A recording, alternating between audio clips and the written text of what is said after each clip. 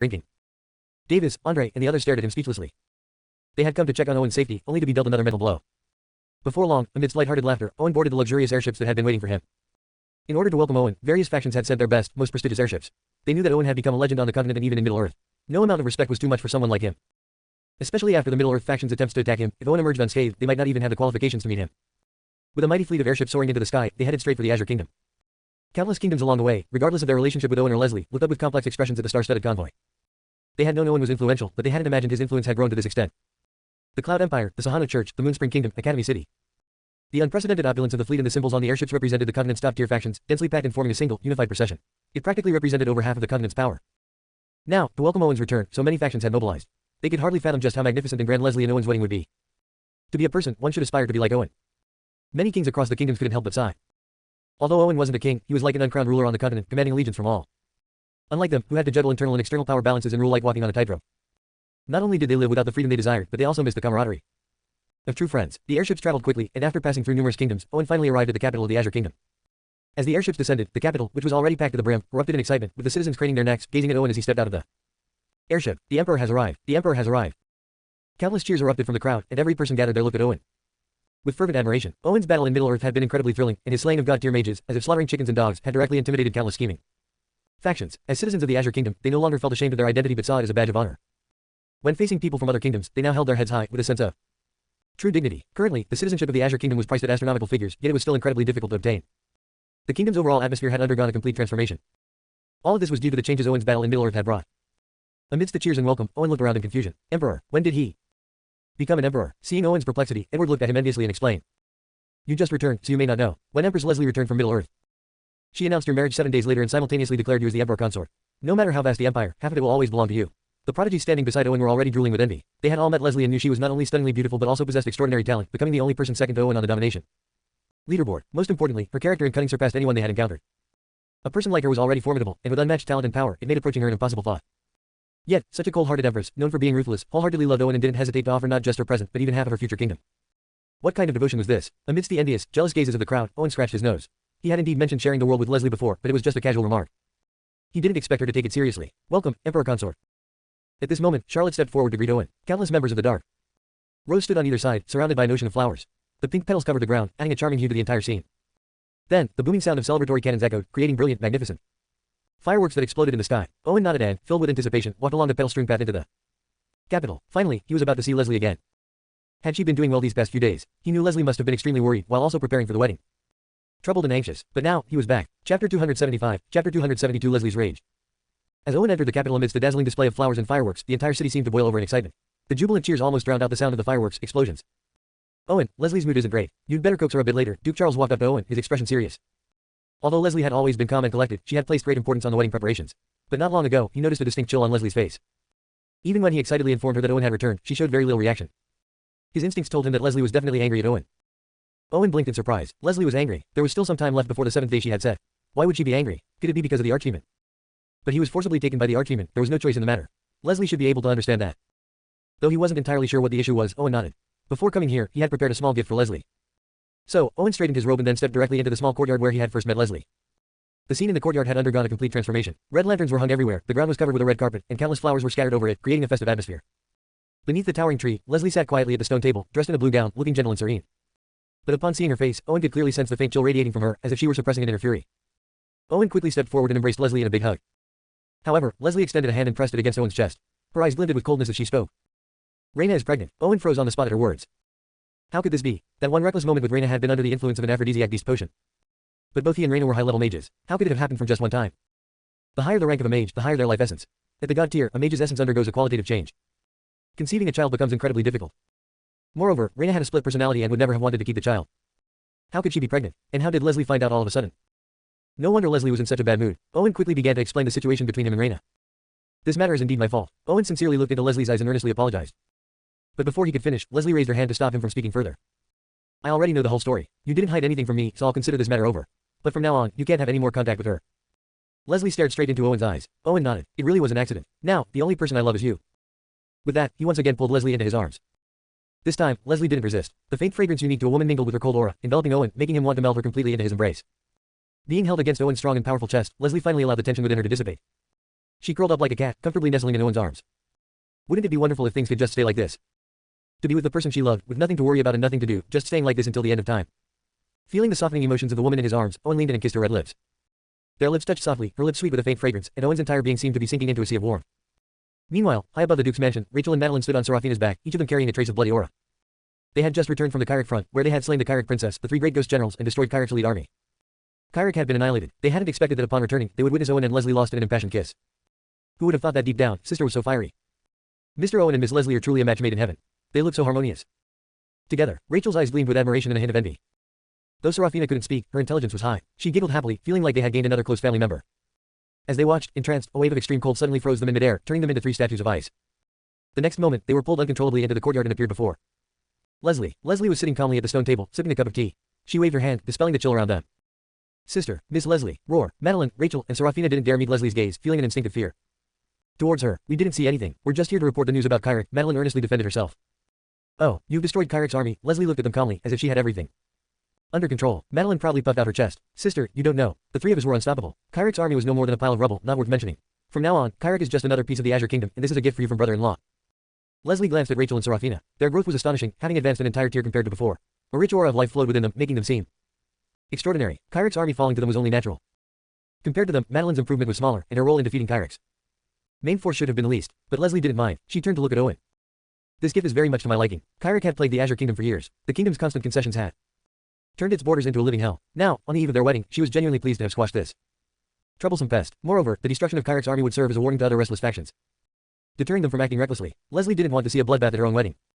She narrowed her eyes and looked at Madeline, Rachel, and Serafina. You've been delivering gifts with Owen all this way. It must have been tiring. Stay here and rest well. Also, help me prepare for tomorrow's wedding. They exchanged glances and nodded furiously. After all, they had been caught spying on her by mistake, though unintentionally.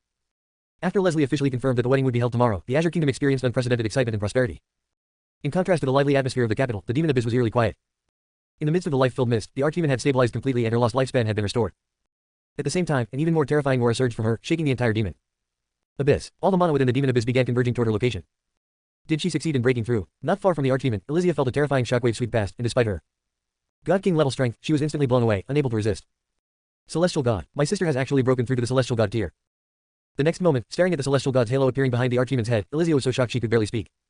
She hadn't expected that not only had her sister restored her lost lifespan, but she had also crossed an entire tier, truly stepping into the legendary Celestial God realm.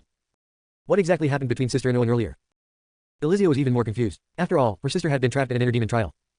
Forget breaking through, surviving had seemed uncertain. But now, she was a Celestial God. The commotion from the archdemon's breakthrough quickly drew the attention of the God of War and the Lord of Stars. A Celestial God tier powerhouse has emerged. The millennial cataclysm is approaching faster than expected. Chapter 276, Chapter 273 Preparations before the wedding. In the depths of the abyss, following the archdemon's triumph over her inner demon and her breakthrough to the Celestial God tier, Elysia immediately began examining her sister with great excitement. The Celestial God tier was exceedingly rare, even in the long annals of the demon realm's history, with such beings often revered as living legends. Academy City even had dedicated records for these beings, meant to be passed down through the ages. Now, her sister had finally stepped into this realm. Congratulations, sister. From now on, I'll be known as the Celestial God's sister, Elysia exclaimed excitedly. After stabilizing her tier, the archdemon appeared beside Elysia, glanced around, and asked, somewhat wistfully. Has Owen already left? Elysia pouted. She had stayed by her sister's side all this time, always concerned for her, yet the first person her sister thought of after breaking through was Owen. He left long ago, off to marry his beloved Leslie, Elysia huffed in annoyance. The archdemon looked at Elysia's sulking face and chuckled softly. You're already so grown up, but still act like a child. Now that I've recovered, let's leave this troublesome place.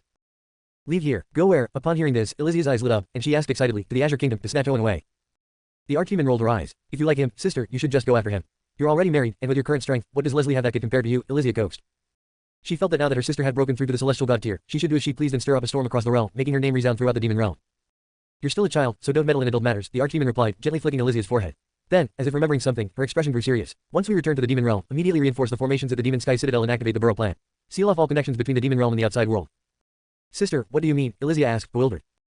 The formation of the demon sky citadel was immensely powerful. When fully activated, it could cover the entire citadel and withstand even Celestial God level attacks. As for the burrow plan, it was a final contingency to be used only when the demon realm faced a cataclysmic event, meant to relocate the realm's core figures deep underground. Sealing off the demon realm was an even more drastic measure, only ordered when the demon realm was under severe assault. Yet her sister had just now invoked all 3 contingency plans simultaneously, which made no sense. Seeing Elysia's stunned expression, the archdemon spoke slowly, word by word. The millennial cataclysm will arrive in 3 months.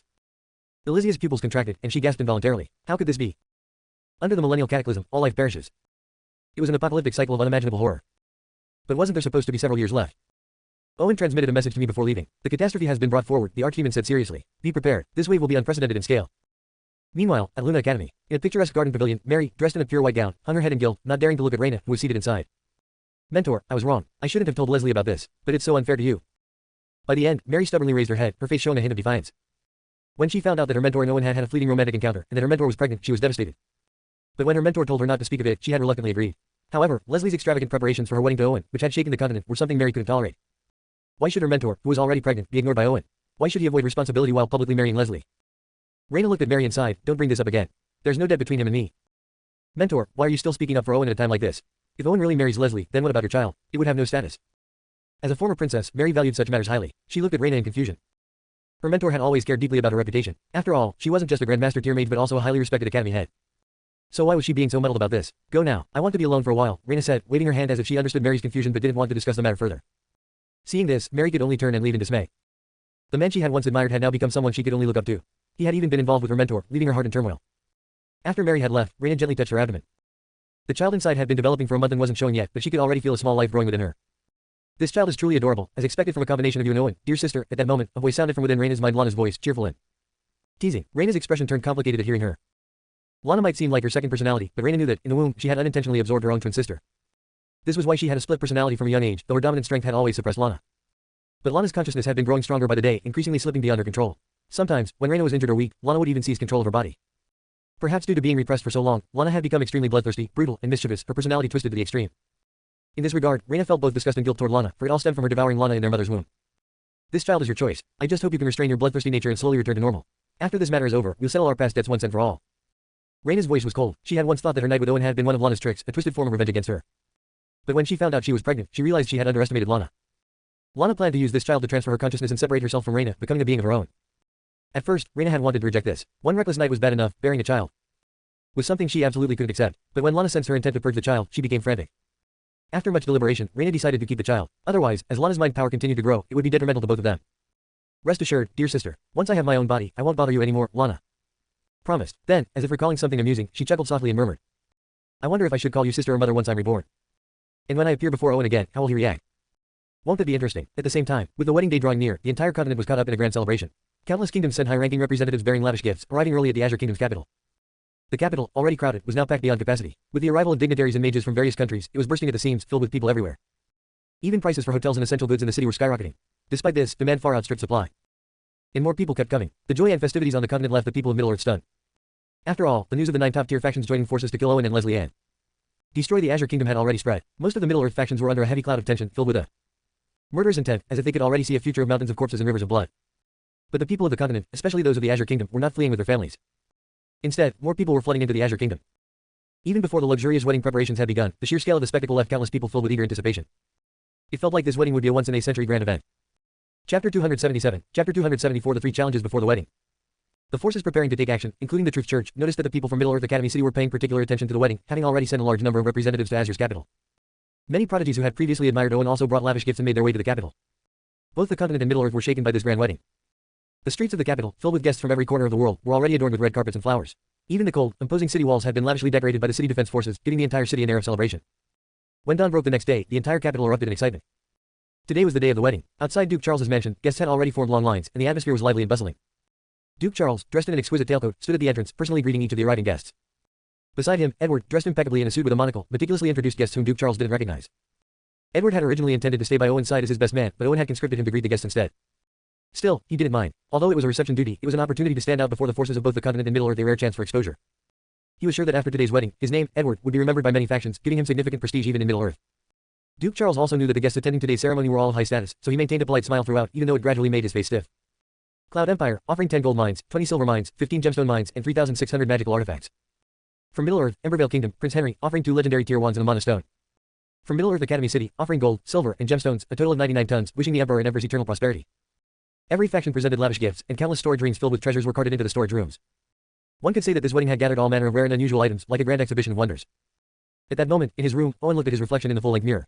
His tailored light blue suit highlighted his perfect physique, and his neatly styled hair gave off a subtle fragrance of cologne. Compared to his usual self, he appeared far more refined and opulent. Owen smiled slightly, satisfied. He turned to the maid beside him. How is Leslie's preparation coming along? Her Majesty said that noon is the most auspicious time. Additionally, the Emperor Consort will be tested during the ceremony, so please be prepared, the maid said shyly, her cheeks flushed as she gazed admiringly at Owen's elegant and refined demeanor. Owen nodded. Such trials were common in wedding ceremonies. He just wondered what kind of challenge they would come up with. And how was Leslie doing now? The thought of Leslie's cold yet passionate nature made him look forward to it even more. Meanwhile, deep within the Duke's mansion. In the bridal chamber, Madeline and Rachel were helping Leslie with her makeup and dressing her in her luxurious white gown. Leslie was naturally beautiful, like a queen amidst ice and snow, her fair skin glowing with a soft radiance. Her figure was curvaceous, her stunning curves impossible to hide even under the gown, and the sheer, snow-white fabric seemed to merge with her skin, making her beauty all the more captivating. Her long, ivory legs were clearly visible through the front slit of the dress. The semi-transparent stockings appeared to be perfectly crafted by nature itself, making it impossible to look away. Even the naturally beautiful women like Rachel, Madeline, and Charlotte were gradually mesmerized, feeling inferior in front of Leslie's radiant presence. It was as if all the most beautiful elements of the world had been brought together on her, sculpted by master craftsmen. Amidst their awestruck gazes, a rare blush appeared on Leslie's face. After today, she would be Owen's wife, bound to him for eternity. She had prepared for this moment for a long time. Is everything ready? Leslie asked Charlotte. Charlotte nodded firmly. Everything is in order, just waiting for the Emperor Consort to arrive. As soon as she spoke, a member of the Dark Rose rushed in excitedly. The Emperor Consort has arrived. With that announcement, a massive serpent emerged in the sky above the Duke's mansion, capturing everyone's attention. Just looking at the giant serpent made everyone feel an overwhelming sense of oppression.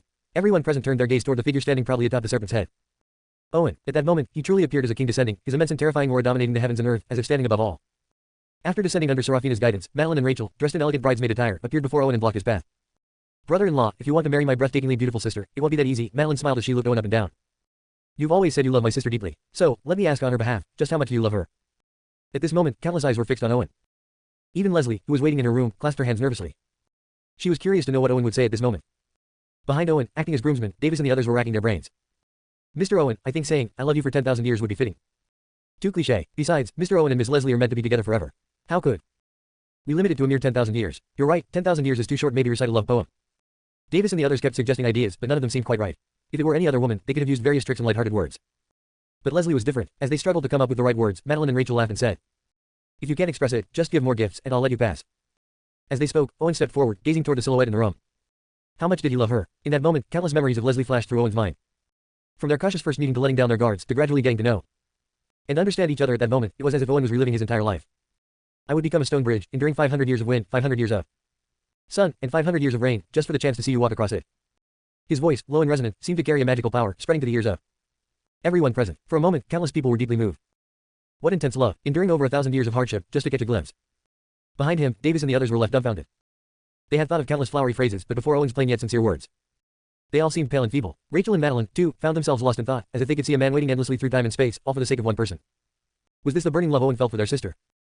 In the room, Leslie's heart trembled slightly. She had imagined all sorts of words Owen might say, but she hadn't expected such an eloquent, poignant, and unforgettable expression. At that moment, Owen stepped forward, walking past Rachel and Madeline, moving closer to the room.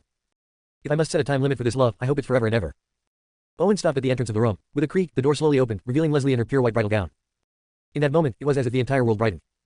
The crowd, who had been cheering moments before, fell silent the instant they saw Leslie. What a stunning woman, as if crafted by the heavens themselves. Just one look made many men feel a surge of envy and jealousy toward Owen. Chapter 278, Chapter 275 The arrival of Middle-earth's army. Staring at Owen before her, Leslie's cheeks flushed slightly. The idea of testing Owen vanished into thin air after hearing his heartfelt words. As the affection in Leslie's gaze reached its peak, Owen extended his hand and took out a black ring, gently placing it on Leslie's slender ring finger. This ring contained all of Owen's wealth accumulated over the years. Since Leslie had given him half of her kingdom, Owen decided to entrust all his wealth to her. Though its value couldn't compare to what Leslie had offered, it was a clear declaration of his sincerity.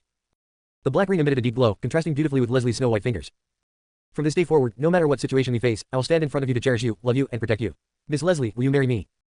His deep and resolute voice resonated throughout the entire capital. Leslie smiled gently, her unwavering voice seeming to pierce through time and space, reverberating in both the past and the future. As soon as she spoke, countless rose petals, prepared in advance by Charlotte, began to fall from the sky, their pink fragrance filling the air. At this moment, the capital transformed into a world of petals, as if a dreamlike paradise. Amidst the shower of petals, Owen pulled Leslie into his embrace, feeling as if he held the entire world at that moment. Their eyes met, the passion between them burning intensely, as if they could melt each other completely. At that moment, the cheers of the crowd seemed to vanish into silence. The flying petals seemed to freeze in time, and then, Owen leaned forward and kissed her soft, rosy lips. The warm sensation surged through his heart, and an unprecedented sense of immense joy welled up inside him. Finally, Leslie was his wife. Owen's mind power surged wildly at that moment, as if breaking through all barriers. Meanwhile, in Owen's embrace, with that one kiss, the icy chill deep in Leslie's eyes rapidly dissipated. Owen's presence was like an indomitable monument, standing strong amidst the raging cold within her heart. At that moment, the spirits of both individuals experienced unprecedented growth and transformation. Their auras intertwined, instantly creating magnificent phenomena in the skies above. Above Owen's head, a majestic figure wearing a crown, his face obscured, stood towering between heaven and earth. An invisible pressure emanated from him, causing a hint of reverence to appear on the faces of everyone present. Even the spell beasts in and around the city grew restless, roaring at the silhouette as if bowing to their king. Above Leslie's head, a figure of a woman, adorned with a delicate crown and draped in a gown of golden tassels, appeared. Her presence exuded a unique and irresistible aura of authority. Countless birds from within and outside the city flew around Leslie's silhouette, chirping incessantly, as if paying homage to their queen. The two figures stood opposite each other. The heavens seemed to tremble with an inexplicable pressure. It was as if the world was witnessing the coronation of a king and queen. Are they truly a match made in heaven? Even their wedding is marked by celestial phenomena. It's simply incredible.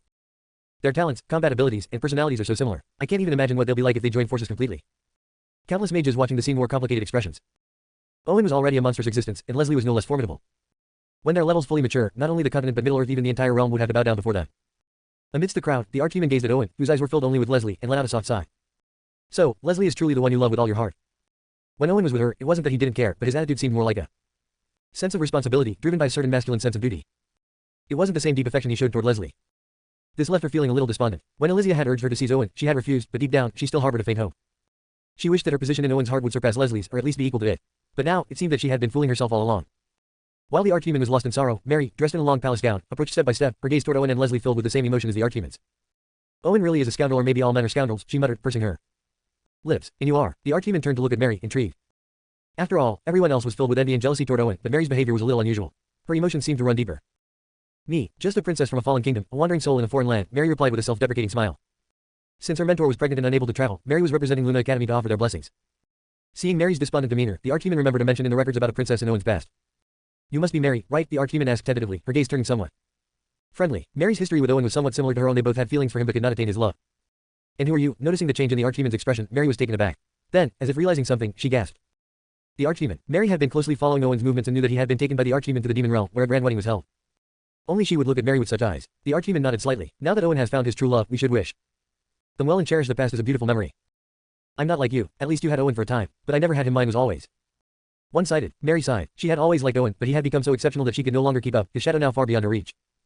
Her feelings, buried by the ever-widening gap in power and now by her mentor's pregnancy and today's wedding, were finally being laid to rest. Sometimes, dead love is the best kind, the most worth cherishing, isn't it? The Archdemon said with a wry smile. Hearing this, Mary seemed to come to terms with her feelings. As she was about to speak further, the sky above suddenly roared with the sound of rolling thunder, shaking the heavens and dispersing the recently formed celestial phenomena. Countless dark clouds gathered in the sky, pressing down on the Empire, shrouding the entire Azure Kingdom in a thick layer of darkness. Everyone beneath the oppressive clouds felt a tremendous pressure descending from above, like a mountain weighing down on them, almost forcing them to their knees. This is the 9 top-tier factions of Middle-earth. They're here, at that moment, feeling the terrifying pressure descending from the heavens. Even those who had been expecting the gods of Middle-earth to arrive in the coming days couldn't help but feel a sense of dread, as if doomsday was upon them. Countless mages in the capital looked up, holding their breath. Middle-earth Academy City's representatives, including Edward, quickly took out their quills, ready to document this momentous event for history. Duke Charles, Madeline, and the others focused their attention on Owen and Leslie. Whether they could survive today depended on the two of them.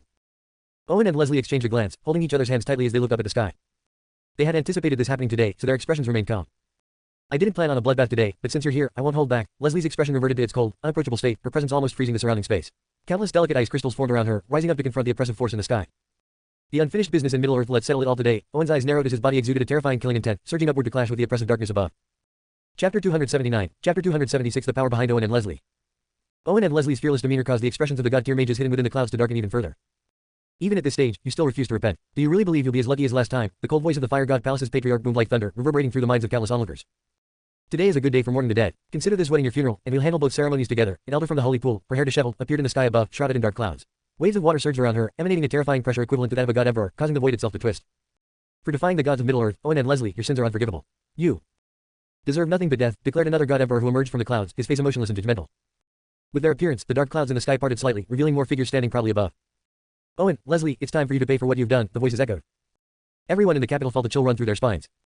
The Fire God Palace, Holy Pool, Truth Church, Moon God Cult, Thousand Autumn Mountain and even the God Emperor and the Rosewood family Middle-earth's top-tier forces have truly come in full force this time. There are several mages equivalent to God Emperors, dozens of God King level powerhouses, and hundreds of God tier mages. They could level the entire continent with this power. For many mages, witnessing such a terrifying scene was a once-in-a-lifetime event. Several God Emperor level mages and countless other old monsters from the great forces of Middle-earth had all gathered here. These were individuals who held immense power and authority, capable of easily annihilating most factions in Middle-earth. And now, they were all converging upon the Azure Kingdom. Despair swept through the crowd. They knew Middle-earth would act decisively, but they hadn't expected the scale to be this massive. Their hearts couldn't even muster the will to resist. So, they turned their gaze to Owen. Yet Owen's expression remained calm, as if he wasn't the least bit afraid of these so-called gods of Middle-earth. Even Leslie, standing beside Owen, was equally composed. As the tension escalated, a figure that Leslie particularly loathed appeared among the dark clouds above. Demon Rosewood, her so-called grandfather. Unfilial girl, why must you persist in your folly at a time like this? If you turn against Owen and capture him, I can give you a chance to redeem yourself. Before Demon could finish speaking, Leslie interrupted him sharply. Hey, since you dared to come here, are you prepared to join my mother in death? Demon's already grim face darkened further, his killing intent transforming into golden sigils that floated behind him, forming countless golden swords like a sea of stars, each radiating a chilling pressure. The other god-tier mages from Middle-earth beside him shared his murderous aura. There's no need to waste words on these dead men. Leave no one in the Azure Kingdom alive. Leave no one alive. Their voices exploded in the sky, like a cruel wind sweeping through the void. Everyone in the capital shivered uncontrollably, their backs cold with fear. You think you can destroy the Azure Kingdom just like that? Have you considered the opinion of our dragon clan? As the gods of Middle-earth's pressure reached its peak, a thunderous dragon roar echoed across the skies. Following the roar, massive bone dragons appeared on the horizon, accompanied by true dragons exuding a domineering aura. Their presence swept over the capital, dispersing the oppressive pressure of Middle-earth's gods, forming a multicolored barrier that shielded the people within the capital. The Dragon Clan has arrived. They're one of the most powerful and mysterious races in existence. It's said that their elders have long remained secluded in the Dragon Valley, uninterested in worldly affairs. Who would have thought they'd show up because of Owen? The Dragon Clan is ancient and terrifying, one of the few races that fear neither heaven nor earth. They truly value Owen. With the Dragon Clan's arrival, the situation on the field shifted dramatically. The people in the capital, who had been feeling stifled, immediately relaxed. Meanwhile, the gods of Middle-earth in the clouds glanced at the dragons, their brows furrowing almost imperceptibly. This is a grudge between Middle-earth and Owen and Leslie. Why must the Dragon Clan interfere? The Archgod spoke slowly, his gaze filled with a clear threat. The Dragon Clan had brought thousands of dragons, including elders at the God Emperor level. If a fight broke out, it would not be a trivial matter. Moreover, if too many dragons were slain, it could stir up the reclusive ancient dragons within the Dragon Lair, causing even Middle-earth to tremble. Therefore, if they could keep the Dragon Clan out of this, it would be ideal.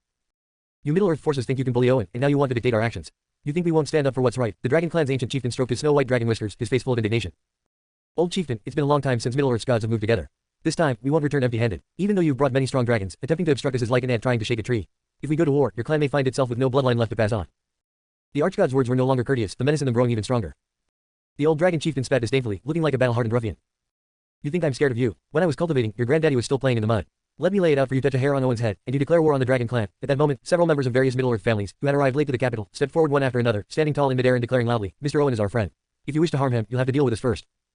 Many powerful kingdoms and forces from Middle-earth, such as the Embervale kingdom where Henry hailed from, stood up to support Owen, boosting his faction's morale. Although they still couldn't compare to the Archgod's side, they were no longer completely outmatched. Seeing this, the Archgod's face grew even darker. Very well, very well. Since you are so determined to stand by Owen, I hope you won't regret your decision today. The Archgod scanned Henry and the others. As one of Middle-earth's leaders, seeing them side with Owen during this united campaign was a serious betrayal. The next moment, seeing that his threats were useless, the Archgod raised his hand and struck toward Henry and the other traitors, intending to obliterate them first as a warning. His move was swift and sudden, leaving Henry and the others with no time to react. They trembled as they watched a giant hand descend from the heavens, blocking out the sky above them. There was no escape. The old dragon chieftain's eyes narrowed. He hadn't expected the Archgod to strike so shamelessly. Bang, bang, bang. The defensive artifacts on Henry and the others shattered under the force of the descending hand. As the massive hand loomed closer, they were overwhelmed by the scent of death. The Archgod's strike was unstoppable. If it struck, they would be reduced to nothing but a smear of blood. But just then, a blood-red array suddenly spread from Owen's body, rising like a crimson sun and crashing fiercely into the descending hand. Did you ask my permission to attack them? Owen's voice rang out as the blood-red array expanded, enveloping the entire capital, transforming into a crimson sky. The Archgod's seemingly unstoppable strike landed on the array, only to be absorbed by the swirling red energy, causing barely a ripple before dissipating into nothingness. The Godslayer array. The moment he saw the array, the Archgod felt something ominous. Now, as he came into direct contact with it, he realized that Owen had indeed activated the legendary Godslayer array, and it was the complete version. Otherwise, there was no way it could have withstood his attack. The other gods of Middle-earth also took notice of the blood-colored Godslayer array, sensing a peculiar aura emanating from it. Chapter 280, Chapter 277. The two trump cards. Under the vast sky filled with dark clouds, Henry and the others looked at the blood-red array that had blocked Archgod's attack, their expressions filled with shock. It was Archgod who had attacked, the ruler of Middle-earth, and yet his strike had been blocked by the array Owen had activated. Moreover, they recognized this array the Godslayer array. It was a deadly formation, rumored to have slain countless god-tier mages. Now, Owen had mastered it. Under the stunned gazes of countless onlookers, Owen remained calm. Previously, with only a third of the incomplete array, he had managed to wound a god-tier mage with it. Now that the array was fully restored and his level in the seals on the Godslayer staff had been mostly lifted, the power of the Godslayer array had become even more terrifying. Even the mighty Archgod couldn't ignore it now. He was no longer as powerless as before. Owen, at this point, you still dared to resist. Do you want to drag the entire Azure Kingdom down with you? Archgod's eyes flickered with apprehension as he coldly reprimanded Owen, staring at the enormous Godslayer array that blocked out the sky. The other god-tier mages from Middle-earth, standing behind Archgod, also shouted one after another. Owen, do you really think this array alone can hold off our attack? There's no way it will withstand the combined might of so many god-tier mages. Their initial shock quickly turned into mockery. The Godslayer array was indeed formidable, but almost all of Middle-earth's top forces had gathered here. A single array could at most buy some time, but in the end, it would be futile. However, before their taunts had fully left their lips, they saw Owen's hand gathering light once again. Immediately, a terrifying killing intent spread throughout the heavens and earth. The Spear of War God. At this moment, Owen gripped the spear tightly, and its fierce killing intent fused perfectly with the Godslayer array. The originally blood-red formation surged, and blood-colored tides seemed to engulf the universe with countless wailing souls within. Archgod, the closest to the Godslayer array, felt his scalp tingle as if needles were pricking his skin. He hurriedly retreated, not daring to approach any further. If the Godslayer array before had merely made him cautious, now, with the fusion of the Spear of War God, even he could sense the approach of death. In the midst of the surging tides of blood, the gods of Middle-earth, who had previously mocked, now seemed to have their throats seized, rendered speechless as they stared at Owen in shock. The Godslayer staff, the Spear of War God. Owen had actually mastered both of these devastating artifacts. At this moment, he appeared as a god of death incarnate, ready to bury countless deities. Even the space around him collapsed, with countless spirits swirling around his body, while the clouds underfoot were dyed in blood. The entire world had transformed into a battlefield of blood. Stars shattered, and the heavens and earth were overturned, with visions of destruction swirling and emerging. The powerful Dragon Clan members had never imagined that Owen had such a trump card. The combination of two legendary artifacts held enough power to kill even an Archgod tier being. Henry and the others couldn't help but smile. They had known all along following Mr. Owen, even in the most desperate of situations, he could always find a way out. Meanwhile, the citizens of Azure Kingdom in the capital below couldn't contain their emotions, fervently chanting the Emperor's name. Millions of voices echoed together, shaking the heavens and reverberating through the clouds. Only one name resounded in everyone's mind, Emperor. You really think you can bully the Azure Kingdom? This continent is ours. You, return to where you came from, Owen shouted, holding the Godslayer staff in one hand and the Spear of War God in the other. He strode through the void, standing like an indomitable monument, blocking the endless gods of Middle-earth. After a brief moment of shock and silence, Demon let out a cold snort, staring fiercely at Owen as he spoke with a chilling tone. Relying on 2 divine artifacts, you may resist for now, but it won't last forever. When the array shatters, you will be torn to pieces, and the Azure Kingdom will be wiped out, not a single living being left. Everyone, attack together. This man cannot be allowed to live. With that, Demon took the lead in attacking. As a peak-tier god Emperor Mage, it seemed like entire star systems filled his hands, radiating a mystical and terrifying aura. As he struck downward, the void collapsed, chaos spreading as though everything in its path would be obliterated and dispersed. Seeing Demon attack, the others followed suit, unleashing their most powerful spells, bombarding the boundless sea of blood below. One-on-one, none of them dared face Owen, who now wielded 2 divine artifacts, but this battle had been destined from the start to be a one-sided massacre. Boom, boom, boom. A series of explosions erupted as the gods of Middle-earth's attack struck the vast sea of blood, causing waves thousands of meters high, staining the sky red and tearing the heavens apart. Chaos filled the world, with turbulent magic fluctuations boiling over like a cauldron. Though the combined divine artifacts, array hadn't yet been shattered, it had weakened considerably, and the blood sea had thinned noticeably. At this rate, within half an hour, the Godslayer array would collapse entirely. When that happened, Owen and his people would be trapped, easy prey. However, just as they formed this thought, an intense feeling of danger suddenly washed over them. The sensation came abruptly, yet it chilled them to the bone, making them instinctively activate all their defensive measures. Swoosh, swoosh, swoosh. At that moment, several icy white beams shot out from the roiling sea of blood, locking onto numerous god kings and god emperor level mages. Wherever these beams passed, bone-chilling cold spread, freezing the void as if turning it into solid ice. Their very spirits seemed to freeze at the sight, sending them into a cold sweat. Clang! In the next moment, to their horror, these icy arrows pierced through their protective barriers and unerringly penetrated their bodies, leaving gaping holes the size of bowls. Yet no blood flowed from these wounds, as the residual cold in the wounds froze them solid, and the chilling air continued to invade their bodies, freezing them into lifeless ice. Sculptures. In an instant, 2 god emperors were severely injured, and 4 god kings were slain. This shocking turn of events came so suddenly that the gods of Middle-earth, who had just exerted themselves, were now left dumbfounded, staring at the scene in disbelief. 3 god kings and 2 god emperors had been among the top combatants of this crusade. Yet they had been abruptly killed and grievously wounded. The injured god emperors widened their eyes, glaring furiously at the capital below. Beneath the sea of blood, beside Owen, Leslie's long hair had turned ice blue, and a previously unseen, extreme cold aura radiated from her, freezing the very air around her. At that moment, she gripped a longbow emitting a chilling aura, still in the posture of having just fired arrows. The deadly ice arrows that had pierced the god kings and wounded the god emperors had come from her. How could this be? The crowd's breathing almost stopped at the sight.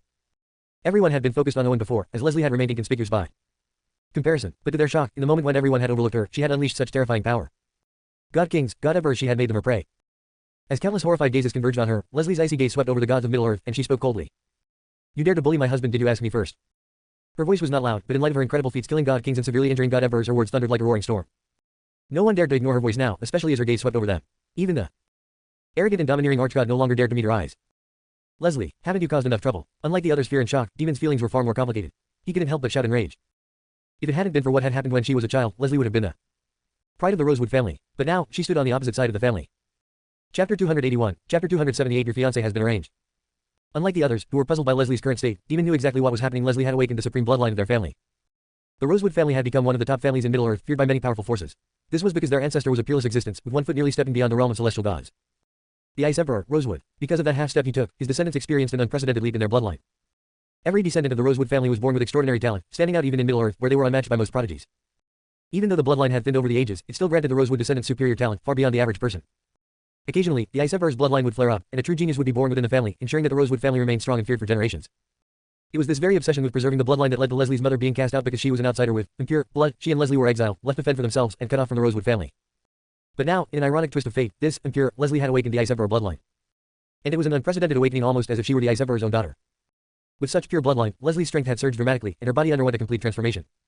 She could even wield part of the Ice Emperor's power. The icy artifact in her hands, the tide of snow and ice, was the same celestial weapon the Ice Emperor had once wielded. Its power was on par with the Godslayer staff. In fact, with the amplification from the Ice Emperor's power, it was even more terrifying than the Godslayer staff. This was how she had managed to kill 3 god kings and severely injure 2 god emperors with just 1 strike. After a brief moment of anger, regret, and silence, Demon took a deep breath, his eyes filled with fervor as he said, Leslie, come back with me. I will give you an explanation for what happened back then. I swear, if you return to the family, the Rosewood family will put all its resources into nurturing you, helping you fully master the Ice Emperor's power. You will become the next head of the Rosewood family. His words left everyone in shock, staring in disbelief at Demon, the god emperor of the Rosewood family. Moments ago, Demon had been filled with murderous intent and disgust toward Leslie, and now he was begging her to return and even offering the position of family head. The Ice Emperor bloodline. No wonder she suddenly gained such terrifying power, slaughtering god kings like it was nothing. The Ice Emperor Rosewood was a mythic figure even in ancient times. Who would have thought Leslie had inherited his bloodline? At that moment, countless people gazed at Leslie with eye and fear.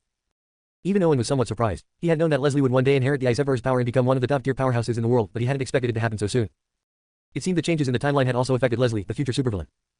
The gods of Middle-earth glanced angrily at Demon. They were well aware of the history between Leslie and the Rosewood family, and they could only blame Demon and the others for their short-sightedness. Now they had to bear the consequences of their actions. However, they soon breathed a small sigh of relief. After all, Demon had offered Leslie the position of family head and promised to help her fully master the Ice Emperor's power to enormous temptations. The Rosewood family was a superpower in Middle-earth, and the position of family head carried immense prestige, granting unimaginable power. For most mages, such an offer was irresistibly tempting. Especially the Ice Emperor's power. It was rumored that before the Ice Emperor perished, he froze his power, preserving it for eternity. Any descendant whose bloodline reached an imperial level could inherit this incredible power, enough to shake the heavens and earth, becoming the next Ice Emperor. Even Archgod would be envious of such power. It was the pinnacle of all power who could resist such temptation. Surely Leslie wouldn't be able to resist either. Once she turned against Owen, he would be nothing more than a clown. However, as they waited with eager anticipation, Leslie said nothing. She simply drew her bowstring, and with the pull of the string, a piercing cold light gathered at the bow, unleashing an overwhelming, bone-chilling cold that spread across the heavens and earth. Everyone watching instinctively shivered. Demon, who was the target of this freezing arrow, turned pale, sensing danger. Even the Ice Emperor bloodline within him trembled. Leslie, you are defying your ancestors. Defying the family, Demon roared in fury, quickly casting his magic. A frigid wind swirled around him like a cutting machine, shredding everything in its path to powder. But as the arrow shot forth, the howling wind was instantly frozen, and the arrow pierced straight through. At the last moment, Demon shifted his body, trying to avoid the deadly strike. But he was too slow, his arm was hit, and it shattered into icy fragments. Another god emperor had been severely wounded. This single arrow wiped the smugness off Demon's face, leaving only cold, dark rage. His voice turned sinister and emotionless as he said, "You refuse to accept kindness, so you'll face punishment instead. I had intended to bring you back into the family, but now, you leave me no choice." From within his robes, Demon pulled out a jade pendant and crushed it in his hand. An ancient family from the god realm proposed a marriage alliance with the Rosewood family, and now I agreed to it. Leslie, meet your fiancé. As his words fell, the entire sky trembled as if some terrifying presence was about to descend upon the world. Owen was completely stunned. That old bastard really did it. He just conjured up a romantic rival out of nowhere. Doesn't he know Leslie is already mine? Leslie's cold eyes grew even frostier. I am Leslie, not a member of your Rosewood family. My fate is mine to control. Boom. At that moment, golden light pierced through the dark clouds, illuminating the earth. A translucent golden curtain appeared, layer upon layer, as if welcoming the arrival of a great figure. Oh, what a barren and backward world, a disdainful voice echoed. Moments later, a young man dressed in luxurious robes, resembling a sunset, appeared. Before countless eyes, his skin was pale, and there was an unmistakable air of nobility between his brows. Every move he made exuded aristocratic grace, and the aura around him was that of a god king. As he appeared, he used a handkerchief to cover his nose and mouth in disgust before turning his gaze toward Leslie. Not bad, not bad. As expected of the one I've chosen. You are indeed worthy of being my fiancé. Come with me to the god realm, and I will help you cultivate your Ice Emperor. Bloodline. In the god realm is where those of noble blood like us belong, not this filthy place where pigs and dogs live. He extended his hand, like a gentleman, inviting Leslie. Who are you? Leslie asked coldly, looking at him. Charles Saint frowned slightly, displeased that Leslie didn't know who he was. Demon quickly stepped in, his expression solemn as he said, Leslie, the man before you is none other than Charles Saint, the son of the ruler of the god realm and the future master of the god realm. His voice was filled with pride. After all, the god realm was above Middle-earth, a special divine realm created by ancient gods. It was rich in elemental power and had hoarded treasures from across the universe in opulent paradise. The other's expression shifted as well upon hearing this. The god realm was a place most had only heard of in legends, a world inhabited by gods and filled with riches beyond imagination. Many god-tier mages had longed to go there, but none had been deemed worthy by the god realm, and now, standing before them was the son of the god realm's ruler. Chapter 282, Chapter 279 God Realm, Charles Saint. High above the void, Charles Saint stood proudly, his hands clasped behind his back. He regarded the crowd before him as nothing more than pigs and dogs, showing only the slightest trace of warmth when his gaze fell upon Leslie. Leslie's unique bloodline was a perfect match for his own. Owen, a lowly commoner from an insignificant place, couldn't even compare to a single strand of Leslie's hair. Previously, Leslie had been sheltered, stuck in her own small world, and mistakenly thought that someone like Owen was a genius. But compared to him, Owen was utterly crushed in every possible way. He believed Leslie was smart enough to know how to make the right choice. However, under his expectant gaze, Leslie coldly looked at him and said, "So what? I am already Owen's wife. Even if I weren't, you are not worthy of even carrying my shoes." As Leslie's merciless words rang out, it was like a stone casting 1,000 ripples. The countless mages present looked at her in utter disbelief. This man was the young master of the god realm, his status as noble as could be, and he had already reached god tier in his cultivation. There was no one on Middle-earth or the entire continent who could compare to him. Even Owen, the continents in Middle-earth's recognized #1 prodigy, was outclassed by this young master of the god realm in terms of sheer level. Yet, not only did Leslie show no signs of being impressed, but she completely dismissed him. Demon's smile, which had just started to form, instantly froze. Relying on the influence of the Rosewood family, he thought Leslie was simply growing bolder and that their pressure wasn't enough to make her submit. But to think even after bringing in the god realm, she remained unmoved. Charles Saint's pupil suddenly contracted. He had been born into a life of privilege, with people always fawning over him. No matter how proud a woman was, in front of him, she was nothing but a temptress, using any means necessary to crawl into his bed. Now, to think that after offering himself, Leslie not only rejected him but outright humiliated him. This was completely beyond his expectations. After a moment of stunned disbelief, his once elegant and calm face now bore traces of anger. Leslie, I have been giving you face. If you don't appreciate it, I'll make sure you keep face, Owen chuckled, holding Leslie's soft hand and staring at the rather handsome Charles Saint. You talk as if you actually have face. First of all, this isn't the god realm. This isn't a place where you can throw your weight around. Second, do you dare to steal my woman? Who gave you that courage? As Owen spoke, an overwhelming killing intent erupted from his body. The once dormant sea of blood in the Godslayer A suddenly surged violently. As Owen extended his hand, the blood sea from the Godslayer A transformed into a massive blood-red hand, hundreds of feet long, reaching up into the sky and enveloping Charles Saint. How dare you? Seeing Owen directly attack Charles Saint, Demon's heart skipped a beat, and he shouted in shock. The various powers present were also astonished. The god realm was the most mysterious and powerful force in the entire realm, and all other factions feared defending it, lest they invite disaster upon themselves. But Owen, like a newborn calf, showed no regard for the consequences. You, a mere sage tier, dared to attack me. You rely on the power of an artifact, but your mortal bloodline is far beneath my imperial blood. Even without an artifact, I can crush you with a single hand. Charles Saint looked down with contempt at Owen's blood-red hand, without a hint of concern. He snorted disdainfully. Leslie, take a good look at your so-called beloved. In front of me, he's nothing more than a worm. You and I together, that's what heaven intended. As his words fell, his snow-white palm flipped downward, and it was as though the entire sky was inverted. Stars shifted, and the world itself seemed to turn over, all within the grasp of his hand. World in the palm, a planetary tier magic skill. At this moment, countless mages gasped in awe. After all, such a high-quality spell was something even many God King tier mages had never even seen, let alone practiced. This is the true power of the young master of the God realm. A planetary tier spell right from the start, and he's mastered it to an advanced level. His cultivation is already terrifying enough, and with this fearsome skill, plus the Imperial Bloodline's inherent abilities, Owen will surely be crushed with one strike. Many God King tier mages were utterly shocked by the spatial distortions emanating from the spell. Even at their level, they could only expect to be wiped out instantly by this attack. However, unlike the others, Owen remained completely calm. He had seen this planetary tier skill before, offered as a choice by the system, but he had passed it up in favor of the ultimate order. This skill was indeed formidable, as it allowed the user to manipulate the order of space, creating a world within their grasp to imprison enemies. It could even simulate the elements of earth, fire, water, and wind within the hand, turning it into a small world where the caster ruled as its sovereign. Unfortunately for Charles Saint, the person he was up against was Owen. The blood-red hand surged from the Godslayer array, its surface covered in countless intricate runes, the golden tentacle twisting the void ahead. The blood-red hand collided with Charles Saint's distorted, illusory world. In an instant, it was like two worlds crashing into one another, annihilating everything in between. The space around them collapsed, and the area was shrouded in chaotic energy.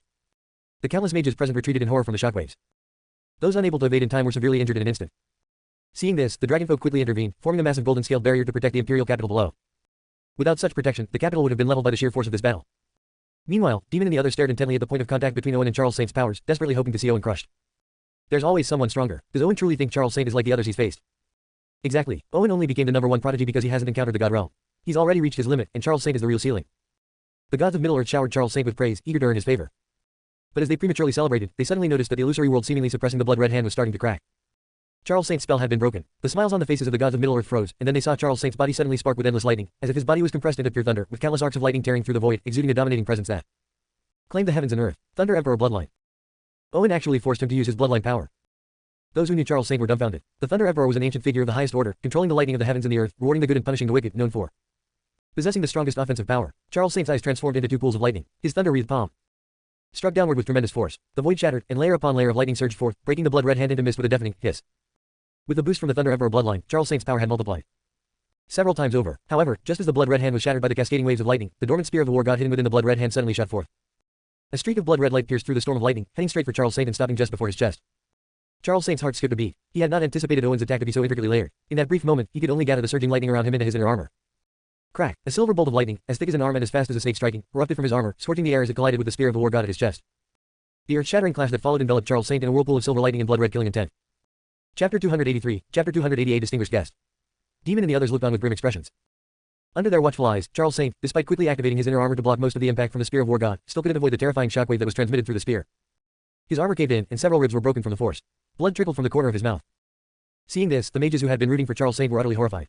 After all, Charles Saint had clearly been fighting without holding anything back, and his combat power had already approached the level of a God Emperor tier. Yet, even with such terrifying strength, he had still suffered a heavy blow in his confrontation with Owen. If it hadn't been for his extraordinary inner armor protecting him at the critical moment, the spear of war god would have pierced his body, leaving him severely wounded like never before. For a moment, countless people stared at Owen in shock, as his combat power had clearly surpassed Charles Saint's, completely contrary to their expectations. But when they looked at Owen, they found he had mysteriously disappeared from where he had been standing. As they searched for him in astonishment, someone suddenly gasped, spotting Owen silently appear behind Charles Saint, his massive dark golden sword aimed directly at his neck. One strike, intent on beheading him before the crowd. Many from Middle-earth were so terrified by this scene that their souls almost left their bodies. Just as they were about to intervene to stop the attack, they noticed that Charles Saint seemed to have sensed the danger in advance. He coldly turned to face Owen, a thin dagger as sharp as a cicada's wing gripped tightly in his hand, aiming for Owen's abdomen, intending to destroy his monocore in a single thrust. It was a strategy of trading injury for injury. With the protection of his treasured Thunder Dragon armor, even if he were gravely injured, the regenerative powers of the Thunder Emperor bloodline would allow him to recover quickly. But if Owen's monocore was shattered, he would be reduced to a cripple. If Owen chose to defend himself, he would lose the initiative and be crushed under relentless pressure until a fatal flaw was found. No matter what choice Owen made, it seemed he would end up dead. However, just as a triumphant smile appeared on Charles Saint's lips, he suddenly realized that Owen's figure had vanished. It was merely an illusion. Next, Owen's form appeared all around him, each copy unleashing powerful attacks. As the clones closed in on Charles Saint, a monovoid suddenly expanded from the void, enveloping him. The moment Charles Saint saw Owen's myriad images, he knew things were going south. The arrival of the monovoid further disrupted the mana inside his body. Even though the Thunder Emperor bloodline rapidly fought off this strange energy, his power plummeted, weakening him by at least tenfold from where he had been moments earlier. Strike when he's down, kill him when he's weak. The moment Charles Saint's aura faltered, Owen's clones launched their attacks all at once. Although the high-quality inner armor absorbed most of the attacks, it also drained a significant portion of its stored mana. Then, when Owen himself appeared and unleashed a Heaven Emperor fist, the inner armor's protective energy waves, already weakened, finally crumbled under the combined force of Owen's supreme of all and the Heaven Emperor's authority. Bang! The punch landed squarely on Charles Saint's chest, sending him flying. His body bent like a shrimp, and blood spurted uncontrollably from his mouth. Owen, how dare you! At that moment, Demon and the others, sensing danger, cried out in horror and charged toward Owen. But the Dragonfolk and Leslie had been watching them closely. The moment they made their move, the Dragonfolk swiftly intervened. Their duel doesn't concern you, so why are you interfering? Yeah, wasn't Charles Saint supposed to be so powerful? How come after just a few exchanges, Owen is completely crushing him? He's not that great after all. Anyone who dares to act arrogant in front of Mr. Owen will soon be pushing up daisies. The Dragonfolk, along with the Dragon Princess, mocked the gods of Middle-earth, who had previously been strutting around as if they owned the place, preventing them from interrupting Owen. While the gods of Middle-earth were being held at bay, Owen rushed over to the still reeling Charles Saint and, without hesitation, raised his hand to slap him across the face. Just as Charles Saint was recovering from the excruciating pain in his abdomen, he saw Owen's hand coming toward him. Furious, he glared at Owen and barked. How dare you? I am the young master of the god realm.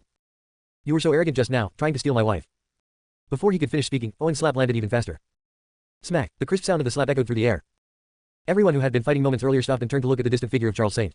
When they saw what had happened, their pupils shrank. A deep, bright red handprint had appeared on Charles Saint's once noble face, standing out so starkly that it seemed to burn just to look at.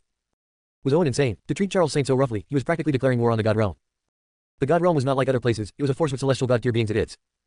Hell, Charles Saint, now sporting a vivid handprint on his cheek, was utterly stunned. Even his parents had never laid a hand on him, yet Owen, this lowly worm, had struck him. In an instant, an uncontrollable rage surged through him, nearly driving him to madness. His silver hair stood on end like a porcupine's quills, and crackling silver lightning erupted from his body, filling the air with the acrid smell of burning. But at that very moment, Owen, not one to show mercy, slapped him again. If your parents didn't teach you well, let me do it for them. Smack, smack, smack. The sound of repeated slaps filled the air, shocking everyone so thoroughly that they stood with their mouths agape, unable to utter a word. With every slap Owen delivered, Charles Saint's face twisted in pain, the burning sensation on his cheeks turning his anger into a sickly shade of green. Owen's actions were a complete humiliation, trampling his dignity into the dirt. From now on, he would be a laughingstock. However, under the suppression of the mana void, Charles Saint was no match for Owen. Every time he struggled to fight back, Owen only slapped him harder. Just as Charles Saint was about to explode from sheer fury, Owen sensed the mana void beginning to break apart. Without hesitation, he gripped the supreme sword and swung it down toward Charles Saint's neck. Faced with the impending threat of death and the humiliation Owen had subjected him to, Charles Saint finally cracked. His overwhelming anger morphed into cold fear. For someone of his high status, nothing terrified him more than death. Everything else could be set aside. As long as he lived, he could eventually use Owen's blood to wash away this disgrace. In a state of extreme terror, Charles Saint lifted his head toward the heavens, crushed a ring in his hand, and cried out for help. Father, save me. His voice was garbled, mixed with blood. At that moment, Owen, in the midst of swinging his supreme sword, suddenly felt an overwhelming pressure descend from above, instantly locking him in place.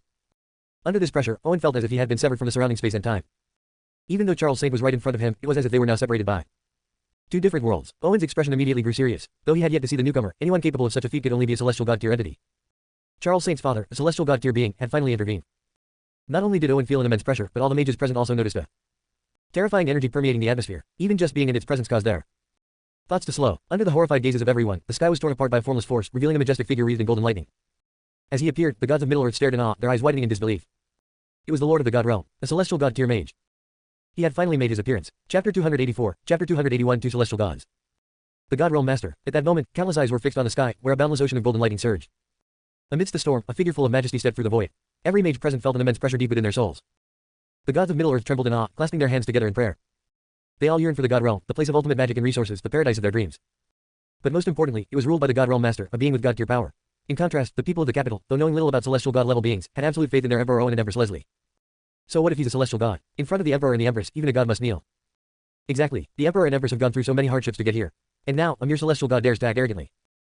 The people of the Azure Kingdom cheered for Owen and Leslie. As their renown had grown, the people's admiration had turned into a kind of fanatical worship, akin to that of devoted followers. Hearing the cheers from the people below, Harry and the others twitched at the corners of their mouths. This was the god realm master, a being who could decide life and death with a word. Didn't they see that even the archgod and the gods of Middle-earth were almost bowing to him? Yet the people showed no reverence. But soon, they realized it wasn't that the god realm master lacked strength, it was that Owen and Leslie were simply too monstrous. Even as they stood in opposition to the celestial god, they felt little fear. In fact, Owen and Leslie seemed like an unshakable fortress. Under Henry and the others' watchful eyes, Owen and Leslie exchanged glances, their thoughts synchronized as they launched an attack on the god realm master together. The Godslayer or a sea of blood surging, the spear of war god, brimming with murderous intent both combined to form an indomitable pillar, instantly locking onto the god realm master. You two lack respect for celestial gods, the god realm master snorted coldly. As his voice rumbled through the heavens, magic surged like a tidal wave, sweeping across the sky. His magic clashed with Owen's Godslayer or a. Both attacks were among the most terrifying forces in existence. Their collision sent shockwaves rippling through the world, shattering space like broken glass.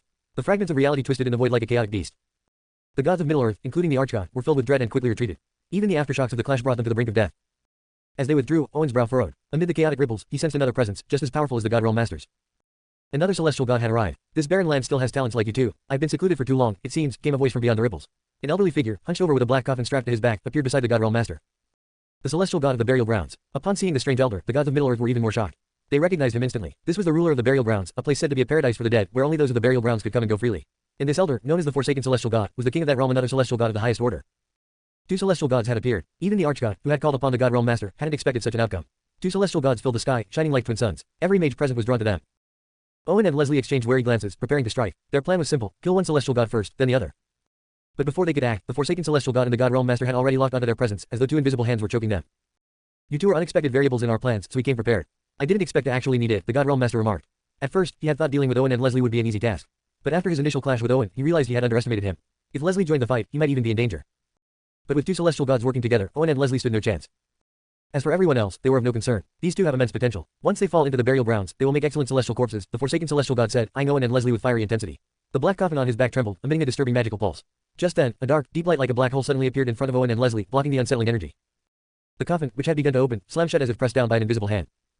Who goes there? The Forsaken Celestial God glared at the source of the black light, sensing the aura of another celestial god, though it was unfamiliar to him. The God Realm Master's eyes widened slightly in confusion. Amidst their confusion, the black light shifted, revealing a figure in a black gown. Archdemon, as elders, is this how you treat the younger generation, ganging up on them 2 against 1? Archdemon swept her gaze over the God Realm Master and the Forsaken Celestial God, her lips curling into a mocking smile. Archdemon, how can this be? Your foundation was damaged, your life force depleted. How did you break through to the Celestial God realm? It wasn't the Celestial Gods who spoke first, but the Archgod, his voice filled with disbelief. When Archdemon had kidnapped Owen earlier, she had been at the same level as him. But now, in such a short time, she had surpassed him and become a Celestial God. How could he not feel envy and jealousy? I've heard of you before, Archdemon. I didn't expect a junior like you to break through to the Celestial God realm, the Forsaken Celestial God said, his expression growing more serious. But then, a glimmer of desire appeared in his eyes. Archdemon was already an extraordinary being, and now that she had ascended to Celestial God status, she radiated a unique allure that stirred even his long-dormant heart.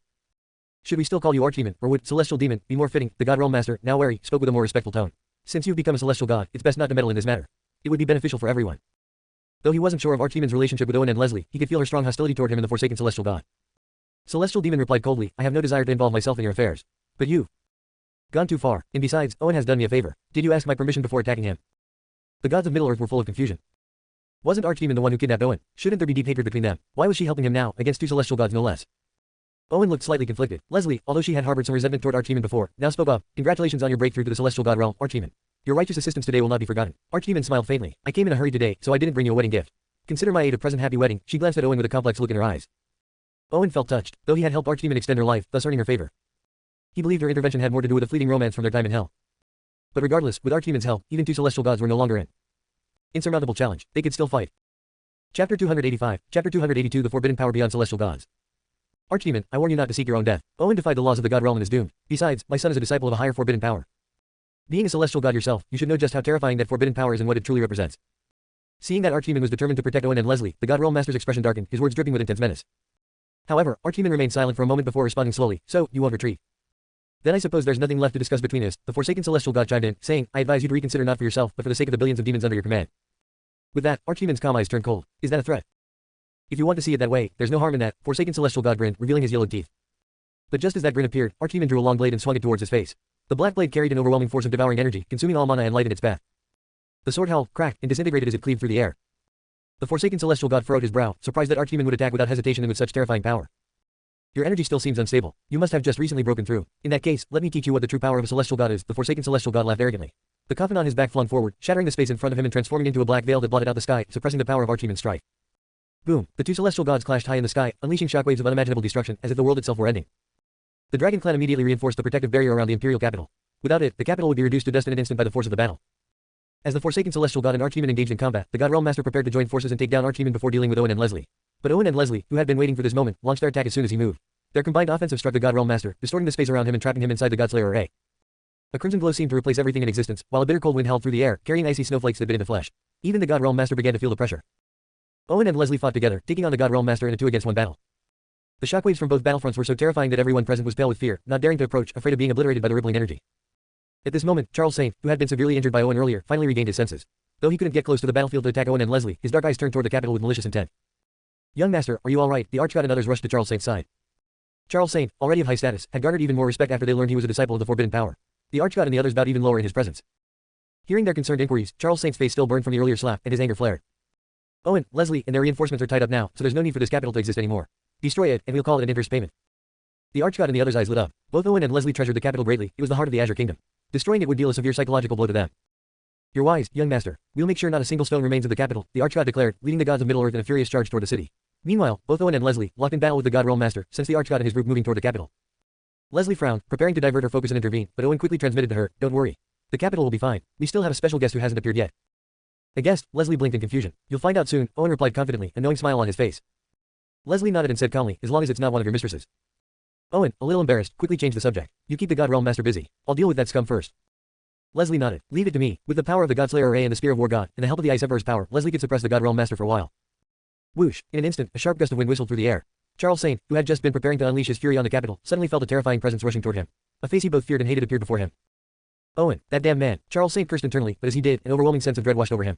Owen had already left a deep psychological scar from their earlier clash. Just as he was about to activate a hidden trump card, Owen slapped him across the face again, sending him flying once more. Thud! Charles Saint spat blood as he flew through the air. You didn't learn from the last lesson, did you? Owen said coldly. Do you think you can just destroy the capital? You should have never been born with such a filthy mouth. As Charles Saint flew back from the impact, Owen's hand crackled with lightning, forming into a sword that he swung down to finish him off. Sensing Owen's murderous intent, Charles Saint grew increasingly desperate. He realized that Owen truly intended to kill him. The Archgod and the others had already stormed the capital, attacking the protective barrier formed by the Dragon Clan, and could have come to his rescue. The two celestial gods were also occupied. Frightened, Charles Saint glared at Owen and shouted, Owen, I am the heir to the Forbidden Sea. If you kill me, the entire continent will be destroyed. Forbidden Sea, what a familiar name, Owen sneered. Too bad it won't save your life. To Owen, the Forbidden Sea, one of the Forbidden Zones, was meant to protect the world, but it had gradually colluded with the Heavenly Tao, becoming nothing more than a swarm of vermin. And it was the God Realm, the burial grounds, and other ancient lands that willingly allowed themselves to be used for the sake of power. Now that Owen had joined the ranks of the Lord of Stars, his hatred for these powers had only deepened. This man could not be allowed to live. Owen's killing intent grew even stronger, and Charles Saint trembled with fear. Owen, if you dare kill Charles Saint, everyone here will perish with him. The Forbidden King. And the Forbidden Sea will be roused, and by then, you'll regret everything. The Forsaken Celestial God sensed Owen's intent and immediately issued a warning. But before he could finish speaking, Archdemons' even more terrifying attacks enveloped him, silencing his voice. With no more noise to distract him, Owen's lightning-imbued sword slashed toward Charles Saint's throat. Boom! Sensing the imminent threat to Charles Saint's life, a phantom figure emerged from his forehead, blocking Owen's strike. How dare you lay a killing blow on my disciple? Who are you, and why are you so weak? The phantom's face was obscured, but its voice was filled with undeniable authority. As it spoke, the world itself seemed to tremble. Everyone who saw the scene grew tense. Although most didn't recognize the figure, they instinctively felt that its power was far beyond that of a celestial god. This was everyone's first impression, and no one felt they were overestimating the phantom's strength. The phantom's voice boomed out again, but Owen, with no sign of backing down, simply replied, a nobody, not worth remembering, but you and this wretch will both be destroyed together. As Owen spoke, he unleashed the Heaven Emperor fist at full power, punching the void with overwhelming force. Chapter 286, Chapter 283 The Wrath of the Gods of Middle-earth. The Heaven Emperor fist carried an overbearing and relentless will. Even the Master of the Forbidden Sea was momentarily caught off guard when this sudden attack came crashing down upon him. He could sense something unusual from the force of the punch. To dare strike at this sovereign's projection, you may indeed be the first in this entire plane. As these words, full of arrogance, echoed out, the projection of the Forbidden Sea's master transformed into a massive hand covered in magical runes, meeting Owen's punch head-on. This giant hand carried a decaying deathly aura that rotted all things it touched. The black miasma emanating from it corroded the very space around them, leaving it full of gaping holes, like a shattered window with cracks in every direction.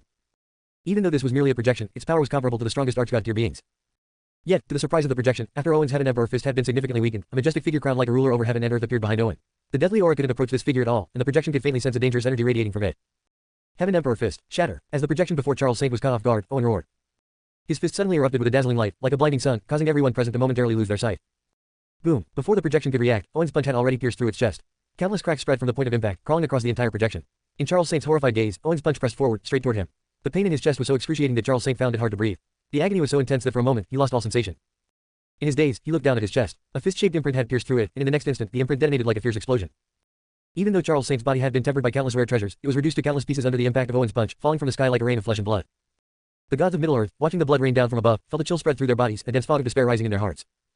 Meanwhile, the mages in the imperial capital burst into cheers. Charles Saint had clearly been an important figure, but now, he had fallen at the hands of their emperor. After erasing Charles Saint, the projection that remained in the sky fell into a state of furious rage. The one it was supposed to protect had just been killed by Owen. For someone who had always been undefeated, this was a tremendous humiliation. Immediately, waves of murderous intent spread out from the projection.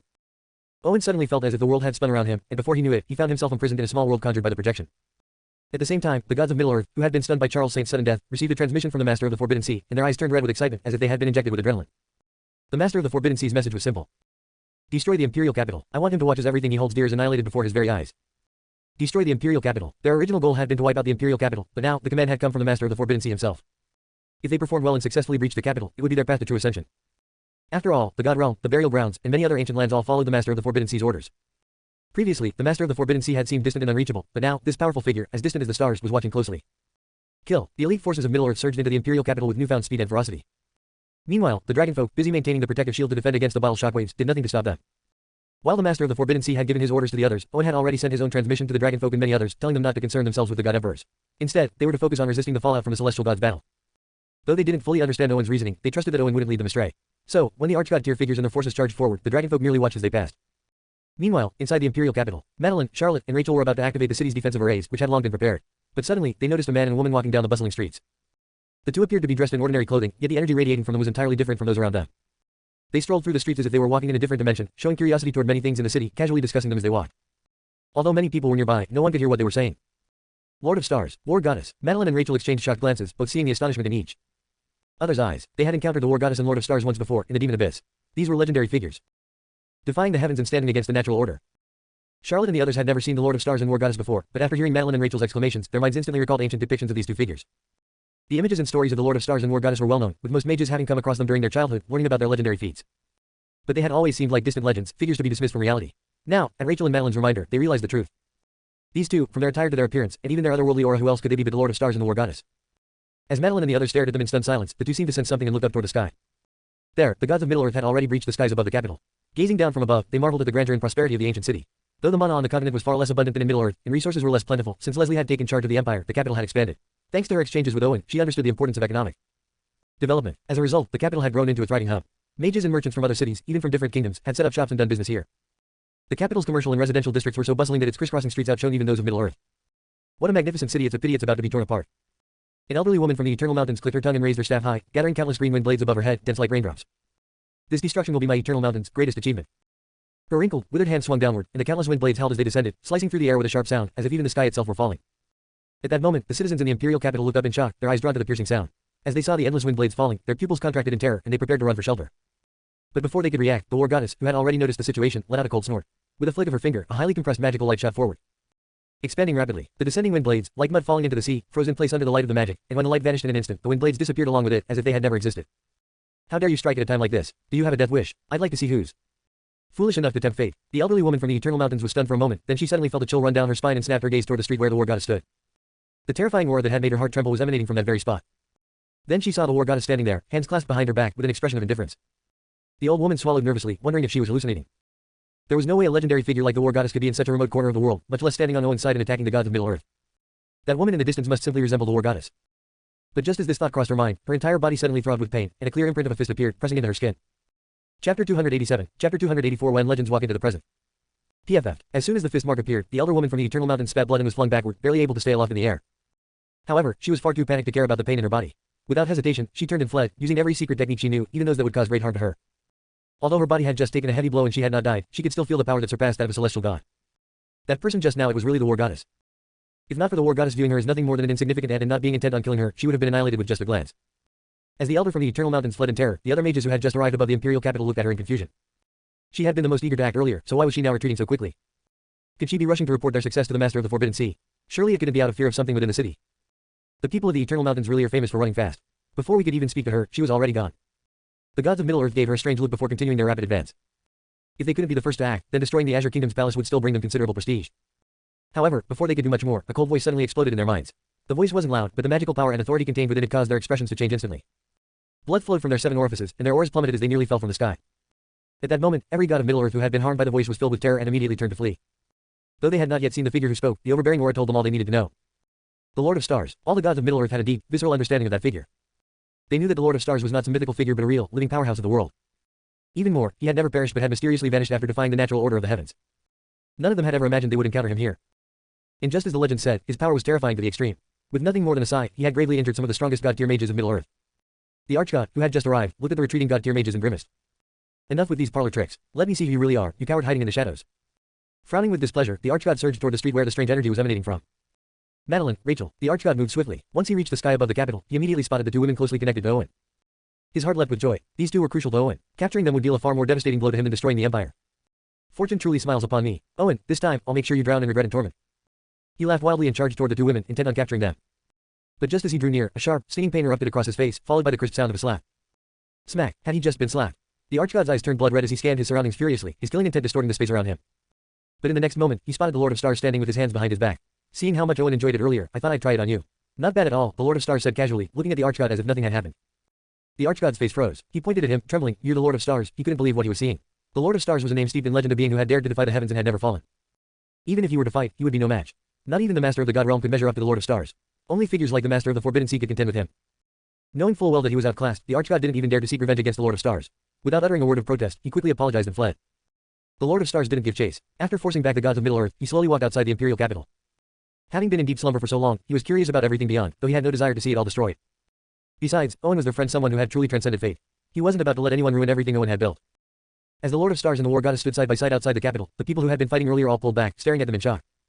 The Lord of Stars had appeared here. Leslie glanced at Owen with a strange expression. Was this the distinguished guest, Owen had mentioned? She had guessed many possibilities before, but never this.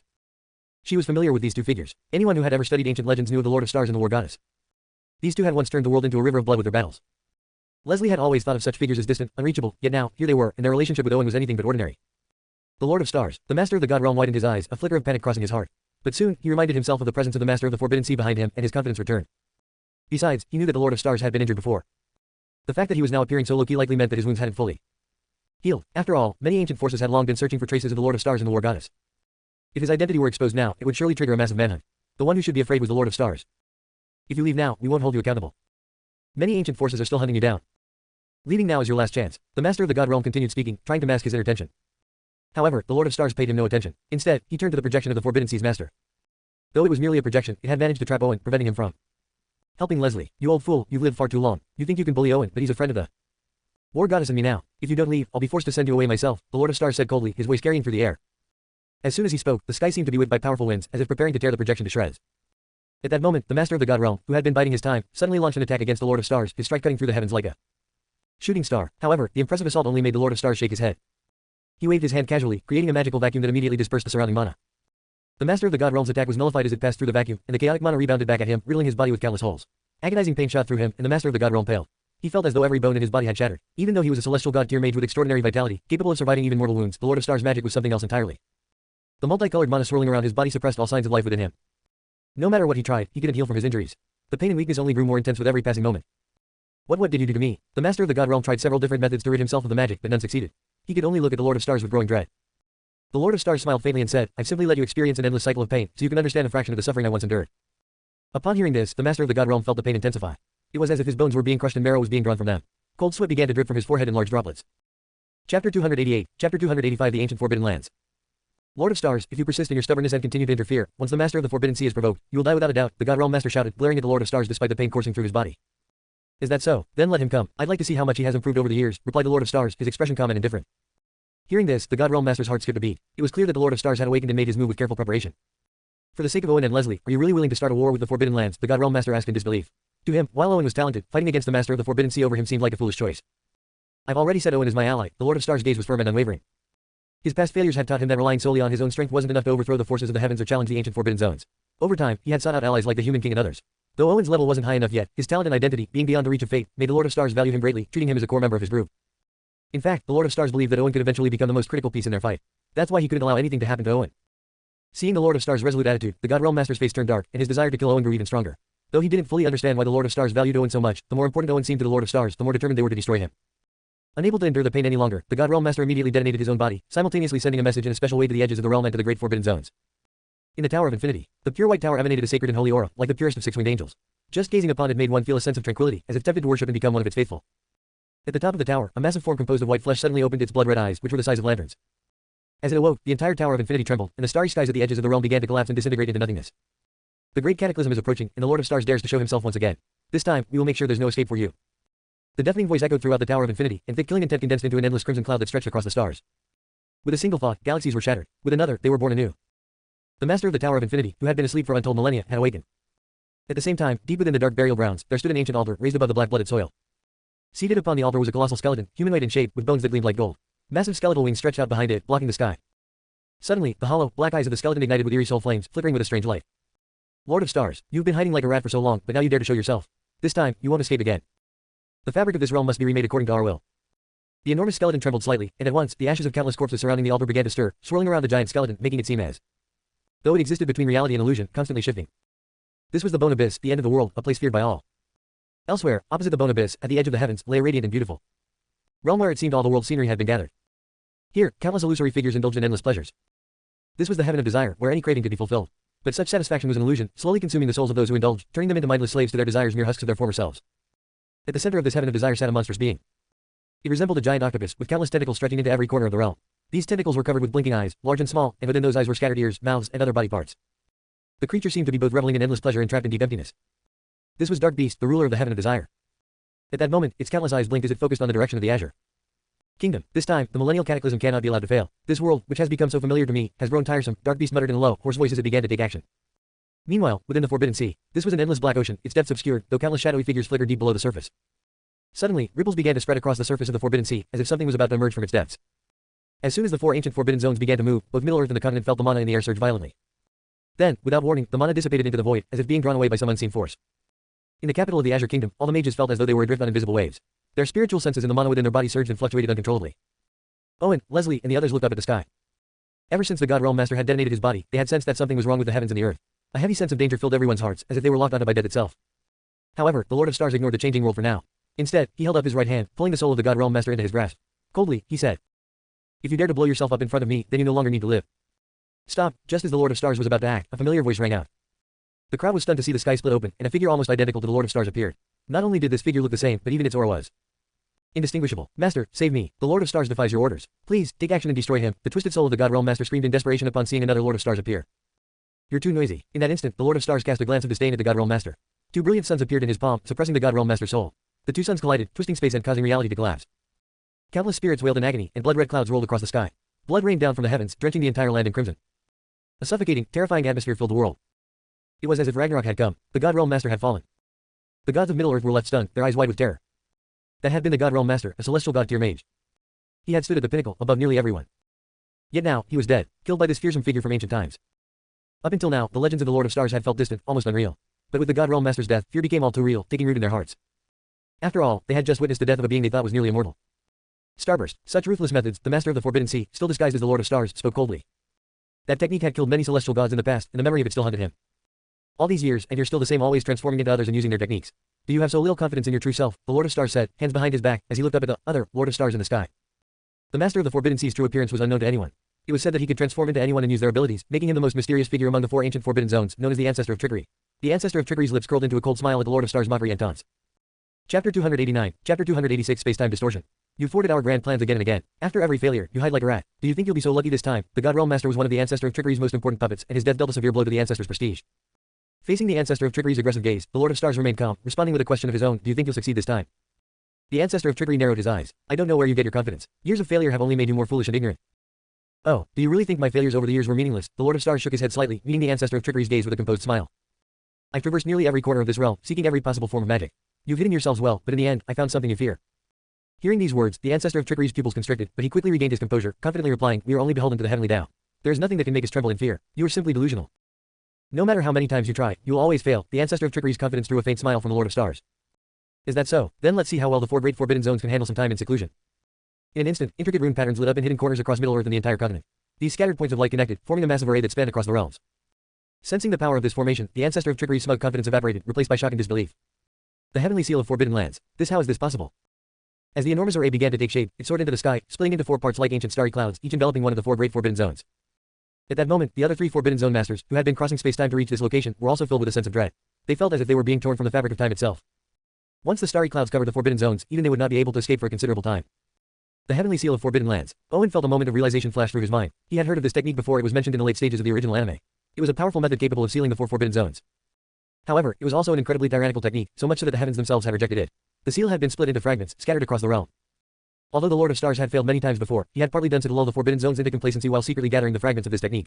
The Lord of Stars schemes truly stretch across the ages. This technique is something even the four forbidden zones cannot resist, Leslie remarked in awe. Her keen eyes had always been sharp, and after inheriting the Ice Emperor's legacy, she had gained knowledge of many ancient secrets, including a basic understanding of the four forbidden zones. These were forces that no mere human could oppose, but now the Lord of Stars had broken the rules and was succeeding in sealing them. If he fully mastered this technique, the four forbidden zones would be sealed for centuries. But unfortunately, it's incomplete, Owen said, shaking his head slightly. From some of the later episodes of the original story, Owen had deduced that the technique wouldn't be able to seal all four forbidden zones completely. Leslie didn't fully understand why Owen seemed so certain, but she trusted him, and her brows furrowed in concern. If the seal fails, it will only enrage the four forbidden zones, and the consequences will be disastrous. Today was her wedding day, and if this chaos continued, everything she had painstakingly arranged would be ruined.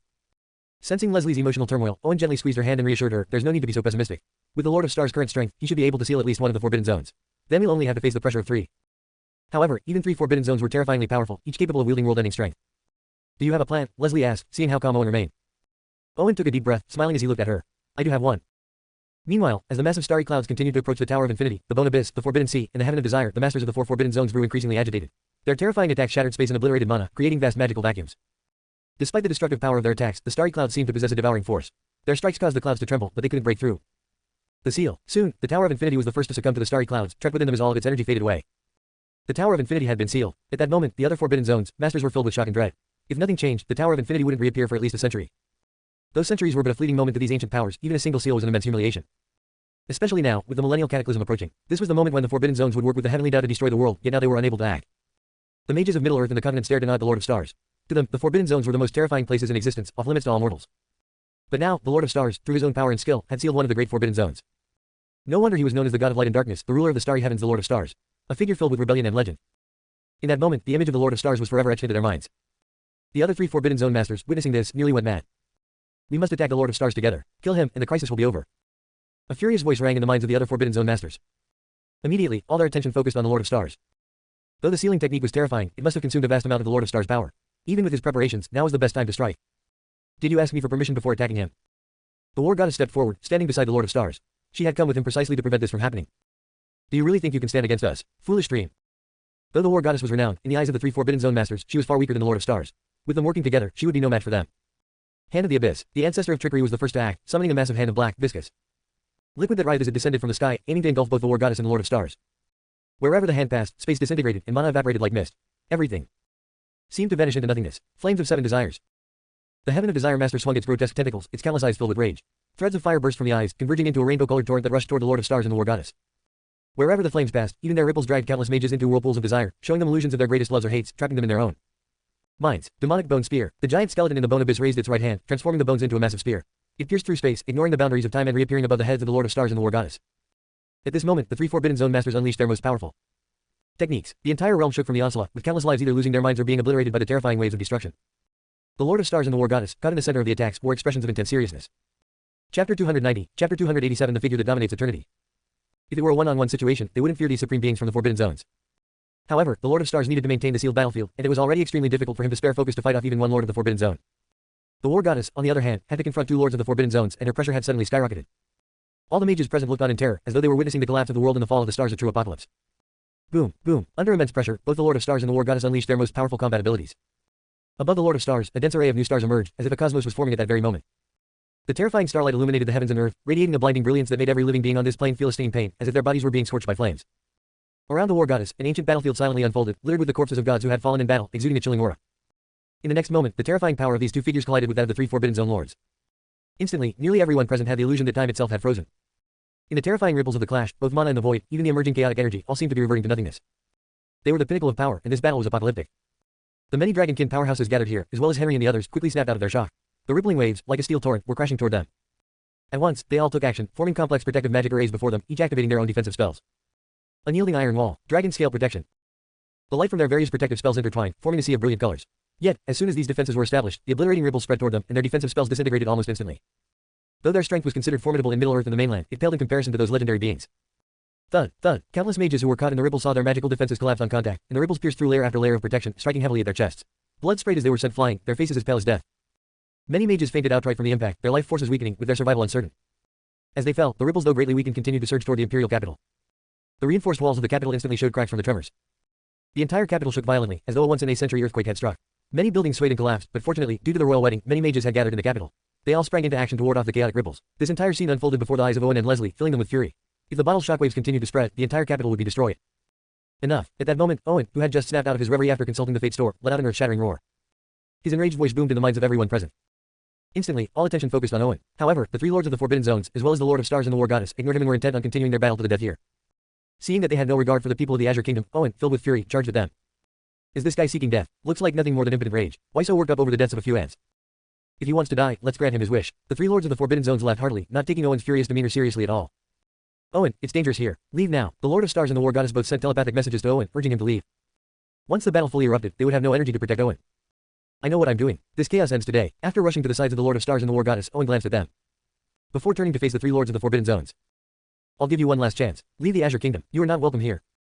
Owen's voice rang out, but the three lords of the Forbidden Zones reacted as though they had just heard the most amusing joke and burst into laughter. To them, Owen's actions were like an ant threatening an elephant. We didn't know you were this arrogant before. Make us leave. Do you have the power to do that? Who gave you the courage to stand before us? The three lords looked down at Owen condescendingly. Yet, just as their mocking words fell, they suddenly sensed a tremendous surge in Owen's aura. Feeling the change in Owen's energy, a sudden sense of danger welled up within the three lords of the Forbidden Zones. Meanwhile, the Lord of Stars and the War Goddess, who were about to persuade Owen to leave, also sensed the terrifying energy radiating from him, which caused even them to feel uneasy. The words they had been about to speak were abruptly swallowed. Under their watchful eyes, Owen's energy skyrocketed, and at the same time, a terrifying apparition vast enough to reach the heavens and earth seemed to break free from the shackles of time itself, descending upon the battlefield. Supreme Order. Sensing the energy emanating from Owen, the three lords of the Forbidden Zones looked visibly stunned. They were naturally aware of the Supreme Order, a spell that could break the constraints of time and space to draw power from the future. However, mastering such a technique was incredibly difficult, and even if Owen had obtained it, it was unlikely that he could pose a threat to them. But now, as the apparition gradually condensed and became more distinct, the feeling of dread they experienced grew stronger. Something's wrong. This isn't a beginner's level of Supreme Order. Suddenly, the Lord of Stars seemed to realize something, his previously calm expression now giving way to shock. He had heard of the Supreme Order, though it had long been believed lost, and even he had never seen it. He knew how incredibly difficult it was to cultivate beyond imagination. Owen, who seemed to have just mastered it, had already reached an extraordinarily profound level of mastery. Moreover, when the Lord of Stars sensed the massive shadow emerging above Owen, his expression grew even more solemn. This majestic figure seemed larger than the stars themselves, older than the sun and moon. Shrouded in endless chaos, it resembled an undying, immortal entity. To see it was to glimpse the end of the world itself. To see it was to witness an unparalleled, magnificent being. A single strand of its hair could crush the heavens and earth. A single glance could pierce through eternity, making the apparition seem less illusory and more real, a being gazing back from the end of time. Anyone touched by its gaze felt their hearts tremble, even the three lords of the Forbidden Zones were no exception. They felt a deep oppression, and within their bloodlines stirred a primal fear and dread of the entity. This figure had severed the flow of time and became the very pinnacle they could only look up to. At that moment, the other mages who saw the apparition felt as though they were witnessing countless dazzling spells unfolding, intricate and brilliant. It was as if this figure had mastered every magic across time, standing alone at the pinnacle of sorcery, gazing down on the world, walking alone through the wilderness of magic. Their hearts quaked. They felt an endless surge of hope, yet after seeing this figure, were plunged into despair. No matter how they cultivated, they could never surpass this entity. This one person ruled the heavens and earth for eons. Who are you? The three lords of the Forbidden Zones looked at the figure in shock and uncertainty. The longer they gazed at the figure, the more it seemed to resemble Owen, the one they had previously dismissed. Could this apparition really be Owen's future self? They dared not believe it, for the figure was too terrifying. Even as lords of the Forbidden Zones, they trembled before it. Chapter 291, Chapter 288. Don't like it. I'll beat you until you do. Now, do we have the qualifications to have a proper conversation? At this moment, the apparition stood behind Owen, who gazed coldly at the three lords of the Forbidden Zones. He was no longer using a beginner's version of the Supreme Order, he had stepped into the ultimate tier of Supreme Order. Although it was just an experienced version he had bought for 1,000,000 fate points, and could only last for half an hour, in this half hour, these lords of the Forbidden Zones were no match for the apparition behind him. Thus, Owen now had the confidence to confront the three lords of the Forbidden Zones. The three lords of the Forbidden Zones exchanged glances, their expressions shifting. Finally, the progenitor of the Eerie spoke slowly. Very well, we acted recklessly today. We'll leave now, and let's put this matter behind us. With the Lord of Stars and War Goddess's formidable enemies already, none of them were confident in a fight against the mysterious apparition behind Owen. The pressure and sense of danger it exuded were simply overwhelming. I gave you a chance before. Now you want to leave. Isn't it a bit too late? Owen shook his head at this moment, his eyes indifferent as he looked at them. These guys thought they could come and go as they pleased. Did they think he was that easy to push around? Moreover, because of them, the imperial capital had been destroyed, and his wedding with Leslie had been greatly disrupted. Most importantly, he had spent 1,000,000 fate points. Letting them leave like this would be too much of a bargain for them. The expressions of the three lords of the Forbidden Zones grew cold, and they immediately prepared to tear through the void and leave. But soon, their expressions changed. The surrounding void had become as solid as iron under the golden light emitted by the apparition. The space they could usually tear open with ease was now as hard as steel, and their attempts only left a faint white mark on it. The level of sealing power they were witnessing was beyond anything they had ever seen, making them even more wary of the apparition behind Owen. What exactly do you want? The progenitor of the Eerie narrowed his eyes and looked at Owen. Owen replied coldly, I have only two demands. Fulfill them, and I'll let you leave. His voice wasn't loud, yet it reverberated across Middle-earth. After all, the power of the lords of the Forbidden Zones had already been demonstrated, and it was terrifying beyond measure. Yet now Owen was making demands of them. What kind of courage was this? It was something they couldn't have imagined. However, when they looked at the apparition behind Owen, their hearts calmed down a little. After all, the pressure from this apparition was several times more terrifying than that of the three lords of the Forbidden Zones. Having to fulfill demands to leave, the three lords of the Forbidden Zones almost laughed in disbelief. In the past, it had always been them making demands, and everyone else had to comply, as if they were the creators of the world. And now, someone dared to make demands of them. But just as they were about to retort, the apparition stared coldly at them, as if rejecting Owen's demands would result in immediate action. So, they swallowed their pride and suppressed their thoughts for the moment. Tell us your demands, they said, their voices steady. Under their gaze, Owen calmly stated, first, for the next 200 years, you are not to interfere in any matters concerning Middle-earth or the mainland. Stay in your respective Forbidden Zones. Hearing this, the three lords of the Forbidden Zones could no longer remain calm. Wasn't this the same as demanding they seal themselves away? When had they ever been humiliated like this? Owen, don't push your luck. We've already shown mercy by agreeing to leave, and now you dare to spout such arrogance. Do you even understand why we are called the lords of the Forbidden Zones? The progenitor of the Eerie glared at Owen, and the majestic aura he had restrained erupted once more, shaking the heavens like a clap of thunder. However, just as his aura flared, the apparition appeared before him, and with a swift slap, struck him hard across the face. The apparition was so fast that even though the progenitor of the Eerie tried to dodge, his cheek was already swollen, and he was sent flying through the air. At that moment, the entire plane fell into dead silence. Countless people were dumbfounded. That was a lord of the Forbidden Zone, an existence even older than the Lord of Stars. Yet now, he had been slapped across the face, his cheek swollen, blood trickling from his mouth, his disheveled hair adding to his pathetic appearance. Even the Lord of Stars and the War Goddess were stunned, finding it hard to believe. As longtime rivals of the Lords of the Forbidden Zones, they knew full well their temperament and strength. Yet, after the apparition struck, the progenitor of the Eerie had no power to resist and was slapped away.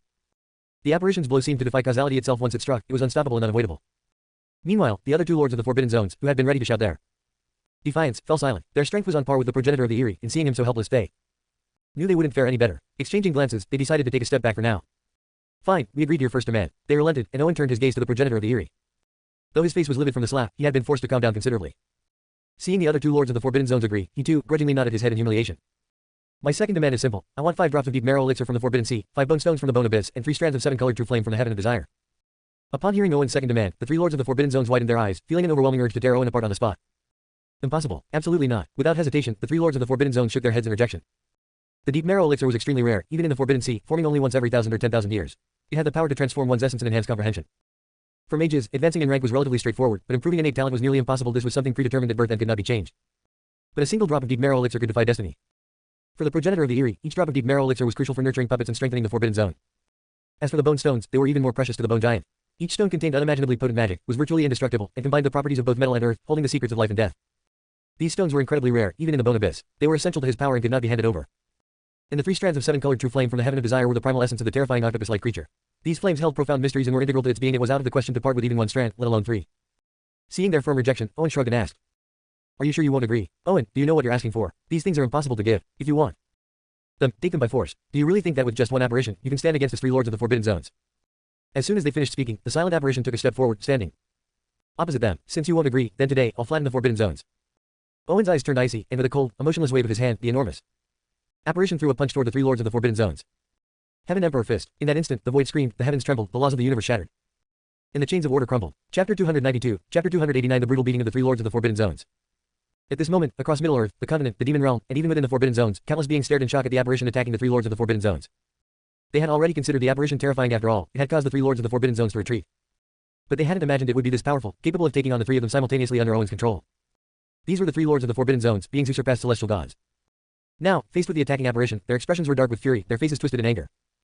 Arrogance. Unbelievable arrogance. This Owen clearly did not take them seriously at all. In all their long lives, they had never encountered someone so audacious. At this moment, their desire to kill Owen reached an unprecedented peak. If they didn't destroy him, their reputations would be in ruins.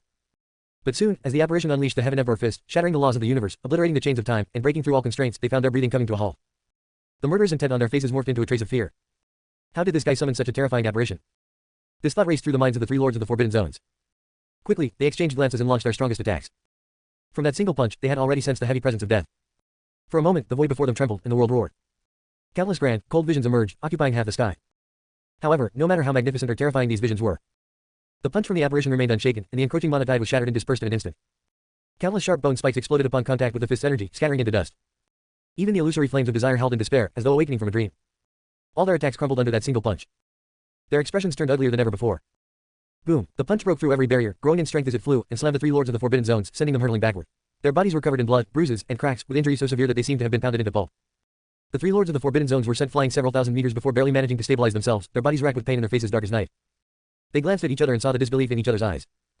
At that moment, the entire plane was on the verge of boiling over.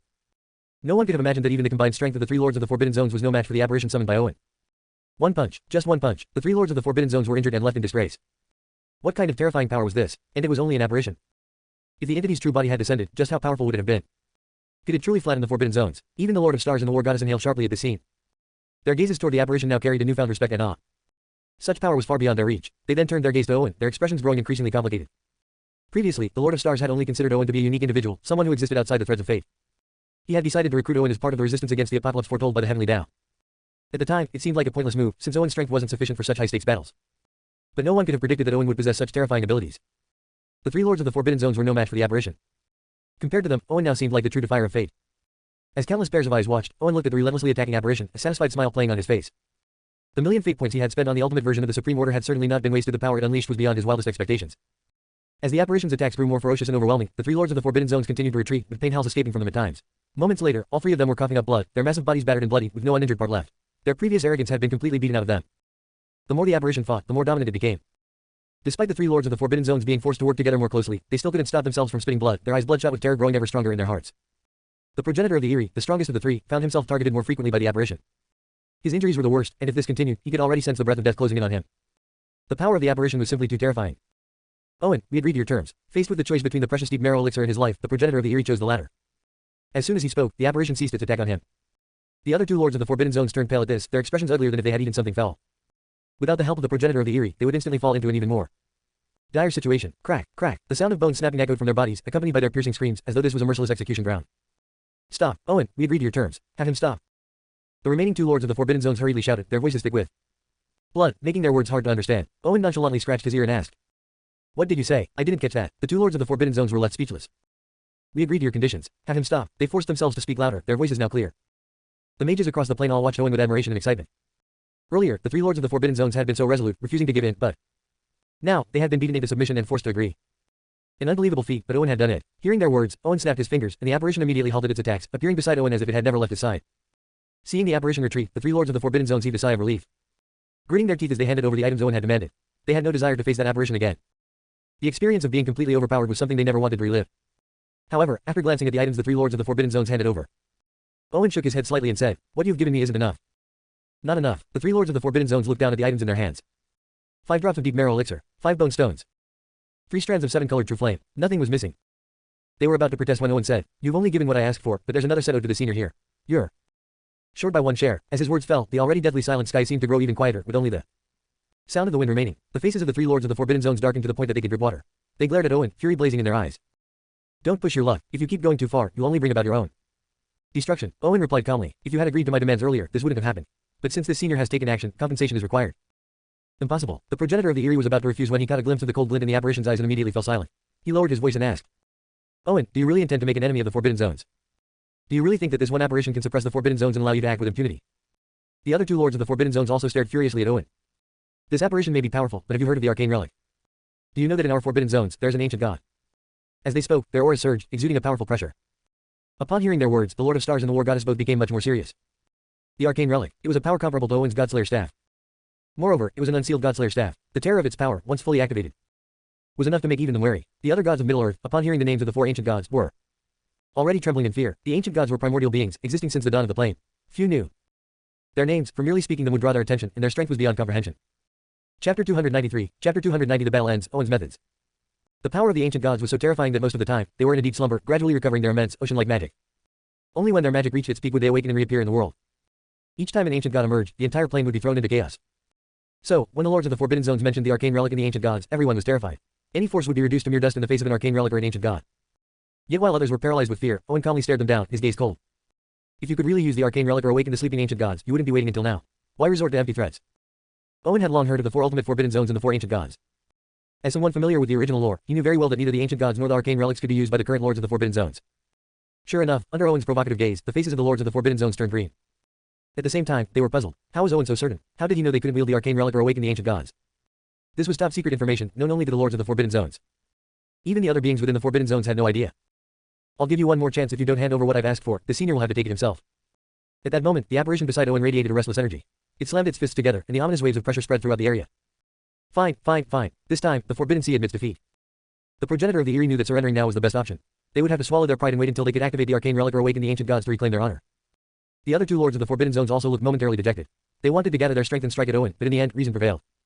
Reluctantly, they gave in to Owen's demands. Then, they presented 10 drops of deep marrow elixir, 10 bone stones, 6 strands of 7-colored true flame. They handed these treasures over with pained expressions, as they were practically their entire fortune. Owen signaled for the apparition to check them, and once it confirmed everything was in order, he stored the items in his storage ring. "You've taken what you wanted. Now keep your word." The 3 lords of the Forbidden Zones glared at Owen, committing his smug face to memory, planning to tear him apart at the first opportunity. Owen fearlessly met their gaze, then turned to the apparition. The apparition raised its hand, and 3 blinding beams of golden light appeared, dissolving the space around them. The void melted away, and the feeling of being trapped vanished. Without hesitation, the 3 lords of the Forbidden Zones fled at full speed. "Owen, remember, this isn't over. When the ancient gods awaken, it will be the day of your death. Owen, just wait, your end is near." Though their figures disappeared, their voices echoed long after. It was clear that Owen had humiliated them this time, and they would not let it slide. After they left, Owen turned to look at the Lord of Stars and the War Goddess. Both immediately understood his meaning and worked together to encase the 3 ancient nebulae, sealing the 3 Forbidden Zones. With this seal in place, for the next 200 years, the Forbidden Zones would not be able to cause any trouble. Fantastic. The lords of the Forbidden Zones were driven away by our Emperor. I knew it. The Emperor is invincible, not even the heavens can stand against him. In the Imperial capital, cheers erupted. Countless eyes, filled with awe and reverence, looked at Owen. No one had expected this dire situation to end in such a way. Unlike the celebratory mood among the mages of the capital, the gods of Middle-earth were in utter shock, their throats dry. Even after swallowing repeatedly, they couldn't shake their terror. Some of the more cowardly gods of Middle-earth trembled when they looked at Owen, their knees practically knocking together. Meanwhile, some of the god-tier mages from Middle-earth began to glance nervously toward the Fire Temple Elder and the other leaders of the 9 great factions. The primary reason the gods of Middle-earth had launched this attack was because they had been swept up by the Fire Temple, Holy Pool, Truth Church, Lunar Sect, Eternal Mountains, and other top-tier forces. Now, they, along with the forces behind them and even the Forbidden Zones, had all been defeated. None of them had the courage to face Owen. In fact, just looking at Owen filled them with dread and created inner demons within them. As their eyes watched in horror, the leaders of these 9 great factions had already used secret techniques to escape the battlefield. In that moment, the hearts of the Middle-earth mages sank. Owen was also surveying the mages from Middle-earth. Although the apparition had dissipated due to time running out, the core figures of the Forbidden Zones and the 9 great factions had already fled. The remaining Middle-earth mages, at most, were at the God King level and were no match for him. Not to mention that Archdemon, the Dragonkin, and the Lord of Stars and War Goddess were still present. So, when Owen looked over the Middle-earth gods, they forced out smiles that were worse than crying. "Owen, your majesty, we were blind before, deceived by falsehoods. Now we have repented. Please spare us. From now on, we will follow your lead." These Middle-earth gods had dealt with Owen before and knew he was a man who distinguished between grudges and favors. They wasted no time in pleading for forgiveness. As more of the Middle-earth gods spoke up, others looked at Owen with reverence and hope. They didn't want to die, they just hoped Owen would show mercy. Many other Middle-earth mages, their eyes flickering with regret, wished they hadn't gotten involved in this matter. Had they not joined in, or if they had sided with Henry and the others, they would have been basking in glory right now. As their anxious, pleading gazes fell on Owen, he slowly said, "I'm not opposed to sparing you all, I'm not one to revel in bloodshed. Besides, today is my wedding day with Leslie," but, upon hearing there was hope for survival, the frightened Middle-earth gods nodded frantically and started showering him with praise. "Congratulations, your majesty, may you and your bride live in eternal love and have many children." Their blessings filled the sky, shaking the heavens themselves. But before they could fully relax, Owen continued. "However, if I let you off so easily, others might think I'm weak. So, I'll give you two choices. First, present treasures worth your lives, and I'll consider today's events your wedding gifts. And we'll be even." Hearing this, some of the wealthier Middle-earth god tier mages breathed a sigh of relief. Though treasures of their level were valuable, it at least gave them a chance to survive. Those who couldn't produce such treasures, however, stared at Owen, hoping they could manage his second option. "Second," Owen said coldly, "the 9 great factions still have some stragglers here. You can offer their lives in exchange for your own." As soon as he finished speaking, those who knew they couldn't provide adequate treasures immediately attacked the remaining mages from the 9 great factions. "What are you doing? I'm the leader of the Fire Temple. Lay a hand on me, and you'll be ground to dust in Middle-earth. The Holy Pool has always treated you well, you traitor scum, stay back." Instantly, the air filled with the sounds of battle, curses, and cries. The skies outside the Imperial capital became a battleground of chaos. The mages responsible for recording history in Middle-earth in the Continent's Academy City stared at Owen with awe. With just a few words, Owen had plunged Middle-earth into internal strife.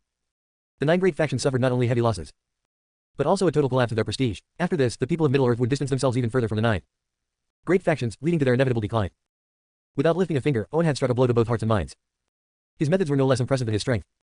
Owen paid no attention to the fighting around him. He simply glanced at the pile of treasures, magic crystals, and magical artifacts gathered before him. Chapter 294, Chapter 291 Demon, congratulations on your wedding. Owen seemed to think of something, and he turned to Davis, Henry, and the others, as well as the Dragonkin, smiling as he said, "All these treasures and the items I have in storage, if anything catches your eye, feel free to take 2 items each. Consider it my thanks for your loyalty and for any lack of hospitality during my and Leslie's wedding." Upon hearing this, the gathered mages burst into excitement. Those who had come following the 9 great factions were all at least god tier in strength, and at this tier, each possessed some form of treasure. Under normal circumstances, they would never voluntarily give up such treasures, but to save their lives, the gods of Middle-earth had indeed handed over some remarkable items, and everyone was now eyeing them greedily. The Dragonkin, naturally fond of treasure, were even more ecstatic, cheering and roaring in excitement. Henry and Davis, however, felt a bit embarrassed, given that they hadn't contributed much in the battle. "Go ahead, take them. There's plenty here that I won't need. Use them to strengthen yourselves, you'll likely need them in the future." Owen smiled and patted them on the shoulder. These people had supported him from the beginning, and even when the lords of the Forbidden Zones arrived, they didn't betray him. It was clear that they saw him as a true friend.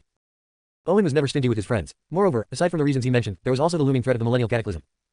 If they could gain more strength, it would only increase their chances of survival. While everyone eagerly selected their treasures, Owen walked over to Leslie.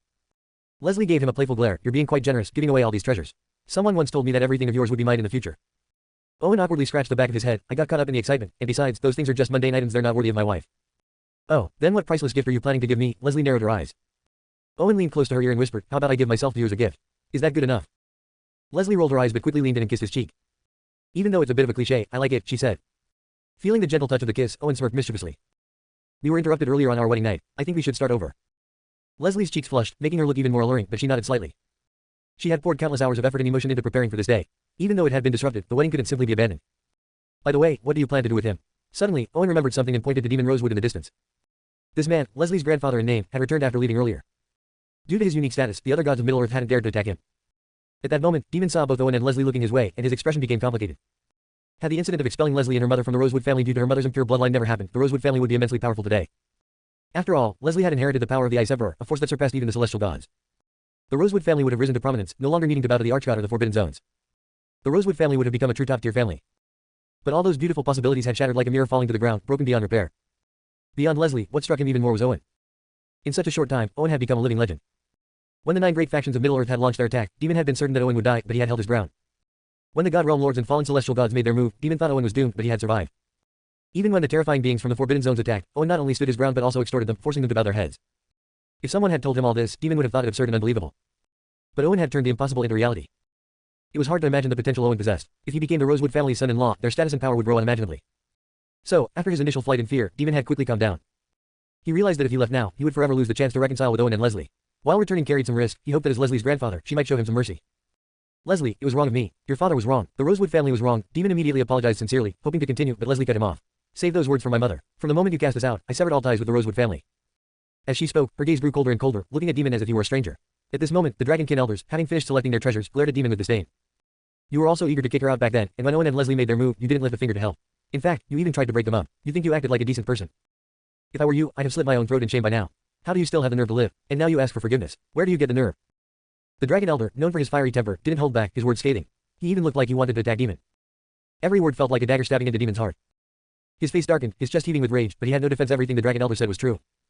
Leslie, we were indeed wrong. I hope you can give us a chance to make amends. From now on, we will follow your lead in everything. Demon took a deep breath and patted his chest in assurance. Leslie coldly stared at him, then bring my mother back to life. If you can't do that, get out of my sight. Today is my wedding. I don't want to shed blood, but the next time we meet, I will take your head. Instantly, all eyes fell on Demon, the pressure on him growing immense. Realizing he had no way out, Demon let out a long, despairing sigh, as if he had suddenly aged 100 years, and tore open the void, leaving in defeat.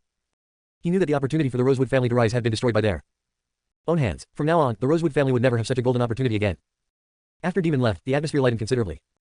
Leslie turned to Owen, her expression serious. Thank you. If not for today's defeat, the Rosewood family would never have repented for what they did. To Leslie, even if she destroyed the Rosewood family, it wouldn't bring her mother back. Killing them would be too easy. She wanted them to witness firsthand that the child born from her mother's bloodline was far more noble and powerful than their so-called Ice Emperor bloodline. She wanted to shine like a star, leaving the Rosewood family forever engraved on the pillar of shame in history. Seeing the clarity in Leslie's eyes, Owen smiled. You and I are one. There's no need to thank me for this. Let the Rosewood family live in their regret. It seems this has freed you from your inner demons. Leslie nodded, and as she let go of this matter, her imperial aura grew even more pronounced, her chilling presence even sharper. The fusion with the power of the Ice Emperor was clearly accelerating. Come on, the wedding should be ready again. This time, we'll have a grand celebration, and no one will dare to interrupt us. With her newfound peace of mind, Leslie appeared even more composed, her gaze toward Owen filled with tenderness. And so, led by Owen and Leslie, the guests made their way back into the imperial capital. Within the capital, the cheers were earth-shattering, and the celebrations were more vibrant than ever. Chapter 295, Chapter 292. The wedding continues. Inside the imperial capital, countless guests gathered once again to continue the unfinished wedding.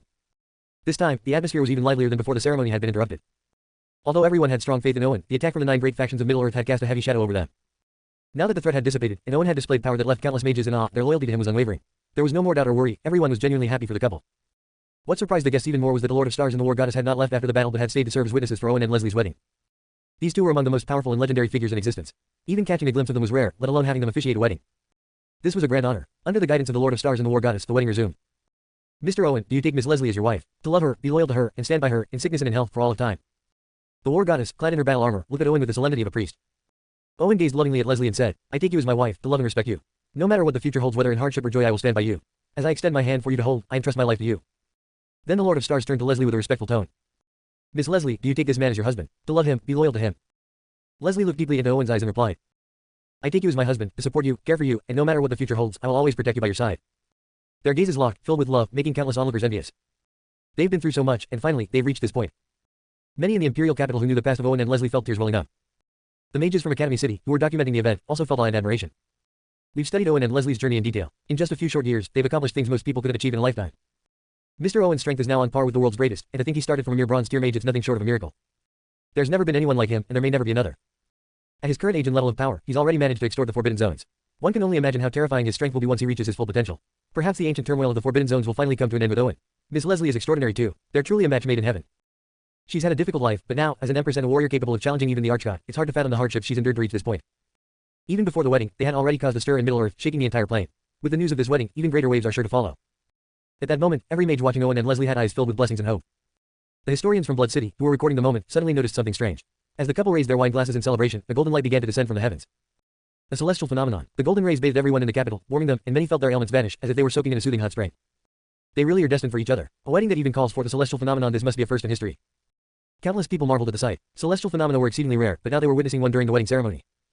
Owen looked at Leslie bathed in the golden light and felt as if she had gained a new level of grace, as if she were a pure and noble angel. To Leslie, Owen under the golden light appeared like a prince from legend, radiating nobility and even more charm. Under the golden rays, they slowly embraced and kissed. In that moment, the world seemed to fall silent. After a long time, their lips parted. They looked at each other, seeing the reflection of themselves in each other's eyes. From this moment onward, they were truly one, bound together in honor and adversity, never to be separated again. The Lord of Stars and the War Goddess watched the couple with deep envy. Though they were among the most powerful beings in the world, able to obtain almost anything they desired, they had never found someone to walk with them through life, someone to grow with. In Owen and Leslie, they saw hope for such a journey. These two were not only supremely talented but also shared similar personalities. No matter what storms or changes life brought, they would support and encourage each other, walking through the trials of life together. Although the Lord of Stars and the War Goddess were powerful, they had never experienced such happiness. In the crowd, Archdemon couldn't take her eyes off Leslie. How she wished that Owen's true love had been her instead. But she knew it was just a one-sided fantasy. If she ever revealed her feelings, it might even ruin their friendship. With a soft sigh, she looked down, her eyes filled with sorrow. Other women who harbored feelings for Owen, like Mary and others, felt similarly. Owen's brilliance had attracted many admirers, but Leslie's radiance was too dazzling, causing them to hesitate. Now that Owen and Leslie were truly united, they knew all hope for themselves was lost. Owen, from now on, House Ravenwood will always be your home. At this point, Duke Charles was wiping away his tears. Although Leslie wasn't his biological daughter, he had raised her from childhood and had deep feelings for her. Leslie, don't worry. Even though you've married Owen, Duke Charles's manor will always be your family home. If Owen ever mistreats you, I'll be the first to stand up for you. Duke Charles wiped away the last of his tears and spoke seriously. Owen chuckled and replied, if Leslie desires the stars in the sky, I'll bring them down for her. Owen had great respect for Duke Charles, so he made this promise with sincerity. Duke Charles nodded in approval but then added, and if Leslie ever bullies you, I'll be sure to see justice done for you as well. Hearing this, Leslie playfully rolled her eyes at Duke Charles. Owen, however, thought that Duke Charles's words were likely a setup for this joke. After all, in the original story, Leslie was a ruthless and fearsome antagonist. Although Leslie had hidden her true nature well, Duke Charles must have sensed her character and emotions after living with her for so many years. However, Owen's presence had disrupted the original timeline. The current Leslie had softened, showing more warmth if only to him and a select few. But that was enough for him. Sister, congratulations on finding the man of your dreams. At that moment, Madeline approached, her eyes red with emotion. Although Leslie often appeared cold, Madeline knew that she hadn't always been this way. When they were younger, Leslie had been like a caring older sister, always looking out for her. But after Leslie learned of her mother's death, she had changed completely. In Madeline's heart, there were two versions of Leslie, the kind, nurturing sister, and the cold, detached one who seemed indifferent to everything and was feared by others. Now, with a rare smile on Leslie's face, Madeline felt like she was seeing both versions of her sister merge into one. She knew that with Owen's help, her sister had finally escaped her past nightmares. Thank you, Madeline. Without you, Owen and I may have never crossed paths. Leslie smiled gently. Chapter 296, Chapter 293 The Gains of Various Factions. Madeline heard this and smiled with a hint of complexity. The martial contest to win a spouse had been her idea. At the time, she believed she was unbeatable among her peers. In fact, her combat prowess was indeed terrifying, but she had been bested by Owen. If she had honored the bet, perhaps Owen would have become her husband. But she quickly smiled again, realizing that someone as exceptional as Owen could never be bound by a simple wager. Even if she had agreed, Owen would likely have been drawn to someone as outstanding as Leslie. Perhaps everything was already written in the stars, beyond anyone's control. That's why, you two coming together, I'm the most important matchmaker. Madeline laughed at herself, brushing aside the topic. Soon after, more people came over to offer brief congratulations to Owen and Leslie. Afterward, Leslie returned to her room, while Owen remained to toast the guests with a glass of wine. Thank you both for your help today, Owen said, raising his glass to the Lord of Stars and the War Goddess. These two legends, who had no personal ties to him, had sincerely helped protect the imperial capital, defended against the Forbidden Zone lords, and even officiated the wedding, contributing significantly. They were the true pillars of humanity. It was a mere trifle, really. We didn't help all that much. In the end, it was your own actions that stabilized the situation. Before today, both War Goddess and I underestimated you. The Lord of Stars spoke casually, though he hadn't known Owen for long, he already regarded him as a trusted companion. The War Goddess, bold as ever, slapped Owen on the shoulder and laughed. It's us who should be thanking you. After years of battling the Forbidden Zones, we've had more losses than wins. Today, we finally got some sweet revenge. Owen humbly smiled, knowing full well that his recent surge of power was only temporary, while these two were genuine powerhouses. After a bit of relaxed conversation and mutual compliments, the three shared a laugh. The Lord of Stars and the War Goddess didn't stay long, leaving Owen to attend to Davis and the others who were waiting nearby, looking at him with eyes full of respect. They couldn't help but feel an overwhelming sense of awe. The Lord of Stars and the War Goddess were legendary figures, ancestors they had only heard stories about. Simply gazing upon them filled their hearts with reverence, making it impossible for them to act normally, let alone speak. Yet here was Owen, laughing and chatting with these legends as if they were old friends. This only deepened their admiration for Owen, erasing any playful thoughts they had of lightening the mood. Unconsciously, the former genius, the unprecedented leader of the domination leaderboard, had far surpassed them. Though they were peers and even friends, the gap in power between them and Owen was now terrifying. Why are you all looking at me like that? Owen approached them with a wine glass, smiling casually. You're just giving us too much pressure. Now I understand what they mean by kingly aura. Davis chuckled, shaking off some of the earlier tension. The others, including Henry and the Middle-earth prodigies who had once been captured by Owen, relaxed a bit and joked. Back home, people thought we'd lost our minds for coming to support you. But just now, they've been singing our praises, saying we're wise and valiant and even talking about giving us our own pages in the family records. They all laughed together. Although they had high status in their families, they were not the heirs. Especially when the 9 great factions of Middle-earth descended upon Azure Kingdom, many of their families had cut ties with them, fearing they would be implicated. But now that the 9 factions had been defeated, and even the 3 lords of the Forbidden Zones had been extorted and agreed to seal themselves for 200 years, their families had gone mad with joy, eagerly re-establishing contact. They were urged to stay close to Owen, who had displayed such incredible power during the conflict, and had close ties with the Lord of Stars and the War Goddess. People like Owen were living legends, and any connection with him would be immensely beneficial. Because of this, those in their families with strong ties to Owen had quickly replaced the previous heirs as the new successors. Even if they weren't as talented as their predecessors, their connection to Owen was an unbeatable advantage. They were deeply grateful to Owen, not just for his strength, but for elevating their status in their respective factions. If it weren't for your great power, we wouldn't be standing here as the new heirs of our families. Everything is thanks to you. Congratulations on your wedding, Owen. With heartfelt gratitude, they raised their glasses and downed their wine in one go. Owen smiled at them, genuinely happy to see their newfound success. These friends had stood by him when it mattered most, proving their loyalty. After a bit more lighthearted banter, Edward and the Academy City group approached, all smiles. Although Edward wasn't the most powerful among the Academy City professors, he led the group, walking at the front. As he looked at Owen, his heart was filled with mixed emotions. He remembered how, not long ago, he had helped Owen, hoping to gain support to take control of the continent's Academy City and bring glory to his family. Now, he found himself a respected honorary professor in Middle-earth's Academy City, something he had never even dreamed of.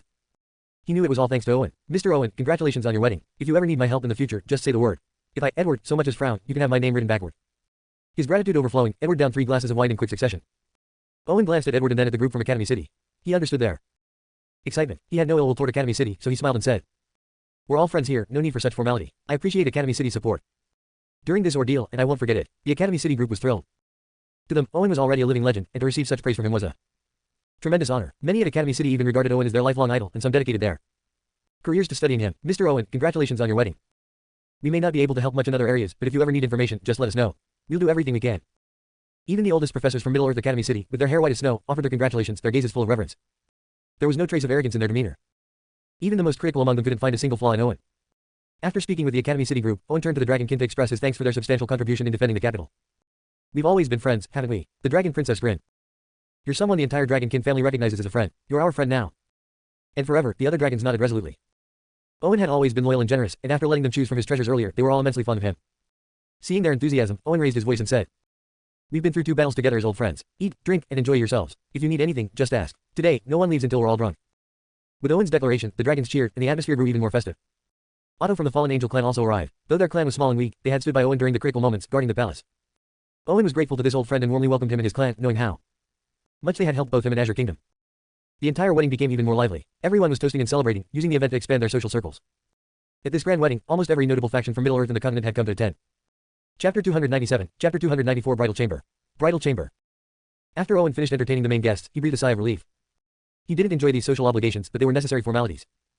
As Owen used his mana to clear the alcohol from his body and prepared to head to the back courtyard, a figure appeared before him, causing him to pause in surprise. For a moment, he was thrown off balance. She was a tall, strikingly beautiful woman, with crimson lips and pearly white teeth. Her face was mature and elegant, her figure curvaceous, yet she carried an air of mysterious authority. "Long time no see, Owen." She tucked a stray lock of hair behind her ear as she spoke, her soft voice flowing from her red lips.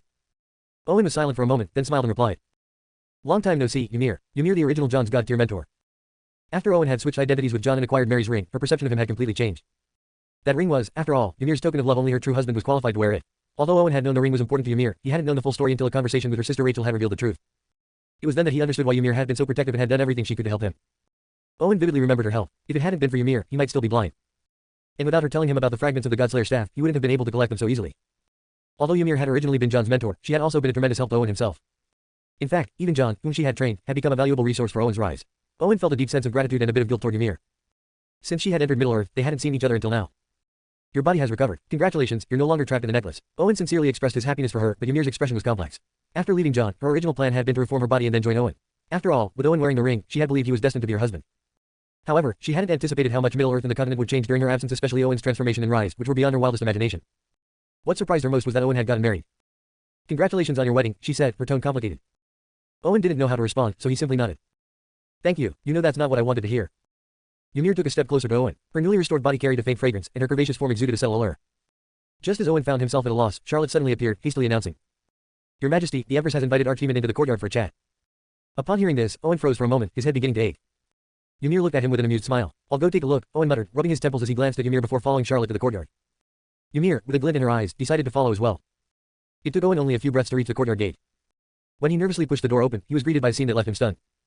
The fierce argument and confrontation he had anticipated didn't materialize. Instead, Leslie and Archdemon were seated calmly at a stone table, each with a steaming cup of tea before them. "I didn't expect that after our last encounter, you'd break through to the celestial god level," Leslie said calmly, looking at Archdemon.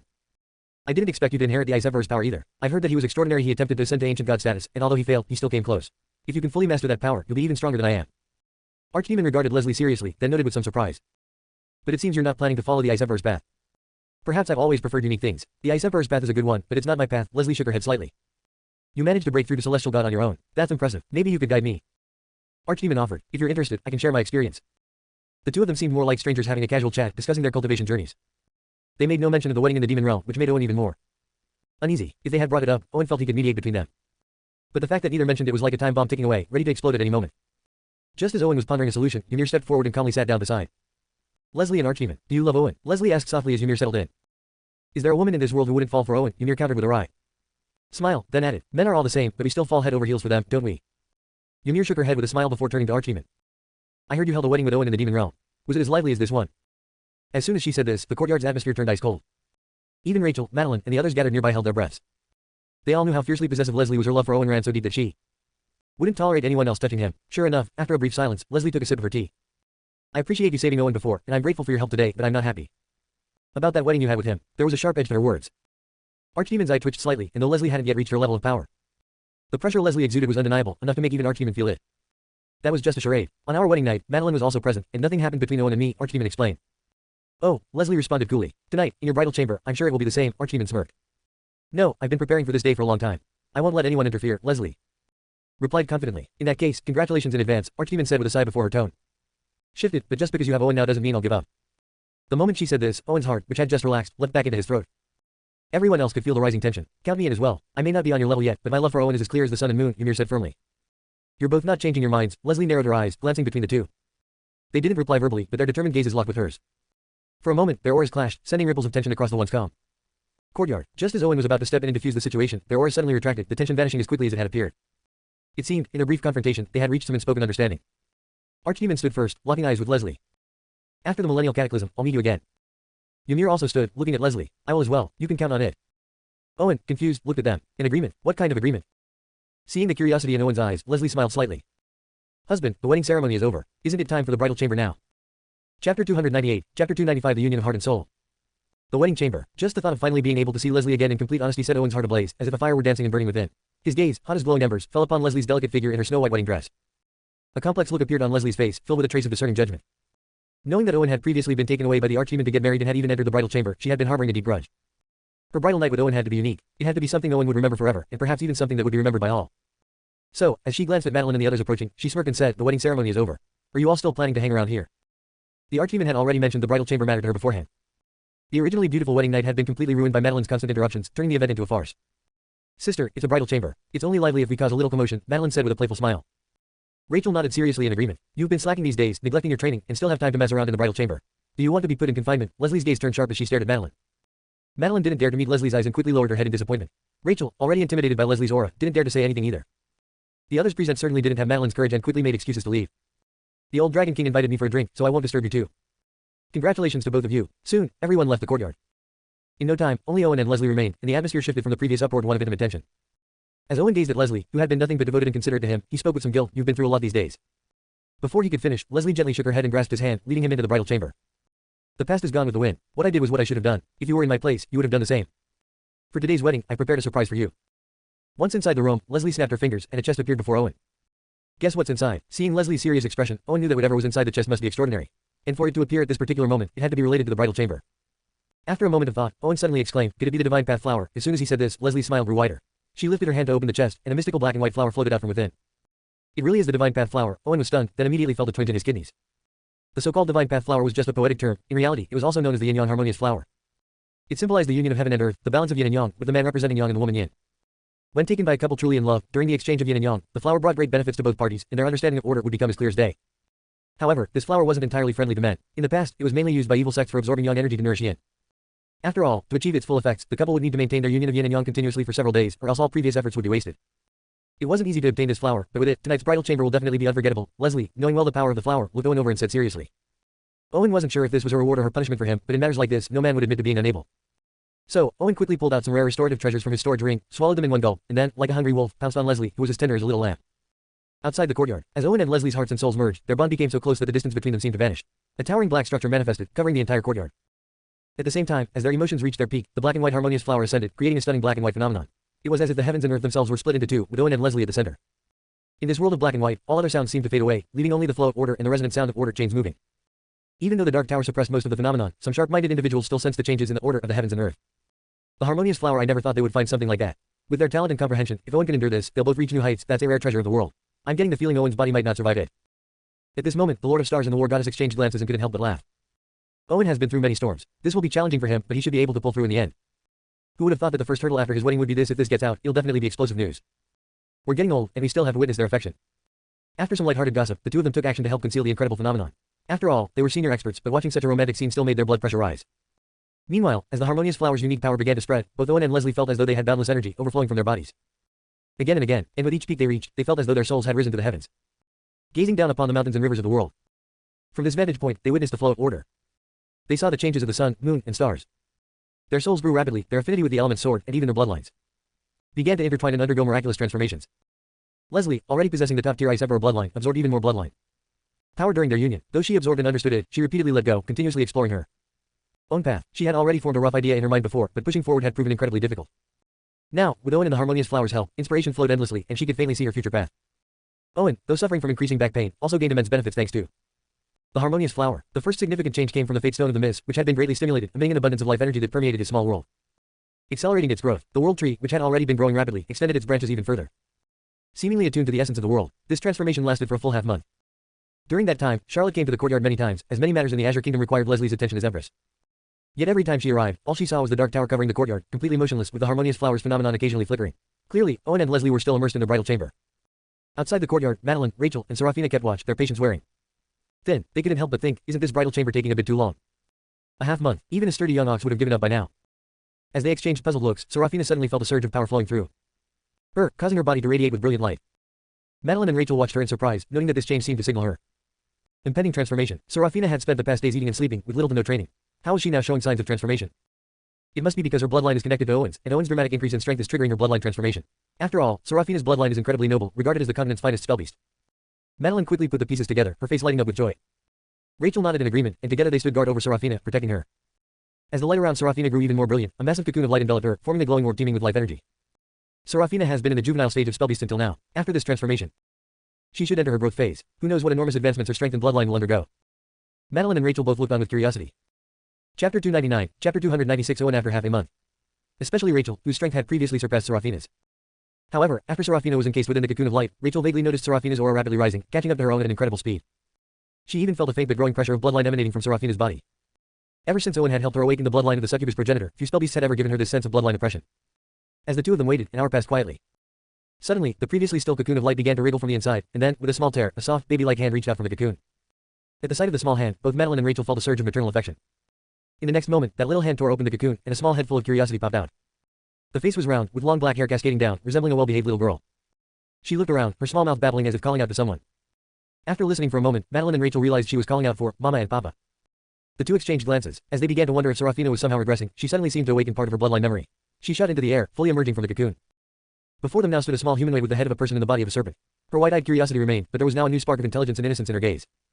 Madeline, Rachel, she cried as she leapt into Madeline's arms, calling their names with glee. You've successfully transformed. Hearing Serafina speak human words, the two women couldn't help but beam with joy. Serafina nodded in her soft, childlike voice. I've just transitioned into the growth stage. I'm not fully used to it yet, but from now on, I'm half human. She was delighted. While she had previously possessed considerable intelligence, she had still been in a serpent form. Now, as a humanoid serpent, not only had her appearance changed, but her bloodline and power had also greatly improved. As Serafina familiarized herself with her newly transformed body, the dark tower, which had been still for many days, suddenly began to tremble lightly. Master and mistress are coming out. Serafina quickly refocused her attention on the dark tower. Hearing this, Madeline and the others immediately turned their attention to the dark tower. After so many days, they were finally coming out. But Serafina, puzzled, asked, Sister, I thought the bridal chamber didn't take that long. Why did they stay in there for so long? Master isn't usually that vigorous. Seeing Serafina's innocent expression, both Madeline and Rachel blushed. Madeline cleared her throat and said, Adults' business, children shouldn't meddle. I'm not a child anymore. I know plenty of positions in my head. Madeline, Rachel, with your figures, you'd be perfect for. Madeline's face turned beet red, and she hurriedly covered Serafina's mouth, exclaiming, You naughty child, you're clearly taking after Master's bad habits. You mustn't learn from that big pig-headed oaf. At that moment, the black tower faded away, and Leslie, dressed in her elegant empress gown, gracefully walked out of the courtyard. As she stepped forward, her radiant and moonlike skin seemed to dim the world around her. Madeline, Rachel, along with the war goddess and lord of stars, were all captivated by Leslie's beauty, which now carried an additional layer of nobility and allure. Leslie had always been stunning, like a frosty, elegant blossom. But after receiving Owen's care, she now exuded an even more vibrant and energetic aura, her skin glowing with a newfound radiance. From the way they sensed her aura, Leslie now felt even more unfathomable. Sister, you're so beautiful. Madeline, Rachel, and the others were completely awestruck. Leslie smiled faintly, her expression still carrying a lingering sense of pleasure, and said, Thank you for waiting. The Lord of Stars and War Goddess exchanged a glance, both filled with astonishment. While the harmonious flower had undoubtedly helped, Leslie now gave off the impression of someone completely transformed. Not only was her aura more domineering, but her mastery over the Ice Emperor's power had deepened significantly. It also seemed that she was carving her own unique path in cultivation, which made them feel oddly unsettled. They could even sense a faint, inexplicable fear when they observed her. This was a feeling Leslie had never given them before. No wonder she's a genius on par with Owen. Even the Ice Emperor's legacy isn't enough to satisfy her, she's still forging her own path, and it seems she's found her direction. A woman like her, if born in our era, would have surely suppressed us all.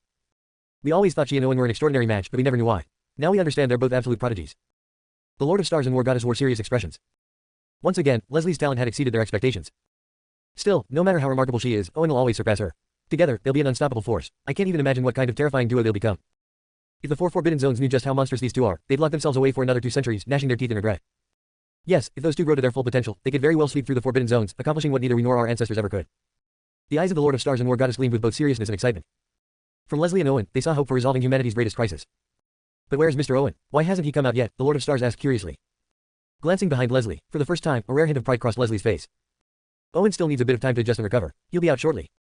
Just as she finished speaking, Owen appeared, one hand holding his waist and the other supporting himself against the wall, looking somewhat disheveled as he exited the courtyard. Seeing this, both the Lord of Stars and War Goddess, who had held such high hopes for Owen, couldn't help but cough awkwardly. A moment ago, they had imagined Owen sweeping away the Forbidden Zones. Now it seemed he couldn't even handle Leslie. Mr. Owen, it seems you might not be up to the task. Feeling the strange looks from the Lord of Stars and War Goddess, Owen straightened his back and said earnestly, It's just the fatigue from cultivating for half a month. You've caught me at a bad moment. The two of them exchanged knowing glances and were just about to offer him some words of comfort when they suddenly froze, their pupils contracting. From Owen's body, they sensed an obscure, oppressive force. When they probed his aura more carefully, it was as if their perception had sunk into a bottomless abyss. Owen's power had become even more unfathomable. Something had changed, something they hadn't anticipated, and they even detected a faint sense of danger, as though if Owen continued on this path, he could eventually threaten their very safety. Yet Owen was still only supposed to be at the sage tier mage level. As their astonished gazes locked on Owen, he immediately knew they had sensed the newly born chaos energy within him. That chaos energy had appeared not long ago, after he and Leslie had exhausted the power of the harmonious flower, sparking a unique transformation. Half an hour earlier, as Owen lay on the bed, both content and slightly aching in his lower back, the long silent system voice suddenly echoed in his mind. Congratulations to the host for completing the phase task of conquering the great villain Leslie. Reward, over 3 million fate points. Congratulations to the host for obtaining the primordial chaos body. Hearing the system's notification, Owen's heart soared with joy, and he immediately opened the description for the primordial chaos body. Just a brief glance left him overwhelmed with excitement. Primordial chaos body, the pinnacle of magic mastery, where all elements originate from chaos and ultimately return to chaos. Bloodline skill, Chaos Whole devours and refines all magical skills, allowing you to create your own supreme magic. Chaos Whole, the supreme magic that returns all things to nothingness, the endpoint of all. Complex and radiant magic, current magic skill progress, 0%. Devour other magical skills to gradually evolve. Note, the higher the quality of the magical skill, the more progress gained. After reading, Owen's eyes burned with excitement. Supreme magic, this was the strongest magic that even the system couldn't directly provide. It possessed true, world-shattering power. Now, not only had his physique undergone further transformation, but he had also gained this apocalyptic-level supreme skill. His harvest was bountiful beyond measure. However, even the most basic planetary tier magic skills required 100,000 fate points. Though he had now accumulated quite a few fate points, he would still need countless more to fully evolve this supreme magic. At this moment, he desperately needed more fate points. Chapter 300, Chapter 297 Ways to earn fate points. It was as if the system knew what Owen was thinking. Suddenly, the interface trembled, and large, eye-catching blood-red words appeared. The host may eliminate celestial gods to obtain a large number of fate points. Seeing the system's prompt, Owen's eyelid twitched. With his current strength, dealing with beings of such a level was still far from easy, let alone eliminating one. However, this did offer him some hope. While taking down a celestial god level mage would be extremely difficult right now, with his current rate of growth, it wouldn't take too long before such beings became mere prey for him. The host may establish heaven or rebuild the assembly of gods at the Alps to gain a large number of fate points. Reading this prompt from the system, Owen couldn't help but look slightly surprised. He knew that heaven and the Alps were two very special forces. According to legend, heaven was the ultimate destination of the planes, close to the realm of creation, where every wish could come true, the most beautiful place in existence. Meanwhile, the Alps bore some similarities to his current rebellion against the heavenly Tao. It was an immense force created by a group of god-tier mages who refused to be suppressed by the heavens. They sought to seize the authority of the heavens, with the supreme god of the Alps as the ruler of the plains. However, both forces had ultimately been trampled underfoot by the heavens, fading entirely into the dust of history. Only the beautiful aspirations left behind by these forces still lingered. If he were to raise the banners of either of these factions, many would undoubtedly rally to his side, but it would also surely attract the attention of the heavens. You may also attack the heavens directly, severely injuring the will of the heavens, and gain massive fate points. At this point, Owen felt more and more like the leader of a rebellion. Alternatively, you can remain behind the scenes, manipulating the conflicts of all beings. After reading through all the methods provided by the system to gain fate points, Owen realized he was heading further down the path of rebellion. And thinking of rebellion, Owen couldn't help but glance at Leslie, who had just finished dressing. Perhaps because they had only recently finished their physical exertion, Leslie's cheeks were flushed, her skin glowing with a rosy tint, like a nourished, blooming rose, making her even more alluring. Despite Owen's aching waist and back, he couldn't help but feel parched. Summoning the last of his strength, he once again fervently ravished the beauty in his arms until she was thoroughly spent. Only then did he finally stop, lying on the bed and gently stroking Leslie's soft hair. The millennial cataclysm is approaching. Perhaps we should begin formulating our plans for the future, Owen said. Leslie's gem-like eyes sparkled slightly. Every time she had teamed up with Owen, they had caused major upheaval. The first time they worked together, they looted the Azure Kingdom's royal treasury completely. Later, they manipulated the royal family of Azure, playing them like puppets until they ultimately brought about the kingdom's collapse. Thinking back on it now, Leslie felt her heart surge with excitement. At this moment, Owen snapped out of his recollection and looked at the stunned Lord of Stars and War Goddess, speaking slowly. I've made some breakthroughs in my cultivation over these past few days. Now, I've set foot on a new path, and the mana within me has undergone a complete transformation. Owen explained briefly. Now that he possessed the primordial chaos body, it was as if he had become a primordial universe, with ancient chaotic energy flowing through his meridians, capable of creating anything or destroying everything. All of his mana had been devoured and transformed. Though he was still a sage tier mage, his combat power had undergone a qualitative leap compared to half a month ago. In terms of sheer combat strength, he was now on par with a god emperor. And if he used his trump cards, he could even take on an archgod. In this plane, he now finally had the power to protect himself. The Lord of Stars and War Goddess could no longer make sense of the changes in Owen's aura. It felt as though he had become a bottomless abyss, one that swallowed their probing senses entirely as soon as they approached. Clearly, Owen's power had become even more profound and immeasurable. In fact, compared to Leslie, Owen's transformation was even more complete. But overall, this was good news. With their combined increase in strength, they would have a better chance of facing the impending millennial cataclysm with more confidence. As their expressions changed, Owen and Leslie also quickly noticed the transformation in Serafina, who had shifted into a humanoid form. Serafina, seeing the half-serpent girl cradled in Madeline's arms, both Owen and Leslie lit up with joy and rushed to her side. Master, seeing Owen, Serafina instantly sprang out of Madeline's embrace and flung herself into Owen's arms, rubbing her little head against his chest as she spoke in her childish voice. Owen was utterly charmed by her display of affection. Standing beside him, Leslie, the three of them looked like a harmonious little family. After playing with Serafina for a while, Owen noticed that the Lord of Stars and the War Goddess seemed to have made a decision. The War Goddess stepped forward and spoke with serious solemnity. Mr. Owen, Miss Leslie, with the end of this era approaching, we are nearing the most critical time. This time, we would like to invite both of you to witness the return of the many ancient gods. Owen and Leslie's expressions immediately became much more serious. A millennium marked the end of an era, and the heavens sought to extinguish the world. Any forces or deities that did not submit would be wiped from existence, reduced to nothing more than the dust of history. Despite all their efforts, the War Goddess, Lord of Stars, and their predecessors had all ultimately failed. This was truly a matter of life and death. After Owen and Leslie quickly nodded in agreement, the Lord of Stars gazed up at the sky, his expression complicated. The Star Realm has been closed for a long time. It's time to reopen it and summon them to return. If they failed in their rebellion against the heavens this time, both the Lord of Stars and the War Goddess would fall for good. This was because their spatio-temporal anchors would be obliterated along with the destruction of the world, vanishing completely. Seeing the gravity of the situation, Owen understood what was on their minds. Previous battles had been minor skirmishes, and they could afford to lose. If they did, they could simply retreat to their spatio-temporal anchors and try again. But this time, failure was not an option. You two are the brightest stars of this era and our greatest hope. I'm sure they will be thrilled to meet you, said the War Goddess with a smile, her expression far more relaxed than the Lord of Stars, as if accepting the situation with a carefree attitude. Win or lose, they would give it their all, and that was enough. They would do right by themselves, their predecessors, and those who came after them.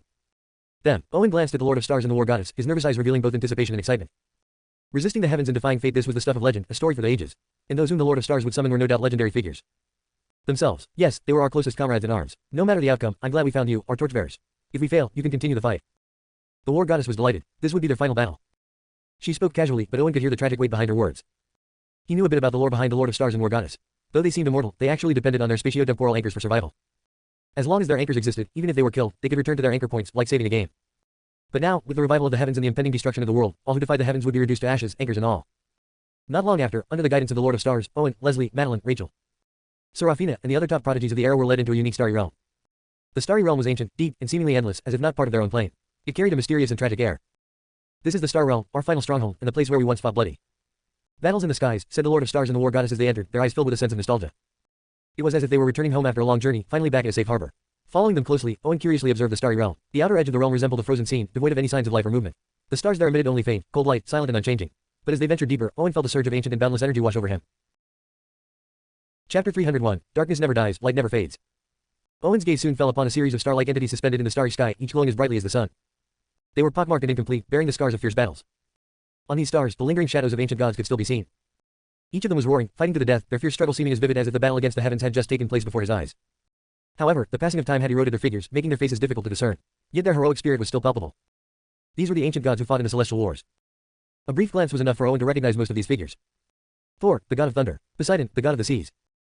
The goddess of flames, the angelic god. Though only shadows, Owen, with his knowledge from the original anime, could identify these gods and their legendary histories of battling against the heavens. That glorious, tumultuous history, although much of it had been forgotten by the world, recalling it still stirred a sense of awe and reverence.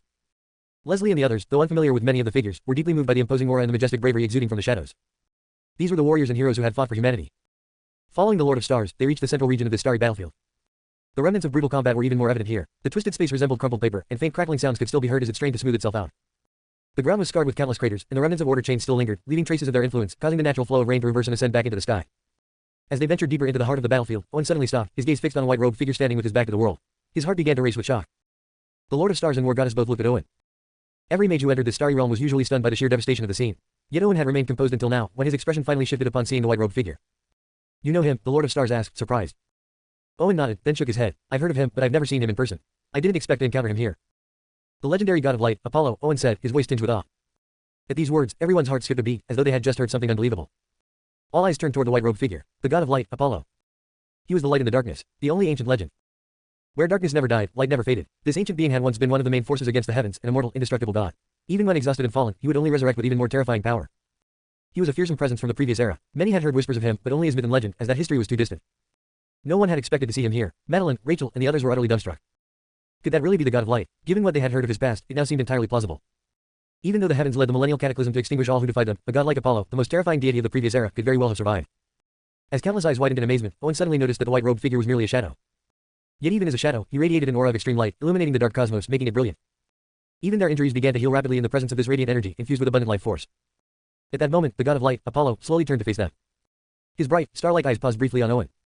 You are quite interesting, Apollo said, nodding slightly to Owen before sending a unique ripple of energy toward him. As the energy reached Owen, his body's chaotic aura surged, as though it had encountered some dreadful force. But the next moment, the energy transformed into pure light and vanished without a trace. The oppressive feeling Owen had felt briefly, as if under immense pressure, now seemed like nothing more than a fleeting illusion. Seeing the god of light take such interest in Owen, the Lord of Stars and War Goddess exchanged smiles before stepping forward to stand before him. The three of them engaged in brief conversation, mainly sharing the latest intelligence, before the focus shifted back to Owen. Owen's talent and strength are unfathomable. The successful sealing of the 4 great forbidden zones is largely thanks to him, the Lord of Stars said gravely. If we fail this time, I propose that the leadership passes to Owen. His talent far surpasses ours, and more importantly, I cannot see his future. He doesn't belong to this timeline, the Lord of Stars spoke with a serious expression. The god of light remained silent for a moment, then nodded. Very well, but that is the worst-case scenario. The Lord of Stars and War Goddess both nodded in agreement. The time of the millennial cataclysm is drawing near. It's time to gather the other gods scattered across time and Space, let's begin then. It's been a long time since we've seen our old friends, Apollo said with a smile. Even though he was only a shadow, he looked exactly as he had in life. After confirming their plan, the Lord of Stars surveyed the shadowy figures surrounding them. Then, a dazzling light burst from his brow, like an exploding sun. The radiant light spread out like a tidal wave, engulfing everything within and beyond the starry realm. For a moment, all the onlookers could see nothing but blinding white. When their vision cleared, they found that the terrifying stellar energy had shot into the sky, forming a slowly rotating cosmic image. Although the image of the universe was small, it seemed to be a microcosm of the entire plane. As it spun, a strange resonance echoed from within, crossing both time and space. As this resonance spread, the fading shadows of the ancient gods began to solidify, as though they were coming back to life. Seeing this, the war goddess focused on the rotating cosmic image, compressing mana into pure order in her palm. A moment later, she sent it flying into the cosmic image. Immediately, with the war goddess's power added, the phantom universe merged with the scattered light, seemingly reversing time itself. Behind the cosmic image, an ancient clock appeared, ticking backward. Ding ding ding. The sound of the clock's reverse echoed crisply, reverberating through every corner of the void, like a war drum summoning the lost gods of distant times and spaces. In an instant, the entire plane trembled. In Middle-earth, across the continent, and even within the demon realm, the strong felt this tremor and raised their heads toward the ancient star realm. From the star realm, they could all sense an overwhelming power stirring to life. The millennial cataclysm is upon us. They have returned. This is the last chance of this era. Who knows what the final outcome will be? Countless ancient beings hidden in the shadows whispered among themselves, their gazes piercing the boundaries of space and time to witness the happenings within the star realm. At this moment, under the gaze of countless eyes, the ephemeral shadows in the star realm were beginning to solidify, preparing to emerge from another dimension. Owen felt his blood surging with excitement. When these gods returned, the battle against the heavens would be a clash of legends. Leslie, however, wasn't focused on the shadows. Instead, she was staring at the core of one particular star. She sensed that deep within that star lay a unique power. Without the support of this power, even with the immense strength of the Lord of Stars and the War Goddess, such a world-defying feat would have been impossible. As the shadows grew stronger, their aura reaching its peak, it suddenly stopped. Owen narrowed his eyes. As expected, the heavens couldn't sit still any longer. Though it seemed like a sudden change, Owen had anticipated this. After all, the heavens would not allow these gods to return so easily. The Lord of Stars and War Goddess remained calm, clearly expecting this outcome. It was impossible to hide the gods, return from the heavens. Since you're here, why hide in the shadows? Apollo scoffed, his brilliant light instantly dispelling the darkness that shrouded the void. Chapter 302, Loki, the God of Conspiracy. Under the searing and bright light of the God of Light, Apollo, a terrifying shadow huge and resembling a giant spider briefly flashed and disappeared into the darkness. Immediately afterward, countless black threads, densely packed, sealed off this entire space, weaving together like a massive prison. The threads not only aimed to imprison the entire star realm but also to interrupt the summoning of the ancient gods by the three deities. If these ancient gods managed to break through the river of time, even the heavens would feel pressure. As the black threads, like an inescapable web, enveloped the star realm, those within Madeline and the others grew tense, nervously whispering to one another. What a terrifying shadow, who is that? Is he the one sent by the heavens to stop this? The massive web covering the entire star realm seems to be distorting space and time. This was clearly planned long in advance. Will the Lord of Stars and the others be in danger? That creature hiding in the void looks extremely frightening. As Madeline, Rachel, and the others held their breath, Owen, recalling the giant spider-like shadow briefly revealed by Apollo's light, also felt his expression grow more solemn. He knew the history well and recognized many of the strange gods who serve the heavens. The giant spider hiding in the shadows must be the one leading the effort to stop the resurrection of the ancient gods. For countless eras, he's been carrying out vile acts, stealing fate, scheming relentlessly. A treacherous thief. Owen murmured to himself, mentally organizing all the information he had on this being. You know who he is? Leslie asked curiously, gazing at Owen. The shadowy figure was terrifying, even to the extent that the Lord of Stars and the other deities could not easily take him down. Owen's knowledge of him was surprising. Owen smiled and said, I don't know much, but I do know that he's an ancient deity. He represents deception, conspiracy, and thievery. Loki, the god of conspiracy. The god of conspiracy. Loki, Leslie squinted her eyes. That name suits him in his underhanded ways. Owen nodded. Is the god of conspiracy and a servant of the heavens, Loki's actions are deceitful and unpredictable. Not many know of him, but schemes and tricks can only provide short-term gains, they can never achieve true greatness. At this point, Owen subtly positioned himself in front of Madeline and Rachel, shielding them without drawing too much attention. As the god of conspiracy, Loki's devious calculations were vicious, and he had an obsessive fascination with the power of special bloodlines. In the original anime, after the millennial cataclysm began, Loki set his sights on Rachel's succubus progenitor bloodline, extracting her bone marrow, and even more cruelly, he targeted Madeline's blood eye, gouging out her eyes. Every millennial cataclysm was a cause for celebration for Loki, a feast of blood that made him more powerful and unpredictable each time. He had almost collected every special bloodline across the plane. Now that Owen knew the course of history, he would not allow such tragedies to occur. Loki preferred to lurk in the shadows, sowing chaos. Owen needed to find a way to eliminate him quickly. While Owen was deep in thought, the Lord of Stars, War Goddess, and God of Light joined forces, their battle with Loki becoming increasingly intense. Above their heads, the void had already shattered, filled with primordial energy. Space and time had been utterly disrupted, leaving only extreme chaos. Yet, amid the chaos, the three deities maintained their summoning of the ancient gods. The cosmic projection began to spin faster. Under the rhythmic pounding, like the beating of a war drum, a strange light emanated from the projection, making the spatio-temporal anchor within the star realm increasingly clear, and the auras of numerous gods spread more and more intensely. Seeing this, Loki, still hiding in the shadows, frowned. His 8 bizarre eyes, each a different color, flashed with a distinct light. A terrifying gaze was unleashed, aimed directly at the cosmic projection in the sky. The Lord of Stars quickly intervened, summoning brilliant stars forged from elements and order, clashing with Loki's unique eye magic, the two forces canceling each other out. At that moment, a swarm of small black spiders surged out from the web Loki had woven. Each of them contained the power of special bloodlines, terrifying in nature, forming an overwhelming attack that even the Lord of Stars didn't dare take lightly. The battle grew fiercer by the second. Madeline and the others anxiously watched the terrifying battlefield above them. Loki's method seemed endless, and every move he made was overwhelmingly powerful, like a flawless battle machine with no weaknesses. The Lord of Stars and the others had to divert their attention to maintain the summoning of the other gods, putting them in a precarious situation. The heavens sent a truly fearsome being this time. No wonder they've survived so many eras. And this is only one of them. I can't imagine how much pressure the War Goddess and the others have been under all this time. Madeline and the others spoke in hushed tones, filled with dread. Loki's mastery over bloodlines and rare abilities was so unnerving that just looking at him made their skin crawl. Owen glanced at them, reassuring them, the heavens may be prepared, but so are the Lord of Stars and the others. Plus, with the God of Light, Apollo, on our side, there's no way we'll fail. In fact, it's Loki who's in danger this time. Hearing Owen's words, Madeline and the others visibly relaxed. They turned their attention back to the fiery battlefield above. Meanwhile, mages from various other factions also observed the battle from afar. They all understood that the outcome of this fight would be monumental. If the heavens succeeded in preventing the summoning of the ancient gods, there would be no hope for this millennial cataclysm. Anyone in this era who didn't submit to the heavens and become their slave would be doomed to disappear into ashes. No one wanted to become a servant, bound and oppressed. No one wanted to face complete annihilation. Yet, with their limited power, they had no other choice. As their attention grew more focused, the battle reached its peak. The Lord of Stars and the others fought more fiercely than ever, but Loki's strategy seemed endless. Every situation appeared to be within his calculations and under his control. Boom! Another earth-shattering explosion rocked the universe. Everyone's pupils constricted as they saw that, amid the swirling primordial energy, Loki's true form had shattered, as though unable to withstand the previous attack. Had Loki, the god of conspiracy, truly perished? The onlookers found it hard to believe, but before they could begin celebrating, a small spider, lurking above the cosmic projection, revealed a sinister smile. The spider's body swelled rapidly, and its sharp front legs morphed into deadly blades, thrusting toward the cosmic projection. The cosmic projection, tied to the reversal of the ancient clock and the summoning of the gods across time, was the key. Destroying it would mean they had no chance left. Everything Loki had done was for this moment. However, just as he trembled with excitement, thinking his plan had succeeded, his blade-like legs slammed into an impenetrable shield of light. The force of the blow shattered his legs, causing them to break with a sharp crack. Loki, after all these years, you still rely on such petty, underhanded tricks. You've learned nothing, the Lord of Stars coldly remarked. As a dog of the heavens, you're no longer an independent god. If I were in your shoes, I'd rather perish than live like this. The Lord of Stars and War Goddess mocked him, their voices filled with disdain. Loki, despite his seemingly carefree life, only had freedom when the heavens allowed it. Hey, a bunch of losers dared to lecture me, Loki sneered. Owen, hearing this, glared at him coldly and said, losers. One day we will succeed. And you're nothing more than a rat barely clinging to life, destined to fail. At those words, Loki bristled like a cat whose tail had been stepped on, glaring at Owen with icy murderous intent. Chapter 303, The Legacy of Two Legendary Gods. So, you're Owen. You dare to speak such bold words with this level of power. Loki, filled with fury, extended one of his sharp, hairy spider legs like a spear, tearing through the void and locking onto Owen's head. He intended to kill him in one strike. The attack was sudden and extremely ruthless. Loki had heard about Owen's deeds, especially as a servant of the heavens. He had long been waiting for an opportunity to settle the score with Owen, and now that one presented itself, he was determined to wipe him out. However, Owen remained calm, his expression indifferent, completely unmoved by the incoming attack. Seeing this, Loki instinctively sensed something was wrong. He quickly extended his perception, only to discover an extremely radiant light shining in front of Owen. Under this light, all the darkness was purified. A terrifying energy wave spread at lightning speed, instantly reaching Loki. Loki's face turned pale as the radiant light, like countless golden needles, pierced deeply into his body. Infinite light. At this moment, the true form of the god of light, Apollo, appeared, unleashing his most powerful technique. Whoosh, whoosh, whoosh. The piercing sound of golden light slicing through the air rang out. Caught completely off guard, Loki screamed in agony as the golden beams riddled his body with countless holes, leaving him bleeding profusely. The once arrogant and overbearing aura he exuded quickly faded, and he suffered unprecedented damage. Apollo, you've gone too far. The heavens have been watching this place, Loki roared in anger. His confidence earlier had stemmed not only from his formidable strength but also from the power of the heavens backing him over the years. He believed he could fight the gods here for an extended period. Most importantly, he had been certain that the god of light, Apollo, wouldn't appear in person. That's why he had dared to act so boldly. Even if he failed in his mission, he had been confident in his ability to retreat safely. But to his dismay, Apollo's true form had actually shown up.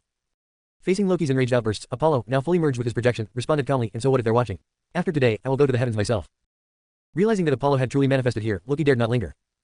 He spewed out a torrent of black venom, corroding the void and twisting space, and then quickly fled the scene. The Lord of Stars, War Goddess, and God of Light did not pursue him. Their focus remained on maintaining the cosmic projection in the sky. Summoning the ancient gods was paramount. Once their alliance was established, they could settle the score with Loki later. Now that Loki's interference had been dealt with, the figures Owen had glimpsed earlier. Thor, the god of thunder. Poseidon, the god of the seas, the goddess of flames. The angelic god, one by one, they began to appear. Their overwhelming auras filled the void, causing ripples of energy to sweep across the heavens. The ancient gods had gathered. As they surveyed their long-lost surroundings, the ancient gods, including Thor, felt the power surging within them, stirring their spirits with battle readiness.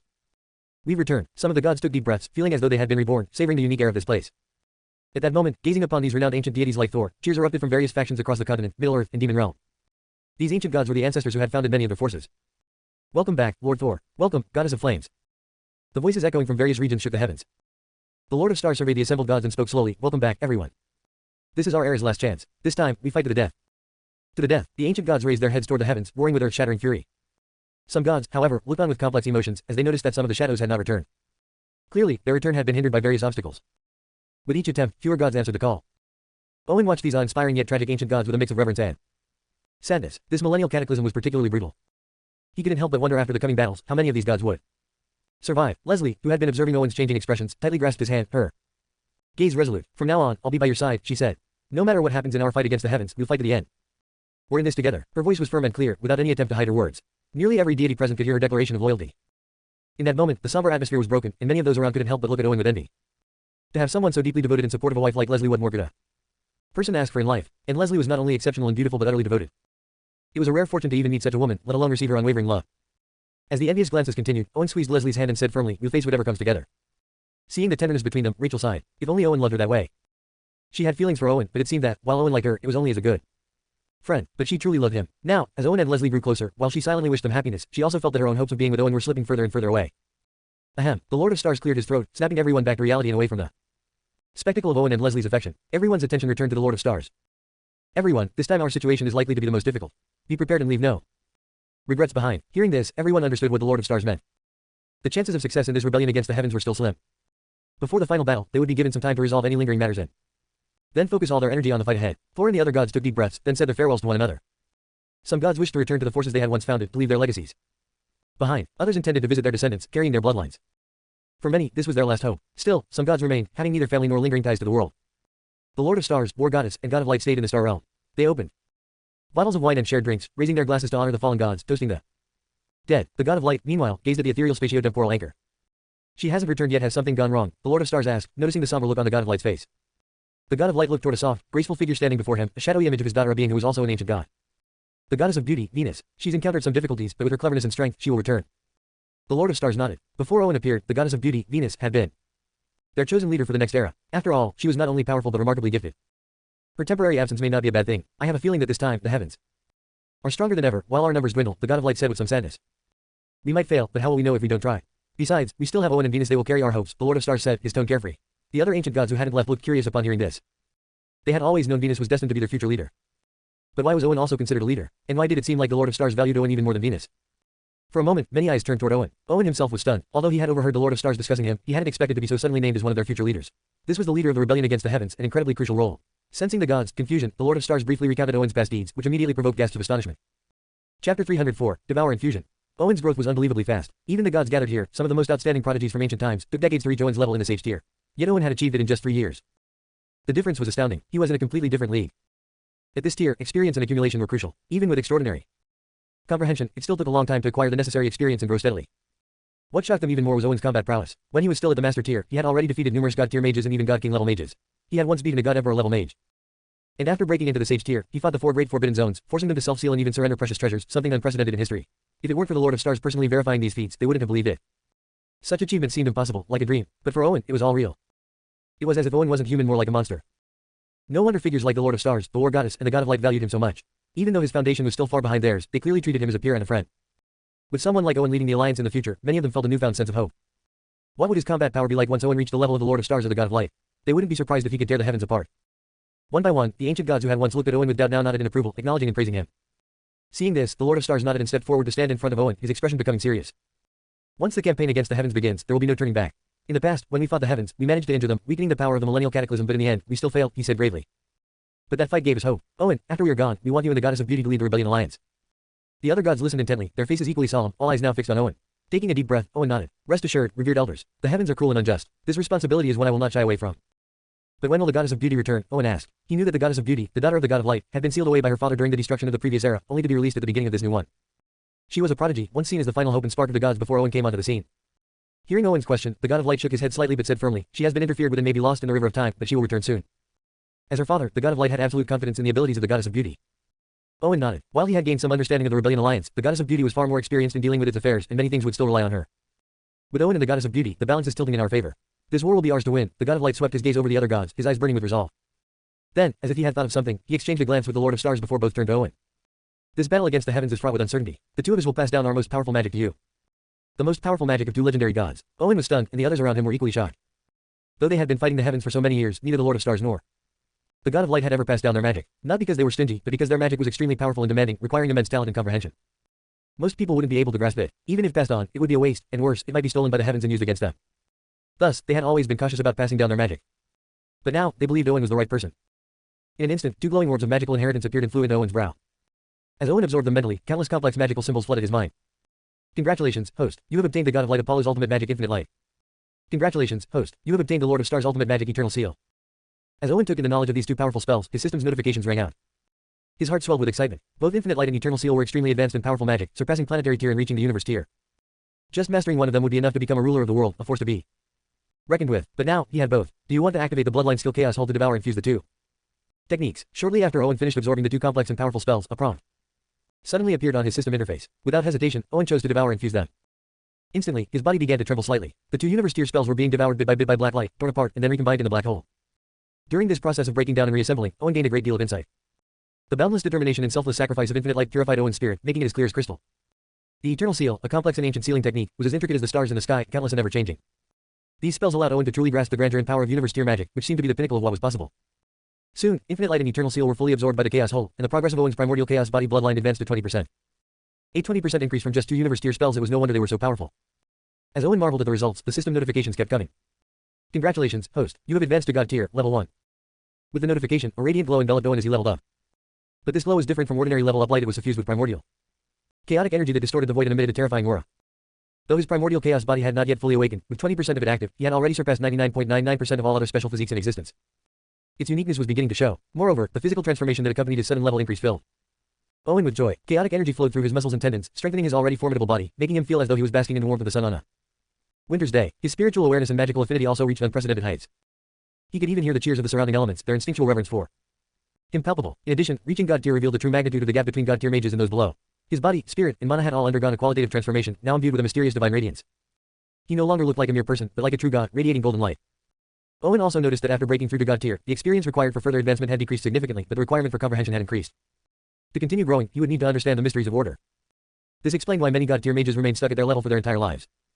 But for Owen, this was good news. He possessed mastery over the domain of order, the unique primordial chaos body, and his own creation, the chaos whole. This was a path unlike any other. During their time together, Leslie had shared some of her insights and ideas with Owen. Now that Owen had truly broken through to God tier, he could fully appreciate the uniqueness and profundity of Leslie's thoughts. After all, even though Leslie had inherited the Ice Emperor's legacy, she hadn't achieved effortless breakthroughs. Upon reaching God tier, she had stopped progressing.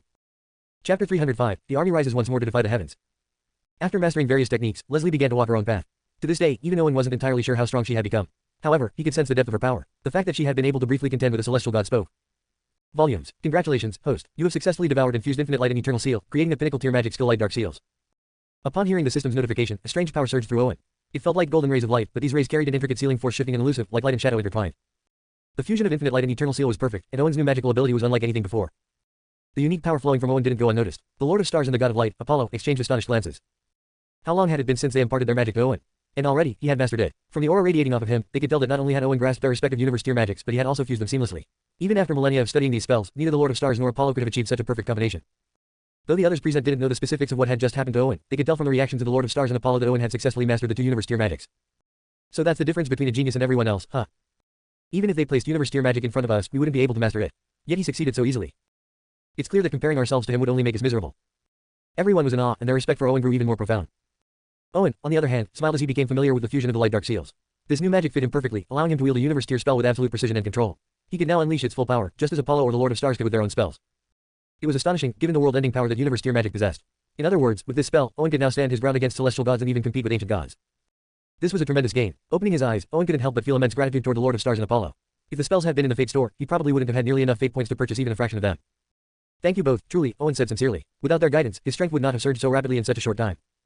We only did what we had to. Your progress is due to your own talent and effort, the Lord of Stars and Apollo replied, their satisfaction with Owen evident in their eyes. Owen's talent was truly extraordinary. He had transcended fate itself. After a moment, Apollo spoke again, his tone thoughtful. Owen, I've never fully understood infinite light as deeply as I do now. When my daughter returns, I hope you'll pass on what I've taught you to her. Owen nodded seriously, accepting the responsibility. Then he turned his gaze toward Leslie. While Owen's breakthrough was important, what he truly valued was the realization that the best way to become stronger and surpass his limits was to forge his own unique path. It was Leslie who had helped him understand this. Thank you for your guidance. Your path may not suit everyone, but it's perfect for me, Owen said, smiling. Leslie smiled back, having anticipated this. Owen was different from others. Even before breaking through to God tier, he had an inherent restlessness that drove him to seek his own path. Whether or not she had reminded him, she knew he would have reached the same conclusion eventually. You've never been content with being ordinary. You were always going to walk this road. It's a difficult one, but having you by my side is my greatest fortune, Leslie said with a gentle smile. Their gazes met, creating an intimate moment that didn't go unnoticed by the others.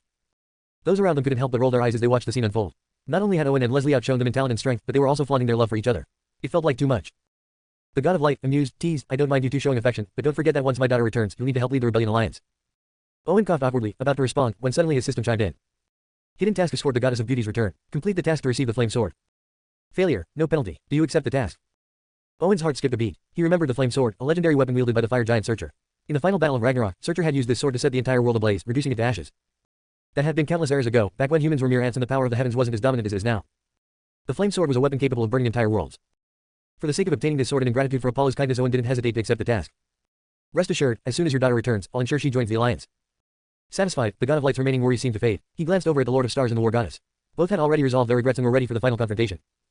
With the millennial cataclysm fast approaching, it's time for us to set out. The three deities exchanged glances, then sounded the horn of gathering.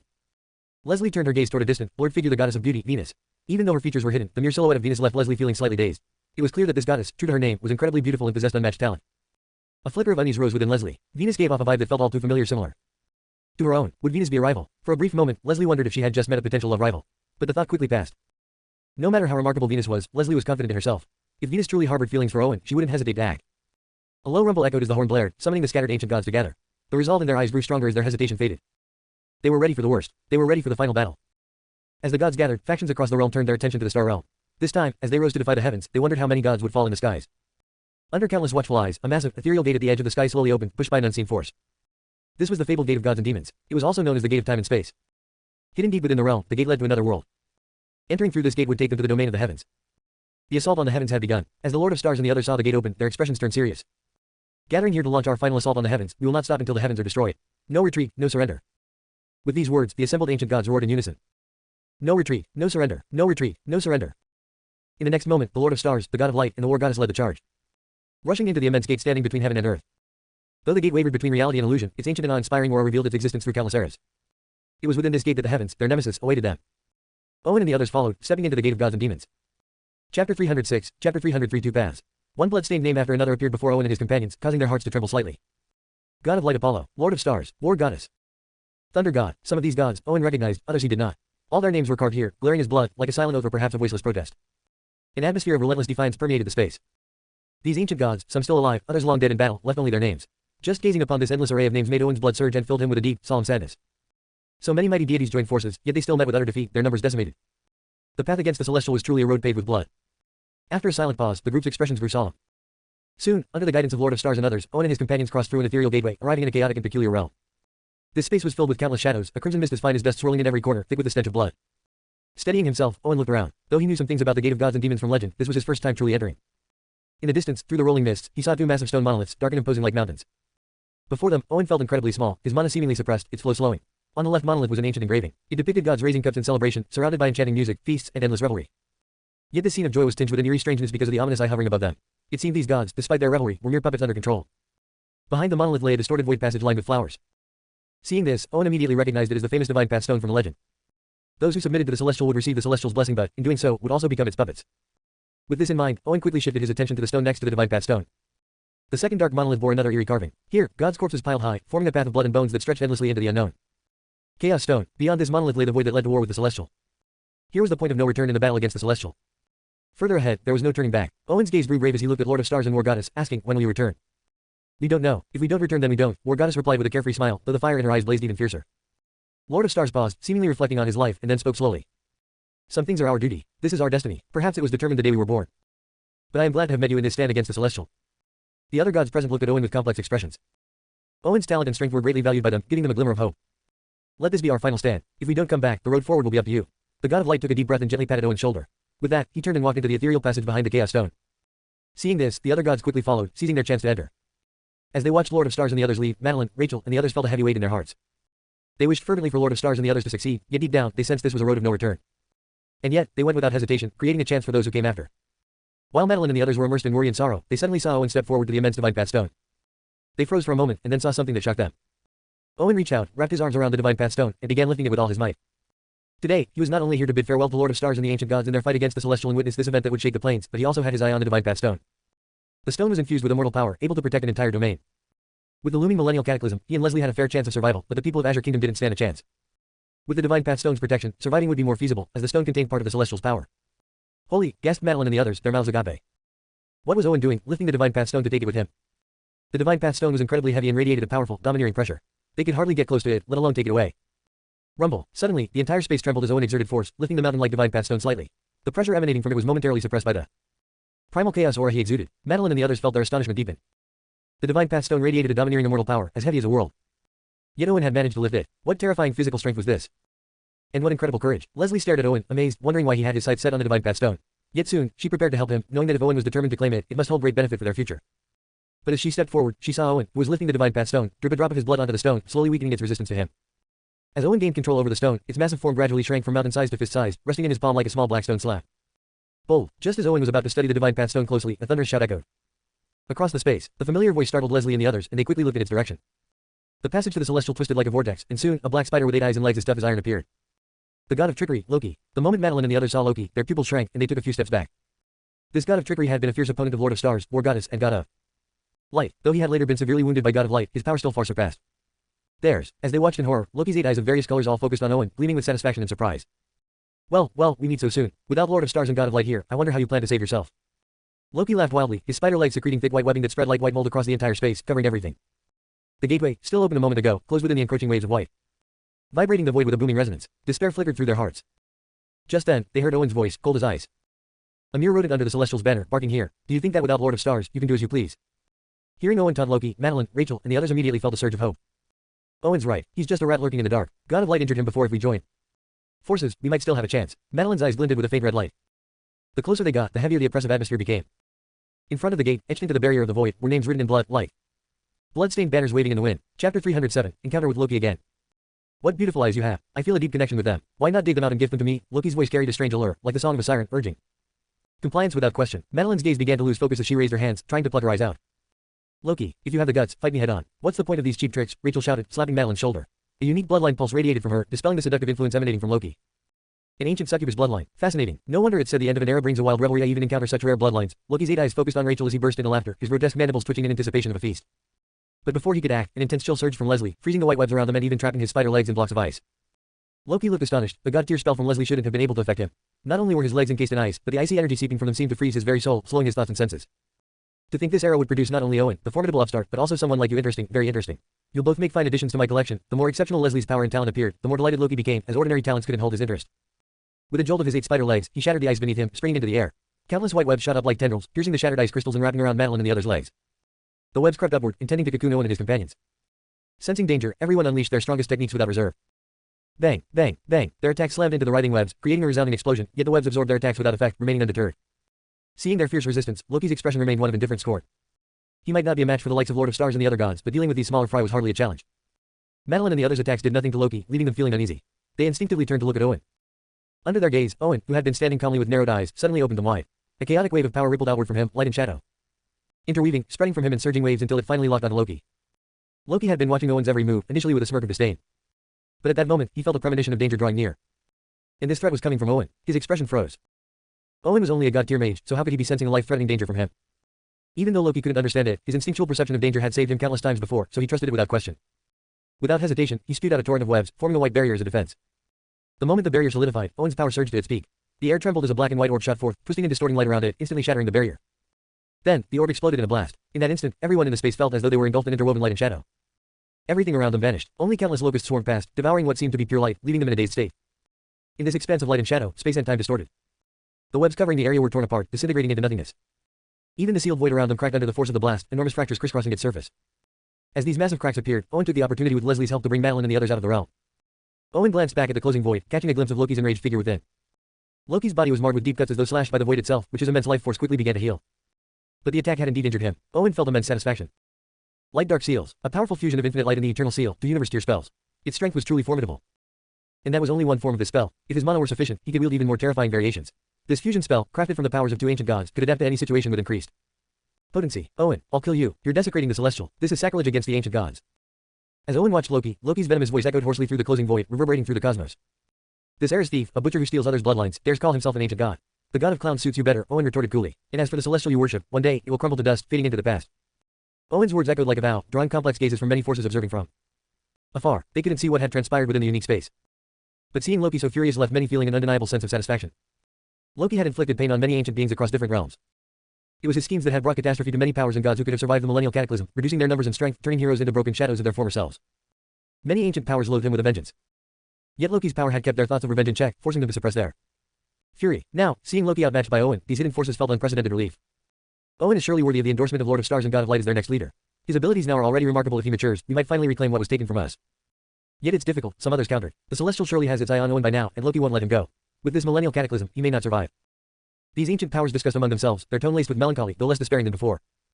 They saw hope in Owen. Meanwhile, as the terrifying waves of light and shadow subsided, the rifts in the void began to mend. Loki struggled to break free, yet he remained bound, able only to glare at Owen with his 8 eyes of varied colors. Owen, just you wait. Once I deal with Lord of Stars and the others, it'll be your turn. Then, I'll strip you down to your very skin and grind your bones to dust. Just wait, that day is coming soon. As Loki's words echoed, his maniacal laughter stabbed like steel into the ears of all who heard, filling them with discomfort and a deep sense of foreboding. Chapter 308, Activating the Divine Path Stone, a phenomenon unfolds. There have been plenty of people who wanted to kill me or just one more. Owen scoffed, dismissing Loki's death-filled threats as nothing more than impotent rage. His voice echoed through the heavens. Several leaders of hidden factions felt their eyelids twitch. That was the god of trickery, an ancient god of terrifying power, a nightmare carved into their hearts. And yet, here he was, humiliated by Owen, driven back so shamefully. In their perceptions, the fractured void, shattered by Owen's attack, rapidly mended, severing any link between him and Loki, the god of trickery. Leslie hurried to Owen's side, asking, where to next? Let's head back to Azure Kingdom, Owen replied, his expression growing more serious. Then, with a smirk, he turned to Leslie and asked, do you know who the first person to try to kill me was? Leslie's gaze sharpened. Who? Madeline, Rachel, and the others looked at him with curiosity as well. Seeing Leslie's intense look, Owen chuckled softly. It was you.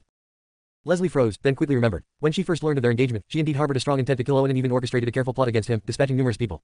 But due to Owen's immense talent and strength, her attempt failed. In a way, she had indeed been the first person who wanted to reduce Owen to ashes. Fate is strange, she mused with a faint smile. Who would have thought that the person who once sought to kill you would now become your wife? Leslie sank into a brief reverie, her icy face gradually softening into a smile. Yes, Owen teased, without your scheming and attempts on my life, I might never have grown so quickly. Leslie rolled her eyes at him. So, you're thanking me for trying to kill you back then. Should I try again? Maybe your power would soar again. Owen leaned in and whispered into her ear, no need for another chase. How about we battle it out, 300 rounds? Leslie's ears turned pink, a flicker of embarrassment flashing across her face. Though they were no strangers to each other, she was still somewhat shy about such matters. But her pride was ingrained, and she would never back down. So, she leaned into his ear with a challenging look and said, when we get back, let's see who yields first, me or you. As Owen and Leslie whispered to each other, the others, though unable to hear their words, saw the warmth and playfulness in their eyes which sparked envy. Just after narrowly escaping death, the two were openly sharing such sweet moments, showing off their affection without a care. It was too much. With the others watching, Owen and Leslie led the way, returning as swiftly as possible to Azure Kingdom. Once they were back at the Duke's mansion, Madeline, Rachel, and Charlotte, who had been waiting, tried to ask Owen about his plans. But as soon as he entered, he ignored their questions, rushed into a small courtyard with Leslie, and slammed the door behind him, leaving the others exchanging bewildered glances. Inside the courtyard, Owen and Leslie's desire ignited like dry kindling, drawing them into each other's arms as they entered the room. Soft murmurs escaped from the room after some time. 3 hours passed. As the golden morning light pierced the thick mist, the two finally dressed and stepped into the courtyard, refreshed and energized. Owen let out a long breath, feeling a profound sense of comfort. Glancing at Leslie, radiant and as pure as a snow lotus, Owen found himself entranced. The Leslie he knew from the original tale was like a glacier that couldn't be melted, a force of deadly resolve and the ultimate villain. She was untouchable to everyone. But now, her heart belonged to him. She remained cold, proud, and seemingly on a path of villainy. Yet Owen felt only tenderness for her. Every now and then, she let slip a softer side, showing the vulnerability of a lover just for him. At last, there was a hint of warmth and fire in her heart, no longer a frozen wasteland, cold and isolated. While Owen gazed at Leslie in his daze, Leslie, now radiant and invigorated, looked at Owen with a softer, more affectionate expression. Owen's appearance in her life had shattered her carefully constructed world and disrupted all her plans. But she discovered a sense of happiness within the chaos. Only now did she understand why people were willing to risk everything for love. Life with Owen brought her satisfaction and joy. The more she cherished these moments, the more fiercely she resolved to protect them. If anyone dared disrupt her happiness, no mercy. As she watched Owen, he seemed to recall something, and he suddenly took a black stone out of his storage ring. It landed heavily on the ground, causing the sturdy floor to tremble. Slightly. Owen, why did you bring the Divine Path Stone back? What is it for? Leslie asked, finally voicing the question that had been on her mind. Owen smiled faintly. The Divine Path Stone holds immortal power, capable of protecting Azure Kingdom. Regardless of whether Lord of Stars and the others succeed, with the stone's protection, Azure Kingdom will remain untouched by outside forces. Leslie's eyes lit up in astonishment. If the millennial cataclysm could be avoided so easily, the Divine Path Stone wouldn't have been kept at the gate of the void, even under the guard of the god of trickery. But to shield Azure Kingdom from the millennial cataclysm, we need to activate this stone and spread its immortal power across the entire kingdom, Owen said, noticing Leslie's look of doubt. He rubbed his head, a bit sheepishly. Right now, I don't actually know how to activate it. Leslie looked at him in surprise, not knowing how to activate the Divine Path Stone, yet claiming it could help survive the millennial cataclysm. If anyone else had said this, she'd dismiss it as a fool's dream. But since it was Owen, she instinctively believed it. Let's give it a try, then. Owen cleared his throat, channeling his mana and directing it into the Divine Path Stone. Yet as mana flowed in, the Divine Path Stone remained unresponsive, absorbing it like a bottomless abyss. There wasn't even a ripple of reaction. After channeling mana for a while, Owen felt frustrated. At his current level, even an artifact would have shown some response. But the Divine Path Stone stayed eerily calm. Leslie, who had been watching, felt equally perplexed. Owen had already fused his essence blood with the Divine Path Stone, so it should recognize him as its master. Why was there no reaction despite all the mana he poured in?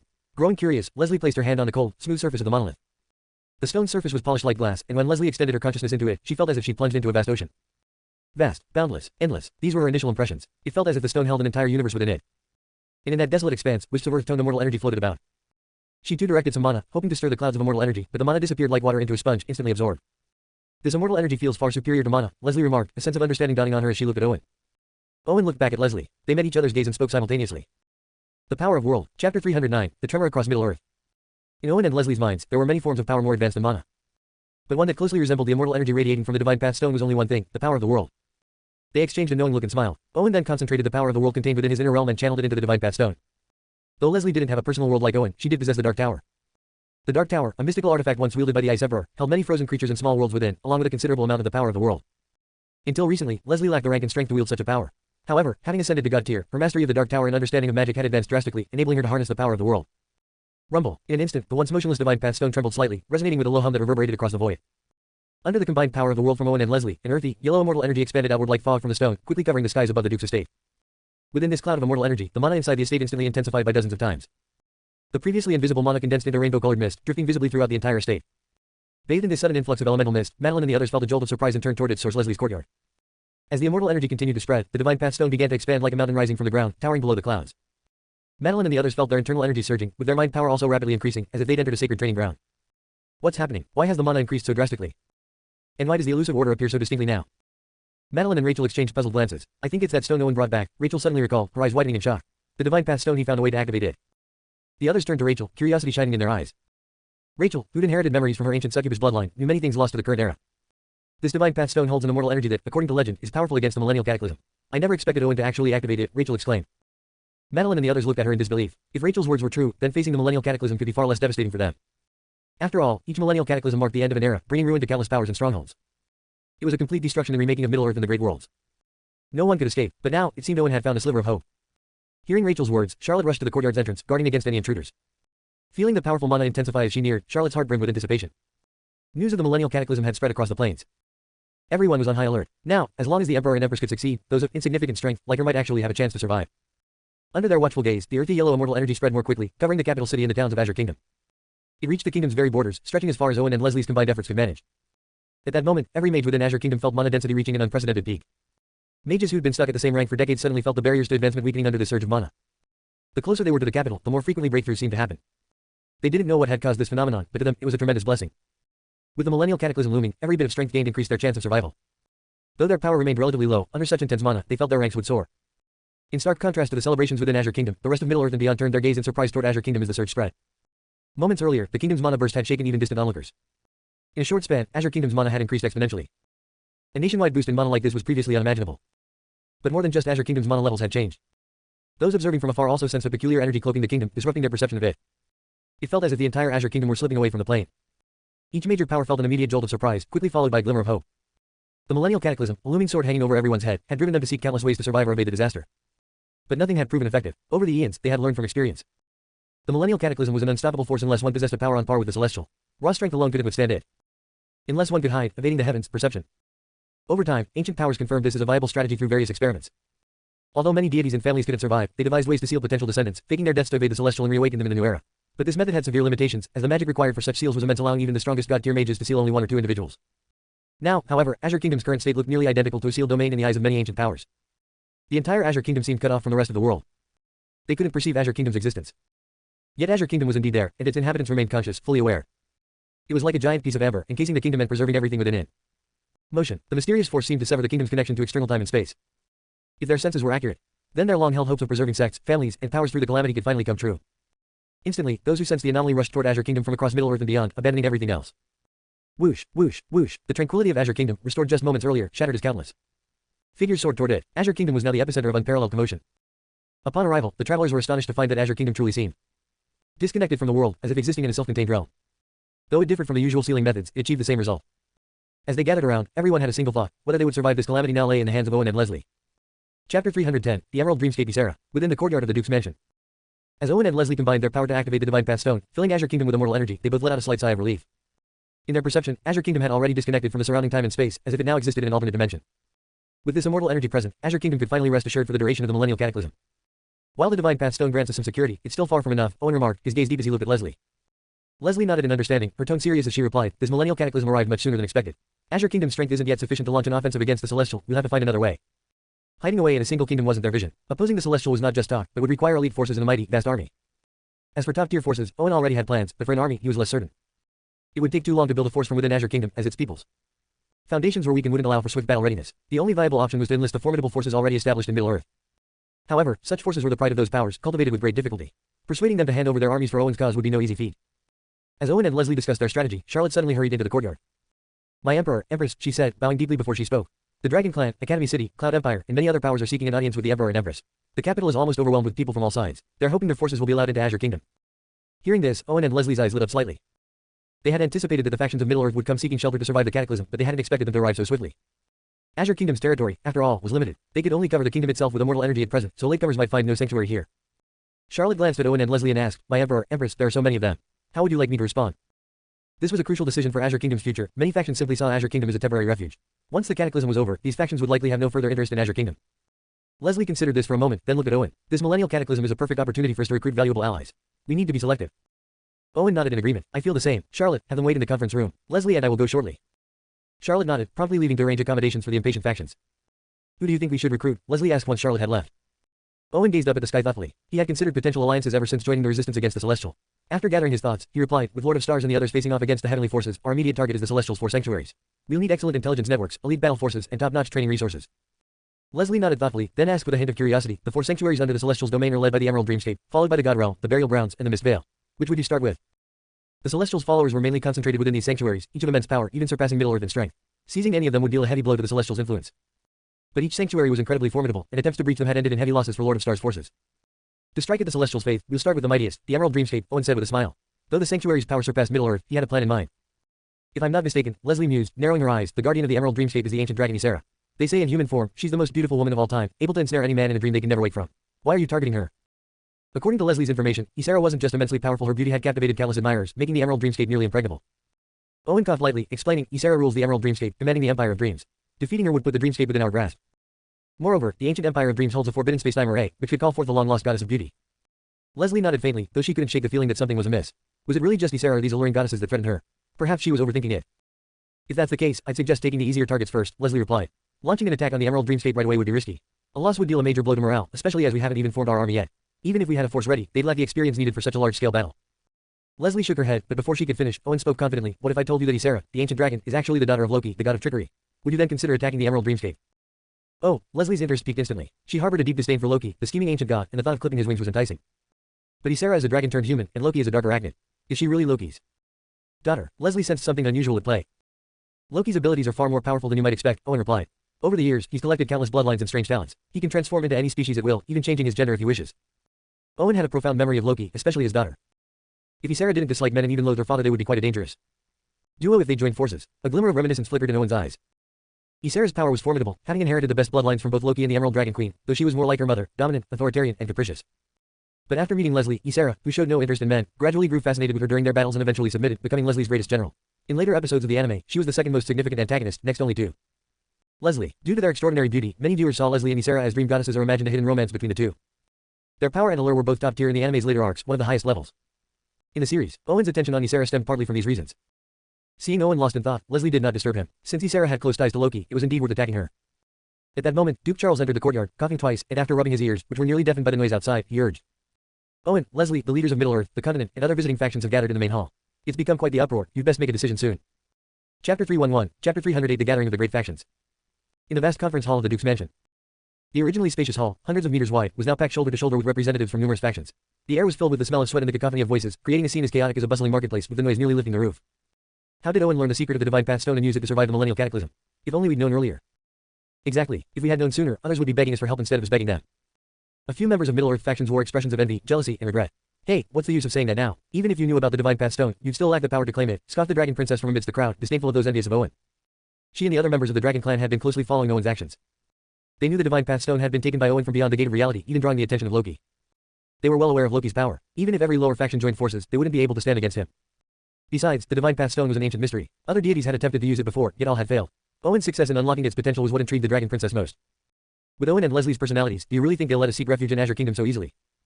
Those two are ruthless and decisive. I doubt they'll let us enter Azure Kingdom without conditions. I'm more concerned that if we do enter Azure Kingdom, our forces might no longer remain ours. With Owen and Leslie's ambition, they'll likely swallow us whole. At this, many mages from Middle-earth and the continent scowled, faces darkening with uncertainty. They all wanted to survive the cataclysm, but not at the cost of surrendering the forces they and their families had built. We'll band together and negotiate with Owen and Leslie. Our forces must remain under our own control, though we might offer some treasures as payment. I doubt Owen will agree to that. I think so too. Besides, what's wrong with joining Azure Kingdom under Owen's command? His talent is evident, and he's one of the leaders in the resistance against the Celestial.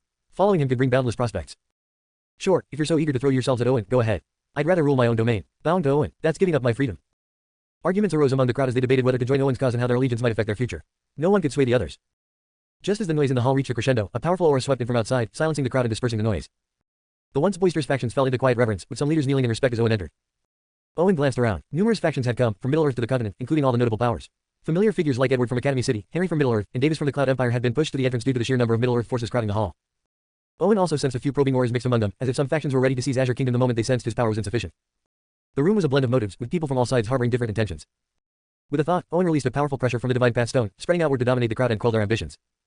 As the force expanded to every corner of the hall, everyone present felt it descend upon them like a waterfall, weighing heavily on their shoulders, causing spines to creak under the pressure. Ancient families from Middle-earth, especially, grew tense. Though they were already aware of Owen's impressive battle prowess, standing before him, they realized how limited their knowledge truly was. Those who had entertained thoughts of seizing Azure Kingdom or stealing the Divine Path Stone now quickly abandoned the notion. The aura Owen emitted made it feel as though they were mired in a swamp, unable to stir the mana around them. Among them were God Emperor-level powerhouses, yet even these formidable figures found themselves breathless, as if a stone weighed upon their chests. If forced into a life-or-death battle, none of them felt confident facing Owen. Though Owen was still only a god-tier mage, his battle strength was easily comparable to a god emperor. And beside him stood Leslie, who was as ruthless as she was cold as ice. Together, they had previously held their ground against a celestial god. With the crowd subdued and their auras quelled, Owen nodded in satisfaction, sweeping a gaze over them before speaking. I understand why you're here, so let me make 3 points clear. First, Azure Kingdom, protected by the Divine Path Stone's immortal energy, can indeed survive the millennial cataclysm. At these words, the factions who had gathered for precisely this purpose visibly brightened, breathing faster, their eyes lighting up. While they had already assumed as much, hearing Owen confirm it ignited their hope of survival. The millennial cataclysm was a disaster that engulfed the entire era. Many here regarded themselves as top mages of their time, yet they had little confidence in surviving it, much less leading their followers through it. Now, Azure Kingdom represented their only chance. Seeing their reactions, Owen smiled and continued, however, as you know, Azure Kingdom's territory is limited. It's impossible for all factions to enter.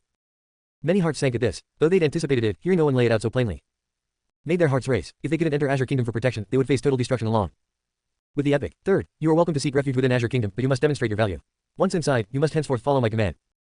With that, Owen fell silent, surveying them calmly as he awaited their decision. Follow Owen's orders after receiving protection from Azure Kingdom. Many present furrowed their brows. This was precisely what they had feared, though they hadn't expected Owen to put it forth so directly, with no room for negotiation. Faces turned complex, and someone couldn't resist asking, Lord Owen, if we join Azure Kingdom, will our kingdoms be able to remain independent? Will we forever become vassals of Azure Kingdom? Several leaders, reluctant to give up, pressed for clarification. Owen nodded. I've made myself clear. If you disagree, you are free to leave. Azure Kingdom didn't need every faction. For Owen, this was an excellent opportunity to filter out those with ulterior motives. The crowd exchanged glances, particularly the top factions, who hesitated even more. Chapter 312, Decisions of the Major Powers. No, absolutely not. If we join the Azure Kingdom under Owen's terms, we'd be nothing more than his ministers, perhaps even his slaves. The assembly hall was in chaos, filled with arguments like a bustling marketplace. However, Owen remained calm, watching them patiently, as it was they who needed to be anxious, not him. In this millennial cataclysm, only with the Divine Path Stone was there a certain chance of survival. Compared to their own lives, what did subservience matter? Besides, Owen had no interest in enslaving them, he simply wanted to rally all their forces to resist the Celestial together. Under Owen's calm gaze, the factions that had good relations with him agreed without hesitation. Owen, we, the Bone Dragons, are willing to join the Azure Kingdom unconditionally and henceforth obey your commands. The Bone Dragon King, along with a little girl from his kin, stepped forward to Owen's side. His dragon-headed, human-bodied form bowed to signify his submission. To the Bone Dragon King, Owen was a friend with whom he'd once fought side by side, and there was no shame in yielding to him. Considering the harshness of the millennial cataclysm, he might have considered submitting even if it weren't Owen who wielded the Divine Path Stone. Survival, after all, was paramount. Owen, grateful for the Bone Dragon King's previous assistance against the Pyrothrone Kingdom, warmly welcomed him now. Well then, Bone Dragon King, we are old friends. Welcome to the Azure Kingdom family. Owen helped the Bone Dragon King to his feet, patting the Bone Dragon Princess's head and letting them stand behind him. With Owen's acceptance of the Bone Dragon King into the Azure Kingdom, the crowd turned their attention to them.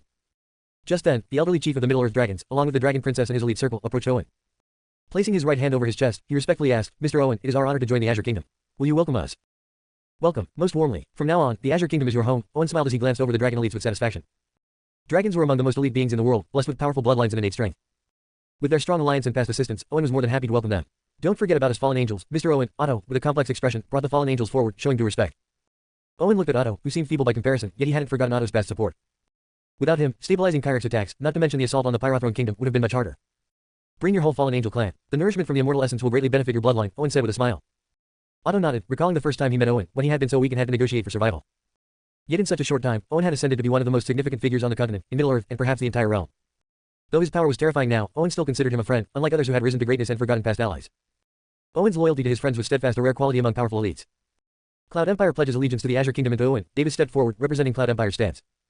From early on, the Cloud Empire had noticed Owen's extraordinary feats. In such a short time, he had become a figure they could only look up to. Aligning with him was their only chance to survive the millennial cataclysm. With Davis's declaration, the crowd sensed a growing shift toward Owen.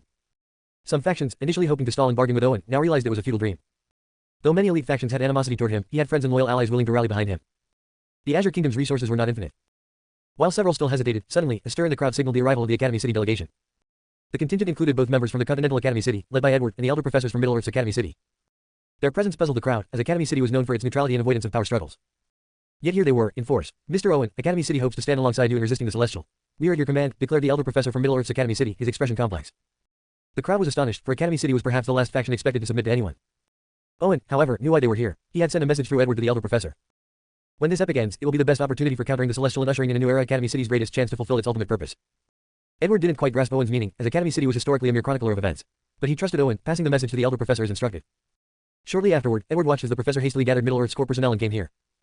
"Welcome, Academy City, to the Azure Kingdom," Owen said, scanning Edward and the others with a genuine smile. While Academy City wasn't the most powerful in combat, their expertise in intelligence and history was unmatched, a crucial asset for the ultimate battle against the Celestial. Academy City was, in fact, the only faction he had personally invited. The elder professor looked at Owen, his gaze deep and contemplative. From the beginning, he had sensed something extraordinary about Owen's rapid rise to power. In only a few years, Owen had walked a path others could not in a lifetime, becoming one of the strongest and most respected figures in the world. What astonished the professor even more was that Owen understood Academy City's true purpose. To others, Academy City was a recorder of history, yet it had originally been established to oppose the Celestial. Its founder, disheartened by the Celestial's vast power, had created Academy City to study the realm's history, seeking a way to counter the Celestial's might. Chapter 313, Chapter 310 The Four Great Powers. Over the years, Academy City had conducted secret research, yet the more they delved, the more despair they felt. No matter how they strategized or united, they could not defeat the Celestial.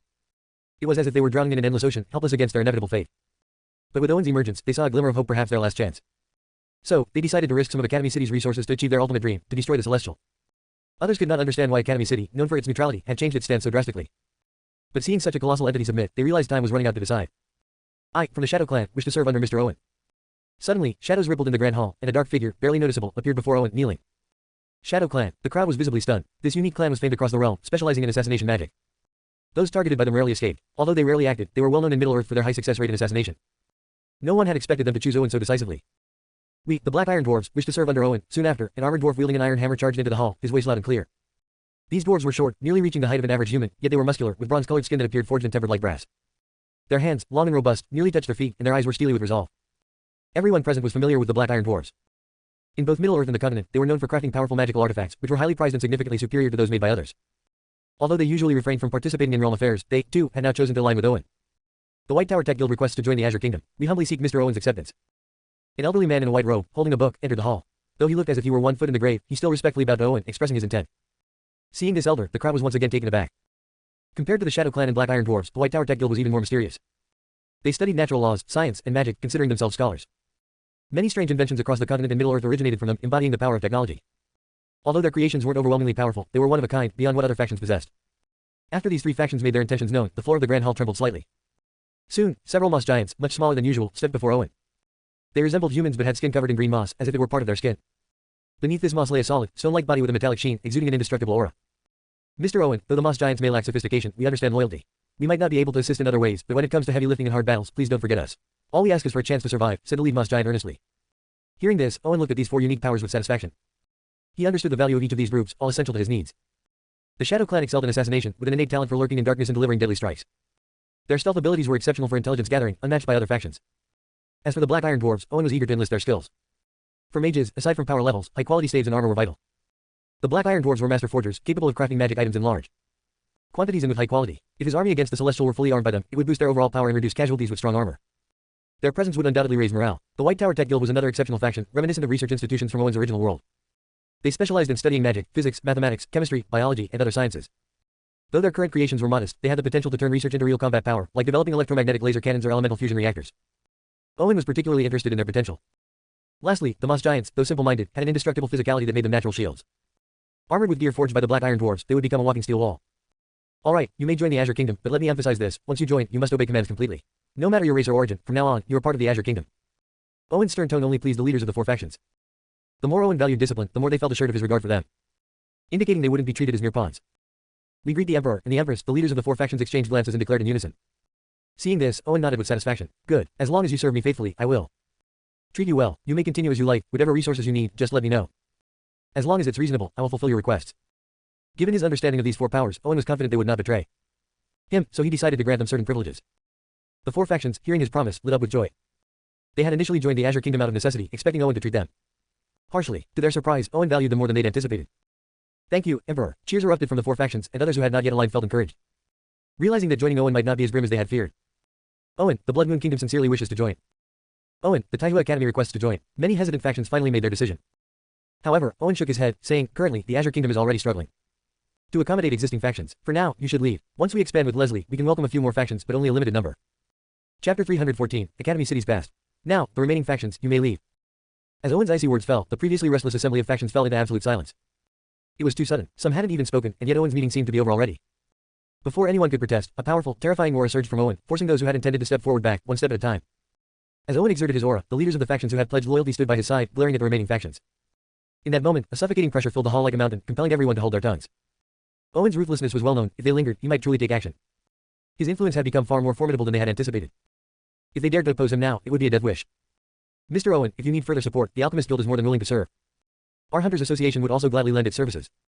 The Sun Cult is at your service as well. Though they knew Owen had chosen his allies, they left a final word, hoping for consideration, before they departed, disappointed.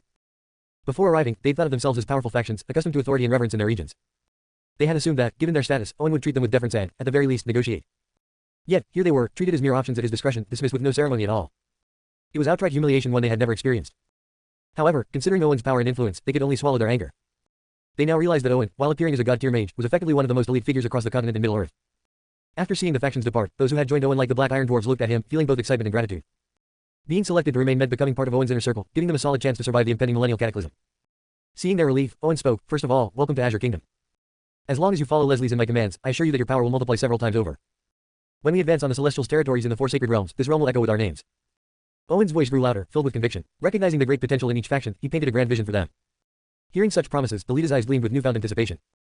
If anyone else had made such claims to elevate their power, influence, and even conquer the four sacred realms, they would never have believed it. But Owen's life was full of legendary achievements, repeatedly accomplishing the seemingly impossible. They were convinced that, under Owen's leadership, they could indeed reach these lofty goals.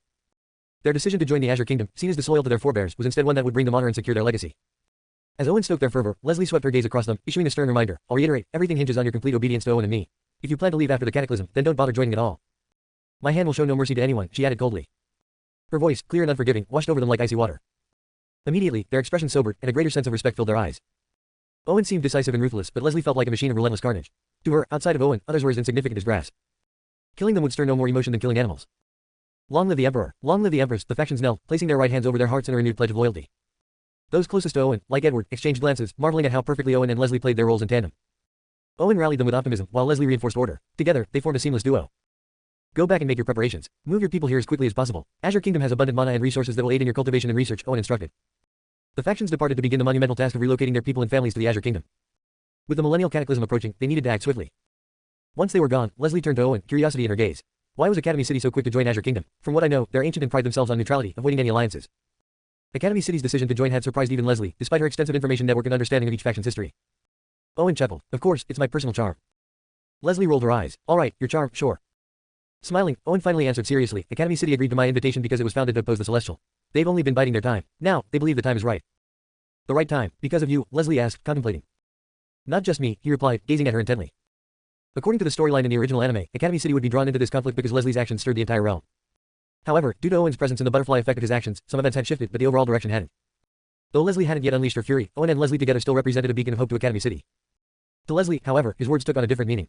She grinned, so, Academy City joining us is partially my accomplishment. Naturally, I've always believed that as long as we're united, there's nothing we can't achieve. You trust me that much? Owen didn't reply with words, instead, he leaned in and kissed her. Madeline and the others in the hall, watching this unexpected display of affection, were speechless. Moments ago, they had been immersed in serious discussions, and now. After the kiss, both Owen and Leslie blushed slightly, the air between them thick with warmth. Yet they kept it brief, not going any further. Once composed, Owen explained to Leslie Academy City's backstory. It had once been one of the main powers in the four sacred realms but was driven out by the Celestial in a bloody purge. Hearing this, Leslie nodded, feeling even more confident about their upcoming plans against the four sacred realms. Chapter 315, Chapter 312 The Arrival of the Millennial Cataclysm. News quickly spread across the continent and Middle-earth that Owen was gathering forces in Azure Kingdom to build a superpower. Although many factions were already aware of this plan, they hadn't expected Owen to truly go through with it. Azure Kingdom, which had already made a powerful name for itself in the battle against the Forbidden Zone, had become a fearsome force in the minds of all. Now, with the addition of so many prestigious factions, Azure Kingdom instantly rose to become the most revered empire. Many were eager to join Azure Kingdom, hoping to become part of its ranks. After all, only 2 months remained before the millennial cataclysm would arrive. What waves would Azure Kingdom stir in this short time? Many were curious and full of anticipation. Under everyone's watchful gaze, 2 months quietly passed. During this time, both the continent and Middle-earth fell into a strange calm. Conflicts and wars faded away, but it was clear to those with insight that this was merely the last calm before the millennial cataclysm. Similarly, Azure Kingdom's own peace left many puzzled. After 2 months, Azure Kingdom's rapid expansion seemed to come to a halt. Until, on this day, a series of explosive news spread across the continent and Middle-earth. The Black Iron Dwarves have relocated their entire nation to Azure Kingdom's Thousand Hills. The Moss Giants have moved to the depths of the abyss in Azure Kingdom. The White Tower Tech Guild has relocated near the capital. The Shadow Clan has settled near the Black Forest. The Dragon Clan has moved to the Rivers District. One after another, various races and kingdoms began massive migrations, all heading to Azure Kingdom. The once bustling kingdom became even livelier, with factions moving into nearly every region. At this moment, the leaders of these factions gathered in the central square of the capital. We welcome the Emperor and the Empress. When Owen and Leslie appeared on the high walls, the crowd gathered in the square bowed, their loud voices echoing to the skies. They were all dressed in Azure Kingdom's attire, having gradually integrated into every aspect of the kingdom. Though Azure Kingdom had seemed peaceful these past 2 months, managing the influx of so many factions, finding locations, arranging cooperation, and organizing training had required meticulous planning. Now, after 2 months, everything had finally settled into place. Owen and Leslie surveyed the dense crowd below. With the inclusion of these factions and races, a superpower encompassing the top forces of Middle-earth and the continent had taken shape. When fully consolidated, they would undoubtedly astonish the world. The migration of these factions is nearly complete, and just in time, Owen said, rubbing his temples tiredly. These past days, he hadn't been able to merely delegate tasks, too many matters required his personal oversight. Leslie, equally busy, looked up at the sky with a hint of concern. Although we completed the relocation before the millennial cataclysm, the time of the catastrophe has drawn even closer. Owen followed her gaze. The sky was dim and shrouded in mist, devoid of the usual brightness.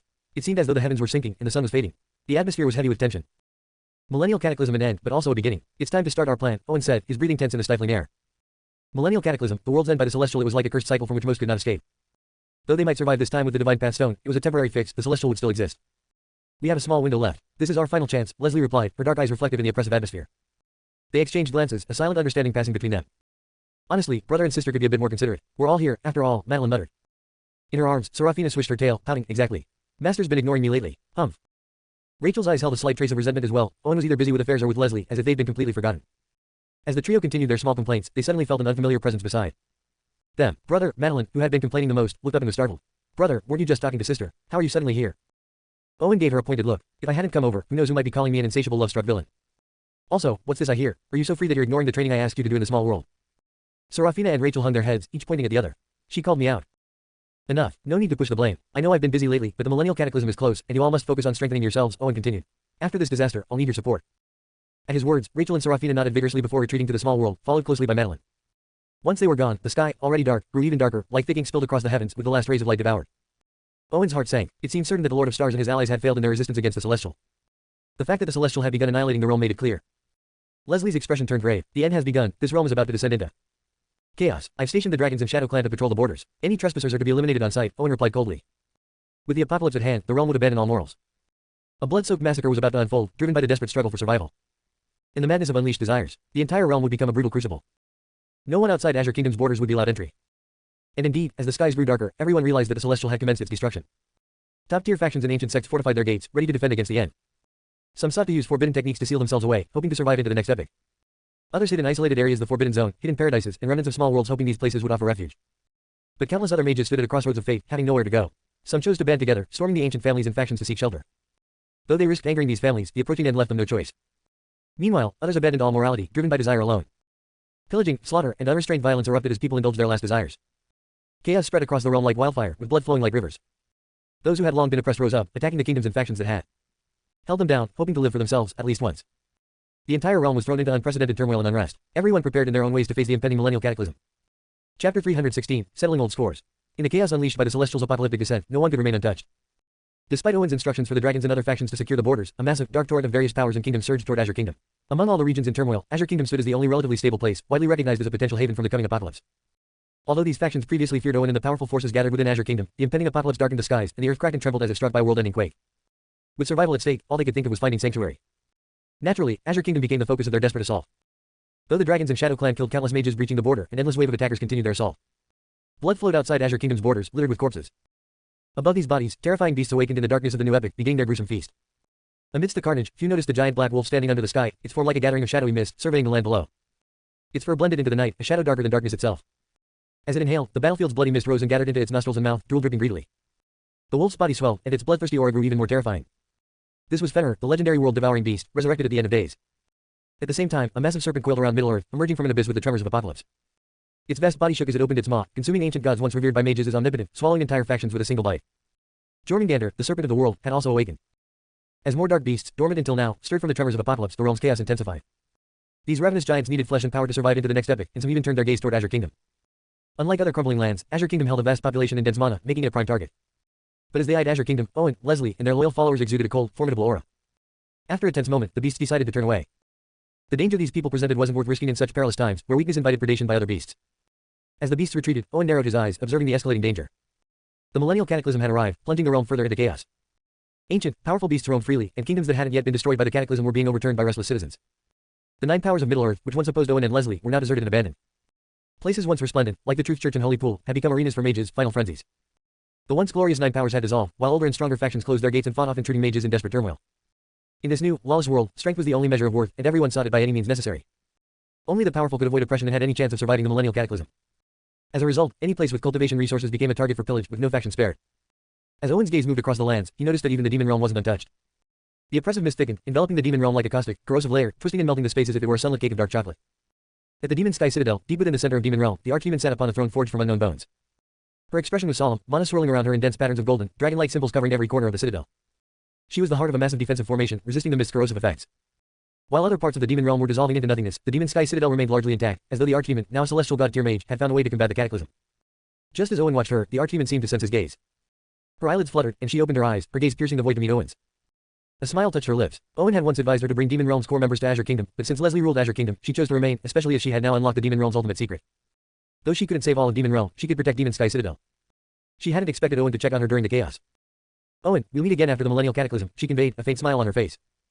Owen was about to respond when he noticed someone familiar beside the archdemon Ymir. Shock crossed his face. He had sent people to retrieve her and her family before the cataclysm began, but they had mysteriously vanished. To his surprise, the archdemon had taken them in. As Owen processed this, the golden patterns on the archdemon's body glowed, dispersing Owen's vision from Demon Realm. Turning his attention back to the chaos, he observed the turmoil spreading across Middle Earth and the continent. When his gaze fell upon Luna Academy, his heart sank. Luna Academy was now almost entirely in ruins, a shadow of its former grandeur. Preparing to focus his senses and search for Reina and Mary, Owen suddenly sensed a familiar energy. Turning, he saw Leslie, equally solemn. "Luna Academy was just attacked. Let's go and check on them. Reina, carrying your child, must not be left unprotected," she said. Owen was silent for a moment before nodding. Agreed. Epic's end had come, and with it, the time to settle old debts. Owen thought of those he had wronged, his regret toward Reina and Mary ran deepest. He had sent word to Reina previously, but his message was met with silence. Both of them were decisive by nature, and with Leslie's approval, he summoned Charlotte and others, delegating critical tasks for them to handle in his absence. They were instructed to keep a low profile and focus on defense until his return. With matters arranged, Owen and Leslie left Azure Kingdom and set off for Luna Academy. Chapter 317, The Two People Owen Knows. Charlotte, the Elder Dragon Chief, and others tried to dissuade Owen and Leslie from leaving during such a critical time, as they were the true pillars of Azure Kingdom. If an emergency occurred, their absence would make things difficult to handle. However, upon learning that Owen was heading to Luna Academy, they could do nothing to stop him. Rumors of Owen's past encounter with Reina had spread throughout Azure Kingdom. Reina was carrying Owen's child and was still outside, with little chance of surviving the Millennial Cataclysm. While most didn't care much about Reina, they considered her unborn child, Owen's own blood, incredibly precious. Owen was recognized as their emperor, and Azure Kingdom was regarded as the most powerful empire, possibly the only surviving stronghold after the Cataclysm.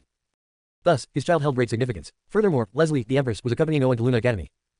She was his lawful wife, blessed by everyone. Yet Reina had conceived before Leslie, making many anxious about the trip. They all hoped for a peaceful outcome. Thanks to Owen and Leslie's speed, they soon arrived at Luna Academy. The academy was eerily quiet, littered with corpses and pools of blood, some still warm, a sign of a recent battle. As one of the most renowned academies on the continent, Luna Academy possessed abundant resources, making it a prime target for mages seeking to strengthen themselves. For Owen, this was his first time entering Luna Academy, and as he anticipated seeing Reina, memories resurfaced, stirring tension within him. Before long, they reached the academy's central area and saw a small courtyard. Inside, a blue-haired woman was hurriedly gathering her belongings, ignoring the bloodstains on her clothes. Owen recognized her instantly. Reina. She hadn't changed at all, still radiating a cold, noble aura that kept others at a distance, just like her disciple, Mary. Sensing his gaze, Reina turned, and upon seeing Owen, her body trembled slightly. The icy distance in her eyes melted somewhat, a glint of emotion breaking through. Owen, she hadn't expected to see him here. Her resolve to avoid him crumbled like shattered glass, her eyes softening despite herself. Under her intense gaze, Owen hesitated, then gave a small smile and greeted her. "It's been a long time. How have you been?" Reina's cold demeanor softened, but as she was about to speak, she noticed Leslie standing behind Owen. Immediately, her eyes grew frosty, and whatever emotions she had shown vanished. "What are you doing here?" Reina asked, her voice cold, her gaze fixed on Leslie. Leslie responded calmly, "You're carrying Owen's child. Owen is my husband, so his child is mine as well. Isn't it normal for me to be here?" Though Reina exuded a cold presence, Leslie's aura was far more dominant. Reina, once the head of an academy and accustomed to authority, couldn't help but lower her gaze in the face of Leslie's imposing demeanor. Soon, however, she adjusted, her expression resolute. "This child has nothing to do with either of you," she said. "I'm leaving soon, you should go." Reina had essentially issued an eviction order to both Owen and Leslie. Seeing the tension rise, Owen stepped forward. "It was all my fault. Please, give me a chance. I'll take good care of the child." Reina's expression softened slightly, but as she noticed the conversation turning toward the child, her brow furrowed. "I'll take good care of the child myself. No need for the Emperor to worry." Just as she finished speaking, a young girl who looked remarkably similar to Reina stepped out from the back of the courtyard. She looked very young, her delicate face filled with an innocent charm. Blinking her large, gem-like eyes, she scanned the room before tugging on Reina's robe. Mommy, who are they?" she asked, her voice filled with childish curiosity. The girl's sweet voice stirred a protective instinct in everyone present. Reina frowned, about to explain the situation to Owen and Leslie, but before she could, the young girl walked over to Owen and looked him up and down. "Are you my daddy? Mommy says my daddy is a very nice person." She studied him with her bright eyes, seemingly trying to confirm his identity. "Mommy, let's go with daddy. I want us to be together," she said, her voice trembling as if she had endured a great injustice. "Enough, Lana. Do you think they haven't figured it out by now?" Reina picked up the girl inside. At this, Lana looked at Owen and Leslie, her expression shifting as Owen's initial mix of nervousness, guilt, and tension transformed into something more complex. Leslie's gaze, colder than ever, bore into Lana. "You're not his child. Who are you?" Leslie demanded. Owen, now understanding the situation, realized that Lana had sought him out not out of genuine affection, but with a motive she had intended to use him for her own ends, a way to create her own body. He had been manipulated. Realizing this, he understood why Reina had said the child wasn't his. She hadn't been speaking out of anger but stating a fact. Explaining everything to Leslie, Owen watched as her expression softened toward Reina, the animosity receding. So, if this child has nothing to do with us, then we'll take our leave, Leslie said, ready to depart. But Owen held her hand, turning to Raina. Where's Mary? I haven't sensed her presence. Here, resolving the issue with Raina was simpler than he'd expected, but Mary's absence left him unsettled. She left some time ago, Raina replied with a sigh. She hadn't intended to mention Mary, but seeing Owen's concern, she felt it would be unfair to keep it from him. Where did she go? Owen pressed. He knew his wedding with Leslie must have affected Mary, but he hadn't expected her to leave the academy. Given the dangers of the outside world, he couldn't help but worry. Raina, her face a complex mix of emotions, pointed to the sky. To the Emerald Dreamscape, one of the 4 sacred realms. She said that only in a great dream could she fully forget you and start a new life. Emerald Dreamscape. Hearing the name, Owen's expression grew complicated. Thinking of Mary's affection for him, he realized the depth of the impact his marriage to Leslie must have had on her. Mary, the cold and distant princess, had even expressed her feelings to him, making his marriage all the harder for her to accept. I'll be going to Emerald Dreamscape as well. From now on, it would be best if we don't meet again, Raina said, glancing at Leslie before turning to leave with Lana. Chapter 318, Epic's End. Watching Raina and Lana walk away, Owen and Leslie exchanged complex looks. After all, the Emerald Dreamscape was the next target on their invasion list. They would be meeting again soon. However, with Epic's End not yet fully upon them, they wouldn't be executing their plans just yet. Leslie, this whole situation is my fault, Owen said apologetically once Raina and Lana were gone. While the child technically wasn't his one-night affair with Raina was still his mistake. Seeing his apology, Leslie gently shook her head. It's in the past, I don't want to dwell on it. Just promise me that you'll stay by my side forever. Leslie hadn't finished speaking when Owen moved, kissed her soft, flower-like lips. After a long kiss, he gazed at Leslie affectionately, a sudden thought arising in his heart. Maybe it's time we had a child of our own. A blush rose to Leslie's cheeks. Let's think about the future when it comes, she replied. Seeing Leslie so bashful was rare for Owen, and he couldn't help but smile. All right, as you wish. Given our level, conceiving won't be easy, but with a little hard work, we'll get there eventually. Leslie rolled her eyes at him, and Owen chuckled before asking, would you prefer a boy or a girl? I'd love them no matter what. But if it's a boy, I hope he takes after me. If it's a girl, I hope she's more like you, Leslie replied thoughtfully. Owen looked at her in confusion. Why is that? You're too affectionate. I hope our child is loyal to the one they love, staying by their side forever, unlike you, who's always chasing after other flowers, Leslie teased. If it's a girl, I'd want her to be open-hearted. Being cold-hearted wouldn't be good for her. Owen nodded in agreement. Then, if it's a boy, you can teach him more, and if it's a girl, I'll take care of guiding her. Just as the two were picturing what their future child might look like, a strange energy suddenly surged from the horizon. In an instant, the sky grew darker, as though black ink had been poured into murky water. Not only was sight swallowed up, but even their senses felt thick and sluggish, as if a terrifying power was tearing through the ancient void from afar. Owen and Leslie's expressions grew serious as they sensed the extreme danger emanating from the ominous energy sweeping across the heavens. Epic's End has begun. With this realization, they quickly turned and headed back toward Azure Kingdom. Almost simultaneously, mages across various regions felt the shift, their expressions becoming grim. Millennial Cataclysm Epic's End. Everyone grasped the significance of this moment. Those who had been fighting over resources now frantically fled the advancing wave of destruction, while elite factions and ancient sects activated formations and defenses, using all the resources they had prepared. Then, a deep, resonant sound echoed across the realm like a countdown. Time itself seemed to pause for an instant. Under countless horrified gazes, waves of terrifying energy ripped through the void, becoming visible to all. Thunder. A deluge of apocalyptic, purple lightning surged from the void, flooding everyone's vision. It was as though the Creator himself wielded thunder to obliterate every corner of this realm. Wherever the thunder passed, space itself cracked and shattered into ancient, chaotic energy. Apocalyptic thunder. Owen and Leslie exchanged shocked glances, seeing the horror in each other's eyes. They had both heard of apocalyptic thunder before, said only to appear at the end of an epic. Space, matter, and even ethereal souls and elements would all turn to dust under its wrath. Now, the churning purple thunder rolled across the sky like a massive wave, covering the heavens, followed by a cold, chaotic void from which no trace of existence could be sensed, a deep, distant blackness like a starless night. The chaotic aura felt strangely familiar to Owen, as if he'd encountered it somewhere before. Meanwhile, countless mages fleeing in terror found that the speed of the advancing thunder was far beyond their own. Those trailing behind, with no hope of escape, let out furious roars, unleashing the most powerful magic attacks of their lives. Blinding flashes filled the air, stirring the void with intense waves of energy.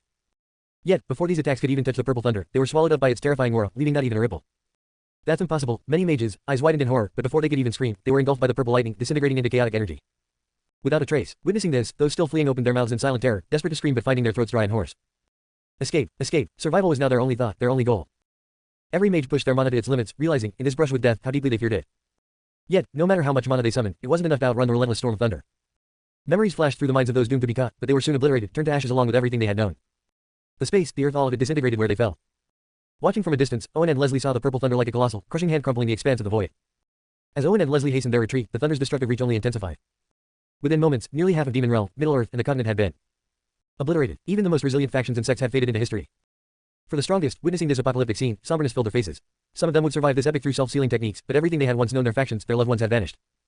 Although they would continue to live, they would be entirely alone, with no one and nothing left. Their fleeting relief was tinged with bitter isolation. And in that moment, their hatred for the celestial soared to unprecedented heights. The destruction continued, the realm continued to crumble, mountains fractured, rivers howled. Under the apocalyptic thunder, all things were equal, none could escape the fate of turning to chaos. As Owen and Leslie entered Azure Kingdom, a wave of destruction swept past them, only to be repelled by the immortal aura radiating from the divine path stone. Under the apocalyptic thunder, the entire realm was utterly destroyed. Chapter 319. Destruction is also a beginning. In Owen's perception, Azure Kingdom appeared as the only light within an endless darkness. Those under Azure Kingdom's protection gazed into the void, their faces filled with profound gratitude. Even from a distance, merely observing the apocalyptic thunder's power made their hearts race, as if their bodies were being devoured by countless ants. They were certain that if they had faced that lightning strike directly, their fate would have been utter obliteration, with no possibility of survival. When the thunderstorm swept across the land, they sensed the annihilation of beings far stronger than themselves, wiped from existence without leaving a trace. Were it not for Owen and the protection of Azure Kingdom, they would now share the same fate as those mages and fallen factions. This thought made their gratitude toward Owen even stronger, reinforcing the wisdom of their decision. The people from Academy City, Otto of the Fallen Angels, the Bone Dragon King, and other leaders looked at Owen with growing reverence. They had survived this epic solely due to Owen, and thinking back to their first meeting, they remembered Owen as a young, almost delicate figure. At that time, they already knew he was extraordinary, destined for greatness, but never expected to rely on him so soon. Even those who had once resented losing their autonomy under Owen felt their grievances vanish entirely. Being alive, able to be with those they loved and who loved them, it was a joy they'd nearly forgotten. Meanwhile, the citizens of Azure Kingdom were filled with unparalleled zeal. All other kingdoms had perished in this cataclysm, yet they survived, as Owen and Leslie truly regarded them as their people. Within Azure Kingdom, the people's admiration for Owen and Leslie surged to its highest point. As the epic came to a complete end, a message flashed before Owen's eyes, accompanied by a sudden notification from the system. Congratulations, Master. Witnessing apocalyptic thunder has sparked an insight. Master can now use this as a foundation to develop the light of chaos, a force capable of annihilating all. Owen's eyes gleamed with excitement. The destructive power of apocalyptic thunder was unparalleled, reducing everything before it to rubble. According to the system, the light of chaos held epic ending power similar to apocalyptic thunder. If mastered, it could transform any magical attack into primordial chaos, a divine skill that combined offense and defense. With his heart filled with joy, Owen hadn't anticipated such an unexpected gift from witnessing epic's end. Not long after, as the cheers reached their peak, the chaotic energy surrounding Azure Kingdom began to calm. Yet in Owen's senses, this calm felt like the foreboding quiet before a storm. To him, however, this was good news. The end of an epic also marked the beginning of new life. As the world was reborn, the elemental forces became most pure, making it the optimal time to harness the power of order and build an invincible army. Wasting no time, Owen summoned the leaders of various factions to the square, his expression serious as he addressed them. The epic has shattered, and we have survived, but the Celestial still exists. To eradicate the turmoil of the epic, we must destroy the Celestial. And now is the best time to train, he continued with commands. The Dragon Army will henceforth be the Dragon Guard Corps. Shadow Clan will be the Shadow Guard Corps. Moss Giants will form the Giant Corps. Black Iron Dwarves and the White Tower Tech Guild will form the Technology Guild. Under Owen's meticulous guidance, all factions within Azure Kingdom sprang into action. Owen had previously informed them and sought their input, and now it was time to implement the plan. They had already prepared for this moment. While some didn't fully understand the need for distinct divisions and training zones, they followed Owen's orders without hesitation. As they spread across different areas according to the layout, the chaotic energy that had been raging completely settled. This peaceful energy then began to merge under a mysterious force, forming droplets that rained down from above. As the droplets landed within Azure Kingdom, they burst, releasing primordial mana that permeated every corner of the empire. Thanks to the immortal aura from the Divine Path Stone, Azure Kingdom's mana had already grown exponentially richer. Now, with the infusion of these primordial mana droplets, its density increased tenfold. Every mage felt as if they were immersed in mana, their own mana resonating and becoming more refined. Their bodies, too, were strengthened by this pure mana. Some mages with no special constitution experienced a sudden transformation, their bodies evolving into unique physiques, their souls elevated, and their understanding of order skyrocketed. Mages with innate abilities felt an even greater transformation, their physiques advancing to a new level. They were thrilled to find that their levels had risen significantly. Those who had previously been stuck at a bottleneck felt themselves rejuvenated. Talented races like the dragons and fallen angels saw the swiftest leaps in power, their bloodlines growing more ancient with each change. Other mages, unwilling to lag behind, absorbed this primordial mana fervently, realizing how beneficial a reborn world was for those who had survived the epic. Owen, familiar with the storyline and world mechanics, knew that the rebirth following epic's end was the ultimate time for cultivation. He had strategically designated areas, with arrays drawing primordial mana from the cosmos. Not only did the mages benefit, but even the ordinary citizens of Azure Kingdom felt a remarkable transformation. Nearly every citizen awakened magical potential, some even discovering unique abilities. This is the cultivation technique and mage skills prepared for you by the Emperor and Empress. Train well and fulfill their expectations. Owen and Leslie had anticipated this moment, deploying mages to all cities to teach cultivation techniques and mage skills. Though most newly awakened mages possessed average abilities, the sheer number of people meant there would inevitably be many with potential. Furthermore, as these citizens had become mages, their descendants would have even stronger aptitudes. Over generations, Azure Kingdom's people would become the Empire's strongest spear and shield. Already inspired by Owen and Leslie's achievements, the citizens of Azure Kingdom had long yearned to cultivate. Now, with this new opportunity, they seized it eagerly. As they delved deeper into training, they developed a stronger appreciation for Owen and Leslie's extraordinary talent. Despite having every advantage, they still couldn't match the pair's cultivation speed. Owen and Leslie themselves absorbed the dense mana while attuning themselves to the shifts in order brought by the epic's rebirth. Chapter 320, 10 years. As Owen and Leslie absorbed more and more primordial elements, Owen quickly noticed that his small world underwent earth-shattering changes. What had once been merely a prototype of a small world had expanded nearly tenfold due to the continuous infusion of primordial elements. The tree of world at the center grew into a towering giant, reaching up so high that its top was out of sight, resembling a magnificent canopy that seemed to replace the sky above. Beneath this vast canopy, a unique space-time appeared to be gestating on the main trunk. Similar fluctuations of space-time emerged in the underground root system as well. Within these small worlds, it seemed that extraordinary forms of life were also taking shape. Witnessing this scene, Owen was filled with a singular thought. One tree gives birth to 3 realms, 5 spirits dwell in 9 dimensions. This was the ancient tale of how the planes first appeared. However, due to the continuous cycles of epics, destruction, and rebirth, the original and initial world structure had been completely disrupted, leaving only a faint glimpse of this primordial world's nascent form.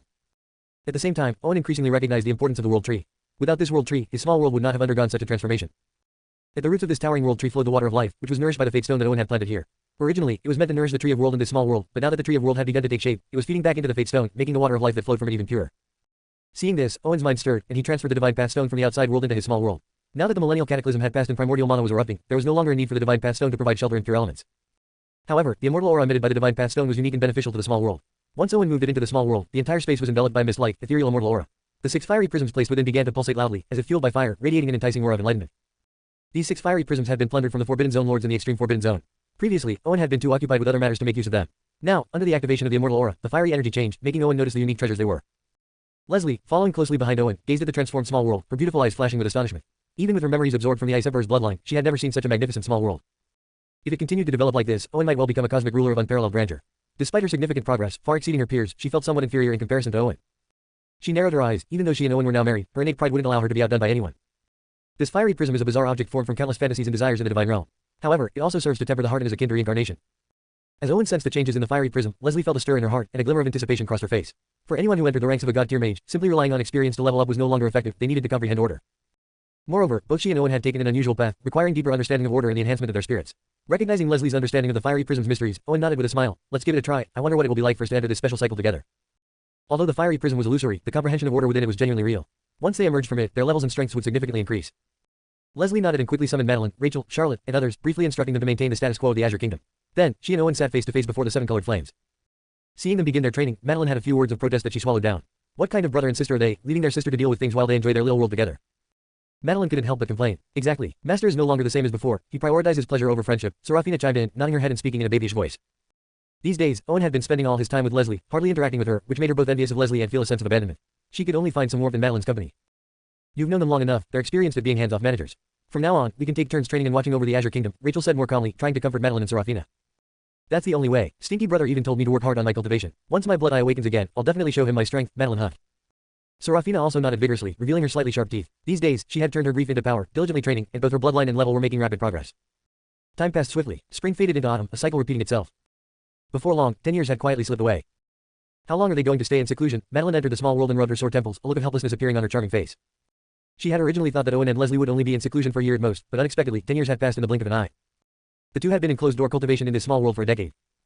In these 10 years of changes, her blood eye had completed its second awakening. Her eyes, already as fiery as flames, now sparkled even more vividly, red as a blooming rose.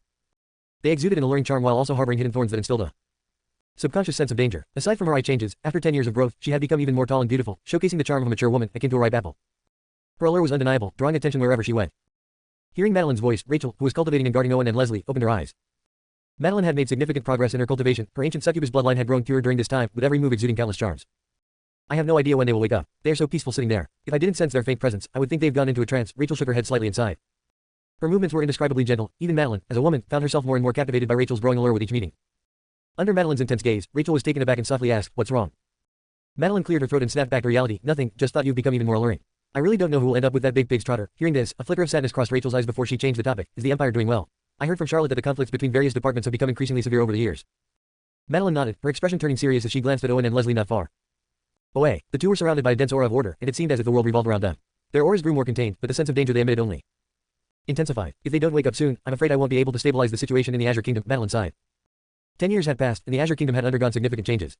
Although she, Charlotte, and Duke Charles had helped manage various affairs during their seclusion, various forces, bolstered by rapid strength increases, had begun to swell with ambition. Whether it was competition for resources or status, it was no longer hidden but laid out in the open. Even though she had been coordinating things in the middle, it was merely a temporary measure. Chapter 321, Nidhogg. The accumulated contradictions and conflicts have become increasingly intense, like a volcano covered by a lid. Though it has not erupted for the time being, the prolonged suppression will make the explosion even more terrifying and irreconcilable when it finally comes. In Madeline's perception, that moment is approaching quickly. After all, Owen and Leslie have not shown themselves for 10 years. Those who were once in awe of the two great talents and powerhouses are now restless and eager to act. Madeline knows very well that the reason Azure Kingdom has been able to unite various factions is not only because it can avoid Epic's end, but mainly due to the strength and prestige of Owen and Leslie. Their prolonged absence has led to rampant rumors about them. Rumors suggest they have perished in Epic's end, been secretly eradicated by the Celestial, or gone mad in their cultivation. There are all sorts of tales. Even though Madeline has tried to quell the rumors, as long as Owen and Leslie remain absent, any debunking only makes the whispers grow louder. The factions are becoming increasingly reckless because of this. Let's just close off here. I've done my best. If Azure Kingdom collapses, it can only be blamed on you for shutting yourselves in for too long. Madeline glanced once more at Owen and Leslie, seeing no signs of awakening, and in frustration, she stomped her foot before leaving the small world again. Today, she had come here to find Owen and Leslie because it was time for the annual departmental reports. Over the years, their strength had increased significantly, hinting at the potential to become sovereigns. They were no longer just being praised in songs about Owen and Leslie. Watching Madeline leave, Rachel sighed slightly, knowing that the external situation was on the brink of collapse. Yet neither she nor Madeline could stabilize the situation. The factions and races brought under Owen's banner were all exceptionally gifted and unruly. They submitted to Azure Kingdom not out of loyalty but rather to Owen and Leslie themselves. As Rachel sighed, she didn't notice that both Owen and Leslie's eyelashes had slightly trembled, indicating signs of awakening. In the conference hall, though a decade has passed, this grand hall remains unchanged, still vast and imposing, filled with representatives from various departments. However, the expressions on their faces have grown devoid of reverence. Particularly upon seeing Madeline seated on the throne, many furrowed their brows. Deep in some people's eyes were expressions of disdain and thoughts of usurpation. The view from that throne had long made many salivate. Had it not been for mutual restraint and attentive respect for Owen and Leslie, they would have already lost their patience and acted. Miss Madeline, have the Emperor and Empress not emerged from their retreat yet? Suddenly, a voice rang out among the gathered crowd. At this question, the previously murmuring crowd fell silent, their ears perked up. Under the scrutiny of countless eyes with various expressions, Madeline tried to remain calm and replied, "My sister and brother-in-law are in seclusion. I will preside over this year's assembly." "Miss Madeline, the Emperor and Empress have been in seclusion for 10 years. How much longer must we wait for them to emerge?" The young man who had asked earlier spoke up again. Madeline glanced at him, her brows slightly knitting together. She recognized this man Heimdall. A genius from Embervale Kingdom, he had been Henry's lackey before Henry's downfall due to cultivation issues. After that, he followed the rising genius from Embervale Kingdom, Nidhogg, becoming one of his 8 generals. Within the restless empire, Nidhogg was the most agitated figure. "Are you questioning the Emperor and Empress's affairs?" Madeline shot a cold glare at him. Heimdall appeared quite intimidated, but a smirk played at the corner of his mouth. "Miss Madeline is right. I am merely a lowly general and naturally cannot question the Emperor and Empress's matters. However, the increasing oppression from other empires against us in Embervale Kingdom is becoming intolerable. I only wish to seek justice from the Emperor and Empress." As he spoke, the coldness on Madeline's face intensified, and an icy wind seemed to sweep through the hall, causing the air to turn slightly red. Madeline couldn't believe Heimdall's audacity. It was Embervale Kingdom's people, under Nidhogg's orders, who were plundering resources from other empires, causing dissatisfaction and subsequent attacks on Embervale Kingdom's territory. Yet, in his words, they were portrayed as the victims. Davis and others from Cloud Empire had their eyes reddened with anger. The 8 generals, under Nidhogg's guidance, had grown increasingly reckless. Their power was formidable, and Nidhogg's strength was unfathomable. If it weren't for Nidhogg's uncertainty about whether Owen and Leslie had perished, he might have already erased them instead of merely plundering. They had previously brought this issue to Madeline's attention, seeking Owen and Leslie for justice. However, because they were in a critical seclusion period, Madeline could only pacify them temporarily. Now, they had turned the tables, leaving Davis and the others glaring at Madeline without other options. Madeline eyed Heimdall, noticing that the area around him was empty. The supposed gathering of Nidhogg and others was conspicuously absent. She coldly questioned, "Where are the people from Embervale Kingdom?" Upon hearing this, others finally realized that Nidhogg had not personally attended this year's assembly. This was not a simple gathering. In previous years, this assembly was not only for praising Owen and Leslie but also crucial for distributing interests, adjusting personnel and rewards among various departments, and addressing conflicts and demands from different factions. Nidhogg's absence from this assembly was a blatant act of defiance against Owen and Leslie. As countless gazes scrutinized him, Heimdall remained unfazed, saying, "The Emperor and Empress are in seclusion, and my lord is also in a critical retreat. Whether he comes or not is not something a mere subordinate like me can question." With this statement, everyone's eyes flared with anger. This annual assembly is set by the Emperor and Empress. Is Nidhogg planning a rebellion? Madeline could no longer endure Heimdall's provocations and spoke coldly. As Heimdall was about to respond, a contemptuous voice suddenly echoed from outside the hall. "What does Miss Madeline mean by this? We are alive today all thanks to the Emperor and Empress." As the voice rang out, everyone turned to look. At the entrance of the hall stood a golden-haired man, exuding charisma. He wore a smile that seemed amiable, but those who truly knew him understood that beneath that smile lay a predatory monster. Nidhogg, leading the 8 generals of Embervale Kingdom, pays respects to Miss Madeline. The golden-haired man smiled casually and spoke. Though his words appeared respectful, his face was full of frivolousness. His deep-set eyes fixed on Madeline, as if trying to peel away her clothes. Madeline's brow furrowed. Nidhogg was originally a genius sealed away in the previous epic, awakening before the destruction of the epic, becoming a talent of Embervale Kingdom. He had never shown any signs of abnormality before, but after epic's end, his true nature began to reveal itself. She had long suspected that Henry's death was part of his scheme. After all, with Henry's talent, it was unlikely he would die merely from a cultivation mishap. However, she had no evidence, and Nidhogg's power had grown immensely. His own strength was unfathomable. Taking action against him would only tear Azure Kingdom apart even further. Chapter 322, Why Follow Owen to Die. Under Madeline's increasingly piercing gaze, Nidhogg met her eyes unbothered and said lightly, "Miss Madeline, since all the factions are present, I would like to ask, what is the current situation with the Emperor and Empress? Although I haven't spent much time with the Emperor and Empress, their reputations are well known. If any close ones of theirs pose a threat to them, don't blame me for being rude." Nidhogg spoke with righteous indignation, prompting Heimdall beside him to quickly echo, "Though we know that messages can be unreliable, there are rumors that the Emperor and Empress's disappearance is related to Miss Madeline, as you seem to be the one most informed about their situation." Upon hearing Heimdall's words, the expressions of those gathered in the Great Hall changed slightly. They were already aware that Nidhogg and his minions had ill intentions. However, the act of sowing discord and reversing right and wrong in front of everyone left them astonished. Madeline, fueled by the provoking comments of Nidhogg and Heimdall, coldly retorted, "If you're so eager to know about my brother-in-law and sister, you need not hesitate. Just stir up Azure Kingdom into chaos, perhaps they will emerge soon, and you can meet them provided you can withstand their wrath." Nidhogg and the other smiles froze completely. Madeline's current display of authority was based on the assumption that they wouldn't dare to act against her. But after 10 years of hard training and with the boost of primordial mana, his breakthrough in power was astonishing. Besides, he was already a prodigy of the last era. With his strength growing, his desires were also rising. Owen and Leslie had indeed been exceptional talents a decade ago, but he believed he had surpassed them. Facing Owen and Leslie, he wasn't necessarily afraid of them. After all, he had achieved the body of the arcane god. With narrowed eyes, Nidhogg gazed at Madeline. "I have great respect for the Emperor and Empress. Previously, I was not strong enough, but if they truly emerge from their retreat, I genuinely want to see how much they have improved." At this remark, the expressions of everyone in the hall turned complex. They were aware of Nidhogg's terrifying combat power. Those who had faced him, like Davis, knew that even a god Emperor-level mage could not stand against him. As the tide of the new era began, he had become a prominent figure. While they didn't believe Nidhogg could match Owen and Leslie, they felt powerless against this man. Seeing the fierce fighting spirit in Nidhogg's eyes, Madeline sneered, "With your strength, you are unworthy to face my brother-in-law and sister. Do you think I'm unaware of your schemes? I've been observing the broader picture, but if you continue to pressure me, don't blame me for being impolite." She knew that in these turbulent times, it was crucial to suppress any negative signs. After a moment's hesitation, Nidhogg seemed to weigh his options and slowly said, "Miss Madeline, why must you be so angry? The Emperor and Empress are exceptional individuals. My intention to challenge them is merely to further my own progress." Madeline's strong stance made Nidhogg more certain that Owen and Leslie were genuinely in seclusion and not merely bluffing. After all, he was aware of his own strength. If Madeline had no backup, she couldn't possibly be so unwavering. Within Azure Kingdom, there were others harboring ulterior motives. Once the fuse was lit, the situation would spiral beyond her control. Seeing Nidhogg's attitude seemingly soften, Davis and others breathed a sigh of relief. From Madeline's words, it appeared she didn't know how long Owen and Leslie would remain in seclusion. As Owen's friends, they hoped that upon their return, the Empire would not fall apart after having finally come together. However, some onlookers secretly shook their heads in disappointment. They genuinely hoped Nidhogg would make a move. As various thoughts swirled through their minds, Nidhogg suddenly spoke again, "Miss Madeline, you should understand my position. If you marry me, I will unconditionally support all your decisions and dedicate myself to stabilizing Azure Kingdom. The hall fell silent again due to Nidhogg's shocking declaration. Madeline clenched her delicate fists, her teeth almost grinding from fury. A few years ago, when Nidhogg first rose to prominence, he had persistently pursued her, professing undying love. But it was evident he was more interested in her body and her identity as Owen and Leslie's sister. She had turned him down many times before, thinking he would finally give up, but here he was again, bringing it up at such a critical moment. Madeline slammed her palm onto the table in front of her. Dream on. She despised Nidhogg's wild, hypocritical nature. He was attempting to pressure her under the guise of marriage, hoping she would agree for the sake of the greater good. But she intended to crush any hope he harbored here. A glint of malice flashed in Nidhogg's eyes. He had expected Madeline to show some reservation, even if she refused, he anticipated a more polite decline.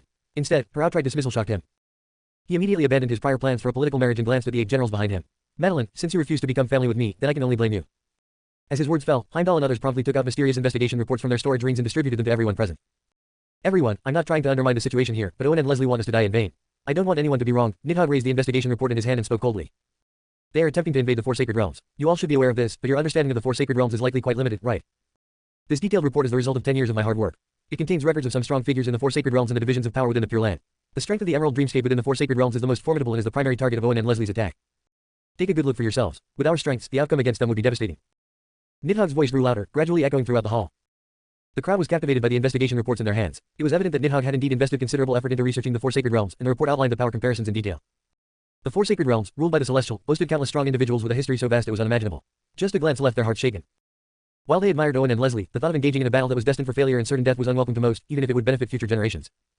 Madeline, initially unwilling to engage with Nidhogg's manipulative rhetoric, felt her heart sink as she glanced at the power comparison data. Though their current strength was terrifying, most of them were below God tier. Yet within the Pure Land, most mages had reached God tier. After all, the inhabitants of the Pure Land were wholly devoted to the Celestial, who spared no resources for them. Their constant exposure to a chaotic state allowed them to refine their power and comprehension of order at a rate unattainable for those outside the Pure Land. In other aspects, they were at a severe disadvantage. Owen and Leslie were fighting an almost unwinnable war. So, if Madeline did not choose him, he would simply decide to break away from Azure Kingdom, taking his people to cultivate on his own. To those of you who still hold on to fantasies, it's best to give up quickly. Attempting to attack the 4 sacred realms and occupy that area controlled by the Celestial is nothing but a delusion. Now that the millennial cataclysm has passed, a new era awaits us. Why follow Owen too? Death, Chapter 323, Owen Awakens. As soon as these words were spoken, Madeline immediately felt the strange thoughts arising among many people in the hall. She scolded, enough, Nidhogg, you are clearly a coward, speaking boldly here, and how much credibility does your so-called investigation report have? Nidhogg replied dismissively, Madeline, you don't have to believe me. After all, you're Owen and Leslie's sister, you wouldn't risk your life, but we cannot. I don't care what others think, from this moment on, I declare that the Embervale Kingdom and the Azure Kingdom have completely severed ties.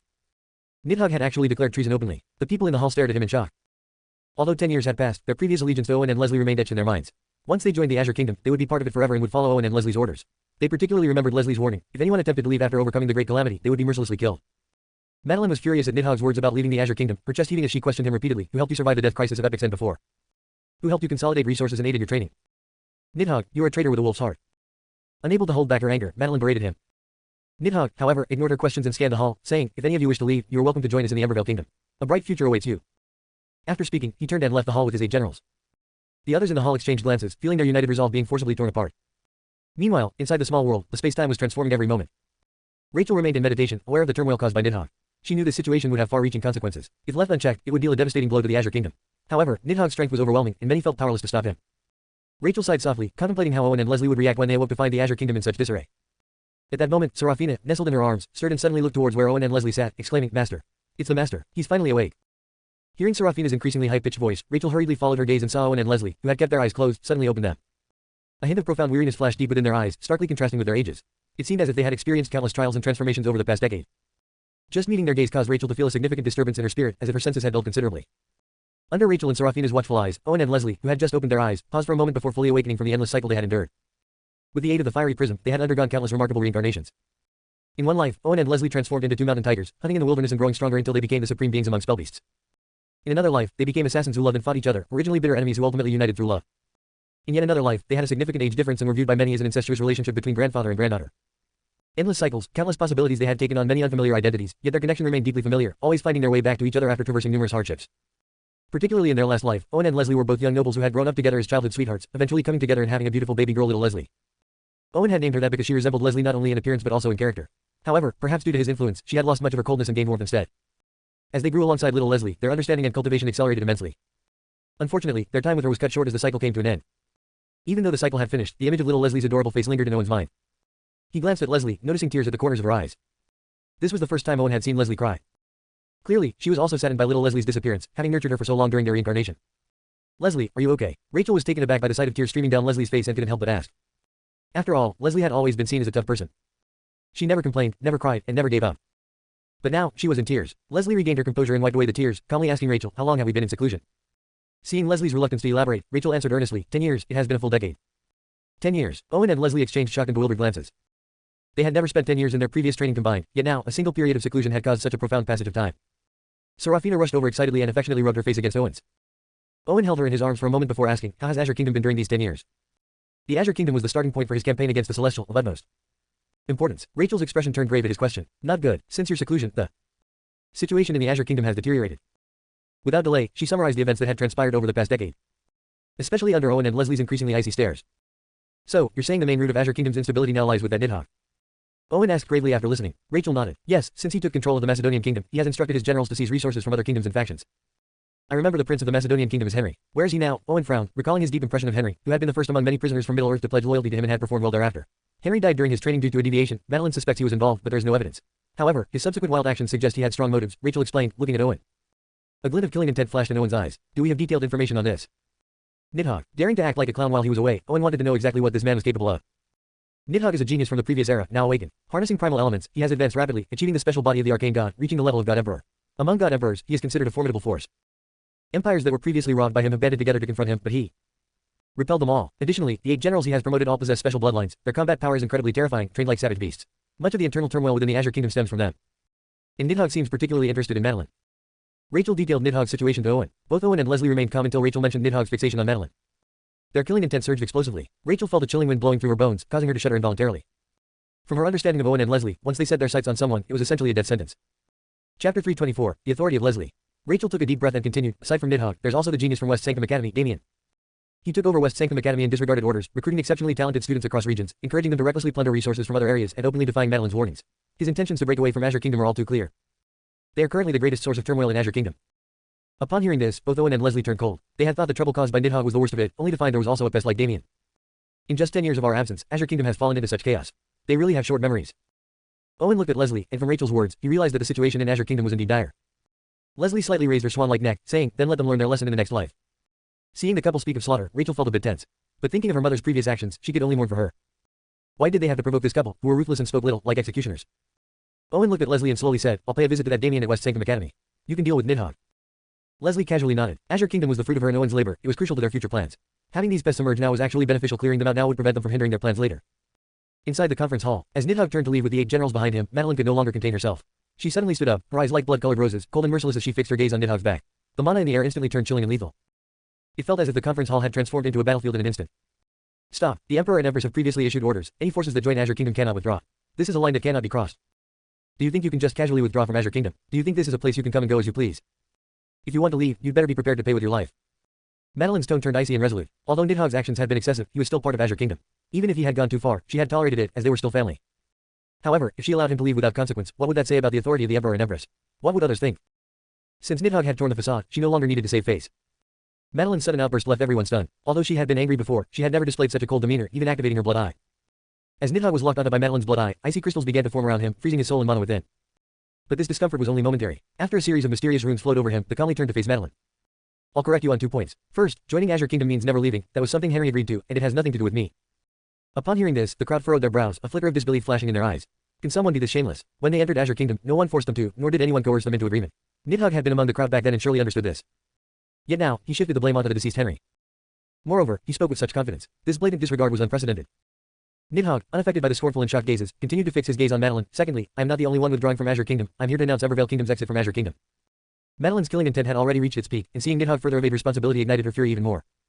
Just as she was about to speak, Nidhogg interrupted her, sneering, I advise you to calm down. Your strength may be formidable, but against me, you won't stand a chance. Don't embarrass yourself. Seeing that Nidhogg disregarded Madeline and Azure Kingdom entirely, Owen and Leslie's loyal Davis and others stood up, glaring at Nidhogg. Nidhogg glanced at Davis and the others, preventing Heimdall and the others beside him from advancing. At once, the mysterious runes on his body flowed even more rapidly, a dominating aura surged forth like a torrent, crushing everything in its path. The hall shook, the ground felt as if it had been plowed. Just you lot of defeated opponents, do you think you're worthy to fight me? If you're dissatisfied, come at me, I'll take on 10 of you. Nidhogg's expression was arrogant, his battle power was immense. Among peers, he was considered invincible. Now that he had broken through to the God Emperor level, his power and ambition swelled to new heights. Davis and his companions were nothing but insignificant ants. Don't think that you, or even Owen and Leslie, are my match. Nidhogg laughed maniacally, his voice echoing throughout the hall. Are you challenging me? But just as he finished speaking, a voice that seemed to freeze time resonated from outside. The hall, filling every corner with a terrifying chill. Everyone who heard this voice felt a strange familiarity in both its tone and aura. In the next moment, the cold and beautiful figure of Leslie appeared in their minds. Leslie. It was Leslie's voice. As the crowd snapped back to reality, they looked in the direction of the voice. Outside the hall, the world was frozen, and a multitude of diamond tier ice crystals spread forth, laying down a thick carpet of ice and snow to welcome the radiant figure that was. Almost blinding, it was truly the Empress. As Leslie stepped into the hall, many were left dumbfounded, although they had seen Leslie many times before. 10 years had passed, and she appeared to have not aged a bit. Instead, she seemed to be defying the passage of time, her skin and beauty more ethereal than ever. Davis greets the Empress. Shadow Clan leader greets the Empress. Dragon Clan greets the Empress. After a brief moment of dazed silence, the crowd knelt on one knee, right hands placed on their chests, heads slightly bowed, expression solemn, showing their respect and allegiance to Leslie. They had not expected the Empress to arrive here in person at such a critical moment. Meanwhile, Nidhogg, who had just been boasting, felt his mind buzzing. He had once seen Leslie from afar and was awestruck by her beauty, feeling both admiration and reverence. Yet, with his increased strength and rising talent, he had almost forgotten Leslie's authority and power. Now that she had reappeared in the hall, memories he thought buried began to resurface. He hadn't expected that, despite the years passing, she remained breathtakingly beautiful. Most importantly, the terrifying aura emanating from Leslie left him in shock. Though he had long known Leslie's appearance and power were proportional, he now instinctively felt a chilling dread, her strength so formidable that even with his self-proclaimed superiority over his peers, he felt insignificant. Recalling his earlier boastful challenge, he felt his face flush with embarrassment, as if he had slapped himself. And within the hall, Madeline, who had been in a standoff with Nidhogg, felt increasingly wronged and moved upon seeing the sudden appearance of the ice and snow goddess Leslie. It was as if she had found a pillar of support, but simultaneously, her sense of defeat grew stronger. After all, she couldn't truly command the people of Azure Kingdom, otherwise, such chaos wouldn't have arisen. Now that Leslie had appeared, she could clearly feel the deep-seated awe the crowd had for her. Chapter 325, The Iron-Fisted Rule of the Villainous Queen. Compared to her sister, this younger sister felt a vast gap. Even the previously rebellious Nidhogg and the others noticeably lowered their heads, their expressions shifting like a stormy sky. As Madeline considered Leslie, various thoughts surged within her. Leslie, however, looked at her coolly and questioned. Since you've already planned to eliminate disloyal subjects, why not act on it? Being indecisive, your heart lacks resolve. Madeline pouted, feeling a bit bullied, and half-heartedly replied, you say it so easily, he's too strong. Before Madeline could finish her sentence, Leslie turned her gaze toward Nidhogg. Since he's too strong and you aren't his match, I'll help you weaken him. The moment Leslie's gaze fell upon him, Nidhogg sensed a wave of danger, as if he had instantly descended from heaven into hell. Before Leslie even made her move, every hair on his body stood on end. He knew he was absolutely no match for Leslie. This was the only thought racing through Nidhogg's mind, clear and intense, leaving him feeling despair. After all, a God Emperor level mage was already among the top-tier existences. Even when facing the pinnacle of God Emperors, he felt he could hold his ground. Yet now, Leslie brought him an immediate sense of hopelessness, her depths inscrutable like a fog. But the next moment, his pride as a world-class prodigy surged back. He had achieved the body of the arcane god, granting him exceptional resistance to magic. In a true battle, he might not be her inferior. As thoughts flickered through his mind, Leslie raised her hand, and a tempest of ice and snow coalesced, transforming the area into a wintry world howling with cold. Nidhogg, filled with ambition, barely had time to react before the scene twisted and warped around him. The hall had morphed into an icy realm, suddenly severing the previous environment. When had he fallen into such a trap? Nidhogg's heart quaked. The howling winds were like cold blades, piercing through his flesh and blood, stabbing him relentlessly. Flesh was cleaved by the ice, and that piercing pain almost made his scalp explode, causing him to scream in agony. Yet, at that moment, the icy wind surged into his body, simultaneously tearing apart his organs. In the endless torment, his pride in the body of the arcane god had barely any effect, instead leaving him dazed, losing all sense of time. At that moment, everyone in the hall gazed at Leslie in sheer horror. Within the swirling storm of snow and wind in her palm, Nidhogg was being tormented endlessly by the ice, fully visible to them. His wails sent chills down their spines, especially since the flow of time seemed to differ drastically from the outside world. While a mere moment passed outside, it felt as if countless years had elapsed within the icy realm. During this time, Nidhogg endured relentless pain, as if trapped in an inferno of frost. Just watching left them weak-kneed and chilled to the bone. 10 years passed. Leslie remained the high and mighty Snow Queen. Not long after, when Nidhogg was pushed to the brink of mental collapse, the icy world shattered explosively, its terrifying shockwave instantly obliterating Nidhogg's body and spirit into countless light particles. Nidhogg is dead. Everyone was stunned. With their bodies and spirits destroyed, no mage could survive. However, in their perception, Nidhogg did not die. Instead, he reappeared in the hall, his presence significantly weakened, as if he had been annihilated and then reformed. Upon reappearing in the hall, Nidhogg stood in shock for several breaths, his pale, lifeless eyes slowly regaining focus. The lingering pain in his nerves and spirit made him tremble uncontrollably. Though his body had reassembled here, he had endured the explosion and brutal disintegration. It felt as though he had traversed countless hells in an endless cycle, his gaze filled with sorrow and pain, mixed with a profound regret. Leslie's power was indeed terrifying. He had reached the God Emperor level, yet in Leslie's hands, he couldn't withstand a single blow. Just how terrifying was her combat power now? He had the feeling that if Leslie hadn't intended to use him as a warning to others, he would have already perished permanently, rather than endure endless suffering. Now, even though he had come back to life, his tear had fallen to the God King level, and his once mighty body of the arcane god had been nearly erased. In this state and strength, even the most ordinary God King level mage could obliterate him. The other factions, including the dragon race, were astonished. They were not surprised that Leslie could suppress a God Emperor level Nidhogg. Before Epic's end, Leslie, leveraging the Ice Emperor's bloodline, had already been capable of annihilating God Emperors, a threat to those at the Archgod level. Now, 10 years later, their power and levels had seen a great leap. There was no reason for Leslie's level and strength not to have risen. She was second only to Owen in talent. Yet, they hadn't expected that Leslie could annihilate Nidhogg without breaking a sweat and then distort time and space to reconstruct him. This was far beyond mere annihilation. Reconstruction was undoubtedly more difficult than destruction.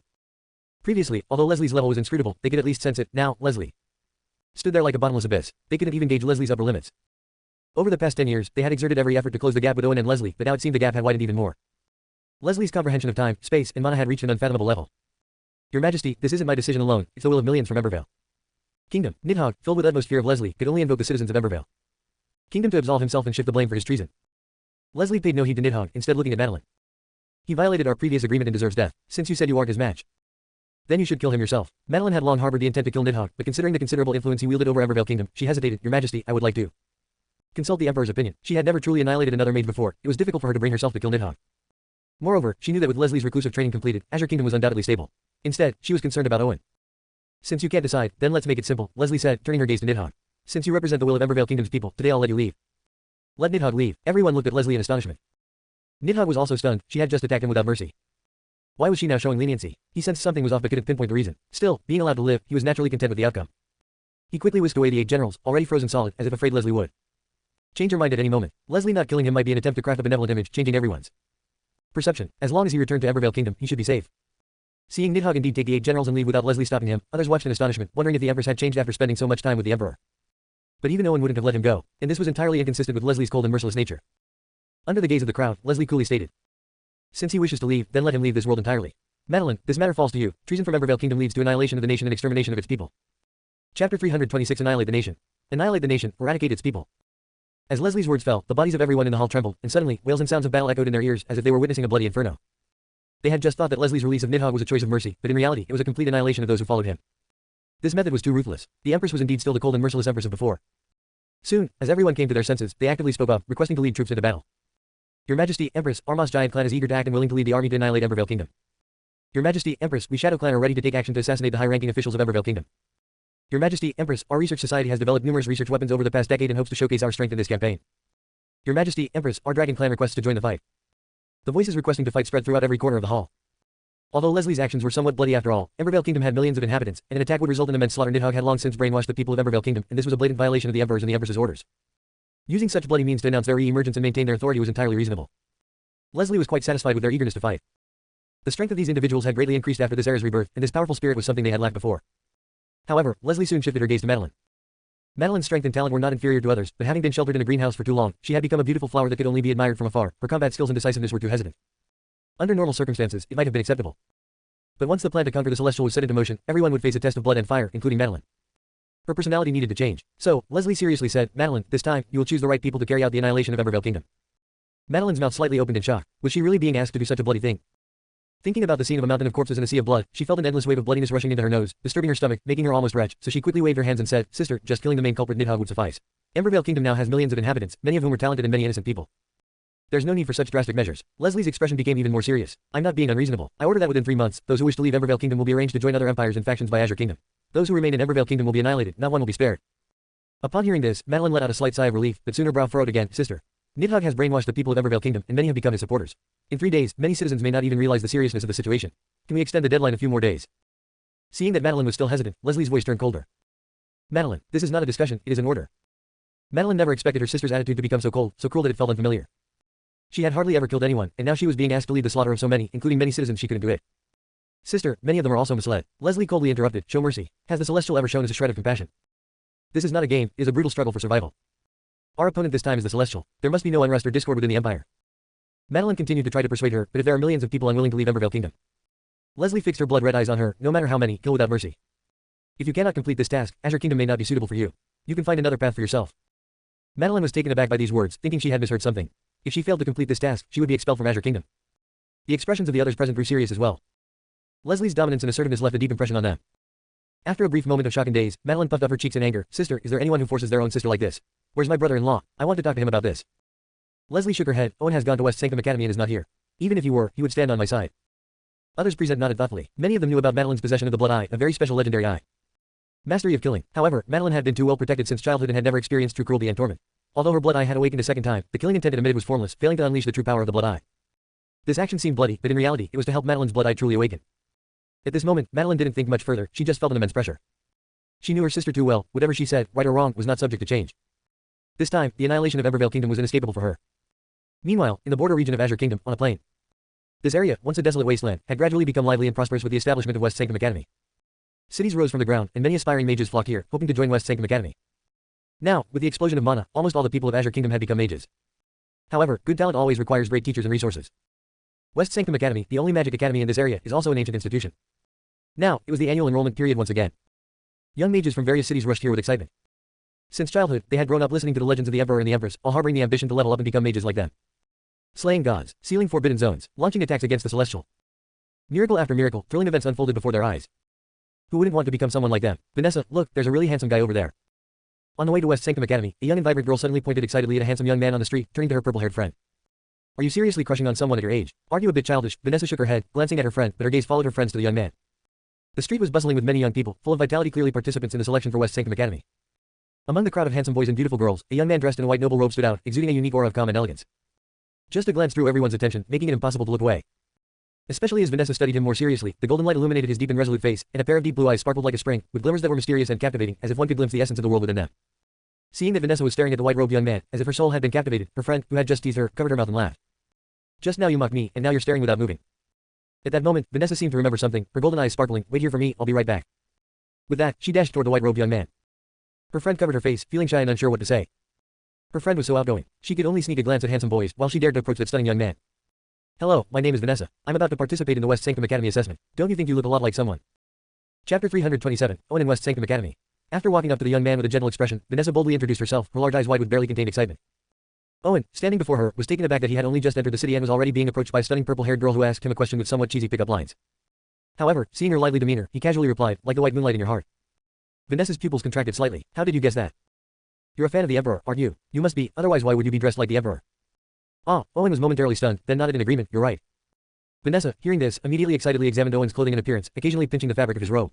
This outfit, this demeanor, so similar. If you shaved your beard a bit, it would be even more like him. I can't believe someone can mimic the Emperor to this extent. It's a sight to behold. Owen couldn't help but take a few more looks at Vanessa. After all, he had been in seclusion for 10 years. In that time, he thought ordinary people would have mostly forgotten about him, but here was someone who remembered his attire so clearly. Big brother, can we take a picture together for keepsake? In the future, our Emperor fan club can have you as the leader. Vanessa looked at Owen with wild enthusiasm, her eyes gleaming with excitement as she painted a bright picture. Don't worry, with your good looks and my talent and intellect, you'll definitely become big and strong. Maybe someday we can meet the real Emperor. Seeing her full of excitement, Owen smiled and nodded, recalling the young, idealistic version of himself. Okay. Wait a minute, take a picture. It's a new thing developed by technology, it's already trending. You don't know about this? Vanessa pulled out a special crystal the size of a glass's lens from her pocket. Owen was a bit stunned. It seemed that research had truly advanced down the scientific path. However, he was somewhat speechless to see that on the back of the crystal was a self-made photo, featuring her selfie alongside a photo of him, with a heart sticker stuck on it. This suddenly reminded Owen of a time when being non-mainstream was the trend. This was a gift from my sister. She's also a fan of the Emperor. Click. A flash of white light. A photo appeared within the crystal. Vanessa, hurry up. The enrollment for West Sanctum Academy is about to start, and if we're late, we'll have to wait in a long line. Not far away, Vanessa's friend urged her, seeing that she was chatting happily with the young man in the white robe. Hearing the voice, Vanessa quickly reacted and said, I'm coming. Then she turned to Owen, even though you're a bit older, you can still try to become a student of West Sanctum Academy. That way, you can grow quickly and have a chance to meet the Emperor. Goodbye. After saying this, she turned and hurried away. Owen rubbed his stubble, shaking his head slightly. He hadn't expected that after a decade in seclusion, he would be deemed too old by someone. He took a deep breath and also headed toward West Sanctum Academy. West Sanctum Academy entrance. Countless young boys and girls gathered here, gazing at the magnificent palace complex, some eager to try their luck. This was the most famous magic academy in the western outskirts of the Azure Kingdom. If they could enter, they wouldn't just receive the best training, but also have a great chance of becoming core officials in the Azure Kingdom and meeting the Emperor and Empress. I finally squeezed in. There are so many people enrolling. Vanessa wiped the sweat from her forehead, relieved as she looked at the enrollment line for West Sanctum Academy. Just as she relaxed, she noticed an enrollment mentor at the entrance of West Sanctum Academy extending a hand toward her, coldly saying, enter and take the assessment. 1,000 mana stones. Hurry up, or get lost. West Sanctum Academy doesn't accept poor people. 1,000 mana stones. That was a significant amount, enough for many mages to buy precious magical artifacts or train for several months. Vanessa was immediately taken aback. But didn't the Emperor say that the Academy only looks at talent? As long as your talent is sufficient, you can enter for free. It was like this before, why has it changed now? You also said that was before. The headmaster has changed the rules. In addition to talent, a monitoring fee must also be paid. The enrollment mentor said with a face full of disdain. If you can't produce the mana stones, get lost. West Sanctum Academy lacks nothing but talent. Why should it be like this? The Emperor's command was to only look at talent for free admission. Why does West Sanctum Academy arbitrarily change the command? Vanessa couldn't contain her anger as she glared at the enrollment mentor. Oh, look at your tone. I thought you were some noble official from the Empire. Such courage, such a sense of justice. So what if you are? The headmaster's rules are above all. The enrollment mentor glared at Vanessa. If you keep speaking like this, get lost. West Sanctum Academy only needs students who follow the headmaster's orders. Vanessa's face turned ugly, but she still gritted her teeth and decided to enter the academy to improve her strength first. So, she composed herself and said, I can't take out that much mana stone right now, but my sister is also a student at West Sanctum Academy. Can you offer some discount? Oh, your sister is also in the academy. The enrollment mentor's fierce expression softened slightly as he asked, who is your sister? My sister is Dennis, Vanessa declared loudly. She entered the academy last year. As soon as she finished speaking, she noticed that all the enrollment teachers looked at her with a mix of disdain and murderous intent. Vanessa's body trembled. She didn't know what was happening or why they were staring at her with such deadly glares. Being inexperienced in the world, she stepped back in fear. No wonder you speak so boldly, so you're her sister. Since that's the case, it's best for you two sisters to reunite. The enrollment mentor's voice turned cold, and a terrifying aura pressed down on Vanessa. Like a mountain. What are you doing? Vanessa felt all her bones creaking under the pressure. The enrollment mentor sneered, you don't know yet, do you? Your sister disobeyed the headmaster's orders and has been killed. Sister, dead. Hearing this cold statement, Vanessa trembled all over, unable to believe it. Although her sister hadn't sent her any news this year, she thought it was just because her Sister was busy with training. How could my sister die? Impossible, impossible. Vanessa's heart trembled as she questioned in disbelief. Seeing Vanessa's reaction, the enrollment mentor looked at her with malicious amusement. Do you know how your sister died? Tisk tisk tisk, even we who witnessed it felt a bit sorry, but who told her to go against the headmaster's orders? She was collecting evidence against the headmaster, saying she was going to report him to the emperor. Did she lose her mind? The headmaster had a deep and friendly exchange with her. You don't know, we heard her screams for 3 whole days. The headmaster said she was very moist. I wonder if this sister of yours is also moist. The enrollment mentor burst into laughter. The other talents present also had significant changes in their expressions. But thinking of their future, they all chose to endure. After all, the name of the emperor had become very distant. It had been 10 years or more since he had last appeared. What if the emperor did show up? A person of such stature wouldn't care about these small matters. The higher the heaven, the further the emperor. This place had become the graveyard of that headmaster. Even if the emperor learned of it, he likely wouldn't care. However, while they collectively remained silent, Vanessa's eyes filled with bloodshot rage, and she slapped the enrollment mentor across the face. The enrollment mentor initially didn't mind. After all, his power was far above Vanessa's. But at this moment, Vanessa emitted a special aura, and that slap landed squarely on his face. Chapter 328, Chapter 325 Headmaster and the 4 Great God Kings. Bang! The sound of Vanessa slapping the admissions mentor echoed through the crowd. Everyone present gasped in surprise, clearly not expecting that Vanessa, a mage with no prior student status, would have the audacity to strike an admissions mentor. The mentor, now with a swollen cheek, glared at Vanessa with bloodshot eyes, his expression twisted in rage. You filthy girl, you dare to lay a hand on me. His cold voice rang out, and a suffocating wave of mana surged from him, suppressing Vanessa. Then, he swung his hand towards her face. Vanessa, completely enraged, had forgotten her fear and everything else before her. All that filled her mind was the news of her sister's tragic death. The beautiful memories of living with her sister flashed before her eyes, and her heart bled as if it were being sliced by a blade. Why? Isn't the academy supposed to teach magic? Why did you kill my sister? Why? But no one paid attention to Vanessa's questions. The god-tier pressure radiating from the admissions mentor made the onlookers back away in terror, fearing they might get caught up in the incident. Thud. In a moment of distraction, Vanessa was struck hard across the face by the mentor's palm, sending her flying to the ground. This time, the mentor had held nothing back, his anger overflowing. Vanessa's face twisted from the blow. You should join your sister in hell, the mentor sneered, and in one swift motion, he leapt to where Vanessa lay, stomping down heavily on her chest. From now on, if you do not obey headmaster's orders within the academy, if you dare lay hands on a mentor, without respect, you and your sister will share the same fate. With that, he began to press down with all his weight, as if trying to turn her into a bloody pulp. As a god-tier mage, the mentor's strength completely overpowered Vanessa, who was trembling beneath his foot. The pressure felt like a cruel hydraulic press, crushing her ribs until they creaked ominously, threatening to snap. Vanessa's friend, witnessing this, felt a surge of empathy. Her eyes reddened with tears as she could not bear to watch. She knew Vanessa's sister, a vibrant and cheerful person, and couldn't believe such torment occurred in this academy. Now, Vanessa was enduring the same kind of torture at the hands of this admissions mentor. Where was the vision of the day emperor here? It was simply a monster that devoured people whole. Yet, even with all her hatred, the mentor's overwhelming power and the headmaster's authoritarian rule left her unable to lift a finger to stop him. Many talented individuals present felt similarly, but they could only sigh in despair. Even knowing that the mentor's actions were wrong, West Sanctum Academy's powerful monopoly on magic education forced them to remain silent and turn a blind eye. Crack! As the sound of bones shattering filled the air, several youths, unable to bear it any longer, closed their eyes and covered their ears. But the next moment, they realized that the sound of breaking bones did not come from Vanessa but from the admissions mentor himself. His thigh was tightly gripped and twisted by a pair of blood-red hands, turning his leg into a twisted mess, shattering the bone completely. The onlookers could hardly believe their eyes. After all, Vanessa was only a platinum-tier mage, far from the god-tier level needed to overpower a mentor. In theory, even if the mentor allowed Vanessa to attack, she would have no hope of breaking through his defenses. The disparity in power was immense, akin to an ant trying to shake the heavens, an impossible feat. Yet, right before their eyes, Vanessa had done it. Some perceptive mages already sensed the overwhelming resentment surging from Vanessa, as if she were possessed by a vengeful spirit, her eyes turning a ghostly pale. Just sensing the tidal wave of resentment emanating from her sent shivers down the spines of some. A vengeful spirit, but she's clearly alive. How can she be like this? This doesn't make sense. Many stepped back in fear. From what they knew, powerful mages who died would have their souls not dispersed but transformed into vengeful spirits haunted by their lingering resentments. They were nearly indestructible. Those whom the vengeful spirits loathed would suffer multiplied damage. But such a phenomenon was only for the dead. Vanessa was merely injured, not deceased. At that moment, the admissions mentor, feeling the excruciating pain in his leg, suddenly reacted, howling in agony as sweat poured down his forehead, appearing as though he had just emerged from water. He clutched his twisted thigh, retreating awkwardly, his eyes filled with malice as they fixated on Vanessa, who was trying to levitate from the ground. The pale resentment emanating from her seemed to lick at his very essence. What are you? Die. Vanessa's strange state unnerved the mentor, who had trained for years, causing his killing intent to skyrocket. Just as he prepared to strike again, Vanessa's lips curled into a strange smile. The overwhelming resentment coalesced into clusters of white flames that fell upon the admissions mentor like shooting stars. As the flames engulfed him, his physical body remained unchanged, but his spirit felt as though it were being roasted alive, the searing pain akin to white phosphorus burning, continuously attacking the depths of his soul. He writhed in agony, screaming in a way that tore at the hearts of those who heard it. Hearing the excruciating cries, other academy mentors gathered at the scene. They watched in shock as the mentor, writhing on the ground, tried to extinguish the white flames. Given that Vanessa was merely a platinum-tier mage, it was shocking that she could inflict such pain on a god-tier mage. Many of the mentors were only god-tier themselves, not more powerful than the admissions mentor. However, the admission mentor was well aware that his level was notably lower than the others. Just as the crowd braced themselves for confrontation, a robust middle-aged man, bare-chested with bronzed skin, appeared. As he arrived, a bloodthirsty aura enveloped the area, making the other mentors feel chills run down their spines, transforming from fierce wolves into docile sheep. This man was Alex, a trusted confidant of the headmaster, one of the 4 great god kings.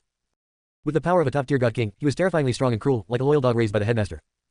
How interesting, a vengeful spirit has actually attached itself to a living person, Alex said, his eyes, the size of bronze bells, scrutinizing Vanessa with curiosity. At that moment, Vanessa noticed Alex. The resentment surrounding her surged violently, as if she had seen an enemy she despised deeply. That's right, no wonder I felt this resentment was familiar. It's you, Dennis, but so what if you've become a vengeful spirit? Do you think you can take revenge now? Alex licked his lips dismissively, disturbing the order of admissions, wounding a mentor. Just wait until I make you reflect on your actions in my belly. As he spoke, his body was enveloped in a bizarre magic pattern, transforming him into a massive toad-like figure. His cavernous mouth opened wide, ready to devour Vanessa. Vanessa's gaze turned dazed, memories of her sister's vengeful spirit flooding her mind, and the resentment surging within her escalated like a rising tide. Chapter 329, Who are you? Boom. The giant mouth collided with the swirling malice, unleashing terrifying magical ripples. Vanessa's malice was continuously corroded by the foul liquid emanating from the mouth, and some of it was even drawn into its belly, causing the toxic sores on her back to become more pronounced and painful. In an instant, Vanessa was sent flying, crashing heavily to the ground. The others present quickly retreated, staring in terror at Alex, who had transformed into a spellbeast. He had become as terrifying as a spellbeast through some secret technique. Alex was quite pleased with the fearful looks of the crowd as they backed away. However, just as he prepared to make his next move, he suddenly noticed that amidst the retreating crowd, one person remained unmoved. Standing alone behind Vanessa, he was quite conspicuous. Dressed in a white mage robe as pure as snow, he appeared youthful but with an inexplicably profound gaze, as if he had witnessed the cycles of life and seen the essence of all things. Just seeing this young man instinctively filled Alex with a sense of danger. Yet, as he carefully sensed the youth, he discovered that there wasn't a trace of mana fluctuations within him. At this moment, the retreating crowd also took notice of this young man. His calm and elegant demeanor brought an unusual peace to their hearts, as if nothing could disturb his inner tranquility. Is he in a daze? Standing there like that, he could get hurt. After a moment of shock, many stared in astonishment at the young man. Meanwhile, a stabilized Vanessa lifted her head slightly, her pure white eyes reflecting the young man's appearance, the overwhelming malice on her dissipating somewhat. It's you. Vanessa recalled seeing him on her way here. He resembled Emperor Owen. Owen looked at Vanessa, sensing the malice radiating from her, filled with resentment towards West Sanctum Academy. Among this malice were the grievances of her sister Dennis, as well as countless talented individuals who had perished here, their silent accusations rising to the heavens. These were supposed to be the most vibrant talents of the Empire, the future pillars of the nation. West Sanctum Academy, what a name. Owen's gaze suddenly turned icy. Damien, the headmaster, had committed more treachery against the Empire than he had previously anticipated. Steadying himself, he waved his hand, mana surged forth, and he lifted the bloody Vanessa from the ground. At the same time, a rich surge of life energy instantly flowed into her body, healing her injuries in an instant. Watch carefully here, the Academy is a cradle for nurturing talents. Those who defy this rule shall be executed without mercy. Vanessa stared at Owen in a daze, the overwhelming malice within her gradually dissipating without her noticing. The resentful spirits within her felt the same. Owen's words echoed their long-held belief. The Academy is a cradle for talent. This was something the Emperor had once proclaimed. It had inspired countless individuals to take pride in becoming mentors and students of the Academy. Indeed, becoming a student and graduating had once enabled many to become the bedrock of the Empire, establishing and solidifying its grandeur. However, ever since the Emperor had gone into seclusion, some in the Academy had grown increasingly excessive.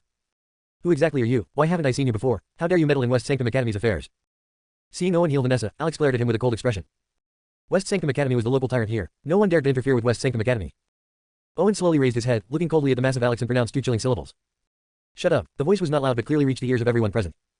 Upon hearing this, Alex felt as though his head had been blasted open, and then he sensed an unimaginable terrifying pressure crashing down upon him. His enormous body was squeezed down like a lump of clay under this overwhelming force. No matter how hard he struggled against it, it was all in vain. His body was forcibly compressed, causing his bones and internal organs to crack and burst, almost turning him into a pulp. The agony of his body exploding made him want to scream, but his mouth felt stitched shut, unable to utter a sound, cold sweat pouring from him as he neared madness from the pain. Everyone present stared wide-eyed in horror at Owen's figure. Though he didn't radiate much mana, his voice carried an undeniable authority. Alex was a God King level mage, someone only a few could hope to rival. Yet, this formidable being was reduced to such a state by the mere utterance of a young man's words, like a frog being boiled alive. Who is this person? Why does he possess such terrifying power? Vanessa, too, looked at Owen's back in shock. Though his demeanor and words made her feel at ease, Alex's power still loomed over her like a heavy weight. Now, Owen's terrifying strength far exceeded her expectations, leaving her in awe. Simultaneously, an unstoppable thought surged in her mind. This young man, who resembled Owen, must be the Emperor. The Emperor has emerged from seclusion. Crack. Owen took a step forward, placing his foot on the now palm-sized Alex's back. His already near-exploding body creaked under the pressure, his eyes bulging, the toxic sores on his back bursting with each passing moment. He desperately wanted to scream like a drowning man, yet no sound emerged, only frantic struggles and terror as he pounded the ground. Who is this guy? Why does he possess such dreadful strength? Filled with fear and regret, Alex's cold, fierce face had grown pale with weakness. Stop. If you dare to touch him again, I will kill you without mercy. Just as Alex was on the brink of exploding, a cold, commanding voice suddenly echoed from the depths of the Academy. Then, 4 beams of light rushed in from afar, appearing above the plaza, surveying Owen and the others. As the light dissipated, 3 of them emitted God King level fluctuations, their chaotic elemental auras making the majority of those present tremble and wish to kneel in worship. The young mages recognized these 3 immediately, their hearts filled with shock. The other 3 of the 4 God Kings under the headmaster had arrived. This was a rare occasion to see such important figures. They were among the elite of the God King tier, each one capable of suppressing turmoil. Yet at this moment, these 3 were like attendants, standing behind the leading youth. The youth wore magnificent robes, his golden hair cascading like a waterfall, his gaze arrogant and dismissive, and though he was still young, the aura he radiated was nearing the God Emperor tier. The moment he appeared, the entire world seemed to lose its brilliance, he became the sole focus of existence. The moment the crowd laid eyes on him, their pupils contracted sharply. Though many had never seen him before, they knew that only one person could be surrounded by the 4 God Kings. Damien, the genius headmaster of West Sanctum Academy. Now he had reached the threshold of a semi-god emperor. He looked down from his lofty position at Owen, saying, I'll give you 3 seconds to remove your filthy foot. He is one of my subordinates. Owen gazed back at him indifferently. What if I don't? In that instant, the atmosphere became extraordinarily tense. The air seemed to reverberate with the sounds of countless killing intents. Kill. Behind Damien, a God King wielding a long knife narrowed his eyes, his face scarred and cold like a centipede, and he slashed towards Owen with a knife strike. Before the blade even reached him, mana reacted in the air, forming a terrifying blade of light that tore through the void, sweeping across the sky. Chapter 330, 3 Great God Kings. The moment the God King with a scar on his face attacked Owen, the other two God King level mages behind Damien also struck. One of them was a tall woman, her smooth forehead adorned with a blue gem that radiated a misty blue light, resembling an endless ocean. As her slender fingers pressed forward, the sound of a tidal wave tearing through the void suddenly rang out. Endless blue monotide surged and gathered behind her, with waves soaring into the clouds. When they crashed down, it was like a giant's palm striking the ground, shattering the void. The other one held a dagger as thin as a cicada's wing, like the Grim Reaper in the shadows. With a single step, he vanished without a sound, only to reappear behind Owen. The three God Kings unleashed their most powerful attacks all at once. The void roared, and the galaxy trembled, filling everyone present with a sense of impending doom and oppression as if the end of days had come again. The power and reputation of these three God Kings were immense. Together, they made the mages below God Emperor seem like mere corpses. Some individuals shut their eyes in terror, not wanting to witness the bloody scene to come. Vanessa, gazing at Owen's profile, noticed his calm demeanor. It was only when their attacks came crashing down that he slightly shook his head and spoke. It has been a long time since I appeared. You newcomers have forgotten what it feels like to be ruled by fear. Owen's voice was not loud, yet it reverberated in their ears, making them momentarily dazed as if they saw countless talents bowing before him in a vision. Arrogant, do you truly believe that suppressing the demon God King makes you invincible in this world? The only one who can claim dominance over the heroes is the headmaster. The three God Kings quickly regained their composure, their expressions growing more ruthless. Their strikes came at such an extreme speed that the mana within hundreds of miles was fully drawn upon, creating a chain reaction that erupted violently at that moment. The first attack to reach Owen was a barrage of knife lights. Each blade cut through the void like tofu, leaving twisted black marks in its wake, the sharpness blinding. Owen formed a sword with his fingers and swept through the void ahead. His movements appeared slow, but as the knife lights were about to pierce him, they inexplicably froze. It was only when a beam of sword light erupted from Owen's fingertip, soaring into the sky and transforming into a 100-meter-long sword chi, that the knife lights fell. They collided with the blinding white sword chi. Clang, clang, the crisp sounds of metal striking metal rang out like hammering iron. Wherever the sword chi passed, countless incoming knife lights disintegrated into elemental light points and rolled back. The God King with the long diagonal scar widened his pupils in shock, his face filled with horror. This strike had utilized his renowned magic technique Starfall. One blow could slice through the stars. Even the God Emperor had to treat it with caution. But right before his eyes, it was easily shattered by Owen. What was more terrifying was that the astonishing sword chi was growing at an alarming speed, occupying his entire field of vision. Seeing the Demon Blade God King's attack effortlessly countered, the female God King smirked. Not long ago, this Demon Blade God King had boasted that he was the unrivaled master of swordsmanship, second only to the headmaster. Yet now, under Owen's hand, he seemed as weak as an ant. Try my waters of calamity. The cold roar rang out as the already crashing monotide collided with the sword chi. In an instant, the massive monotide erupted, evaporating into mist, failing to erode the sword chi. Even after slicing through the monotide, the sword chi split into two and surged toward the two remaining God Kings. Their expressions darkened drastically. Neither had expected Owen's strength to be so formidable. Their attacks had utterly failed to suppress him. As the sword chi raced toward them, they sensed a thick aura of death and hurriedly withdrew with all their might. As they retreated, the Shadowkill God King, who had appeared behind Owen like a ghost, let out a cold smile, thrusting the nearly invisible blade toward Owen's back. The blade cut through the air with a faint sound. Whether the attacks from the Demon Blade God King or the Demon Sea God King, they were merely distractions to draw Owen's attention. He was the real lethal strike. His concealment ability was akin to that of the Shadow Clan's innate assassins, making him imperceptible to other senses. Coupled with his astounding speed and explosive power rivaling that of a God Emperor, he was an unbeatable assassin against mages below the God Emperor level. Slish, the dagger sliced through the void behind Owen, shattering his figure, but it was merely an illusion. No, the Shadowkill God King suddenly felt a sense of foreboding. He had successfully assassinated many powerful individuals and spellbeasts without failure, but now he had lost track of Owen, unable to lock onto his position. When did he leave? The Shadowkill God King's face turned icy, terror filling him as he gripped his dagger tightly, a cold sweat trickling down his forehead. Are you looking me? Suddenly, Owen's voice, laced with mockery, emerged behind the Shadowkill God King. His body froze. For a God King level assassin, failing to assassinate Owen and finding himself ambushed instead was a tremendous humiliation. However, just as anger surged within him, it was swiftly replaced by boundless terror. His throat constricted, he hoarsely asked, "Who are you?" The Shadowkill God King's lips trembled, a hint of purple tinting them. As soon as he spoke, he recalled Owen's earlier words, his expression tightening. Emperor, Owen. Just as this thought flashed through his mind, Owen's hand was already pressed against his forehead. A terrifying power surged, smashing his head to pieces. I like being the sixth wheel, but I don't like others being the sixth wheel, so you should just die. Blood splattered. The acrid scent of blood instantly filled the air. The Shadowkill God King fell. Although he was the last to act, he was the first to be erased by Owen. With the sudden death of the Shadowkill God King, the Demon Blade God King and the Demon Sea God King, both locked in place by Owen's sword chi, went from shock to sheer terror. The Shadowkill God King might not have been the strongest among them, but his perceptive and escape abilities were second to none. Yet after he failed his assassination attempt, he hadn't even had the chance to retreat before Owen obliterated him. What terrifying reflexes and power. But just as they began to move, their bodies suddenly felt numb, as if they had lost all sensation. This scene left the watching crowd with their mouths agape, hardly believing their eyes. The Demon Blade God King, Demon Sea God King, and Shadowkill God King had all launched attacks together. What was supposed to be an awe-inspiring fatal blow had transformed into a nightmare in an instant, as the three God Kings fell one after another. Meanwhile, Owen stood there at his leisure, seemingly indifferent to their deaths. Who exactly is he? Even someone of the God Emperor level would struggle to annihilate them so easily, right? Yeah, he looks too young. Has he changed his appearance? No, the more I look at him, the more familiar he seems. Familiar. You're right, he does look like someone I've seen before. With the three God Kings having fallen, the crowd burst into speculation about Owen's identity. Meanwhile, Alex, nearly crushed by Owen's oppressive aura, trembled in fear, momentarily forgetting the pain in his body. The four God Kings had dominated this area for years without encountering a rival, but what kind of monster was this young man? Since it's the four God Kings, they should go together. Boom. As fear filled his eyes, Owen stomped down, reducing him to a puddle of flesh. Thus, all four God Kings had fallen, becoming part of history. The mages at the academy and nearby couldn't help but show a hint of exhilaration on their faces. Chapter 331, Damien's trump card. The four God Kings, in the eyes of many, were just as chaotic as the four infamous demons. Among the mages in this place, who had not been forced to pay tribute to them, who had not been directly or indirectly oppressed by them, they were simply too powerful and had too many connections, forcing everyone to swallow their anger. Now, the three scourges were gone. However, their joy was short-lived as they all turned to Owen. Although Owen had annihilated the 4 god kings, it was Damien, the headmaster, who was the ultimate mastermind behind the scenes. His strength had reached the level of a god emperor. He was the undisputed king of this region. Owen had publicly destroyed Damien's subordinates, and this matter would definitely not end quietly. While Owen could deal with the 4 god kings, did he truly handle the hidden elite powers that Damien had concealed? Amid their worried glances, Owen took the initiative to look at Damien, who stood suspended in the air. Have you seen enough? It's your turn now. Damien squinted, a slight smile on his face as he addressed Owen. Hey, you finally emerged from seclusion. Emperor, Owen. The moment those words were uttered, the crowd's heads rang with shock. Emperor Owen. This young man was the legendary emperor. The emperor was filled with countless tales of legend in their hearts. He was undeniably their great hero and object of admiration. After all, without Owen, they would never have survived the millennial cataclysm, let alone enjoy the benefits of this new era in relative peace. Now, this legendary figure was standing right in front of them. It left them feeling somewhat incredulous. It seems the emperor hasn't shown himself in 10 years. Who would have thought his first appearance would be here? The emperor really is as handsome as rumored, and his power so terrifying. It's really the emperor, but why is he here? Is he going to reform the West Sanctum Academy? That seems likely. I just got word that the empress has also emerged and is planning to take action against the traitorous Embervale kingdom. I told you the emperor would not forget us. With the emperor here, Damien is just a petty clown. Exactly. It's time to settle the scores for all the mischief Damien has caused. Emperor. Many people speculated about Owen's purpose for being here, while deafening cheers erupted continuously. Their fervor for Owen made Damien very displeased, and he frowned, questioning, Emperor, why did you attack my subordinates the moment you emerged from seclusion? They are the main force for the upcoming assault on the Celestial. Seeing Damien maintain his high and mighty attitude in front of Owen, everyone thought Damien must be crazy.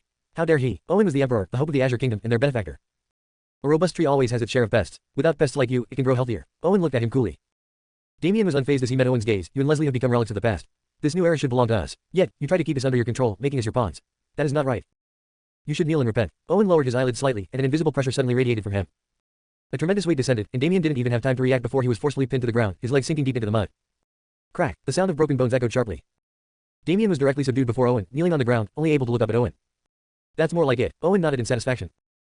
Damien's talent was indeed notable in Owen's eyes, but that was all just notable. Compared to himself and Leslie, he was still far behind.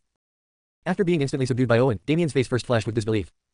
He was confident in his current strength, he could even contend with the older god emperors. He believed he had a 70% chance against Owen. In fact, when Owen had just dealt with the 4 god kings, Damien had felt his odds of winning even higher, but he never imagined that Owen could suddenly unleash such terrifying pressure, as if he were the lord of the world, and any defiance would be absolutely crushed. After the initial shock, a trace of terror flickered in Damien's eyes. Owen's sudden explosion of such fearsome power hinted that his strength was likely even more formidable. However, he was Damien, the undisputed genius of this moment. He was no weaker than anyone else, not even Owen could stand against him. Thus, he let out a low, beast-like roar. Owen, if you have the guts, let's have a life and death duel. A life and death duel. You don't have that qualification. Owen shook his head. Damien's obstinacy was beyond Owen's expectations. Having been away for so long, many had lost their sense of reverence. But that didn't matter. Because soon, he would make an example out of him. As Owen's refusal echoed in the air, terrifying dark shadows erupted from Damien's body, resembling a blazing star radiating a sense of destruction. In an instant, he forcibly broke free from Owen's suppression. Interesting, Owen watched as Damien suddenly distanced himself without taking immediate action. From Damien, Owen sensed a familiar mana fluctuation. The Lord of Stars' ultimate magic eternal seal. When the Lord of Stars and the God of Light transmitted their ultimate magic to him, they hoped he would expand and pass it on. Thus, before entering seclusion, Owen had specifically left behind a portion of that legacy, which only those powerful enough could attempt to access. It seemed that Damien had acquired part of the Lord of Stars' legacy. That's why he was able to shake off Owen's suppression. Because the technique Owen had just used to subdue Damien involved the enhanced light dark seals, strengthened by the chaotic entity Devour. Owen, do you really think you're the only genius in this world? I've prepared for this day. After distancing himself from Owen, Damien's aura suddenly surged, breaking through from a half-step god emperor to a true god emperor. In that instant, a turbulent wave of energy swept across the heavens and earth, causing endless chaos and creating a crackling sound that echoed through the void. Everyone present turned pale in fear. Under this oppressive force, they found themselves unable to move, as if their lives were in Damien's hands.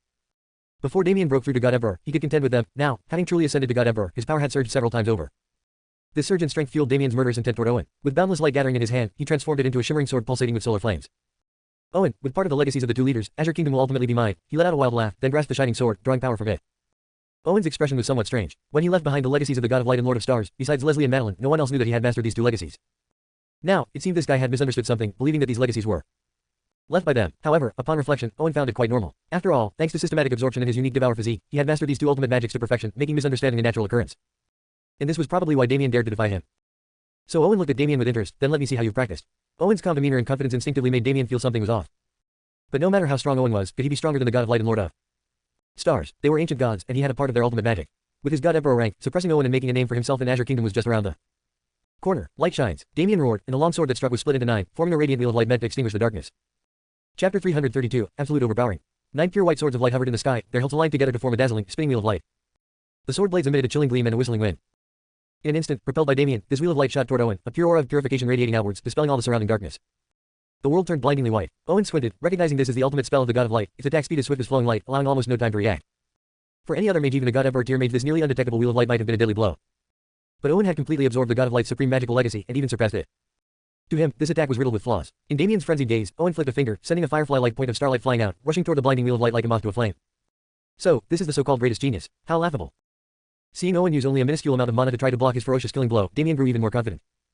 But as his words left his mouth, the smile on his face froze. Though the light point Owen had conjured was faint, it struck first, hitting the connection point of the sword hilts on the light wheel. Crack, crack. The sword wheel trembled, its forward momentum halted, and then, with a sudden cracking sound, the wheel shattered under the impact of the light point, breaking into fragments. In Damien's astonished gaze, it dissolved into a rain of light and vanished without a trace. His first attack after breaking through the God Emperor tier had just been nullified by Owen. Damien couldn't believe his eyes. The other mages watching rubbed their eyes vigorously. How could this be? The light wheel Damien had launched instilled a suffocating sense of death. The speed was so swift, they only managed to catch a glimpse of its trajectory after Owen blocked it. Yet, this terrifying move had been effortlessly countered by Owen. It was as though Damien had not just advanced to a higher tier, but instead had fallen back a tier. Vanessa stood there, stunned. She knew Owen could easily overpower the four God Kings. While surprising, this was within her expectations. After all, even if Owen had made no breakthroughs in the past 10 years, he should still be able to easily handle the four rising God Kings. But Damien was different. He was not only extremely high level but also possessed formidable combat power. He was practically flawless in every respect, otherwise, he would not have become the headmaster of West Sanctum Academy, the idol of many students. Yet, this incredibly powerful Damien had been utterly defeated by Owen without so much as a ripple result that far exceeded her expectations. Her mind drifted to Owen's past, legendary victories. Among the prodigies of his generation, Owen was undefeated. He even managed to triumph against, or at least hold his own against, senior figures much stronger than him. Later, he had even gone so far as to blackmail the four forbidden zones, and they remain sealed within to this day. Thinking of this, she realized she had still underestimated the Lord Emperor. The Lord Emperor's talent simply couldn't be measured by normal logic. It was on a completely different level. Meanwhile, the defeated Damien quickly steadied himself and charged at Owen again. This time, the molten stars behind him condensed into a pair of crimson wings, propelling him explosively toward Owen. Owen looked at Damien's power surge with slight surprise. It seemed Damien had managed to fuse some aspects of the God of Light and Lord of Stars' supreme magic into this move. He could sense both the endless radiance and the eternal seal's energy in it. Clearly, Damien was attempting to merge these two supreme magics, and he'd made some progress. However, his fusion was extremely rudimentary, only at a basic level. For most mages, this would already be astonishing, as it would multiply their combat strength several times. After all, these two supreme magics were no simple spells. But before him, this was nothing more than child's play. Dying under my own magic, you'll be the first, Damien snarled, charging forward like a flaming meteor with the wings behind him propelling him, carrying a wave of annihilating energy. The entire academy rumbled and shook, the earth cracked, and the stars in the sky seemed to follow his descent. An apocalyptic scene unfolded. Vanessa and the others looked on in horror. The terrifying power of this magical attack left them paralyzed with a tingling numbness, unable to move. Yet, just as Damien's world-shaking magic attack reached Owen, it suddenly stopped, frozen by a single finger extended from Owen. The visions born from Damien's attack dissipated like dust blown away by a fierce wind upon encountering the imprisoning aura from Owen. Damien's pupils shrank as he stared in disbelief at Owen's outstretched finger. How is this possible? In his perception, as his attacks reached Owen, they encountered a higher tier power. The spells and mental waves meant to seal Owen, rendering him defenseless, instead became imprisoned by Owen's power without a sound. But he was using the supreme magics of both the Lord of Stars and the God of Light, in a combined version he developed. This was the culmination of years of hard work. Now, in front of Owen, his life's work was little more than a joke.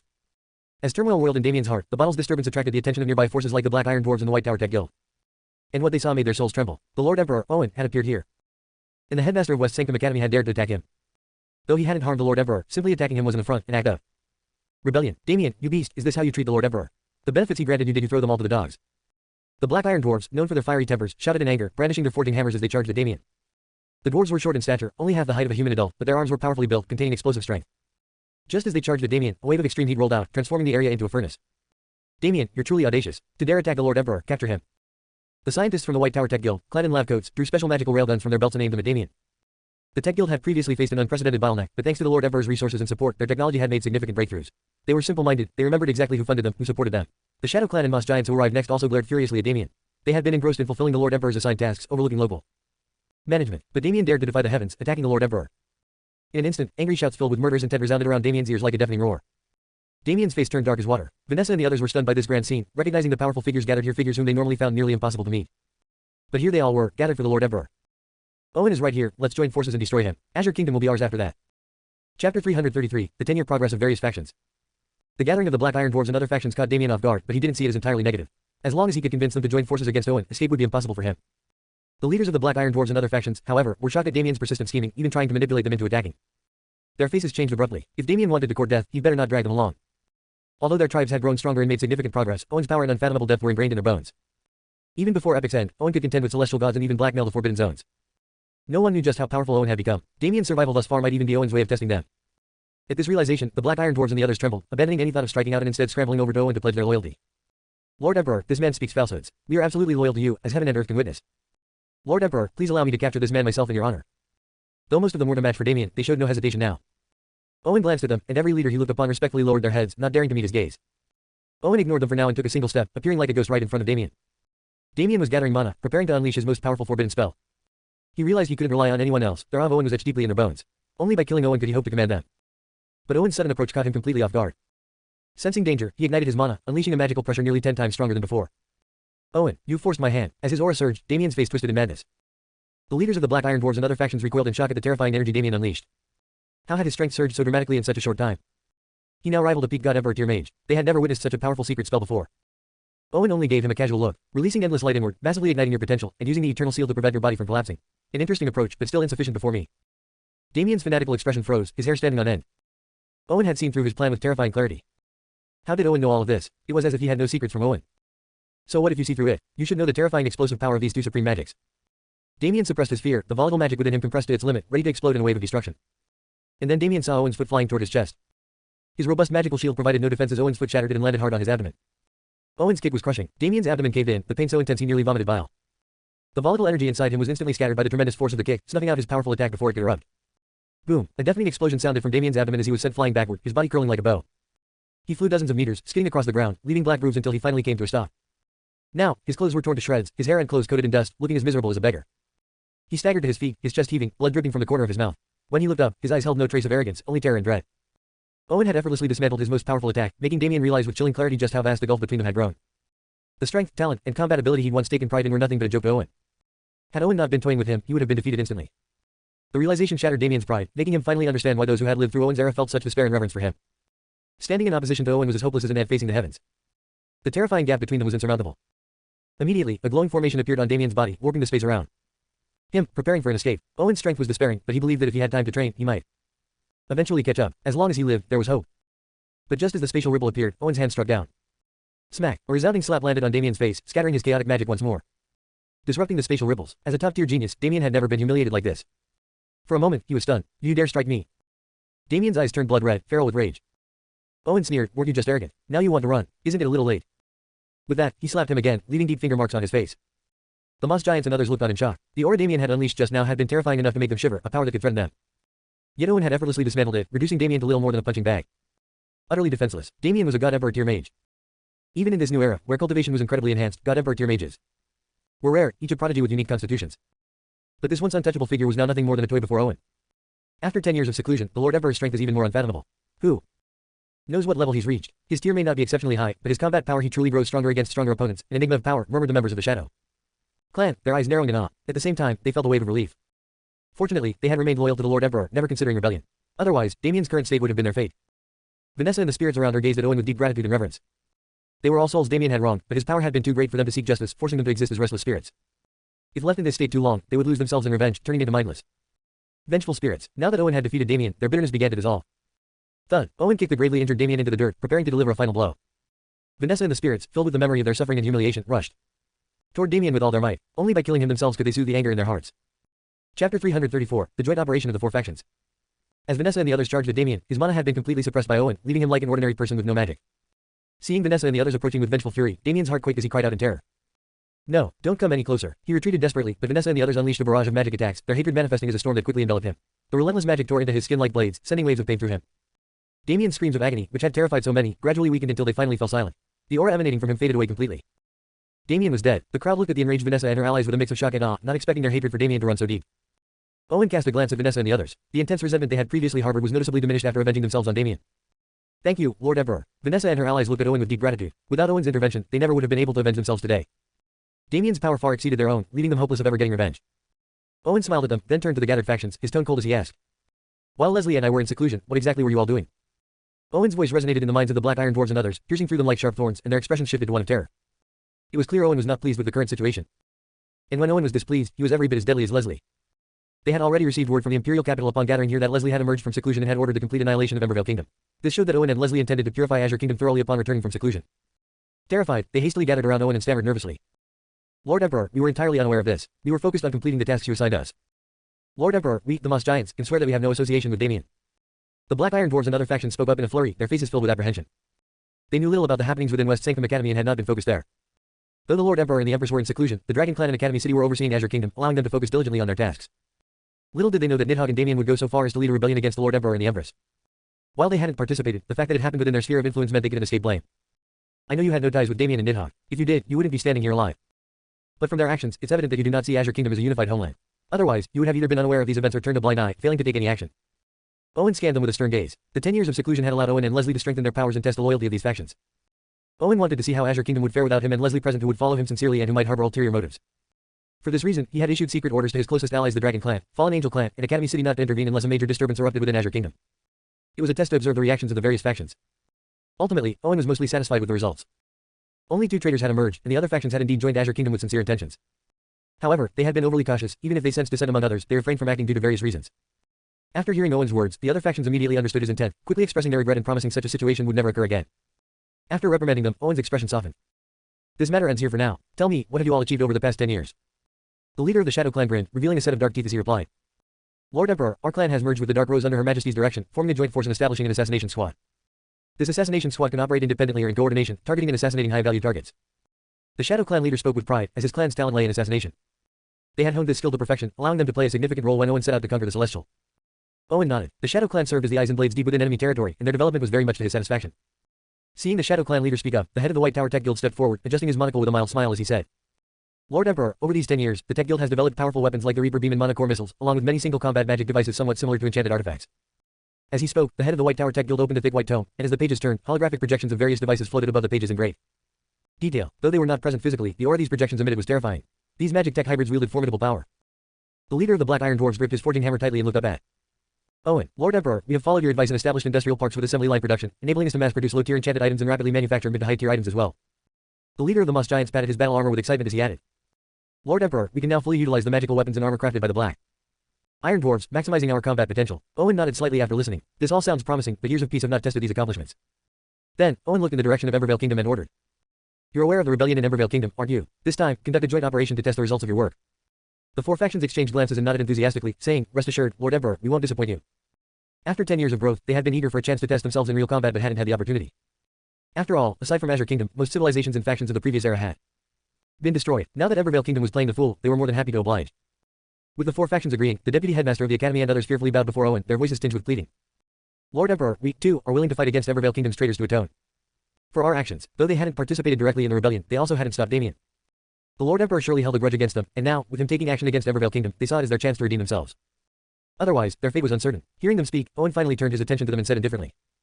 Dismissed from your positions for investigation. Let's see how you perform in this. Suppression of the rebellion. Owen had already eliminated Damien and the 4 God Kings from West Sanctum Academy. Killing any more would leave the academy with few qualified mentors. So, he didn't mind giving them a chance, as he would need plenty of talent for the future.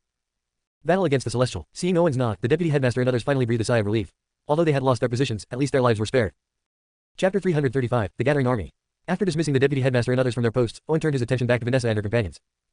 With a wave of his hand, a thick wave of life energy surged from his order field's order of life, pouring into the bodies of Dennis and the other spirits. He helped them reform their physical bodies. With Damien's death, much of the resentment within them had dissipated, allowing their new bodies to form without any resistance from their lingering grievances. Once their bodies had fully materialized, Dennis and the others stared at Owen in wide-eyed shock. Although legends spoke of powerful mages who could help souls regain physical bodies, such tales were mere myth. Yet Owen had achieved this feat right before their eyes. It was nothing short of miraculous. Feeling the seamless connection between soul and body, they felt as if they had been given a second chance at life. Thank you, Lord Emperor. Dennis, Vanessa, and the others bowed deeply to Owen, their faces filled with gratitude. Owen smiled at them and said, you dared to do what others wouldn't, so this is well deserved. Furthermore, from now on, West Sanctum Academy will be managed by a council formed by all of you. I trust that under your leadership, the academy will have a brighter future. Don't let me down. Vanessa, Dennis, and the others looked at Owen in disbelief. Could they have heard him correctly? The Lord Emperor was entrusting them, mere students, with the management of this vast academy. We understand your kindness, Lord Emperor, but West Sanctum Academy is known far and wide. We lack both the strength and experience. They exchanged glances, then quickly shook their heads, overwhelmed by the weight of the responsibility. Owen smiled, saying, while you may lack the strength now, you all have great potential. Most importantly, you have the will to improve. In the Imperial capital, in a small courtyard where Leslie was staying, she and Madeline sat at a stone table, reviewing reports from across the realm. With the spread of news, many citizens of Embervale Kingdom had begun to flee in fear. However, the population of Embervale was immense, and the evacuation was slow. Furthermore, many citizens had been brainwashed by Nidhogg and refused to leave, choosing to resist. Amidst this, some alarming, irrational statements were also spreading. Sister, it's nearly the 3rd day, and there are still 6 million citizens in Embervale Kingdom who haven't evacuated. Should we extend the deadline? Madeline set down a stack of reports with a heavy heart, looking across at Leslie, whose expression was icy. Leslie replied coldly, I've given them 2 options. If they choose death, they can't blame me. But, sister, that's 6 million lives. If they're all killed, it will be a massacre beyond measure, Madeline pleaded. Eliminating Embervale Kingdom is your task, what a rivers of blood flows also on you. I'm only concerned with the result, Leslie replied without looking up. Sister, don't you have any compassion? Madeline asked, frowning. Leslie paused, looking up at Madeline. You can choose not to complete the mission. Madeline's eyes widened. Are you serious? Leslie nodded. I'll send you out of Azure Kingdom immediately. From then on, you'll have nothing more to do with Azure Kingdom. Madeline's expression darkened for a moment, studying Leslie intently. You wouldn't really do that, would you? When have I ever lied? Leslie looked back at her. Madeline, but to kill them all it's just too cruel. Then get to work, Leslie said. The army has already gathered in Embervale Kingdom. Now, it's up to you. Inside Embervale Kingdom, Nidhogg stormed around his palace, smashing everything inside as he vented his fury. He had received word that Owen's army had encircled Embervale Kingdom. He, along with every citizen of Embervale, was trapped like a beast in a cage. At that moment, he understood with painful clarity why Leslie had spared him. It wasn't out of mercy but a calculated attempt to break him completely. She wanted him to witness, firsthand, the fall of Embervale Kingdom. To kill him would have been merciful. Destroying him emotionally, this was true vengeance. Damn it all. Nidhogg slumped to the ground, fuming like a caged animal. Hey, this situation, I warned you it would come to this. Owen and Leslie do not tolerate traitors. A sharp female voice suddenly rang out. Nidhogg looked darkly toward the back of the hall. There, a lively dark elf hovered in midair, wings fluttering as she regarded Nidhogg coldly. After assassinating Henry, you should have immediately staged a rebellion. At that time, Owen and Leslie had just gone into seclusion, and the people's loyalty to Azure Kingdom wasn't as strong yet. Mocked by the dark elf Silva, Nidhogg's anger flared even higher. That's easy for you to say. Your dark elf queen only cares about the divine pathstone and Owen. She doesn't care if we live or die. The dark elf responded coolly, we're allies, aren't we? Besides, as you are now, you hardly qualify as a partner. Do you think this outburst is worthwhile? Nidhogg glared at her, don't need me. With the bond between Owen and Leslie, your queen has no chance. Silva narrowed her eyes. Then she must die. Once she's gone, our queen will have her. Opportunity. Nidhogg clenched his fist in jealousy. What's so special about Owen that your queen values him so much? Dark elves resembled humans but were far more beautiful, like beings of the night. Even Silva, a common dark elf, was a breathtaking beauty. It was unimaginable how stunning the famous dark elf queen must be, yet she had chosen Owen. This realization struck Nidhogg, who prided himself as a genius, with a deep sense of inferiority. Silva glanced at Nidhogg dismissively and asked, surviving the great cataclysm, defying fate, forcing the Forbidden Zone to submit, how many of those feats could you accomplish? Our queen seeks the strongest bloodline, and Owen is the ideal candidate. Nidhogg's heart sank. So, aside from your queen, others of similar status also covet Owen. Silva nodded. Indeed, with the renewal of the era, unique physiques are emerging. They all wish to unite with the strongest candidate, widely recognized as Owen. Nidhogg cursed silently, damn harlots. Silva looked out from the hall toward the distant horizon. Owen and Leslie's army has arrived. Your only chance for survival now is to kill Leslie. Only then will we, the Dark Elves, intervene on your behalf. Command your forces well. Owen and Leslie's confidence will be their undoing, pushing them into an endless abyss. This is your last opportunity. With Silva's commanding tone ringing in his ears, Nidhogg felt humiliated. He swore to himself that he would make this Dark Elf suffer. Outwardly, though, he nodded with forced gravity, saying, I'll do my utmost. Satisfied, Silva looked at him, then turned to gaze down at the assembled troops in the square below. The ranks stood like monuments of black stone, motionless, surrounded by a strange, powerful aura. This was a boon Silva had bestowed upon them through her eternal night magic. Once fully absorbed, the power of each soldier would surge. Awaken, warriors. The Queen's blessing is upon you. This time, fight for survival, fight for the Queen. Her voice rang out with encouragement. The soldiers, previously still, now glowed with deep, starry eyes, their muscles rippling with explosive energy. For the Queen, for the Queen. Beast-like roars escaped from their mouths, their senses nearly dulled, their minds filled with the singular purpose to fight for their queen unto death.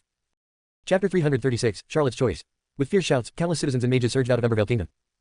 Their numbers were vast, like a never-ending tide that shook the earth with intense tremors, clouds of dust rising to blot out the sky. Even on the border of Embervale Kingdom, where General Stanley and the Azure Kingdom's commanders had assembled the army, they could see this impressive scene from afar.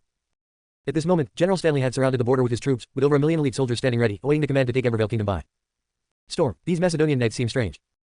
Stanley, standing on a hillside, furrowed his brow as he watched the soldiers of Embervale Kingdom surge forward like a tidal wave. There were far too many of them, and something about their state was unsettling. Their eyes lacked any whites, radiating an eerie, frenzied aura. This was completely different from the information they'd gathered beforehand, and it seemed their strength had surged significantly in a short period. The deputies and lieutenants behind Stanley looked solemn, asking if they should launch an immediate attack. General, though the people of Embervale Kingdom seem strange, our forces are vastly superior, with full support from the other divisions. A swift assault could take them down. Other lieutenants nodded, gripping their mage staffs eagerly. This was their first large-scale operation since the Emperor and Empress had emerged from seclusion. They all wanted to perform admirably and not disappoint the Emperor and Empress. As generals of the Azure Kingdom, their lagging ranks and abilities had left them on the brink of irrelevance, struggling to keep up with the rapidly expanding Azure Kingdom. But the Emperor and Empress had provided them with ample resources and opportunities for cultivation, allowing them to catch up. This consideration and generosity was something they were determined to repay. Stanley, however, glanced back with a contemplative look, shaking his head slightly. Wait a moment, Her Majesty the Empress has her own plans for this. The other generals were puzzled and quickly followed his gaze. In the distance, at the top of a steep hill, stood a breathtaking woman in an elegant court gown that billowed in the wind. She was staring at the dense ranks of Embervale Kingdom soldiers below. It was none other than Madeline, who had come here. Behind Madeline, Leslie and Charlotte sat in a pavilion, watching her lonely figure. Charlotte spoke quietly, concern in her voice. Your Majesty, Embervale Kingdom has a mage army numbering over 1 million. Can Miss Madeline really handle this? While Charlotte knew Madeline was unusually strong now, the sheer number of enemies made her uneasy. After all, Madeline was the Empress's sister. If anything went wrong, she couldn't bear the responsibility. Leslie replied calmly, she can handle it, she just needs a bit of pressure. Dash dash. On the hillside, a pot-bellied lieutenant looked at the advancing Embervale Kingdom army, now drawing dangerously close, and asked hesitantly. General, the Embervale Kingdom forces are getting closer by the minute. 10 minutes, at most, until they reach our formations. Shouldn't we attack now? The other lieutenants also looked to Stanley. Stanley didn't respond immediately. Initially, his thoughts had been in line with the lieutenants, but seeing Madeline here, he realized things were more complex than he'd assumed. Instead of answering, he looked toward the distant horizon. Embervale Kingdom's army had formed a phalanx, charging forward like an unstoppable beast, exuding a terrifying aura. They could feel the faint tremors of the earth from the advancing horde. The overwhelming magical energy above the phalanx even distorted the air, which now felt as if it were sizzling with heat. As Stanley hesitated, the other lieutenants grew increasingly anxious, though they knew Stanley to be a decisive leader. If he hadn't given the order by now, there had to be a reason. General, if we don't act soon, they'll build up their momentum, putting us at a disadvantage. One of the lieutenants frowned. Just a bit longer, Stanley replied calmly. A trace of confusion flashed in the lieutenant's eyes. At this critical moment, what were they waiting for? Before they could ask further, a shadow appeared like a phantom, silencing the agitated soldiers. When Charlotte arrived, she immediately addressed Stanley. General Stanley, Her Majesty has ordered an immediate retreat. Without the Empress's command, no one is to engage. Stanley and the others rubbed their ears, stunned and incredulous, their expressions filled with shock and confusion. As the Empress's confidant, Charlotte had not come to issue a command to attack but to order a retreat. How could this be? Hadn't this operation been about the annihilation of Embervale Kingdom? If it weren't for the fact that Charlotte was delivering the order, they wouldn't have believed. It was from Her Majesty. But with the enemy now charging toward them, why retreat? This command clashed entirely with their understanding of Leslie's assertive nature. Just then, a streak of blood-red light flew toward them, and they recognized it as Madeline descending from the hilltop. They exchanged glances, their confusion deepening. As the Empress's sister, Madeline could have remained safely in the rear. Why was she now at the front line? Seeing their puzzlement, Charlotte explained calmly. Her Majesty has decreed that the entire rebel force be left for Miss Madeline to handle. Alone. What? Stanley and the others stared in disbelief. Malzagape. Embervale Kingdom's army was charging. The chaotic, frenzied energy from the army was much stronger than they'd anticipated. To leave Miss Madeline alone against this, it was like sending her to her death. When a mage army formed into a cohesive unit, every mage's strength was greatly amplified. This wasn't simply a matter of addition. Even a god-tier mage like Madeline, or even a god-king tier mage, would be doomed facing an army of over 1 million mages. However, Charlotte paid no mind to their astonished reactions, urging them obey the order. Seeing no other option, Stanley and his forces retreated. As soldiers, they could not disobey the Empress's command. Soon, under Stanley's direction, the million-strong army began an orderly withdrawal. With their departure, only Madeline and Charlotte remained on the hill.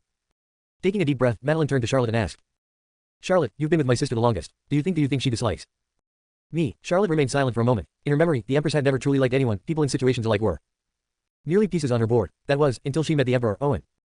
Now, the Empress cared only for Owen. In Charlotte's understanding, no one else could be said to hold any special place in her heart. However, not wanting to hurt Madeline, she comforted her, you're the Empress's sister. There's no way she dislikes you. As one of the Empress's closest attendants, Charlotte knew very well that the Empress treated Madeline this way not out of dislike but to sharpen her. To prepare her to stand alone, to awaken the full power of the Blood Eye. After all, the fragile peace they enjoyed was soon to be shattered.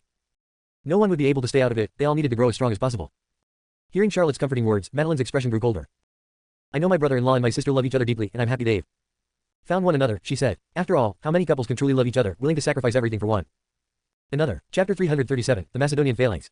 Murmuring to herself, Madeline took step after step toward Embervale Kingdom's army. Her silhouette, solitary and somber, cast a long, dark shadow in the sunlight. In that moment, Madeline seemed utterly transformed from before. Charlotte wanted to say more to comfort her, but Madeline had already charged toward Embervale Kingdom's phalanx with unwavering resolve. Not far away, Rachel held Serafina in her arms, watching Madeline's retreating figure with deep concern in her bright eyes. One person against the entire army of Embervale Kingdom.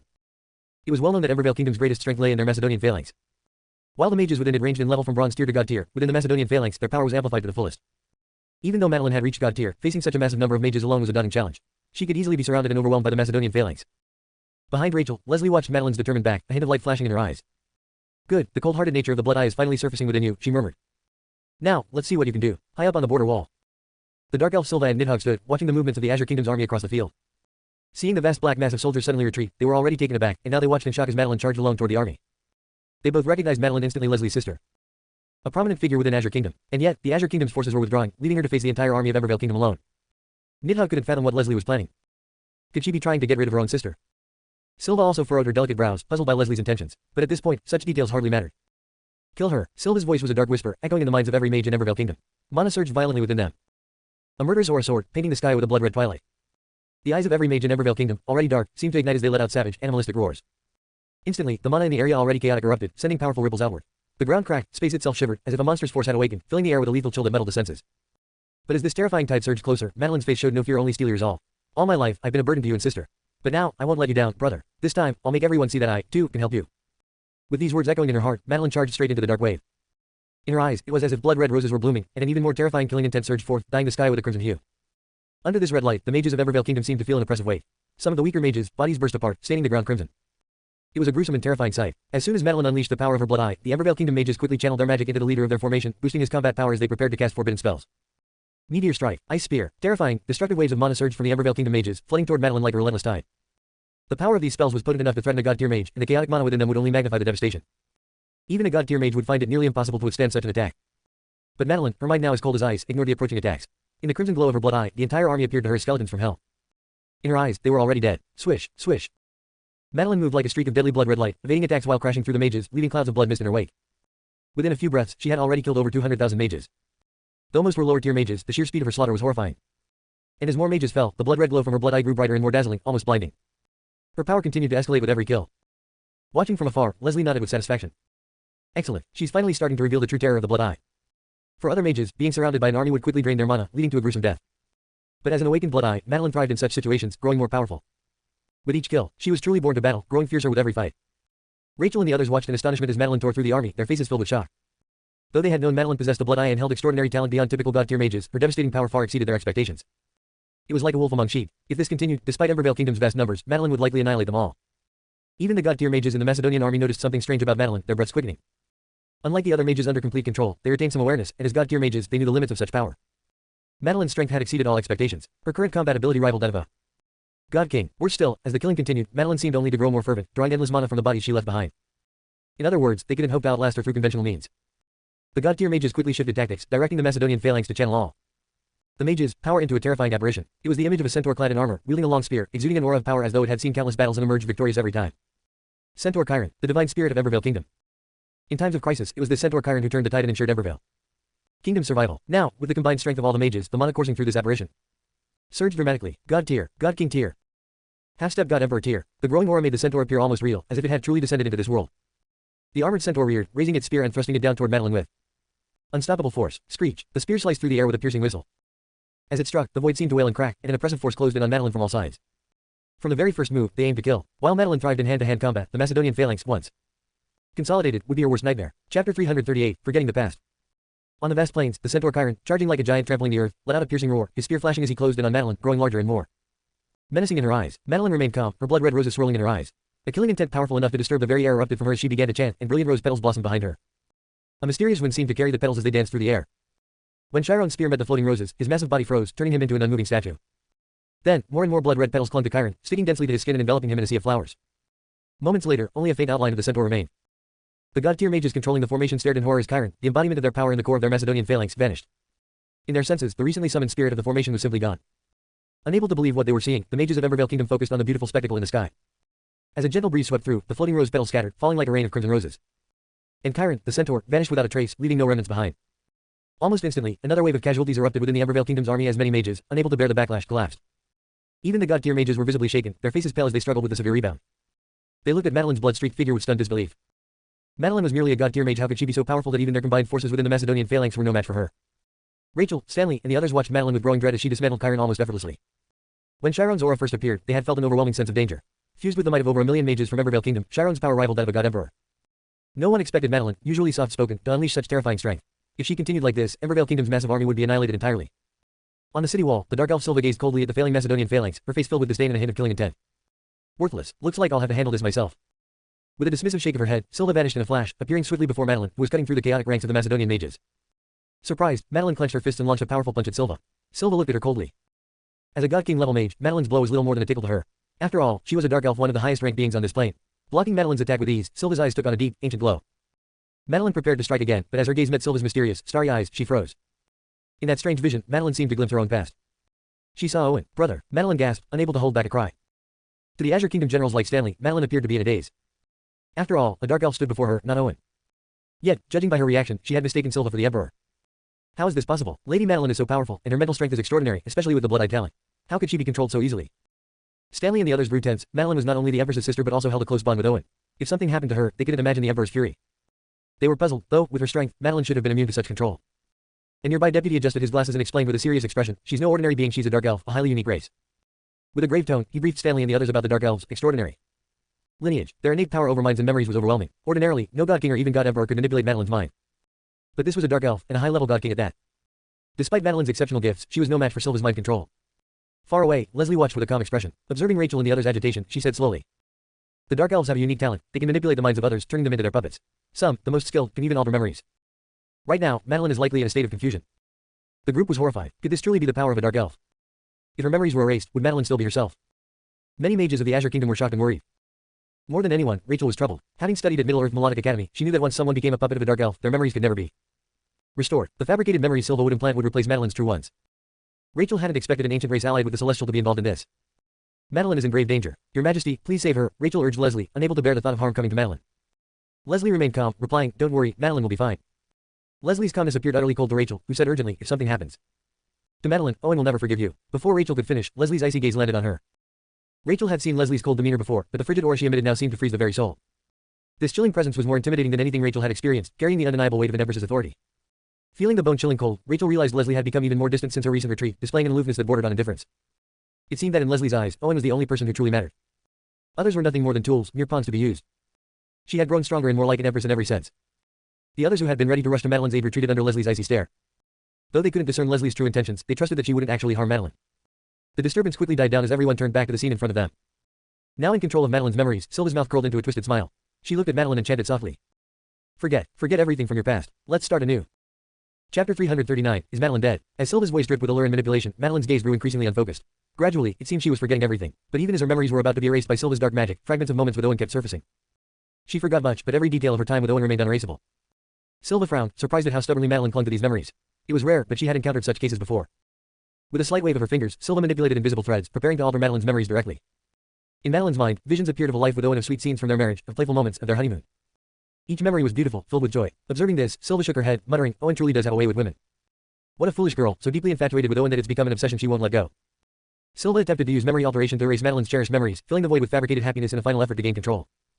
Yet no matter how many times she tried, Madeline's altered memories seemed to revert back. If I can't control her, I'll destroy her. With a sigh of regret, Silva conjured a magical blade in her palm, crafted from translucent crystal and swirling with terrifying energy. Before anyone could react, Silva drove the blade into Madeline's heart. Hot blood spurted into the air. Madeline's chest was pierced straight through, her lifeblood pouring from the wound. Heavily wounded, her aura instantly weakened. And as Silva's blade penetrated her heart, blood-red raindrops began to fall from the sky. The mages around stared in stunned disbelief, their expressions shifting to shock and horror. Could it be that Lady Madeline was dead? They couldn't believe their eyes. But the truth was undeniable. Rachel, Stanley, and the Azure Kingdom's mages were all frozen in shock, desperately searching for signs this was an illusion. But the reality was clear. Silva had killed Lady Madeline with a dagger. How could this have happened? Rachel's body felt weak, her senses entirely focused on Madeline. But Madeline's aura, instead of strengthening under her attention, was vanishing rapidly. In a single breath, it was as if Madeline had never existed in this world. Panic-stricken, Rachel prepared to rush toward Madeline, hoping to pull her from the dark elf's clutches and heal her with potions. Madeline was her closest friend. She couldn't be gone like this. Wait, just as Rachel was about to move, Leslie stopped her. Rachel froze, glaring at Leslie with fury. It's one thing if you won't help, but why stop me? Do you really want Madeline to die? Her voice rang with anger. Just then, snow-like flakes began to drift down from the sky, dancing in the air. But when Rachel touched one, her pupils shrank. These snowflakes bore an eerie, dual sensation of freezing cold and searing heat, as if trapped in a realm of fire and ice. The unusual phenomenon intensified, and their anxiety grew, yet Leslie remained calm, looking at them with a cold expression. Stand back. Madeline is fine, Leslie commanded. The others, including Stanley, were baffled. They had long known of the Empress's cold demeanor. But Madeline was her sister. Why was she so indifferent? Just as their confusion grew, they noticed a strange scene in the sky changing. Amid the hellish ash-like snowflakes, countless blood-red spirits held and surrounded Madeline as if welcoming their queen. Some finally realized what was happening and gasped. Lady Madeline has awakened. It looks like her blood eye has evolved into the fabled death calamity. That white ash must be the cinder of the underworld. As soon as they spoke, everything turned crimson. An oppressive atmosphere of madness and slaughter permeated the air, filling every corner of the battlefield. Silva's brow furrowed, sensing that something was wrong. She felt a vague sense of dread but couldn't pinpoint why. Just then, an echoing laugh, as if from the depths of a bottomless hell, resonated through the air. The sound filled every mage's body with boiling blood, and their eyes were etched with blood-red patterns. Silva felt her own blood heating up and finally realized what was happening. The undead's cheers. This was a sign of the death calamity's emergence. She now understood that Madeline was the death calamity. Legend spoke of the death calamity as a terrifying being who ruled over slaughter and suffering, wielding immense authority. But due to its immense power, the death calamity had not manifested for countless ages. Yet here she was, the very Madeline she thought she had slain. In trying to kill her, Silva had inadvertently triggered her awakening. Realizing this, Silva's entire body trembled as she stared at Madeline in horror. Under her frightened gaze, Madeline, her body bathed in blood, looked back with icy eyes.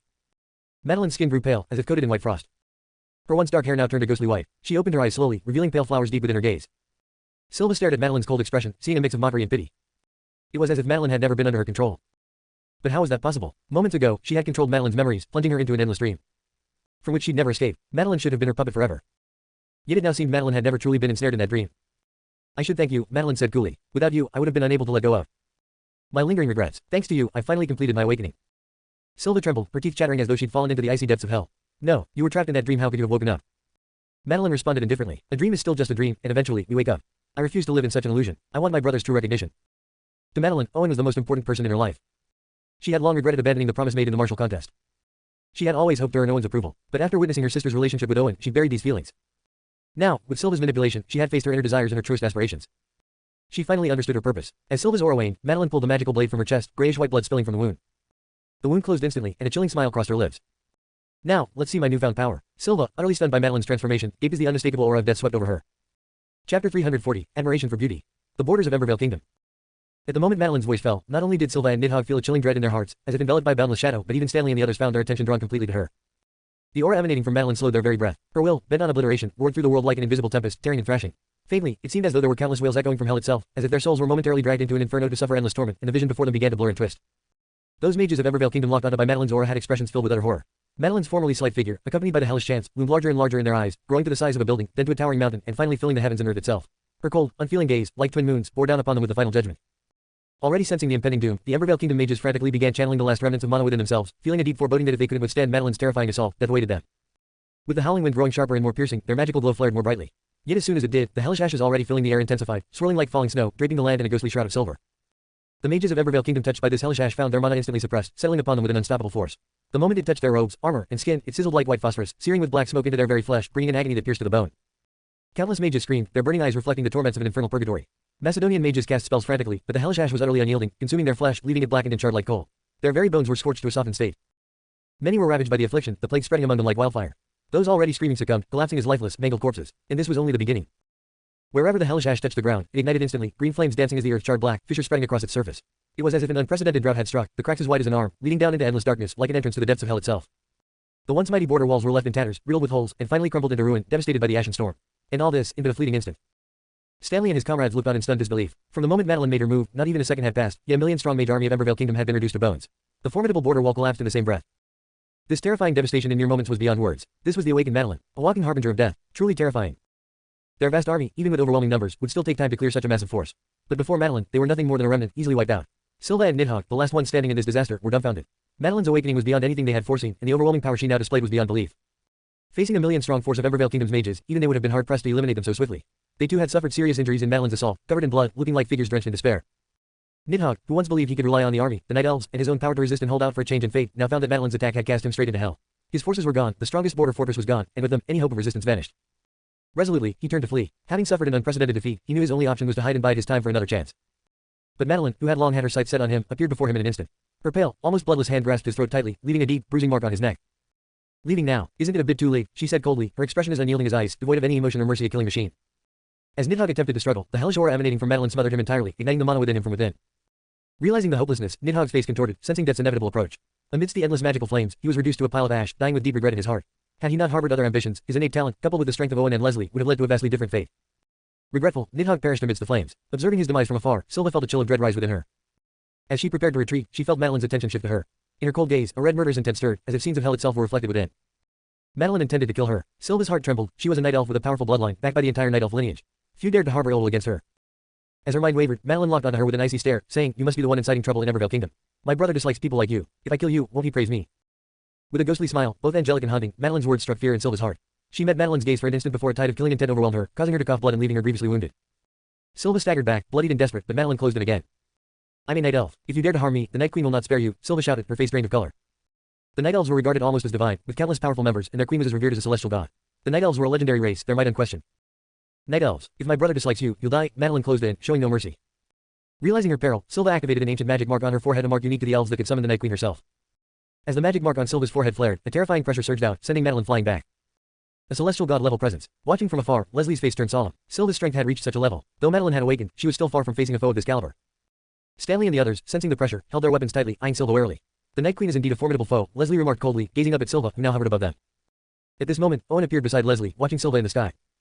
Turning to Owen, Leslie said calmly, "No matter who stands in our way, they will pay a heavy price." Owen nodded. They were no longer who they once were. Casting a glance at Madeline, now fully awakened, he frowned slightly. "Pushing her this far. Isn't that a bit harsh?" Leslie replied seriously, "As my sister, she will face even greater dangers in the future. It may seem extreme, but it's for the best." Madeline, noticing Owen, dropped her cold demeanor and leapt forward like a bunny. "Brother," she called, bounding toward him, intent on jumping into his arms. Leslie subtly blocked her. "You did well this time, keep it up." Though Leslie's praise was rare, Madeline's focus was on Owen. She looked at him eagerly and asked, "Brother, was I good enough? Did I make you proud?" "You did very well," Owen replied, smiling. "With your strength, we'll have a much easier time." Hearing Owen's praise, Madeline's face lit up, like a child receiving approval from a parent. Leslie, observing, shook her head. Though Madeline's awakening had brought change, some innocence remained, which, she reasoned, would evolve over time.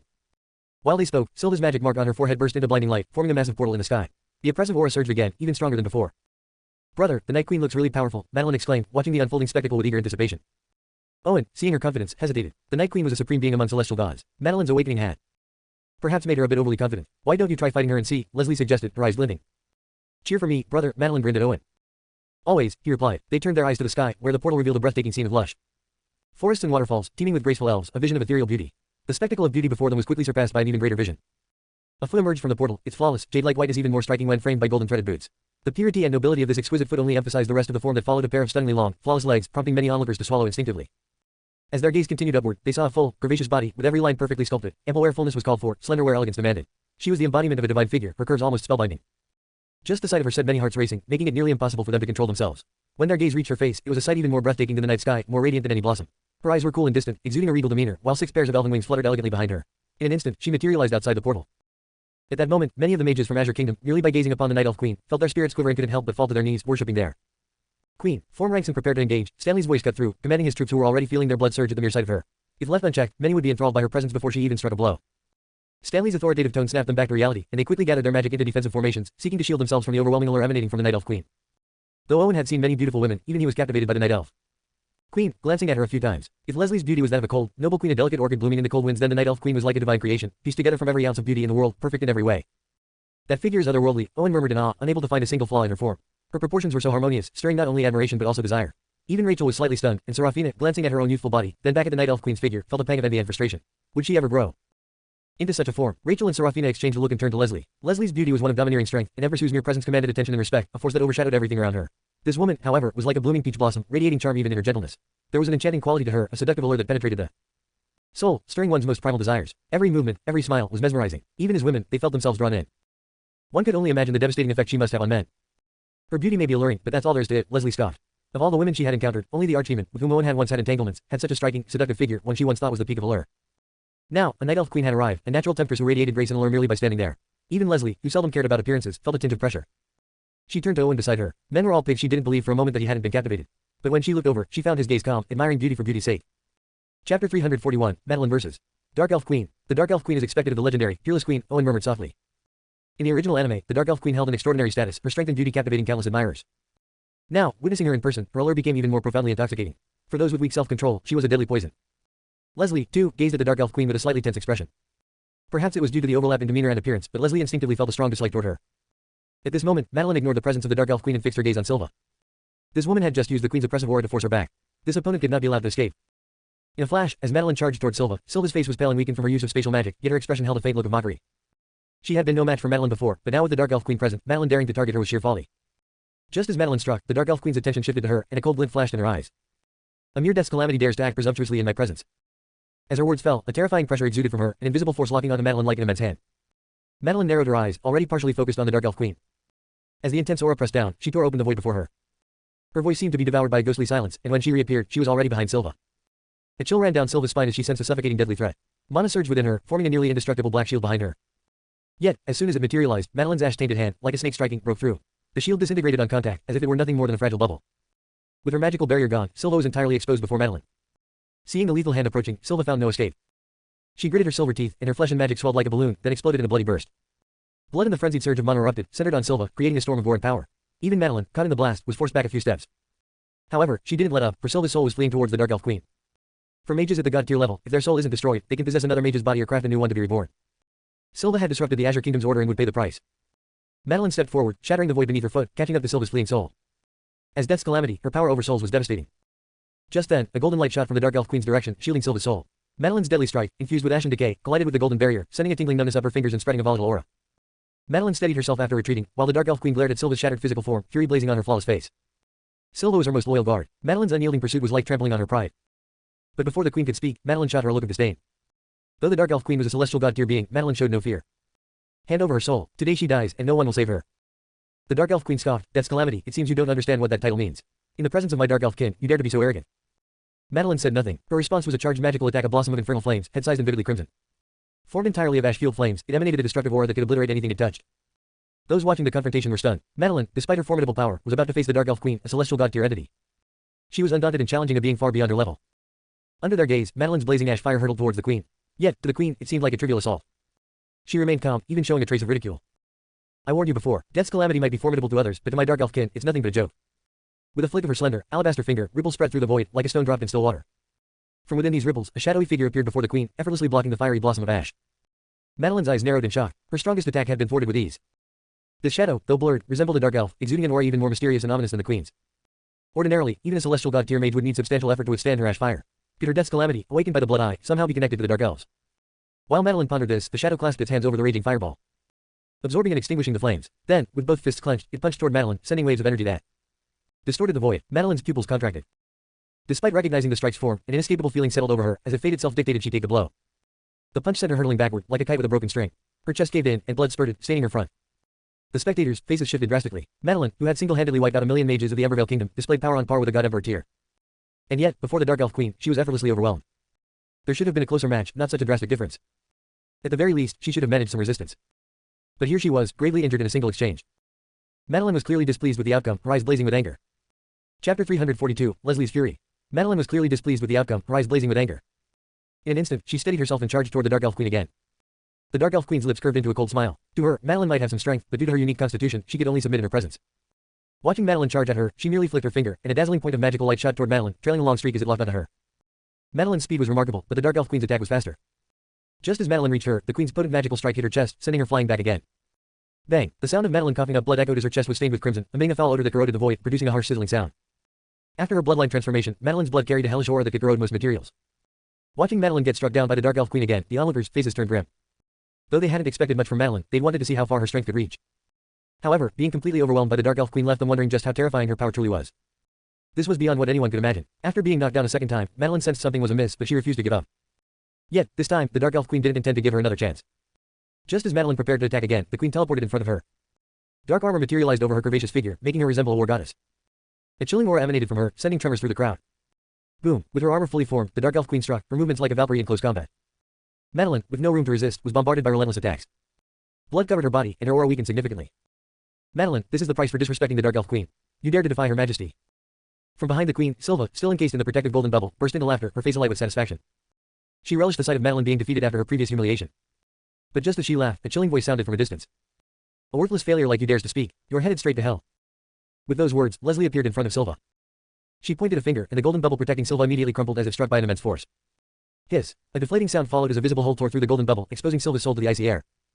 In the cold aura emanating from Leslie, her soul froze instantly, shattering into fragments, disappearing from existence. Silva's destruction sent a shockwave through the Dark Elf Queen, and her beautiful face twisted with killing intent as she focused her attention on Leslie. She had already noted Leslie's presence, knowing that Leslie's aura was among the strongest there, one of the few she felt threatened by. Leslie had remained inactive, so the Queen had concentrated on Madeline. But now, seeing Leslie act, the Queen recognized her true power. The golden bubble might have appeared fragile, but it contained the Queen's own refined mana, impenetrable even to a god Emperor tier mage. Yet Leslie had shattered it with ease, as if it were no more than a shadow. Clearly, Leslie's strength was far beyond what it seemed. As the Dark Elf Queen looked at Leslie, Leslie returned the gaze, studying her opponent. She had long heard of the Dark Elf Queen, as the Dark Elves were an exceptional clan, loyal to the Celestial for many years. In terms of resources and power, they were among the most formidable factions. This Queen, ruling over the Dark Elves, was exceptional, her power in the Celestial God tier was terrifying, as evident in her handling of Madeline. Facing her directly, Leslie sensed an uncommon, ominous danger emanating from her. As they locked eyes, the crowd shifted their attention to the two women. To them, both were paragons of power, beauty, and influence, two extraordinary women unmatched in their own right. Owen, too, looked at them. Given what he knew of Leslie, the Dark Elf Queen's treatment of Madeline had undoubtedly sparked her intent to kill. Although she had been strict with Madeline, it stemmed from a place of deep care. Normally, she was indifferent to others' lives, but her concern for Madeline was sincere. The outcome of their battle was uncertain, even to Owen. Madeline, seeing the Queen's attention shift to Leslie, prepared to charge toward her once more. Madeline, you've done well today. The Dark Elf Queen is simply too powerful, it's natural that you're not her match. Train hard, and with your talent, surpassing her isn't out of reach. Owen spoke up, stopping Madeline from interfering. The Dark Elf Queen was now facing off against Leslie, and any interruption from Madeline could endanger Leslie. At this level, even a minor disturbance could be deadly. Madeline looked at Owen, hearing the sincerity in his words. Recognizing her current limitations, she grudgingly retreated to his side. Owen, did I really do well? Madeline asked, her confidence faltering. Owen gently patted her head. You did excellently. Taking down so many mages from Embervale Kingdom as a god king is a historical feat. And you've awakened your bloodline focus on stabilizing it. Once it's fully integrated, you'll grow even stronger. Owen's words calmed her. Though Leslie's blood eye had helped awaken her power, the pressure on Madeline was immense, so Owen needed to reassure her to stabilize her mental state for future growth. Madeline, trusting Owen completely, nodded and quietly seated herself behind him to heal. The Dark Elf Queen, after sizing up Leslie, finally shook her head, a hint of disappointment in her gaze. Impressive that your reputation has spread to the lower realms. I've heard of you even in the upper realms. But, compared to me, you still fall short. Then, she shifted her gaze toward Owen, her eyes flashing with a strange light. You aren't worthy of Owen's excellence. No other woman in this world is only I am worthy. Of him, everyone present was taken aback. How had their conversation suddenly shifted to Owen? And judging by the Queen's demeanor, she seemed to have a keen interest in him.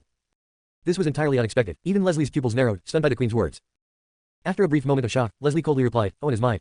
No one, not even you, can take him away. Chapter 343, The Dark Elf Army. The one I desire is never beyond my reach, the Dark Elf Queen sneered, resolutely staring down Leslie despite her icy killing intent. Leslie narrowed her eyes and slapped the Dark Elf Queen across the face. Leslie's strike was swift and sudden, catching everyone off guard. Even the Dark Elf Queen, locked in by the move, hadn't time to react and could only watch as the slap landed on her face. Slap! The crisp sound echoed, filling everyone's ears. The atmosphere turned deathly still as countless onlookers widened their eyes in disbelief, gasping in shock. The Dark Elf Queen, one of the Celestial's top warriors and a distinguished celestial god, was someone people barely dared to address sternly, let alone strike especially in front of such a crowd. Way to go, sister, Madeline's eyes sparkled as she exclaimed excitedly. Though Leslie was strict with her, she was clearly even more ruthless with enemies. This display of bravery filled Madeline with exhilaration. As expected of the Empress, Rachel marveled. Though she hadn't known Leslie long, her imposing and domineering personality left a deep impression. Now, that aura was even more unrestrained. Two wicked women fighting. Fight. I hope they both lose, then no one will take my master away, Serafina huffed, egging them on from the side. She hadn't been able to spend time with Owen because of Leslie, and now another woman wanted to take her place. She was thrilled by the chaos. Stanley and the others watched in awe. Gaining the affection of either Leslie or the Dark Elf Queen was a dream for any man. Yet here was Owen, with both of these unparalleled women openly vying for his attention. The crowd's envy and admiration toward Owen surged. They recognized the astounding potential and matchless strength that earned him his reputation as someone beyond fate, as described by the Lord of Stars. Stanley and the others grew solemn. The relationship between Leslie and Owen was well known throughout the Azure Kingdom. They loved each other deeply. Now, the Dark Elf Queen's interference was a death wish. They all remembered the Empress's relentless determination. Yet, Owen felt no particular excitement. Instead, he was perplexed. Why had the Dark Elf Queen set her sights on him? A figure of her status surely had her reasons. He was unaware that many top-tier saints already had their eyes on him.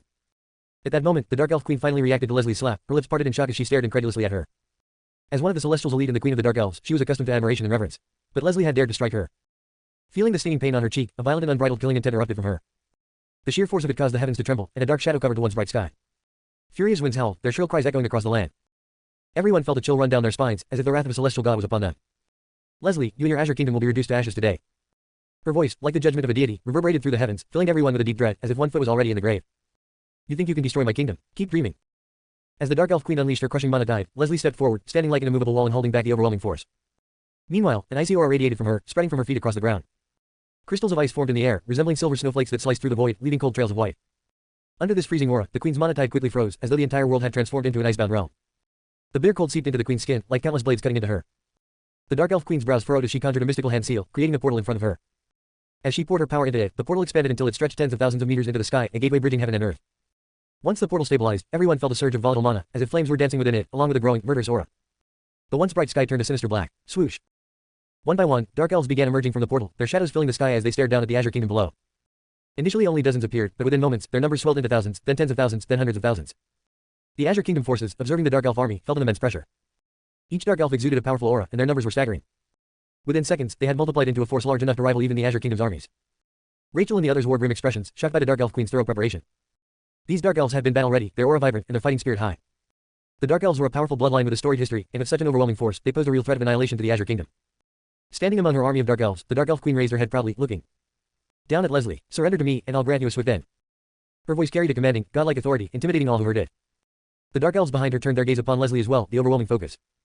Suffocating. Yet, despite this pressure, Leslie remained unfazed. She stared at the Queen and glanced over the mass of Dark Elves, responding with a calm voice. This is the extent of your strength. If this is all you have, it would be better for you to surrender to me today. With that, she looked over at Owen. He nodded knowingly and turned to Charlotte. Is everything ready? Charlotte nodded enthusiastically. Yes, Lord Emperor. The allied forces have assembled and are ready to act at your command.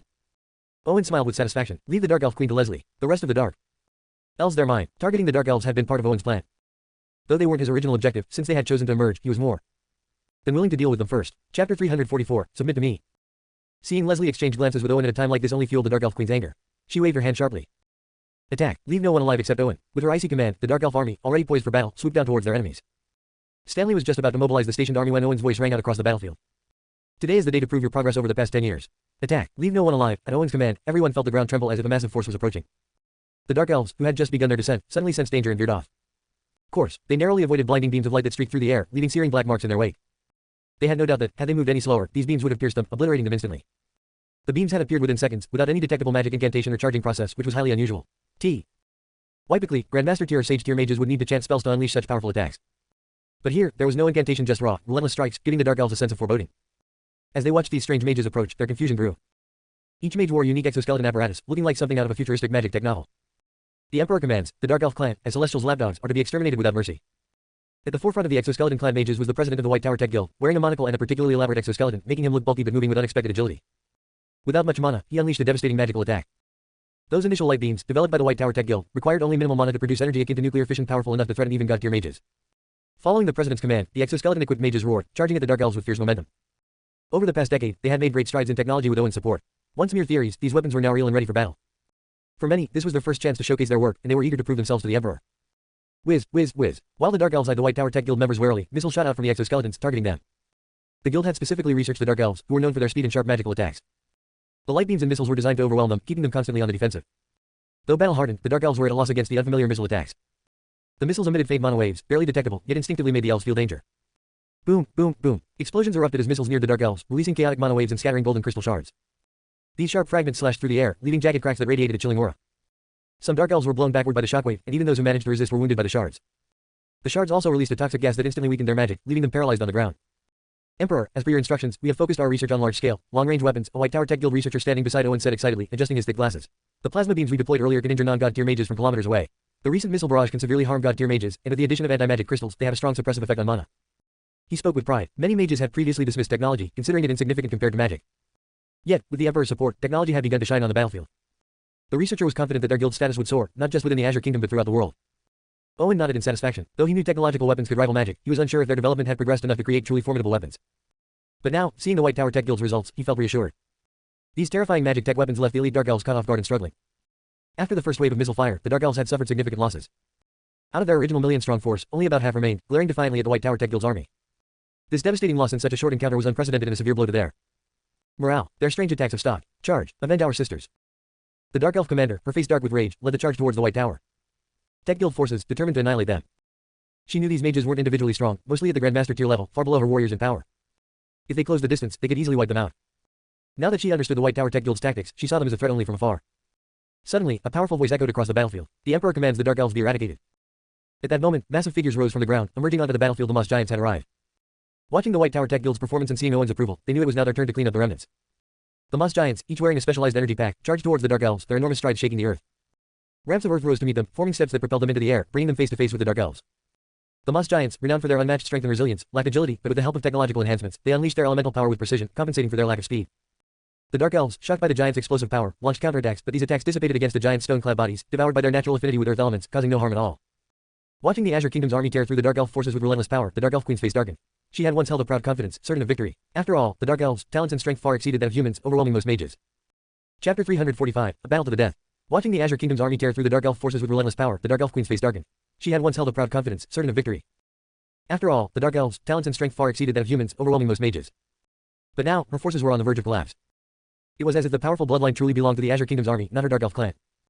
Clearly, the Azure Kingdom had been preparing for this battle for a long time. Their forces had been lying in wait, ready for her to fall into their trap. Realizing this, she glared at Leslie. It seems you were prepared for this day all along. We completely underestimated you. Leslie remained calm. Although she hadn't known the Dark Elves would interfere, she was aware that the disturbances within the Azure Kingdom were likely orchestrated by the Celestial. Allowing Nidhogg to roam free had served a dual purpose, to hone Madeline's skills and to set a trap for their enemies. Now that the Dark Elf clan had shown themselves, they wouldn't be allowed to return. I didn't expect you to desire Owen, Leslie said, stepping forward as a fierce wind howled, dropping the temperature drastically. The cold air was so biting it felt like steel needles piercing the lungs. You dare to try and take my man. What right do you have? Initially, Leslie hadn't harbored much hostility toward the Dark Elf Queen, as they'd had no personal enmity, merely a difference in allegiance. But this queen had dared to set her sights on her husband, and Leslie's fury ignited. Anyone who set their eyes on Owen was walking a path toward ruin. The Dark Elf Queen sneered, unfazed by Leslie's deadly aura. You, a lowly creature of the lower realms, are unworthy of someone like Owen. You think that ruling over a small domain gives you the right to defy the Celestial and stand above all. With that, she withdrew her focus from her clan and locked it entirely onto Leslie. Since Owen and Leslie had come prepared, her army's defeat was inevitable. Her only chance to turn the tides was to eliminate Leslie. Killing Leslie would strike a devastating blow to the Azure Kingdom's morale and open the way to capturing Owen, the unparalleled genius, for herself. Having made up her mind, the Dark Elf Queen prepared to strike, aiming to kill Leslie as swiftly as possible. But as her aura surged toward Leslie, it seemed to encounter an invisible barrier, vanishing into thin air. Her attack could no longer lock onto Leslie, as though her presence had become elusive. The Dark Elf Queen's eyes narrowed in surprise. This was the first time she had ever encountered such a situation. Leslie's tier was clearly only god tier, far below her own celestial god level. She was an exalted celestial god, worshipped by countless mages. As she tried to make sense of this strange phenomenon, she suddenly realized that Leslie's aura and her very form had vanished entirely. It was as if Leslie had never been standing there at all, her presence elusive and unreachable. For the first time, a look of shock crossed the Dark Elf Queen's face. Leslie's ability to evade her lock-on indicated that her true strength might rival her own. Moreover, the technique Leslie used was unfamiliar, as if it weren't a conventional magic skill. The Dark Elf Queen lightly tapped her smooth, porcelain white foot on the ground, and an enormous ripple spread outward. A vast, starry light array, majestic as the night sky, expanded from her center, covering a radius of thousands of meters. Though Leslie's skill had caught her off guard, as a celestial god, her powers were vast and profound. It was now time to reveal her full strength. Dark in the heavens, her crisp voice echoed across the battlefield. Within the array's range, light seemed to be repelled, plunging the area into shadow. A crushing pressure filled every inch of space, and the very air seemed compressed to near solidness, warping under the weight. I found you. With a cold smile, the Dark Elf Queen closed her pale fingers into a dark blade and sliced through a portion of the void beside her. The cut produced a sharp screech, and as the dark blade passed through, a layer of white eyes appeared, clashing with sparks as it met Leslie's concealed presence. Leslie's form appeared amidst the sparks, flickering in and out of sight. The Dark Elf Queen refused to let this opportunity slip by. As her strike was deflected, a vision of stars collapsing manifested behind her, as though the universe itself were imploding. Gigantic whirlpools, glittering with starlight, swirled toward Leslie like doomsday grinders. In the face of the impending cataclysm, Leslie murmured, "So this is the power of a celestial god under the celestial, truly remarkable." She had battled celestial gods before, but none as terrifying as the Dark Elf Queen. Each movement of hers seemed capable of reshaping eras. Leslie raised a finger, and a mixture of blood and icy runes shot forth, expanding into a massive, icy meteor hundreds of meters in diameter. The terrifying cold froze the void itself into a solid sheet. The dark whirlpool slowed as it collided with the icy meteor, and then the two forces crashed into each other with a deafening roar. Boom! The collision of the two women's ultimate attack sent a chilling wave rippling outward, as if a deadly flower bloomed in the sky. Its pale petals spread, shattering and annihilating the void, releasing a thick, chaotic mist. Stanley, Rachel, and the others tensed, holding their breath. The scale of this battle was apocalyptic, as if the end of an era had arrived. They could feel the deadly aura just by watching from afar, forcing them to unleash defensive spells to shield themselves from the surging waves. Everyone had a strong instinct that if they failed to block these ripples, they would be obliterated and torn apart in an instant. Will Big Sister be all right? Madeline asked anxiously, looking at Owen. Though Leslie had always been strict with her, Madeline understood that it was to push her potential. But now, her opponent was a celestial god, the Celestial's Dark Elf Queen. While Madeline had great faith in Leslie, the gap in their power worried her. Owen, too, stared intently at the turbulent ripples in the sky, his expression solemn. However, unlike Madeline's concern, he was calm. The Dark Elf Queen was certainly formidable, but Leslie was destined to become a legendary villain. Her talent and achievements would surpass those of the Dark Elf Queen. Even Owen, who had kept a close eye on Leslie's progress, couldn't fully comprehend the extent of her power, but one thing was certain: the victor of this battle would be Leslie. The onlookers were all focused on Leslie's position. They knew Leslie had embarked on a unique path, but they were still unsure of her limits. Though rumors abounded about her strength after her long seclusion, none had seen her true might in battle. Thus, the extent of Leslie's combat abilities remained a mystery to them all. Chapter 346, The Subjugated Elf Queen. Leslie's elusive presence made her appear almost like an unstoppable assassin, one from whom no one could escape. As the two women clashed, waves of mana rippled outward from their attacks, forcing those nearby to step back. Both figures re-emerged within the crowd's view. Leslie's aura was calm, her appearance immaculate, as if she hadn't just been part of an intense battle. In contrast, the Dark Elf Queen looked weary, her breathing labored, with her disheveled attire reflecting the toll of the fight. From their clash, it was clear Leslie had gained the upper hand. This sight shook the Dark Elves watching from afar. The gap in power between the two was significant, like frogs trying to see beyond the limits of their well, gazing up at the sky. Yet Leslie had somehow managed to achieve the impossible right before their eyes. The Dark Elf Queen was a true celestial god-tier mage, while Leslie was only at the god-tier level. The difference between them was immense, but before anyone could process their surprise, Leslie struck again, this time taking the offensive. For the first time since her seclusion, Leslie was unleashing her hidden power, aside from her brief battle with Nidhogg. The sky darkened as pale, icy winds howled, transforming into sharp tornadoes that tore through the void and barreled toward the Dark Elf Queen. The Queen quickly reacted, flaring her wings to generate her own twisted windstorms, clashing violently with Leslie's freezing tornadoes. Boom, boom, boom, their battle escalated in intensity. In mere breaths, they exchanged dozens of blows, each wave of energy colliding, only to be replaced by the next in rapid succession. Both the Dark Elf army and the Azure Kingdom's forces continued to retreat, their faces growing more fearful with each clash. As the waves of battle washed over them, the Dark Elf soldiers grew increasingly anxious. In every exchange, Leslie had the upper hand. Their own forces were on the brink of collapse, and their last hope was pinned on their queen. But not only was she unable to defeat Leslie, she was being steadily overwhelmed. The Queen's apparent struggle weighed heavily on the soldiers' hearts, casting a deep shadow over their already desperate minds. If things continued like this, both the Queen and her people would fall here. Meanwhile, the Dark Elf Queen felt Leslie's image growing sharper, almost as if she were stepping deeper into the Queen's mind with each strike. Leslie's smile was unsettling, as though she were forcing her way into the Queen's innermost thoughts. Sensing this, the Dark Elf Queen's attacks grew more brutal, each clash resulting in earth-shaking tremors. However, when she unleashed an unprecedented mana surge, Leslie's counterattack proved even more terrifying. A powerful wave of magic crushed forward, pulverizing the Queen's body. Yet, as a celestial god-tier mage, the Dark Elf Queen's body began to reassemble almost instantly, though strange particles of light seemed to merge into her form during the process. The Moss Giants, White Tower Tech Guild members, and other allies of the Azure Kingdom were astounded. Leslie's display of strength had her effortlessly suppressing the Dark Elf Queen, a being so powerful that even their combined forces would struggle to contend with her. They had assumed they would need the full power of their armies to gradually wear her down, but it turned out they had underestimated Leslie's capabilities. Their admiration for Leslie intensified, filled with awe and disbelief. The Dark Elf Queen, held back by Leslie's relentless attacks, was seething with rage. Realizing her foss's morale was plummeting, she decided to use her most desperate move. If this continued, her clan would become nothing more than hunted prey, unable to rise again. She had to turn the tide, or all hope would be lost. Wherever the night touches, is the domain of the Dark Elves. Even you must obey. Her voice, filled with majesty, resonated across the battlefield, as if declaring her supreme authority.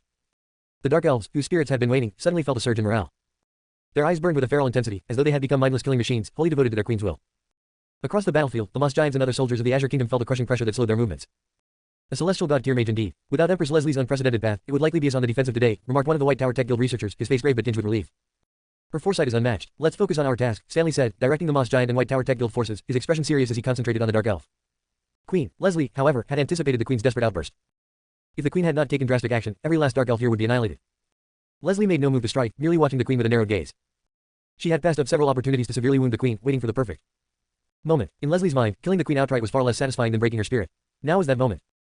Leslie's hands formed an ancient hand seal over her chest as she spoke coldly. Queen of the Dark Elves, a position of such power is well suited for my servant. Therefore, you shall serve me eternally as my maid.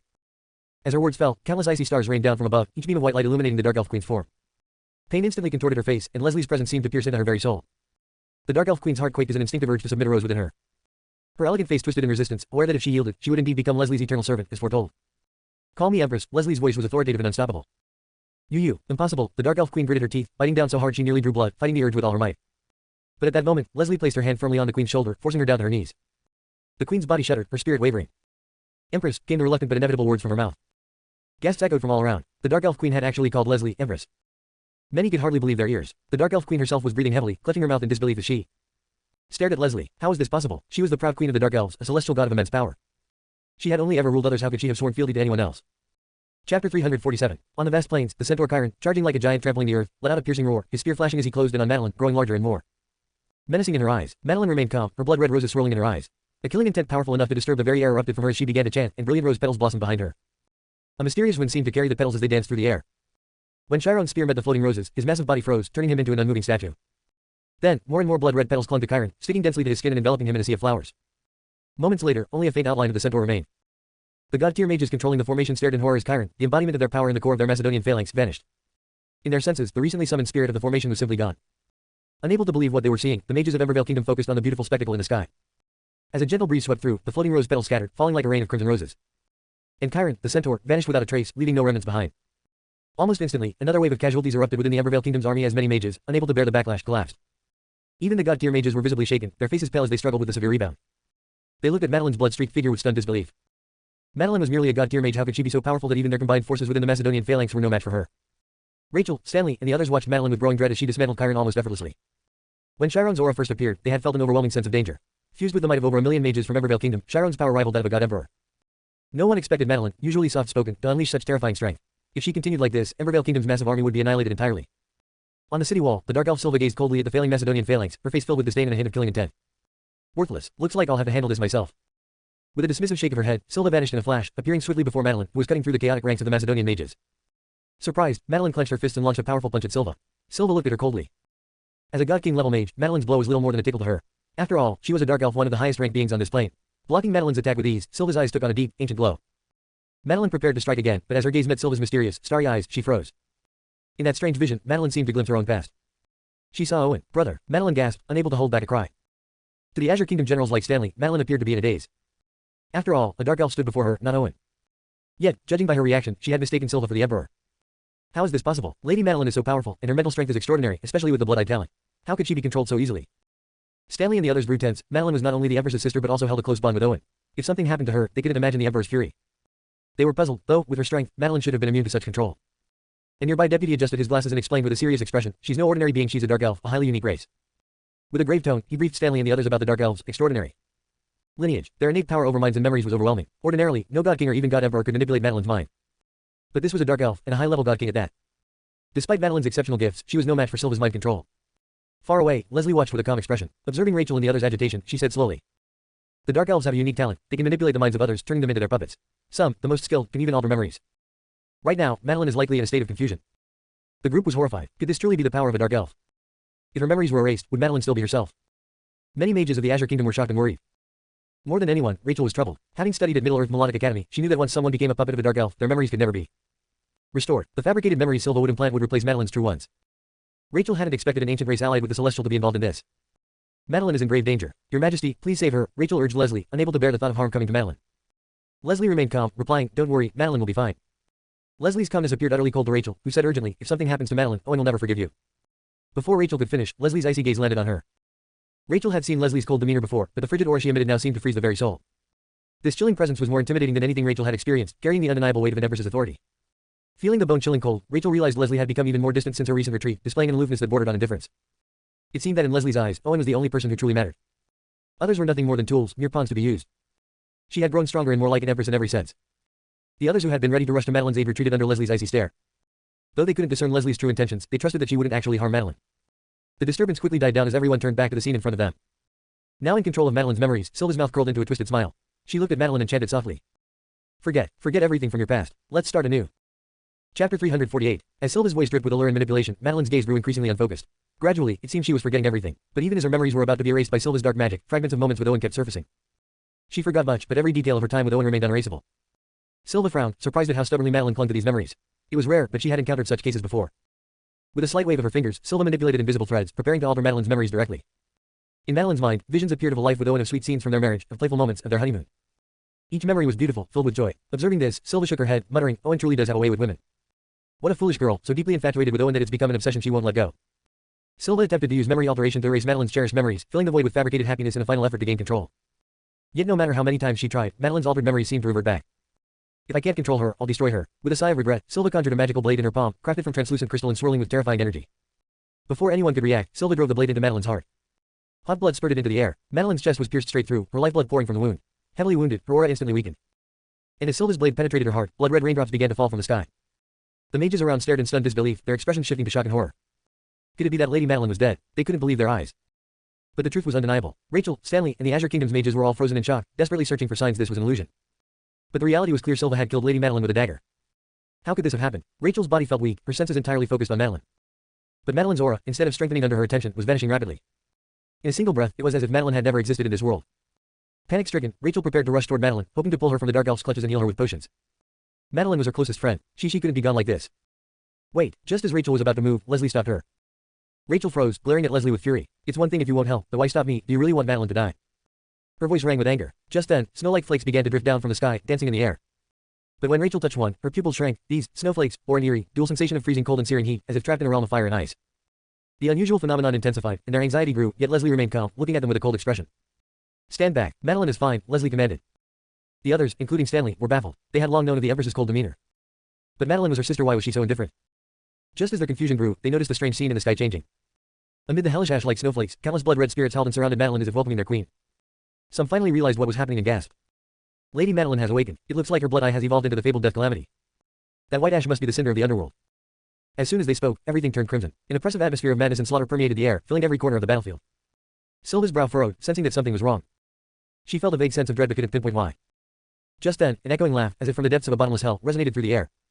The sound filled every mage's body with boiling blood, and their eyes were etched with blood-red patterns.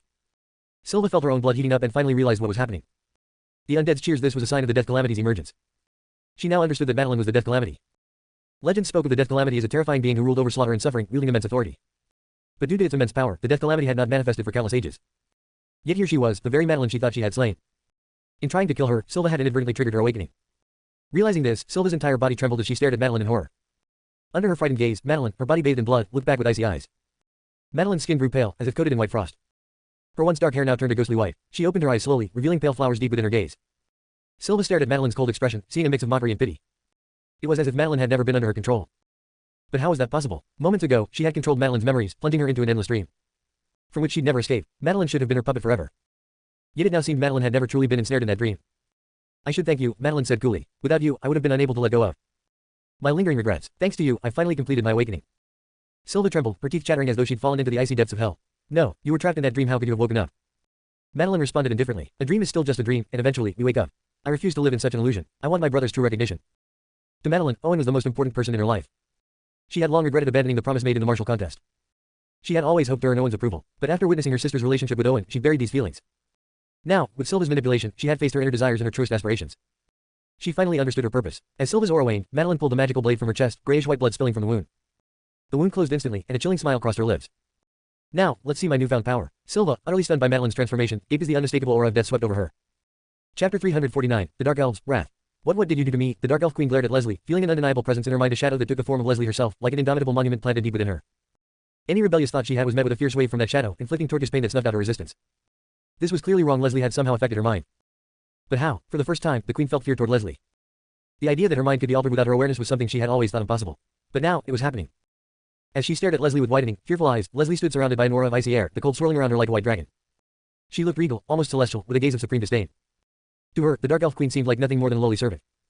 In my presence, why are you still standing? Kneel. Leslie's voice was cold and commanding, reverberating across the battlefield and drawing everyone's attention. After all, she was addressing none other than the Dark Elf Queen. The Queen, who had intended to lash out at Leslie, found her voice caught in her throat, unable to speak. The image of Leslie in her mind grew brighter, like a blazing sun that suppressed her spirit. Her body, which had been resisting, began to weaken, and her indomitable will gradually crumbled under the weight of Leslie's demand. Leslie's voice rose in volume. Kneel. The word struck the Queen like thunder, shattering the last vestiges of resistance. Her body folded, and she knelt before Leslie, head bowed low, her swan-like neck strained with the effort to resist. Despite her attempts to rebel, her efforts were in vain. At the moment the Dark Elf Queen knelt, silence fell over the battlefield. Both armies, previously locked in fierce combat, ceased fighting, staring in disbelief. For the Dark Elves, this was the ultimate disgrace. Despite their unfavorable position in this battle, none of them had considered surrender. They had stood firmly behind their queen, their symbol of strength and loyalty. But now, the queen they revered, their guiding light, was kneeling before a human woman. This was an unbearable humiliation, and the Dark Elves, just seethed with fury, their breaths quick and shallow. My queen. At that moment, every Dark Elf cried out, desperate to wake the queen from her submission. My queen, snap out of it. This vile woman is controlling you, leading the Dark Elves into an abyss. Awaken, my queen. Use your power and fury to cleanse this shame by destroying them all. Their voices merged, a collective roar shaking the void, intensifying the already oppressive sky. Yet, despite the desperate calls from her people, the queen couldn't break free from Leslie's hold. She remained kneeling, unable to move, her desire to submit growing stronger, sweeping over her mind like a torrent. Seeing that their queen remained unresponsive, the Dark Elves' fury reached its peak. Led by the 4 ancient elf elders, who wore expressions of grim determination, they prepared for a final assault. Dark Elves, heed my command. All forces, attack Leslie, no matter the cost. Leave none alive, the eldest, deeply wrinkled Dark Elf elder shouted, charging toward Leslie with an air of unbreakable resolve. She was an archgod tier mage, second only to the queen herself in power and one of the core pillars of the Dark Elves. Following her lead, other grief-stricken Dark Elves found renewed determination and surged toward Leslie. While they couldn't understand exactly what method Leslie had used, they knew she was responsible for the queen's current state. Killing Leslie was their only hope of freeing their queen. As the Dark Elf forces charged en masse toward the Empress, the Azure Kingdom's Moss. Giants and White Tower Tech Guild warriors snapped out of their shock and rallied to Leslie's defense. You think you can approach the Empress? Think again. None of you will leave here alive. Do you truly believe you can reach our Empress? Already fiercely loyal to Leslie, the Azure Kingdom forces had been galvanized further by her dominance over the queen. Their worship of Leslie ran deep, and they would not allow anyone near her. Boom, boom, the once stilled battlefield erupted again in chaotic violence, with powerful magic attacks flaring up across the lines. The Dark Elves clashed against the Azure Kingdom soldiers, who blocked their advances like an impregnable fortress. However, the 4 elder Dark Elves, powered by sheer determination, broke through the blockade. As archgod tier mages, they were formidable figures in any era, forces to be reckoned with in any faction. Witnessing their breakthrough, Dark Elves in the ranks erupted in cheers. These old ones are truly fearsome. The Dark Elves may be Celestials' lapdogs, but their power and legacy run deep. Even Madeline and Rachel's expressions grew tense as they watched. Though the Azure Kingdom's army had gained the upper hand earlier, the true strength of the Dark Elves was now coming to light with these elders joining the fray. As the elder Dark Elves neared Leslie, the eldest unleashed her attack. Her wings fluttered, summoning towering trees that erupted from the ground. Green vines coalesced into beams of light, hurtling toward Leslie like rain. Eldritch light. The green beams appeared as twisted faces at their tips, emitting a piercing sound that sliced through the air, disrupting concentration with its shrill tone. But just as the elders launched their strongest attacks, Leslie turned her gaze upon them. Or rather, Leslie had already sensed their approach but had not considered them worth her time. Now, as they reached her, she finally prepared to respond. You must be the last hope of the Dark Elves, she remarked, her gaze sweeping over them. 4 archgod tier mages, indeed a formidable lineup. Even a celestial god tier mage would struggle against them in a united front. The queen, still kneeling, frowned. She knew the strength of the 4 elder Dark Elves, but she also knew that the one standing before them was Leslie. Chapter 350, The Elf Queen's True Motive. The green beams appeared as twisted faces at their tips, emitting a piercing sound that sliced through the air, disrupting concentration with its shrill tone. But just as the elders launched their strongest attacks, Leslie turned her gaze upon them. Or rather, Leslie had already sensed their approach but had not considered them worth her time. Now, as they reached her, she finally prepared to respond. You must be the last hope of the Dark Elves, she remarked, her gaze sweeping over them. 4 archgod tier mages, indeed a formidable lineup. Even a celestial god tier mage would struggle against them in a united front. The queen, still kneeling, frowned. She knew the strength of the 4 elder Dark Elves, but she also knew that the one standing before them was Leslie. Thud, thud, the sound of blood splattering abruptly echoed through the air.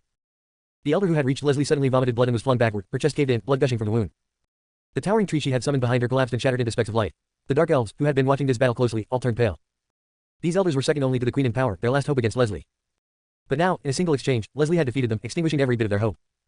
Before, they believed that while these elders might not be able to defeat Leslie, they could at least buy enough time for the queen to escape from Leslie's influence. But now, even that slim chance had been obliterated. Most Dark Elves hadn't even registered Leslie's attack, they only saw her raise a hand, striking with a force that seemed to obliterate the sky itself, instantly sending their strongest elders flying. Rachel and the others stared in open-mouthed shock. They knew Leslie was powerful, treading a unique path, but to witness her so easily crush archgod tier elders was beyond their expectations. Only Owen's expression remained calm. He knew Leslie's nature better than anyone, especially after her time in seclusion. Leslie's path was one of absolute dominance, centered around her soul's imperial strength, commanding all forces of order mana, and her eyes ever a bloodline to bend to her will as loyal subjects. Leslie's desires allowed no barriers, what she despised had no place in existence. This unmatched dominance allowed her to use her soul's pressure to make the Dark Elf Queen submit as her servant, leaving no room for resistance.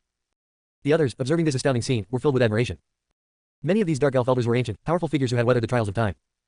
To see them defeated so effortlessly and to witness the Queen's forced submission was something they would never have imagined possible. Meanwhile, as the Dark Elf elders were defeated, the chaotic battle on the battlefield quickly subsided. The Dark Elves, previously brimming with confidence, now looked dispirited, as if they'd had the very life drained from them. The Dark Elf Queen watched the fall of her people with desperation, her heart seething with hatred for Leslie. Leslie, if you have any courage, fight me fairly. What is the point of using such deceitful methods? The Queen, though bound by Leslie's mind power, was still unwilling to concede and voice her anger. These elders were relics of ancient times, though they had grown powerful with age, time had also weakened them. Injuring them inflicted a significant blow upon the Dark Elves. In the Queen's eyes, Leslie's assault on the elders was a devastating wound to their race. You're already my servant, and yet you dare speak so brazenly. Leslie's icy gaze fell upon the Queen, viewing her with the contempt one might reserve for a servant. Her gaze alone caused the Queen, whose mind bore Leslie's imprint, to tremble with fear, as though she were a mouse before a cat. She shivered, quickly looking away with clenched teeth, a frustrated, angry expression on her face. Leslie, what exactly do you want? I'd rather die than endure your humiliation. To the Queen, death would be preferable to the relentless shame Leslie inflicted on her. Leslie observed her for a moment, noting the Queen's impressive stature, which even she found herself admiring. She thought having her as a servant would be quite enjoyable. But first, she had questions. Gazing intently at the Queen, Leslie asked, why did the Dark Elves ally with Nidhogg? Why target my husband? Her voice was filled with commanding authority. The Queen wanted to resist answering, but Leslie's voice bore down on her, tearing away her resolve. She glanced at her Dark Elf subjects, bound by the Moss Giants and White Tower Tech Guild below, and felt her remaining resistance crumble. The Queen knew that no matter how fiercely she resisted, Leslie's growth rate was terrifying. Just a decade ago, Leslie had been a god tier mage, and now she had surpassed the archgod level, reaching the celestial god tier and even dominating her in battle. With Leslie's power advancing at such a breakneck speed, she knew that resisting was futile. Moreover, her people had already suffered heavy losses. If this continued, the Dark Elves would be annihilated, and she would go down in history as the Queen who doomed her people. With a resigned expression, the Dark Elf Queen raised her head to look at Leslie. Others, too, turned their gaze toward her. Not only had she attacked the Empress, but she had also set her sights on the Emperor, a decision that had led her down a treacherous path. I targeted Owen for one simple reason, she said, her voice echoing through the air. Because of his extraordinary talent. I wanted to create the ultimate bloodline with him. That's all. Everyone was momentarily stunned by her words. She had said this before, but they had thought it was just an excuse. However, hearing her confirm it again made them wonder, could this really have been her genuine motive? Instantly, all eyes turned toward Owen. Owen's face twitched. What in the world? Had he just been reduced to a prize stud? Chapter 351, Owen's ranking. Hearing the Elf Queen's words, Leslie was engulfed in a fiery rage. Owen was her taboo. No one could touch him. Yet, this Elf Queen dared to treat Owen as nothing more than a tool to continue her bloodline. The intensity of this insult to Leslie was unimaginable. You really are nothing more than a lowly maid. How dare you lust after my husband, you despicable wench. Leslie's cold, cutting voice echoed across the battlefield, resonating in every corner. The Elf Queen, startled by Leslie's vehement reaction, hadn't anticipated how deeply Leslie cared about this matter. The oppressive aura surrounding Leslie intensified, her wrath becoming palpable. The Elf Queen, however, seemed to revel in Leslie's anger. She sneered and taunted, don't you know, when the epic resets, it offers a grand gift to all beings who have fallen. Any offspring born during this period have a high chance of possessing a special constitution.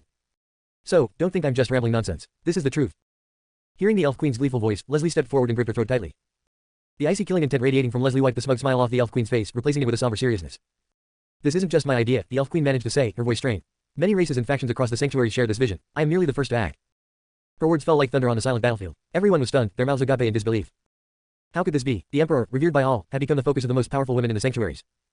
Simultaneously, everyone could sense that Empress Leslie's emotions were teetering on the brink. Her devotion to Owen was well known. Anything related to Owen was of utmost importance to her. Now, with so many new rivals vying for his attention, they couldn't fathom the level of killing intent brewing in her heart. Explain this epical reset in detail, Leslie demanded coldly, her narrowed eyes fixed on the Elf Queen. She could tell that the Elf Queen's provocations were deliberate, but the underlying truth of her words was undeniable. The Elf Queen smiled slyly, clearly enjoying Leslie's barely contained fury. However, she also understood that pushing Leslie too far would not bode well for herself or the elf race. Thus, she spoke plainly. You must have already noticed how, after the end of the epic, the speed of cultivation has dramatically increased. Particularly with the primordial mana baptism following creation, even those with ordinary constitutions can ascend to become mages, often developing unique traits. This is because during this time, order becomes fully manifest and unrestrained. The geniuses born in this era have an unprecedented chance to develop extraordinary constitutions. Moreover, factions from the sanctuaries, forbidden zones, and even the celestials have all begun to expand, seeking to dominate the best cultivation resources. This era marks not only the fiercest collisions but also unprecedented collaborations among the major races. One crucial form of collaboration involves nurturing exceptional prodigies. The stronger the bloodline, the greater the potential achievements. Now, with the top powerhouses across factions hitting their bottlenecks, the emergence of a newly born prodigy with unparalleled constitution could break through the tiers and even conquer other races and factions. As the Elf Queen spoke, her gaze landed momentarily on Owen. Leslie snorted, her lips curling into a mocking smile. The dawn of a new epic brought with it the potential to birth the most perfect constitution, granting dominion over the era and unparalleled supremacy for eternity. This, then, was the reason. The crowd finally grasped why the Elf Queen had set her sights on Owen. Rachel and Madeline exchanged complicated looks as they gazed at him. Who could have predicted a day when men would need to be wary of being abducted? The sheer absurdity of the situation made it feel surreal. Still, a mischievous curiosity arose in their hearts. They couldn't help but imagine the chaos that might unfold, numerous women vying for Owen, leading to dramatic battles. Their imaginations painted vivid, exaggerated scenarios. Watching from the sidelines would undoubtedly be thrilling. Meanwhile, under everyone's scrutinizing gaze, Owen felt increasingly awkward. Who would have thought his newfound fame would bring such peculiar trouble to many women taking an interest in him? Of course, this thought barely crossed his mind before he pushed it aside. A sudden realization dawned on him. He had arrived at the pivotal era of the story's original timeline, where countless prodigies emerged after the epic reset. However, in his memory, the timeline for this grand convergence of geniuses was not supposed to be now. It appeared that his presence had significantly altered the course of history, making it nearly unrecognizable. This gave Owen a sense of unease. On one hand, the diminishing alignment between the original storyline and reality meant he could no longer rely on the narrative for guidance. This increased the risks of his decisions. On the other hand, the earlier than expected arrival of the prodigy era meant unprecedented dangers were already looming. The Elf Queen had a point. During the dawn of the epic, order was fully exposed to perception and temporarily unrestrained by the celestials. For those with sufficient talent, this period allowed for the emergence of ancient, powerful constitutions. Some of these constitutions were so powerful that they became legendary taboos, leaving indelible marks on history. In such a time, unparalleled talent was a rare and highly coveted resource. Owen had already established numerous free academies across the Azure Kingdom, precisely to prepare for this moment. The most effective way to defeat the Celestials was to nurture an unparalleled prodigy efficient, rapid, and resource efficient. Additionally, powerful bloodlines could help mages ascend quickly. Special constitutions, scrutinized by countless factions, underwent a process akin to raising GU insects, with the strongest emerging victorious. Loki, the trickster god, relished such schemes. The greater the talent, the higher the future potential. Some of the colder factions, upon identifying top-tier talents, would even commit heinous acts, killing parents to focus solely on nurturing their offspring. The Elf Queen's reaction confirmed that the major factions had already begun their preparations. In this extraordinary era, investing in talent yielded far greater returns than any other pursuit. A single transcendent prodigy could bring boundless benefits. As the crowd digested this revelation, Leslie composed herself, her voice cutting through the tension. Which factions are interested in my husband? She asked coldly. None could desire Owen without paying the price of death. Leslie's sharp killing intent seemed to invigorate the Elf Queen, who responded earnestly. The divine clan of the sanctuaries, represented by the tri-eyed divine maiden, Paisley. The undead clan, with the Scarlet Rose Lord, Deegan. The druidic tribe, led by the Saint Druid, Oriel. The dragons of light and shadow, with their saint, Gwyneth. And many more. The Elf Queen rattled off an exhaustive list of names. Leslie's expression darkened. So, practically every top female mage across the factions has set their sights on Owen. The Elf Queen nodded. Exactly. In the sanctuaries, Master Owen's name resounds like thunder. Before she could finish, Leslie cast her a cold glare, silencing her immediately. The names mentioned were not unfamiliar to Leslie. They were among the most prominent figures in the sanctuaries, yet now, many of them were competing for Owen. The absurdity of the situation weighed heavily on her, intensifying her determination. After all, too many mages coveted Owen. Given the current era, such competition is natural, the Elf Queen remarked. The factions. Emphasis on prodigies has reached unprecedented levels. Rare traits like forbidden seals and celestial bloodlines are invaluable. Chapter 352, A Kiss for Leslie. Among all bloodlines, those ranked at sequence O are the most coveted. Once such a bloodline is discovered, the major factions will engage in bloody, ruthless competition, sparing no cost. Just below these are the divine bodies associated with extreme mana. This includes traits like the blood eye and other physical mutations, as well as ancient bloodlines like those of the primordial succubus. When a divine body emerges, it too becomes a target of contention among the factions, though the intensity is somewhat less fierce, more measured and calculated rather than a fight to the death. Hearing this, Madeline was taken aback. While she had always known her eyes were special, she never imagined they would be so highly valued by the various factions of the sanctuaries. Rachel was equally astonished. Although she possessed the ancient succubus constitution, she had always suppressed her aura, assuming it went unnoticed. However, the Elf Queen's assured gaze suggested she had seen through Rachel's disguise. So this was the caliber of a celestial god-tier mage. Even under Leslie's oppressive power, the Elf Queen's insight was terrifying. Beyond these mainstream top-tier constitutions, there are other extraordinary traits, though they attract far less attention. Aside from ranking special constitutions, we've also been compiling a detailed profile of Owen. Aren't you curious where Owen ranks? Leslie, ever concerned with matters relating to Owen, immediately fixed her gaze intently on the Elf Queen. The Elf Queen replied earnestly, from the moment Owen emerged on the stage, he has risen through the ranks without a single defeat. Be it prodigies or veteran figures, all who have stood against him have met crushing defeat. Even before ascending to the god-tier mage rank, he has slain true god-tier mages and even contended with a god king. Such a record is unprecedented in history. Owen has created a legend and unparalleled tale. Thus, even though we don't know his exact constitution or talent, he has already surpassed all historical figures. He is in a league of his own, above all special constitutions. The undisputed number one across all planes, and he is the one figure for whom every faction is willing to pay any price to obtain. As the Elf Queen's words faded, everyone present was stunned into silence. Number one across all planes. Stanley and the others could feel their breathing quicken, their gazes growing increasingly fervent. They had already recognized Owen's extraordinary talent and strength, especially after Academy City had declared him an unparalleled figure, even creating a unique ranking list for him, one that surpassed all historical prodigies. However, they hadn't expected that even among the sanctuaries and forbidden zones, Owen was considered an unprecedented existence. Truly, they had aligned themselves with a figure the likes of whom had never appeared before and likely never would again, a supreme prodigy. Every other prodigy paled in comparison to Owen. Understanding this, it became clear why so many factions women valued Owen so highly. Owen's bloodline was terrifyingly unique. Even though he had yet to set foot in the sanctuaries, his name had already spread there. The mere thought of what would happen when Owen finally entered the sanctuaries was unimaginable. He would surely cause a tempest of unparalleled magnitude. Brother, you'd better be careful when you go out from now on. If someone ambushes you and drags you off to be their husband, I won't have such a great brother anymore, Madeline teased, laughing. Master belongs to me, no one can take him away, Serafina exclaimed. Passionately, her tiny fists waving in the air. He's already been taken once by a bad woman, there won't be a next time.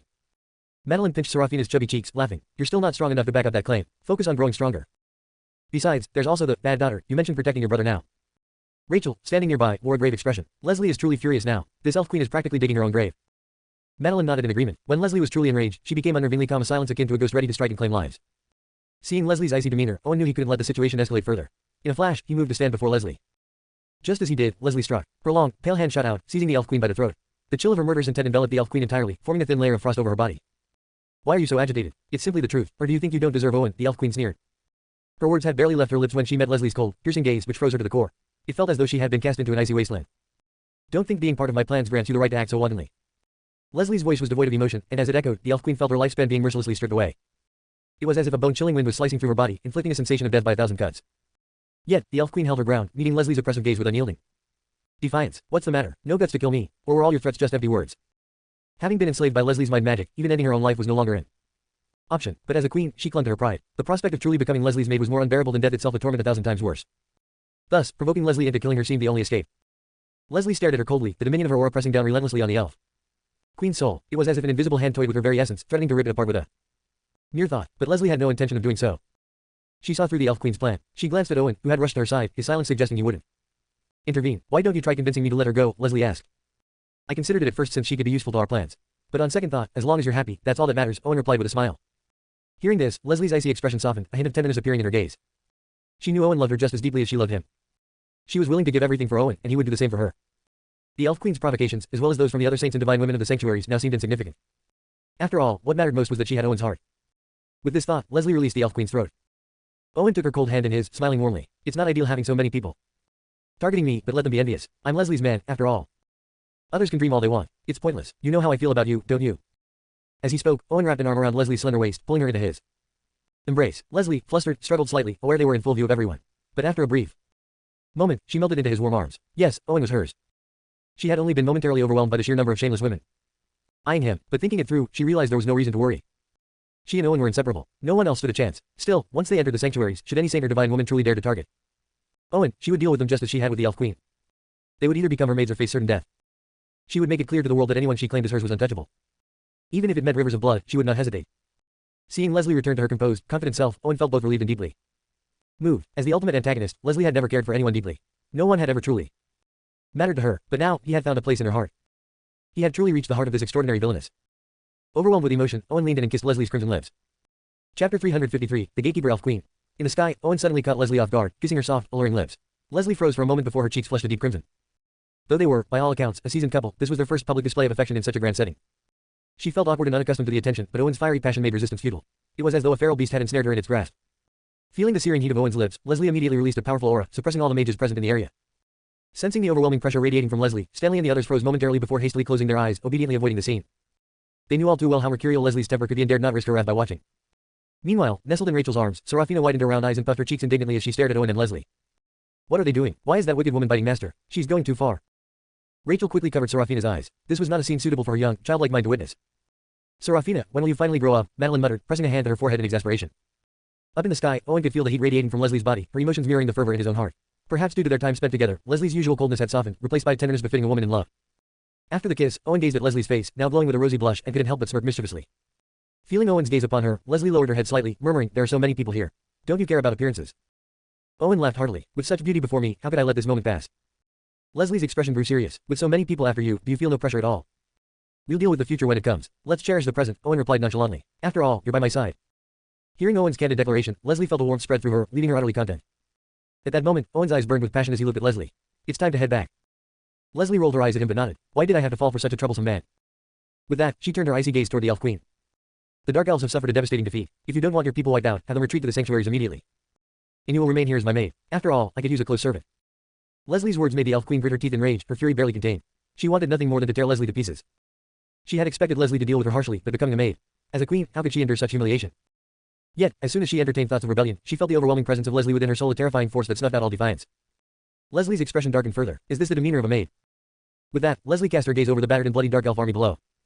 A chilling wind swept through the air, gathering like countless blades poised to annihilate the remaining Dark Elves. Feeling the biting cold emanating from Leslie, the Elf Queen realized that should she resist, Leslie would not hesitate to massacre her entire race. To Leslie, only Owen seemed sacred and untouchable. All others were as insignificant as ants. Resigned to her fate, the Elf Queen suppressed her anger and chose to comply. Watching this unfold, Owen coughed awkwardly. Having the Elf Queen as a maid, Leslie's personal attendant, no less seemed unconventional. After all, the Elf Queen was not only a stunning beauty but also a high-ranking monarch. Still, the thought was fleeting. Leslie's actions embodied the essence of a classic villain. He couldn't help but wonder what it would be like to be served by someone like the Elf Queen. The mere thought was exhilarating. With that, Owen eagerly led Leslie back to the Azure Kingdom. News of Embervale Kingdom's downfall spread swiftly. Within the Azure Kingdom, no one was particularly surprised. After all, the combined strength of Owen and Leslie was far beyond anything Embervale could withstand.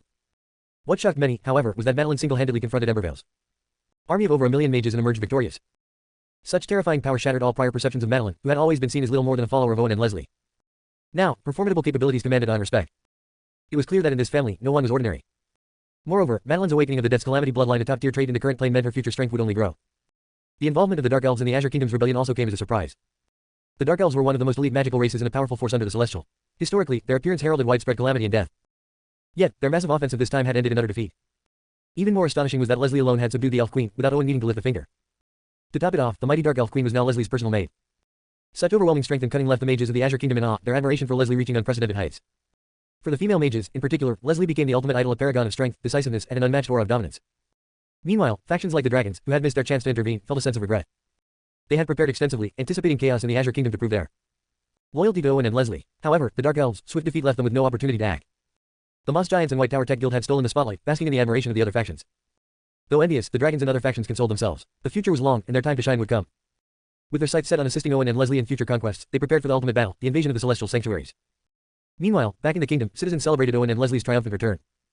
Late into the night, the next day, peace returned. In their courtyard, Owen and Leslie sat across from each other, their palms pressed together as they circulated mana. During their recent retreat, their shared experiences had forged an unbreakable connection. Now, their energies flowed seamlessly together. Their cultivation sped up, and there was an indescribable intimacy in the air, as though their souls were merging. Despite being focused on cultivation, both of their cheeks were tinged with blush, and the atmosphere was thick with unspoken tension. Outside the courtyard, the Elf Queen, her tall, elegant figure radiating beauty, stomped her foot in frustration. Chapter 354, The Plan to Conquer the Emerald Dreamscape. Last night, Leslie had ordered the Elf Queen to stand guard outside the courtyard. The doorway wasn't far from Leslie and Owen's bedroom, and the wild commotion of the night had been all too audible to the Elf Queen. For someone like her, who had never experienced such things, it was sheer torment. Initially, she believed herself capable of remaining calm and indifferent. But Owen and Leslie's unrestrained passion shattered the illusion. The mere sounds of their intimacy made her body feel weak, her legs instinctively pressing together. The torment lasted the entire night. When dawn finally broke, and she thought she could breathe a sigh of relief, she found the couple engaged in their affectionate cultivation session, treating her as a mere onlooker to their endless display of love. Within the courtyard, sensing the Elf Queen's simmering resentment, Owen teased, "You really had her stand guard outside all night." "Since I made her my personal maid, she should naturally do what's required," Leslie replied nonchalantly. "Besides, you seemed particularly spirited last night," Leslie added, her tone carrying a teasing edge as she looked at Owen with a smirk. Owen straightened his expression, feigning seriousness. "And whose fault is that? Your allure was simply irresistible." Though she knew he was deflecting, Leslie didn't call him out. Instead, she remarked lightly, "It might take some getting used to, but I'll adjust soon enough." Owen realized then that Leslie fully intended to train the Elf Queen as her personal maid. Who would have thought she had such a side to her? Shaking his head to clear his thoughts, Owen refocused. "The Dark Elves are no longer a threat to us. Perhaps it's time we discuss our plans to attack the sanctuaries." Leslie nodded. "The Dark Elves are a significant force within the sanctuaries. There's much we can learn from her." With that, Leslie summoned the Elf Queen with a mere thought. The Elf Queen, sensing the summons, instinctively resisted, but her defiance was swiftly crushed by Leslie's overwhelming dominion, leaving her no choice but to reluctantly approach Owen and Leslie. "What do you want?" she asked coldly, her defiant demeanor evident in her tone. Leslie didn't tolerate her insolence. A sharp slap landed on the Elf Queen's face, followed by an icy aura enveloping her. "Do I need to explain the concept of, to the victor go the spoils? You're a prisoner now, so act like one. This is your final warning, defy me again, and you'll learn the true meaning of regret." Leslie's frosty voice sent shivers down the Elf Queen's spine. She knew Leslie was using her as an experiment for this personal maid role. If she didn't fully submit, it wouldn't just be her, the entire Dark Elf race would face annihilation. As Leslie's words resonated, the Elf Queen felt the crushing weight of dominion tighten around her soul, like shackles burrowing ever deeper. The oppressive pressure left her no room for rebellion. Reluctantly, she lowered her head slightly, her defiance tempered. Emerald Dreamscape is a unique realm, existing on the border of reality and illusion. It's home to many top-tier mages. From what I know, there are no fewer than 9 sky-tier mages among them, the Elf Queen began. In the original timeline, Loki, the god of mischief, valued Ysera highly and had deployed many of his minions and followers to serve her. Most factions believed Emerald Dreamscape to be guarded by only 4 sky-tier mages, but that was merely a facade. Anyone who attacked Emerald Dreamscape without understanding its true strength would suffer devastating losses. 9 sky-tier mages, Leslie murmured, her expression growing solemn. Though the Azure Kingdom had made significant progress, it had yet to produce a single sky-tier mage. Sky-tier mages were the pinnacle of power within any faction, exceptionally rare and immensely formidable. Owen's expression also turned grave. Within the Azure Kingdom, the only ones capable of contending with sky-tier mages were himself, Leslie, the Elf Queen, and Madeline, who had transformed into Death's Calamity. This disparity in strength made it clear they couldn't hope to overpower Emerald Dreamscape. Any direct assault would end in utter defeat. Beyond Emerald Dreamscape's internal strength, we must also account for the opportunistic nature of other sanctuary factions. If they sense an opening, they won't hesitate to strike us down, Owen said. Leslie nodded, fully understanding the precariousness of their situation. The 4 sacred realms alone were formidable adversaries, and the Forbidden Zone, which had been sealed, now showed signs of awakening, likely due to the epic's end. Their silence was ominous, a predator lying in wait. Based on the Elf Queen's insights, Owen's bloodline was extraordinarily unique, bound to draw the attention of top factions. If they acted rashly, they risked igniting a chain reaction that could spell their doom. Rubbing his temples, Owen felt the weight of their situation. The sanctuaries, the Forbidden Zone, the Celestial, none of them were easy opponents. Every step needed meticulous planning. Still, retreat was not an option. He had already accepted a hidden system mission to oppose the Celestial, and even without it, the factions of the Forbidden Zone, the sanctuaries, and the Celestial would never let him go. Suddenly, an idea struck him. With a thought, a pitch-black box appeared in his system interface, a reward he had earned for surviving the chaos of the Millennial Cataclysm. The Immortal Tier Treasure, Pandora's Box. Owen had previously tried to open it but found it impossible. Recently, however, the system had informed him that the Flame Sword could unlock it. The Flame Sword, the legendary weapon of Searcher, the Flame Giant, had burned an entire plane to ashes during the Battle of Ragnarok. According to the system, the Flame Sword was not only incredibly powerful but also deeply connected to Pandora's Box, both pointing toward the enigmatic the Celestial. Unlocking the box would undoubtedly grant him significant advantages. Despite his current strength, he was no match for the ancient powers of the sanctuaries, the Forbidden Zone, or the Celestial. Conventional cultivation wouldn't allow him to catch up to their level in time. He needed a dramatic boost, and Pandora's Box presented the perfect opportunity. To obtain the Flame Sword, however, he first needed to bring back the Goddess of Beauty. Her immense power and the ancient gods around her could greatly alleviate the pressure on him. By completing this task, he would gain access to the Flame Sword and the treasures within Pandora's Box, potentially acquiring the strength to challenge the Celestial. It was a gut feeling, but his system rewards had always been extraordinary. Anything the system kept shrouded in secrecy would undoubtedly shake the heavens when revealed. While Owen was deep in thought, Leslie pondered aloud. "Are you certain Emerald Dreamscape should remain our primary target?" Given their current strength, a direct confrontation was unfeasible. Letting go of such a powerful goal wasn't out of the question, especially since their plans were only just beginning. Owen nodded resolutely. Emerald Dreamscape must be taken. To bring back the Goddess of Beauty and her companions, they needed the unique light hidden within Emerald Dreamscape. There was no way around it. "If you've made up your mind, so be it. But with our current strength, direct combat is out of the question," Leslie said, shaking her head. She had always supported Owen's decisions but emphasized the need for caution and planning. Perhaps infiltration, combined with a coordinated internal and external strike, could work. Leslie suggested. "Shadow Clan has excelled in intelligence gathering. They can take the lead on this mission. Our knowledge of Emerald Dreamscape is too limited. With our inferior strength, accurate and comprehensive intelligence will be key to victory." Chapter 355, Let me seduce her instead. Owen nodded in agreement. The Dark Elf territory is relatively close to Emerald Dreamscape. If we can establish an intelligence network there, it will certainly work to our advantage. Moreover, I recall that the Borman live near the Dark Elf lands. Perhaps we can use the Water of Life to broker a partnership with them. Realizing that direct confrontation with Emerald Dreamscape was impossible, Owen began to devise alternative strategies. In the original storyline, the Borman near the Dark Elf territory were a uniquely powerful and savage race. Even Emerald Dreamscape seldom ventured into their lands lightly. Their weakness was a near irresistible attraction to anything rich in life essence. Trading the Water of Life for their cooperation could allow Shadow Clan to operate freely within their territory. Leslie nodded slightly. By using the Dark Elf and Borman territories as our base, we can establish an intelligence network encircling Emerald Dreamscape. Gradually infiltrating deeper, we should uncover detailed information about its inner workings in no time. Owen's eyes narrowed. With those two races as our core, we can maintain flexibility, able to advance or retreat as needed, always within our control. Watching Owen analyze the situation and plan their next moves, Leslie found herself captivated. At that moment, he seemed to radiate a golden light, his determination and intellect deeply alluring. For a fleeting moment, she was reminded of their early days when they had plotted together to establish Azure Kingdom. Back then, they had meticulously planned their every move, ultimately securing a decisive victory. Nearby, the Elf Queen was taken aback by how much this couple seemed to know about the sanctuaries. Her surprise quickly gave way to amusement, and a sly smile curved her lips. Master Owen, your plan is indeed quite solid, but the results might not be as significant as you hope. Instead, you might achieve better results by making yourself the bait to seduce Ysera. She's an ambitious empress and the daughter of the god of mischief. She undoubtedly knows about the emergence of supreme bloodlines after Epic's end. If you could win over Ysera herself, Emerald Dreamscape would fall into your hands without the need for all this trouble. Her strongest followers would undoubtedly swear allegiance to you as well. It's a strategy that could pay off 100-fold. I think it's worth trying. The Elf Queen's sly smile deepened as she finished her suggestion. Leslie glanced at her but didn't stop her from speaking. Although the Elf Queen's tone was laced with mockery and provocation, her suggestion wasn't entirely without merit. If anyone else were the subject of this plan, Leslie would have implemented it without hesitation. But the thought of her husband, Owen, being the one to play this role was absolutely unacceptable to her. When Owen remained silent and instead turned to look at her, Leslie blinked in surprise and fixed her gaze on him. You're seriously considering going along with this maid's plan? She asked, her tone grave. Owen was her husband. The idea of her husband seducing another woman was something no sane person would ever agree to. Seeing Leslie's serious expression, Owen smiled and gently took her hand, speaking earnestly. Yes, if we can win over Ysera, it would greatly benefit us. Hearing his reply, Leslie's expression immediately darkened. No, you're my husband. You belong to me and me alone. Then, with her face flushed, she declared, if it has to be done, I'll do it myself. Owen couldn't help but laugh at her reaction. Honestly, I thought from the start that you'd be the better candidate for this. In the original storyline, Ysera had been deeply infatuated with Leslie, practically worshipping her. On the other hand, Ysera had a well-documented disdain for men. If Owen were to approach her, it would likely backfire. But Leslie had a much better chance of succeeding. Leslie stared at Owen in disbelief, wondering if she had heard him wrong. Was Owen really suggesting that she seduce Ysera? We're discussing serious matters here, this is no time for jokes, Leslie said firmly. Our situation may not be ideal, but I won't let you use yourself as bait. We can come up with another plan. Owen looked into her eyes, finding her flustered reaction unexpectedly endearing. Smiling, he lightly pinched her nose. I'm serious. Ysera is yours to handle. Leslie hesitated, searching his expression for any sign of humor. When she found none, she sighed, a hint of reluctance in her tone. Fine, I'll deal with Ysera myself. The Elf Queen stood nearby, dumbfounded as she watched the exchange between the two. Were they insane? Ysera wasn't just any empress, she was one of the most powerful figures in the sanctuaries. Sending Leslie to seduce her. This had to be a joke. If anyone else heard about this plan, they would surely think this couple had lost their minds. Wait. Are you sure about this? Making such a hasty decision could leave you with no room for regret later. The Elf Queen, who rarely showed concern for anyone but herself, couldn't stay silent. Ysera possessed a unique dragon bloodline, making her one of the most formidable figures in the sanctuaries in terms of background, strength, and beauty. The idea of Leslie seducing her seemed utterly ludicrous. Not only would it likely fail, but it could also provoke Ysera's wrath, leading to catastrophic consequences. Ysera is a woman, you're not even on the same wavelength. Desperate to get her point across, the Elf Queen repeated the fact multiple times for emphasis. If you really want to go through with this, let Owen handle it. He's the only one who stands a chance. But Leslie responded coolly, so what if she's a woman? To Leslie, gender was irrelevant. Aside from Owen, everyone else was merely a tool, whether male or female. The Elf Queen stared at her, puzzled, and muttered, are you planning to disguise yourself as a man? You don't even look the part of a dashing gentleman.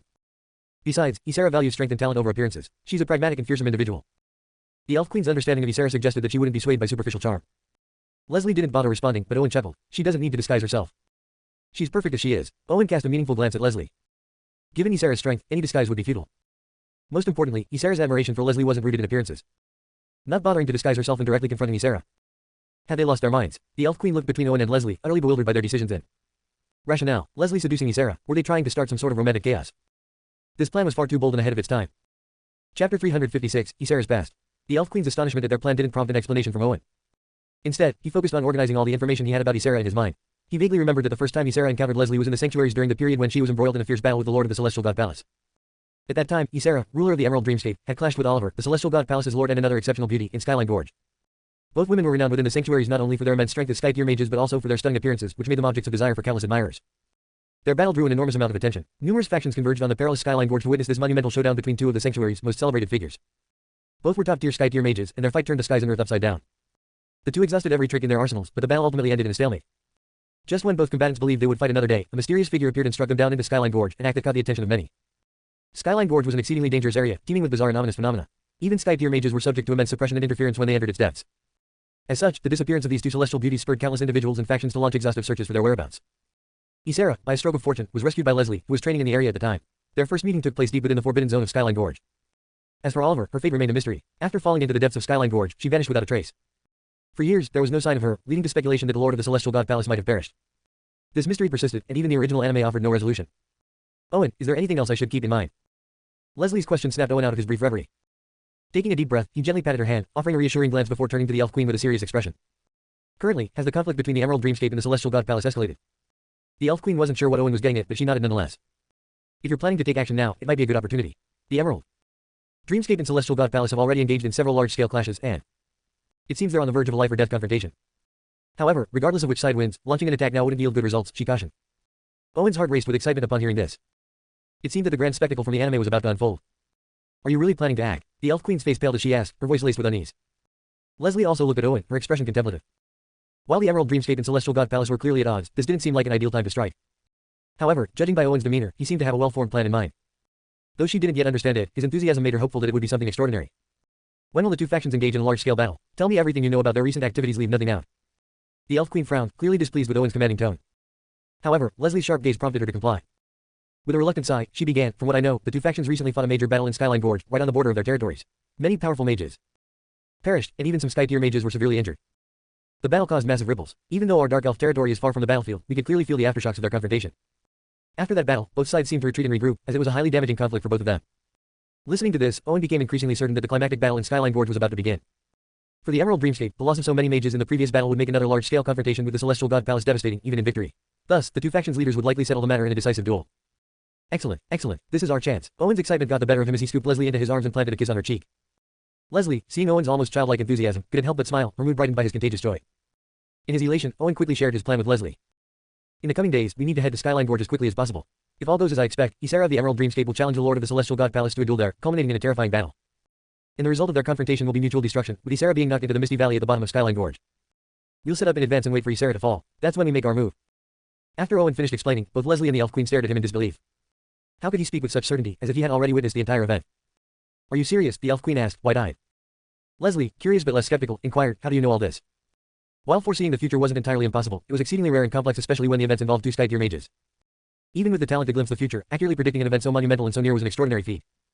It's simple, Owen replied with a grin. I can see the future, so I know what's going to happen. While Owen technically couldn't foresee the future, his knowledge of the anime's storyline allowed him to anticipate events with uncanny precision. See the future? Are you joking? The Elf Queen was visibly skeptical. While she didn't doubt Owen's abilities or talent after all, even the most gifted individuals couldn't compare to him. Claiming to see the future seemed absurd. Even the most powerful deities could only catch glimpses of possible futures, fragmented and uncertain. To describe events with such clarity and detail was utterly implausible unless one had personally experienced them. Leslie, on the other hand, trusted Owen implicitly. She didn't need to know how he knew his insights had never steered them wrong before. The Elf Queen looked at Owen as though seeing him for the first time. If you truly can foresee the future, doesn't that mean you're even more terrifying than a Sky-tier mage? Leslie shook her head. If Owen were truly above the Sky-tier level, we wouldn't need such elaborate plans. We could simply lead our army straight into Emerald Dreamscape. While Emerald Dreamscape was formidable, it had no mages above the Sky-tier level. If Owen were that powerful, there would be no need for caution. Unlike the Elf Queen's doubts, Leslie had unwavering faith in Owen. Let's start preparing now, Owen concluded. There isn't much time, and if we miss this opportunity, we may never get another. Time flew, and nearly a month passed in the blink of an eye. By midday, after Owen and Leslie finalized their plans to attack the sanctuaries, they ensured everything was ready before mobilizing their forces. The first to act was the Shadow Clan. They infiltrated Dark Elf territory and began probing Emerald Dreamscape in the Celestial God Palace. Their mission was to monitor the movements of both factions and report any developments promptly. This allowed Owen and Leslie to adjust their strategies in response to real-time intelligence. Not long after Shadow Clan began their operation, shocking news reached Leslie and the Elf Queen. Ysera, ruler of the Emerald Dreamscape, had issued a duel invitation to the Lord of the Celestial God Palace. The duel's location, Skyline Gorge, just as Owen had predicted. Both Leslie and the Elf Queen were astounded. Reality was unfolding exactly as Owen had foreseen. Chapter 357, setting out for Skyline Gorge. Ysera, the ruler of the Emerald Dreamscape, was truly about to engage in a life-and-death duel with the princess of the Celestial God Palace. Leslie and the Elf Queen stared at Owen in shock. They had initially been skeptical of Owen's earlier prediction, but now, not long after he had made it, it was becoming a reality. At that moment, Madeline came rushing over, looking curious and slightly confused. When she arrived, she tilted her head and asked, why are you and the Elf Queen staring at Owen like that? Before anyone could answer, she added excitedly, brother, 2 professors from Academy City have arrived. Owen nodded. Let them in. Moments later, 2 elderly professors entered the courtyard.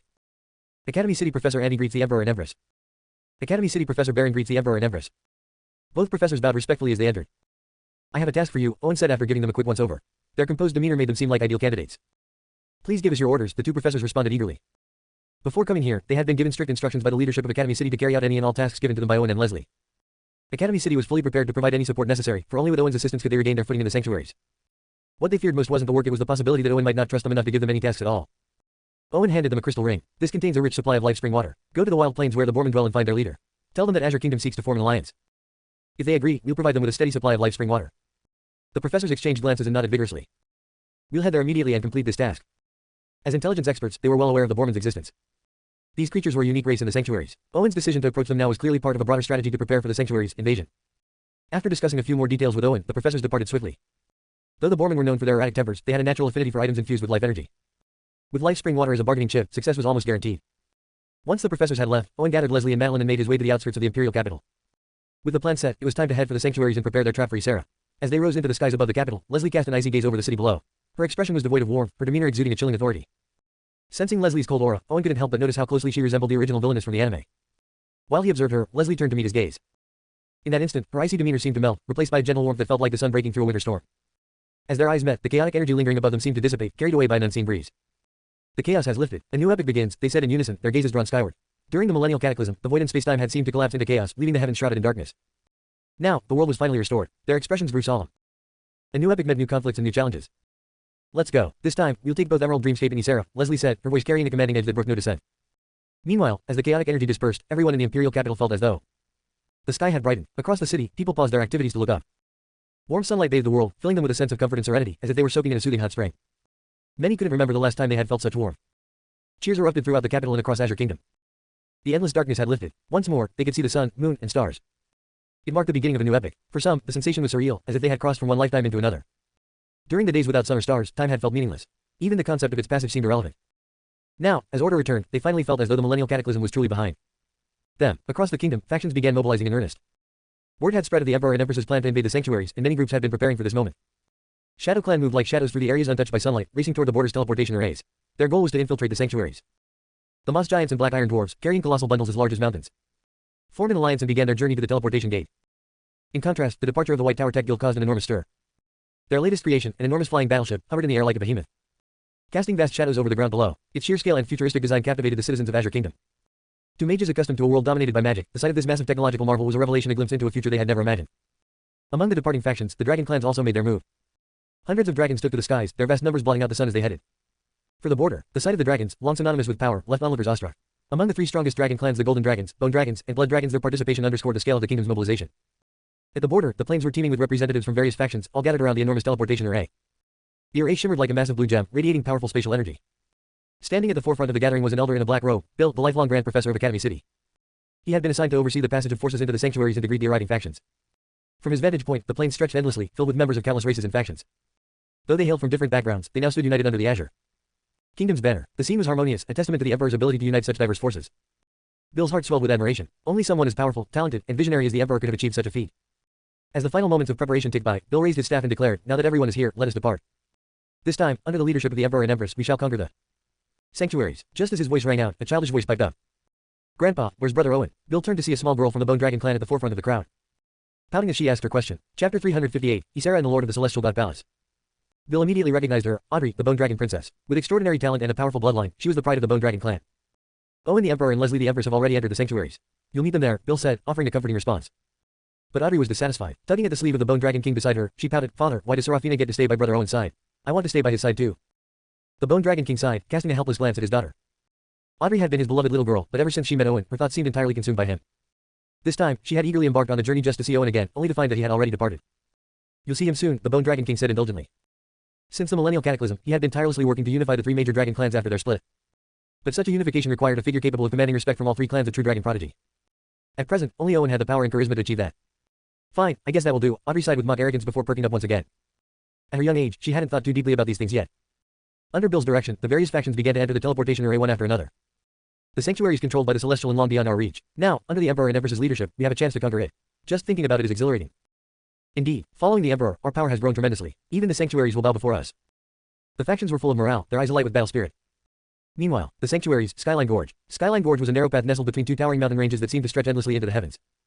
The gorge itself served as the boundary between two territories, one under the control of the Emerald Dreamscape and the other governed by the Celestial God Palace. At this moment, powerful figures from both factions had gathered on the mountains flanking Skyline Gorge. Each radiated an aura of immense power, shaking the very heavens. Today, all eyes were on Skyline Gorge. Both the Emerald Dreamscape and the Celestial God Palace were among the most elite forces within the sanctuaries. A clash between them would undoubtedly have profound implications for the balance of power across the sanctuaries. What made this confrontation even more significant was the fact that their supreme leaders were set to face each other in a duel to the death. While the forces of Emerald Dreamscape and the Celestial God Palace stood off against one another, other factions had already begun to converge in the area. The Shadow Guild, the largest intelligence organization in the sanctuaries, had also arrived on the scene. Leading them was Kawazang, a middle-aged man with an eerie third eye on his forehead. A duel between Ysera and the Lord of the Celestial God Palace was an event too monumental for the Shadow Guild to miss. Upon arrival, they began setting up recording crystals throughout the area. No matter the outcome, this battle would be one for the ages, studied and admired by generations to come. The Shadow Guild operatives were visibly excited. Opportunities to witness such historic moments firsthand were rare, and they were thrilled to be part of it. After all, the combatants were not just supreme mages, they were also breathtakingly beautiful women. "Boss, why don't you seem even a little excited?" one of the Shadow Guild operatives asked Kawazang. Normally, such major events would elicit visible enthusiasm from him. Kawa Zhang didn't answer. Instead, he looked in the direction of the Azure Kingdom. While the millennial cataclysm had left most of the sanctuaries untouched, one place stood out for remaining completely unaffected, the Azure Kingdom. And Kawa Zhang's true interest lay in Owen, the emperor of that kingdom. The duel between Ysera and the Lord of the Celestial God Palace was captivating, but what intrigued him even more was Owen's current actions. After thoroughly researching Owen's history, Kawa Zhang had concluded that not even figures as legendary as Ysera or the Lord of the Celestial God Palace could compare to him. Owen's unparalleled talent, immense power, and boundless ambition were beyond comprehension. He was also the only figure to have ever caused the Forbidden Zone to falter and the sole leader to preserve his faction intact during the millennial cataclysm. Rumors were already circulating that Owen was preparing to make his move on the sanctuaries. For Kawa Zhang, learning about Owen's plans far outweighed the spectacle of today's duel. In fact, he had a strong hunch that Owen might make appearance here. That hunch was one of the reasons he had come to Skyline Gorge in the first place. While his operatives eagerly recorded the scene, the air suddenly shimmered with a brilliant emerald light. The radiance bathed the land, casting a jade green hue over everything. Then, a striking figure emerged from the Emerald Dreamscape faction. It was a tall woman with skin so fair it seemed to glow faintly green. A reversed scale adorned her forehead, lending her an exotic beauty. Her presence captivated everyone present. She seemed flawless, an embodiment of all the good in existence. One glance at her was enough to render many unable to look away.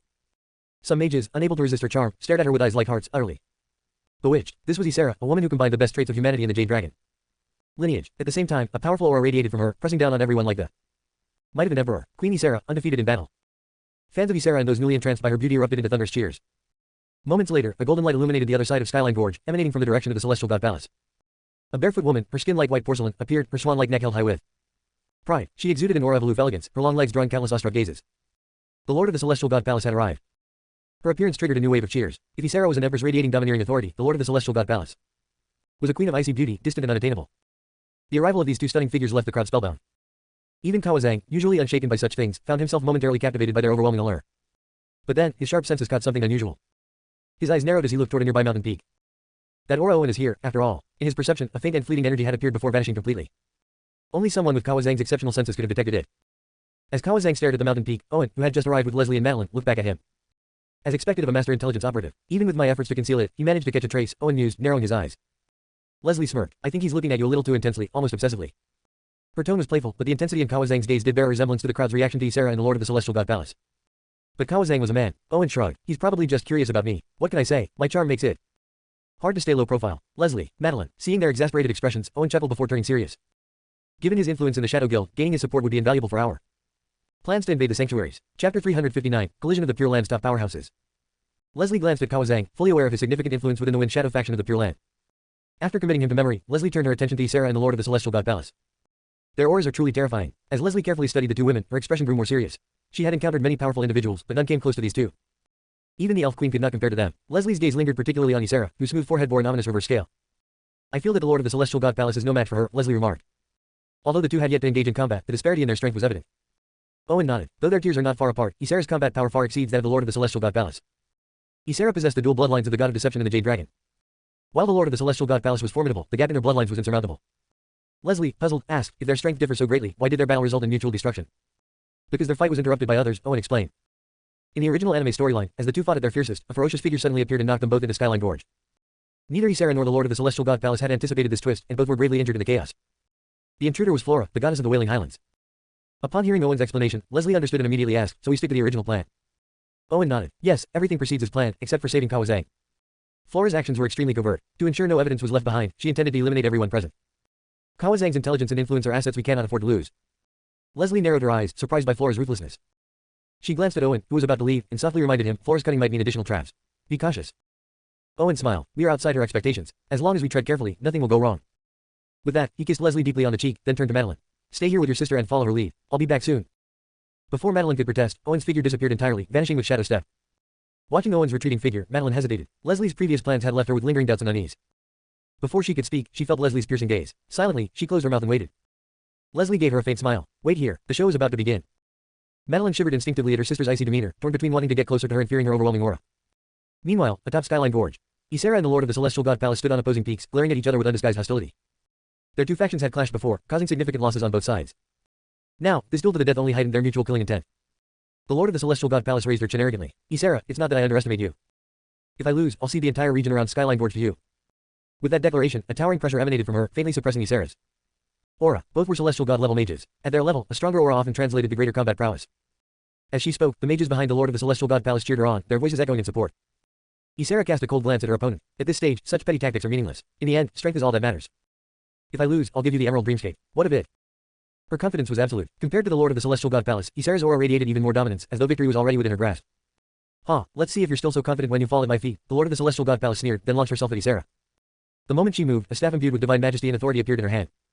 It was the legendary Thunder Staff, said to be embedded with the eye of the celestial god Zeus, capable of summoning apocalyptic lightning. The moment the staff was breathed, the skies above Skyline Gorge darkened, and countless bolts of lightning surged like silver serpents through the clouds. A terrifying pressure descended from above, making the very void tremble and crack with fine silver fissures. As the Lord of the Celestial God Palace descended with the might of annihilating thunder, a radiant emerald crown appeared above Ysera's head. The crown, formed by two majestic jade dragons, cradled a luminous emerald orb infused with the power of the world.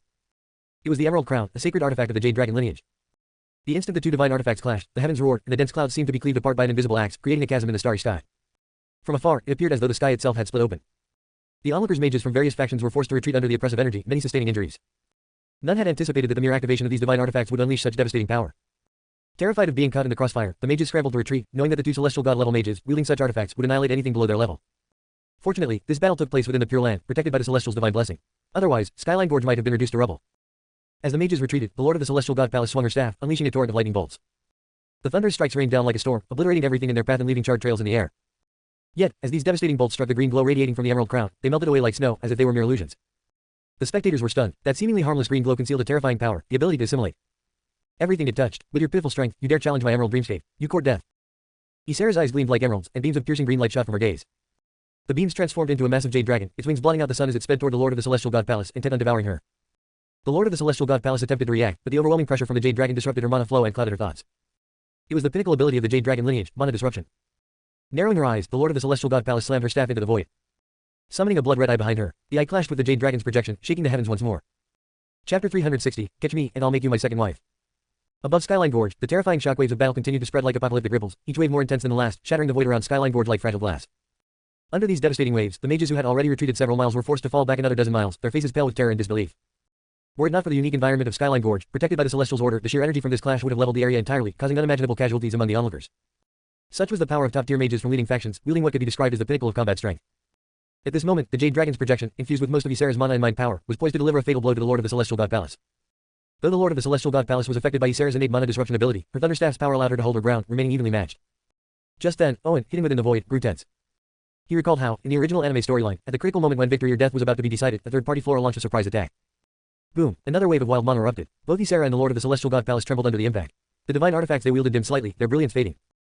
Overall, Ysera fared better, while blood faintly trickled from the corner of the Lord of the Celestial God Palace's lips. Their oars wavered, signaling the moment of truth. Victory was imminent for one of them.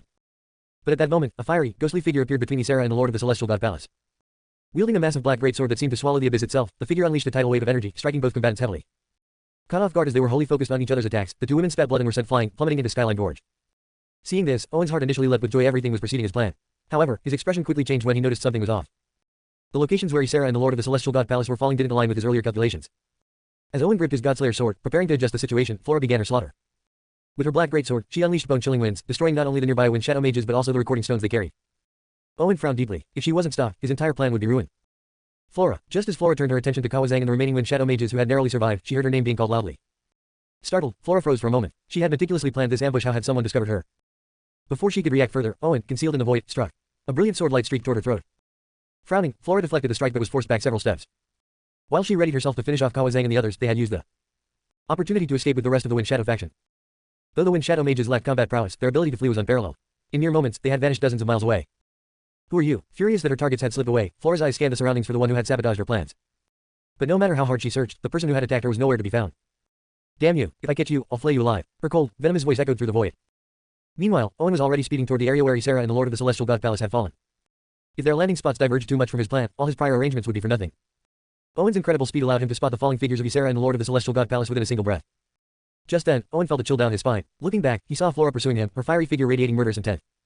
She's lost it, Owen thought, frowning. As the mastermind behind the current events, he couldn't believe she had chosen to chase him instead of retreating. Both Ysera and the Lord of the Celestial God Palace were paramount to their respective factions. Their duel had already drawn the attention of their strongest allies, who would be converging on this location shortly. The longer they lingered, the greater the danger.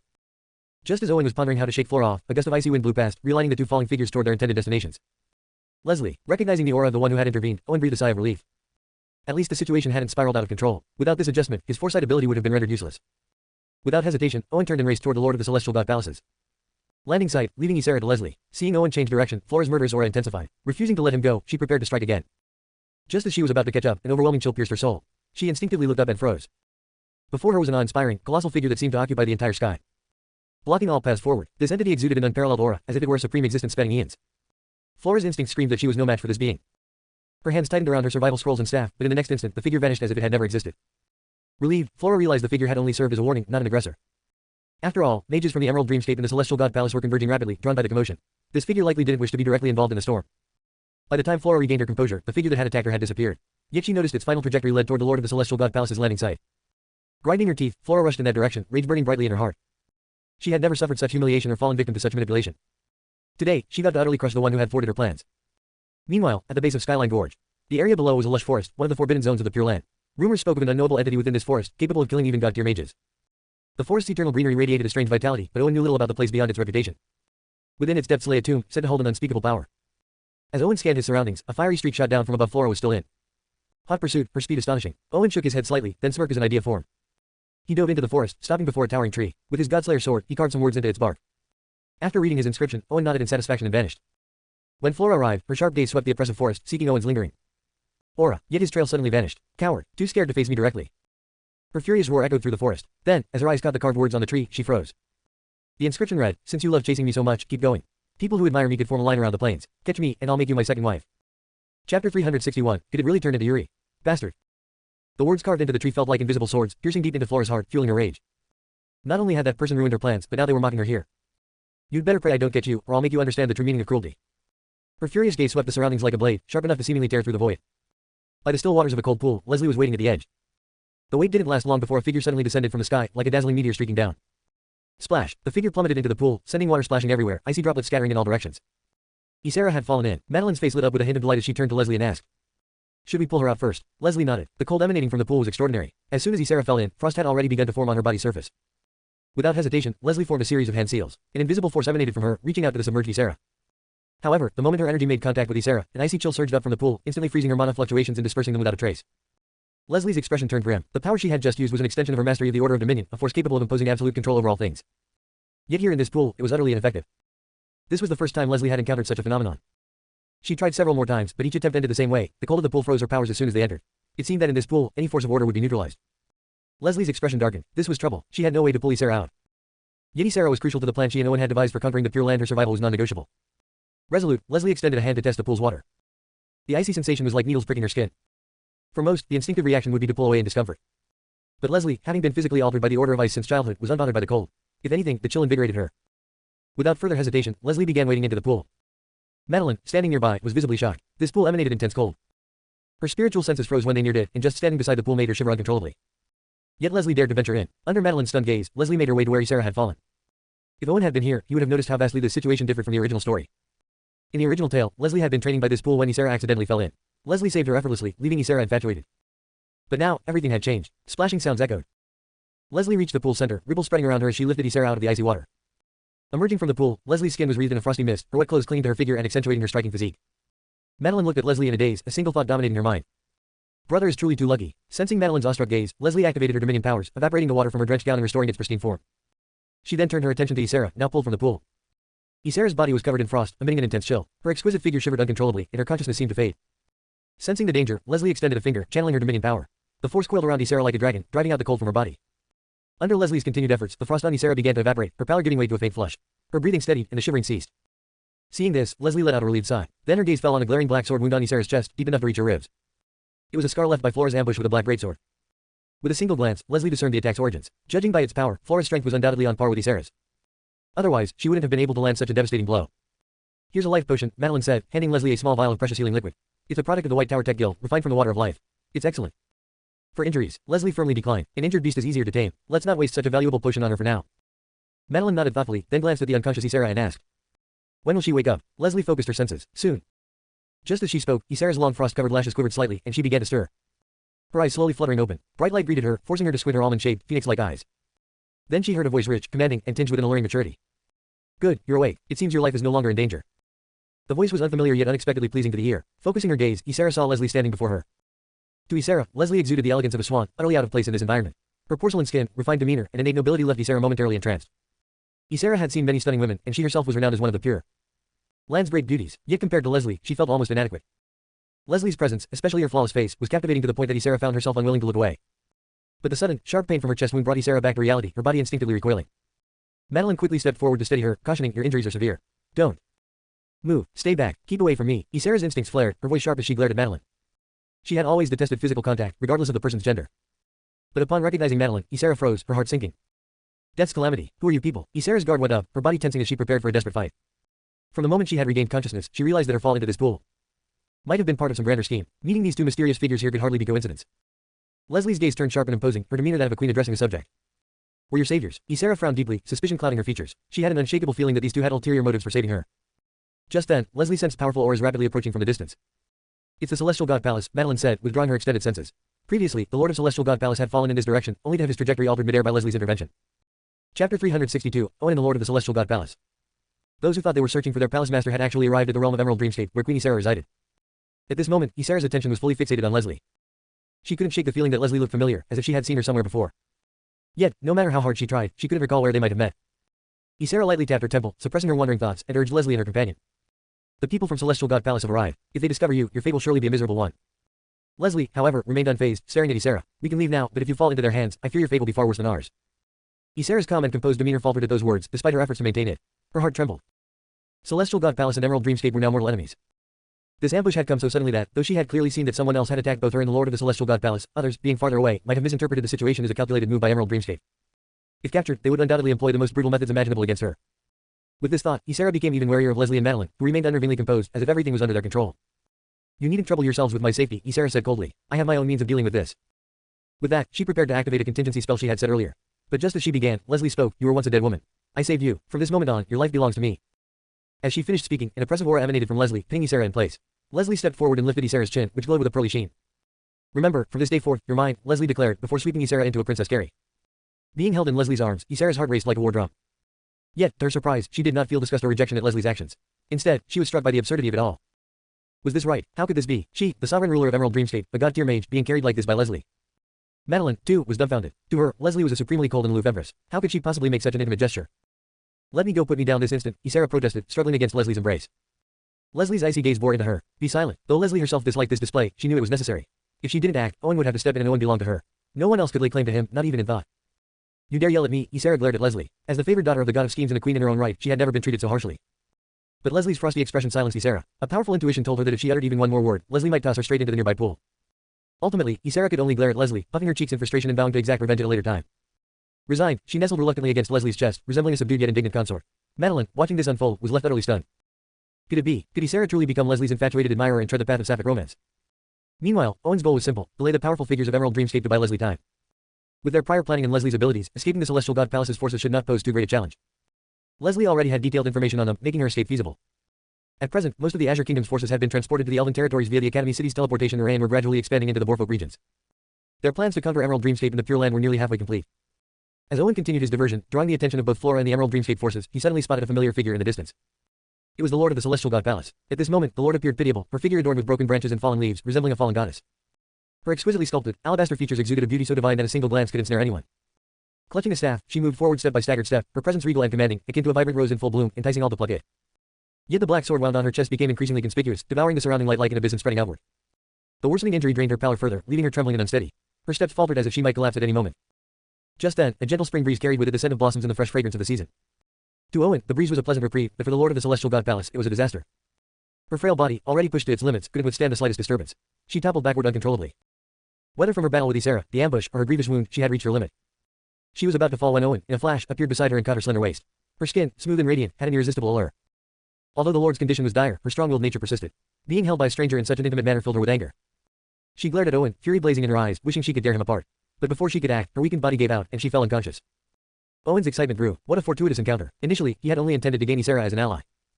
Yet here, by sheer chance, he had come across the Lord of the Celestial God Palace, who had been missing in the anime adaptation. Heavens were truly favoring him. The Lord's formidable strength, combined with the legendary world-destroying divine thunder hidden within the Celestial God Palace's mountain, made her invaluable. This power, capable of annihilating all, was precisely what the White Tower Tech Guild desired to rapidly enhance the Azure Kingdom's forces. But as Owen prepared to leave with the unconscious Lord, his gaze shifted to the sky. Flora, relentless in her pursuit, had finally caught up. Her blood-red eyes locked on Owen, and the black greatsword in her hand, imbued with murderous intent, seemed to warp the space around it. "You think you can keep running? Do you really believe you can escape?" Flora's furious voice rang out, toppling trees like a hurricane. She couldn't tolerate Owen's repeated humiliations, especially his mockery of making her his little wife. It was laughable. Driven by rage, she surged forward once more, determined to ensure Owen had nowhere to Run. However, she was still a step too late. By the time she arrived, Owen had vanished, leaving only a fleeting shadow behind. Infuriated, Flora unleashed a massive strike, her greatsword tearing the void apart, creating a swirling black sphere that barreled toward Owen's fading presence. It emanated a terrifying and deadly aura, intent on obliterating everything in its path. Chapter 359. Owen surrounded. After Owen quickly fled with the Lord of the Celestial God Palace, Flora grew even more enraged. She had finally caught up to him, only to lose him yet again. Gritting her teeth in frustration, she wished she could tear Owen apart. At that moment, several sharp beams of light descended from the sky, landing around Flora and encircling her. Sensing the oppressive auras locking onto her, Flora's nerves tightened instantly. Emerald Dreamscape's forces. Leading the group was a woman clad in emerald green armor, gripping a spear with icy resolve. Her killing intent was so intense that it seemed to stain the air red. She was none other than Candace, the commanding general of Emerald Dreamscape. Surrounding her were three more formidable presences, each a terrifying god-tier entity. However, Flora found their energy signatures unfamiliar. They weren't celestial gods of Emerald Dreamscape but rather warriors from the celestial, serving under the god of schemes, Loki. Flora, how dare you attack the Lord of Ysera? Candace roared, her voice filled with fury. Recognizing Flora, the Emerald Dreamscape warriors exuded animosity. After all, Flora's faction in the Howling Highlands had long been a thorn in Emerald Dreamscape's side, engaging in constant skirmishes over the years. Flora snorted disdainfully. I have no idea what you're talking about. I was merely a bystander today. Candace narrowed her eyes. Deny it all you like. Hand over the Lord of Ysera immediately, or not only will you die here today, but the Howling Highlands will cease to exist. Flora sneered. Don't think you can frame me just because you outnumber me. I haven't even seen the Lord of Ysera. Candace's voice turned colder. Is that so? Then we'll capture you and search your soul to find out. With that, she prepared to strike. Flora stared back, undaunted. You declare war on the Howling Highlands over this. Even without the Lord of Ysera, Emerald Dreamscape isn't invincible. She knew that simple threats wouldn't dissuade them, especially in the current chaos of Ysera's disappearance. Taking the initiative, Flora declared, the Lord of Ysera was taken by a mysterious man. A mysterious man. Candace recalled hearing someone call out Flora's name earlier. Sensing that Candace was beginning to believe her, Flora fanned the flames further. I was tracking that man when I ended up here. He's gone now, and he must have taken the Lord of Ysera with him. Candace fell silent, her gaze dropping to the bloodstains on the ground.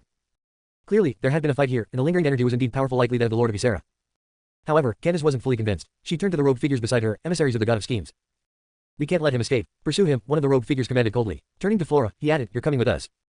The three celestial gods under the celestial immediately sprang into action. Flora, though reluctant to work alongside Emerald Dreamscape's forces, saw an opportunity to pursue Owen. Her eyes gleamed with a cold, murderous intent. You won't escape this time, she muttered. No matter what, they now shared a common enemy. Meanwhile, Owen continued fleeing through the forest with the Lord of the Celestial God Palace slung over his shoulder. The deeper he went, the more acutely he felt the terrifying remnants of energy lingering in the void. His expression grew increasingly serious. Even after countless years, these residual traces still radiated a power so overwhelming that it could shake even celestial gods. Activating such energy would unleash a destructive force beyond imagination. Owen couldn't fathom what kind of being had left behind such traces, but now wasn't the time to investigate. Just then, the Lord of the Celestial God Palace, carried over his shoulder, began to stir. As she regained consciousness, the searing pain from the deep, black wound on her abdomen made her frown.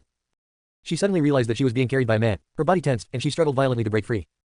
Owen, feeling like he was carrying a thrashing fish, didn't humor her resistance. He unceremoniously tossed her to the ground. She landed with a soft bounce, her curves accentuated by the impact as dried leaves scattered around her. Her eyes reddened slightly with pain as she glared at Owen. Despite his refined appearance, he had treated her so roughly. As the golden sunlight filtered through the canopy, her pale skin seemed to glow, adding a fragile beauty that could tug at anyone's heartstrings.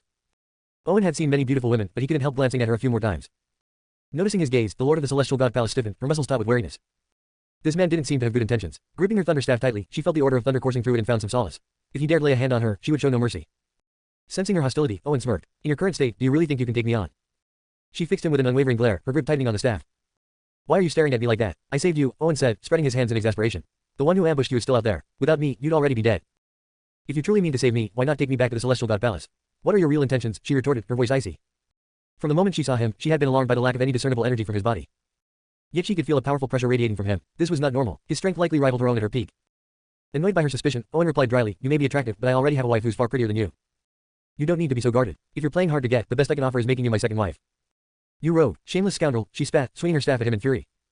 Owen didn't dodge. He effortlessly snatched the staff from her and said coldly, don't move. I can save you, but I can just as easily kill you. His threatening tone made her freeze. She had no doubt that Owen was capable of following through. What do you want? She demanded, her voice laced with anger and fear. In her current condition, she had no choice but to bide her time and wait for an opportunity. Owen chuckled, preparing to tease her further, but his expression suddenly turned serious as he looked toward the forest ahead. A familiar figure emerged. Flora. You beast, let's see where you run this time, she snarled, only to falter when she noticed the person beside Owen. It wasn't Ysera, but the Lord of the Celestial God Palace. How is this possible? Flora's mind reeled. This had to be Owen's doing. The Lord of the Celestial God Palace, Candace and her three celestial god companions appeared, their eyes narrowing at the sight of the Lord beside Owen. Emerald Dreamscape and the Celestial God Palace had long been mortal enemies. They recognized the Lord immediately. Her face and aura were etched into their very bones. But wasn't the one who fell here supposed to be the Lord of Ysera?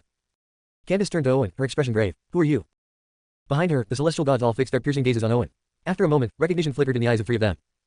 It's you, they exclaimed, disbelief evident in their voices. Candace glanced at them in surprise. You know him, senior. Chapter 360. The Three Celestial Gods. The three celestial gods remained silent for a moment before one finally spoke. Well, who would have thought we'd run into you here, Owen? Owen, he's Owen. Candace's mind buzzed in shock, while the smile on Flora's face froze instantly. The Lord of the Celestial God Palace also stared at Owen, astonished, as if seeing him for the first time. She scrutinized him from head to toe. Owen's name was known throughout every corner of the Pure Land. She had heard it so often that her ears practically had calluses. After all, the elders and reclusive sages of the Celestial God Palace had brought him up repeatedly in her presence. They had hoped she would marry Owen, the greatest prodigy of all time. Such a union would produce offspring with unparalleled bloodlines, elevating the Celestial God Palace to a position of absolute dominance over the factions of the Pure Land. Yet, as the proud master of the palace, she had initially dismissed Owen, refusing even to learn about him. However, over time, the constant mentions of Owen within and beyond the Celestial God Palace had sparked her curiosity. But she never imagined their meeting would unfold like this. In her mind, she had envisioned defeating Owen and making him her subordinate, a trophy to serve at her beck and call. Instead, here she was, captured by him. Flora, too, was stunned. As the goddess of the Howling Highlands, she had always considered herself unmatched, believing no one in the world could be worthy of her. That is, until she learned of Owen. She had thought perhaps he was a gift from the heavens, for only a man who could make the Forbidden Zone bow to him would be qualified to marry her. Yet their first meeting was playing out in such a dramatic, unexpected way.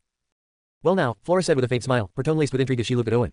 Since we've met, it seems we're fated. Perhaps there's something between us after all. Owen, are you really that Owen? The Lord of the Celestial God Palace asked again, still incredulous. Owen glanced at her without answering. Instead, his gaze turned to the three celestial gods standing behind Candace. From them, he could clearly sense the presence of Loki, the god of schemes. Owen, you dare show yourself in the Pure Land. Such audacity. Lord Loki will never let you go. The three-robed celestial god stared at Owen with cold intent, poised to strike at any moment. Unperturbed, Owen smirked and replied calmly, I go wherever I please, and who is he to bark like a dog in my presence? The blatant insult sent the three celestial gods into a fury. Their robes billowed with surging magic, and an overwhelming force filled the air, bearing down on Owen. How dare you? Lord Loki is not to be insulted. Even if Loki himself were here, I wouldn't fear him, and you think you can take me on? With that, the Godslayer staff appeared in his hand. Its mere presence dispelled the oppressive energy of the celestial gods completely. Feeling the familiar surge of power from the staff, Owen's eyes softened with a hint of nostalgia. Old friend, let's have a good fight again. The Godslayer staff trembled, emanating radiant light. As more of its seals were lifted, it had grown increasingly sentient. After years without a true battle, it seemed eager to unleash its might once more. Meanwhile, at the edge of the icy pool at the bottom of Skyline Gorge, Leslie and her companion stood gazing toward the distant ancient forest. They could all feel the shockingly powerful energy fluctuations emanating from within. Three celestial gods, Madeline's eyes flashed with concern. She had sensed not only the celestial gods but also Owen's aura locked in their midst. Will Owen be all right? She asked anxiously, turning to Leslie. He'll be fine, Leslie replied calmly. However, Ysera, who had also sensed the terrifying presence of the three celestial gods, narrowed her eyes. She knew these were the gods her father had sent. Their strength was unparalleled, and even a single celestial god would be difficult to contend with. More concerning, from Madeline's words, it was clear that these people had a close connection to Owen. Her spiritual senses extended toward the youthful figure surrounded by celestial gods. When she realized who it was, her heart skipped a beat. Owen, it was him. As a major figure in the Pure Land, she had heard Owen's name countless times and had even studied his appearance, power, and achievements. She recognized him immediately. But what was he doing in the Pure Land? Shouldn't he be in the Azure Kingdom? And now he was surrounded by the celestial gods her father had sent. If that was Owen, Ysera suddenly turned her gaze to Leslie and Madeline, piecing it together. Leslie, you're the Empress of the Azure Kingdom. She stared at Leslie in shock, realizing that her domineering savior was none other than the Azure Kingdom's ruler. From now on, call me, Master. No exceptions, Leslie said coolly. Ysera let out a disdainful laugh, emboldened by a sudden surge of confidence. Leslie, Owen doesn't stand a chance against those celestial gods. If you let me go, I'll negotiate with them to release him. We'll call it even. How about that? I know how important Owen is to you. You wouldn't want anything to happen to him, right? But before she could finish her self-assured speech, Leslie's aura turned chillingly cold. A suffocating pressure descended on Ysera, making her soul tremble. First of all, Owen will be fine. Those celestial gods are dreaming if they think they can take him down. Leslie's voice was icy. Second, I already told you call me master. Without hesitation, Leslie slapped Ysera across the face.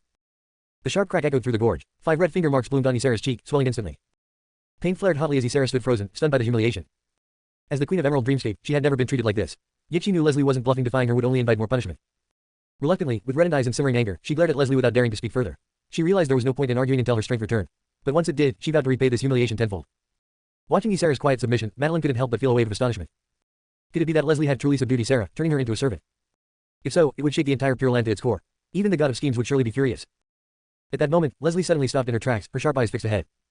Not far from her, 3 more celestial gods appeared. Their attire made it clear they were from the Celestial God Palace. As Leslie observed them, Ysera also recognized the newcomers. She whispered, "They're elites from the Celestial God Palace. It seems they've locked onto your presence." Leslie glanced at Ysera. "Are you sure they aren't here for you?" Ysera snorted. "If they are, leave me here. I don't need anyone's help." "Really?" Leslie smirked. "So you're saying you'd prefer to fall into their hands than mine?" Ysera opened her mouth to agree, but Leslie's piercing gaze silenced her. Swallowing hard, she dared not respond. While she hesitated, the 3 celestial gods blocking Leslie's path turned their eyes to Ysera. The leader, clad in silver white armor, stepped forward and said solemnly, "Lord of Ysera, you will come with us." Chapter 365, Fitch's Scheme. The man speaking was none other than Fitch, senior to the Lord of the Celestial God Palace and head of the Celestial God Palace Combat Division, as well as a disciple of the palace's ancestral elder. Ysera recognized him immediately. Her gaze turned icy as she stared at him and his companions. "Your palace master is in the spring forest over there. Why aren't you rescuing her? What's the meaning of trying to capture me here?" She had quickly deduced that the positions where she and the Lord of the Celestial God Palace had fallen must have been mixed up by their respective factions. Fitch clasped his gloved hands together and replied earnestly, "There's no need for the Lord of Ysera to concern herself with that." The terrifying energy emanating from the 3 celestial gods of Emerald Dreamscape had been palpable even from a great distance. It was obvious they wouldn't make it in time to provide aid. The best course of action was to capture Ysera, forcing the Emerald Dreamscape celestial gods into a dilemma. "If you come with us willingly, I won't make things difficult for you. But if you resist, don't blame me for using less gentle methods," he added. Although his tone seemed calm, it carried an undeniable authority. The aura emanating from him and his companions had already locked onto Ysera, leaving her with no chance of escape. You want to capture me to exchange for a hostage, Ysera said coldly. Or perhaps you're planning to use me to threaten Emerald Dreamscape. The situation made it hard for her to avoid such conclusions. Fitch remained calm as he replied, You're correct, Lord of Ysera, so let's avoid unnecessary conflict. As long as your people don't harm our palace master, we won't harm you. If it comes to blows, in your current injured state, you'll only suffer needlessly. His voice grew sharper and more commanding, reverberating through the air until it seemed to drown out all other sounds, as if he were channeling the authority of the Celestial itself. Ysera clenched her fists. She knew Fitch was not just the senior of the Lord of the Celestial God Palace but also stronger than her in combat. Under normal circumstances, she might be able to fight him evenly. However, in her current condition, that was impossible. Moreover, Fitch wasn't alone. 2 other Celestial God mages from the Celestial God Palace stood at his side. Even at her peak, Ysera couldn't have taken on all 3 at once. Realizing this, she sighed in frustration and despair. Against 3 God-tier combatants, she had no hope of victory. Even if Leslie, the legendary figure of the Pure Land, were here, she doubted it would make a difference.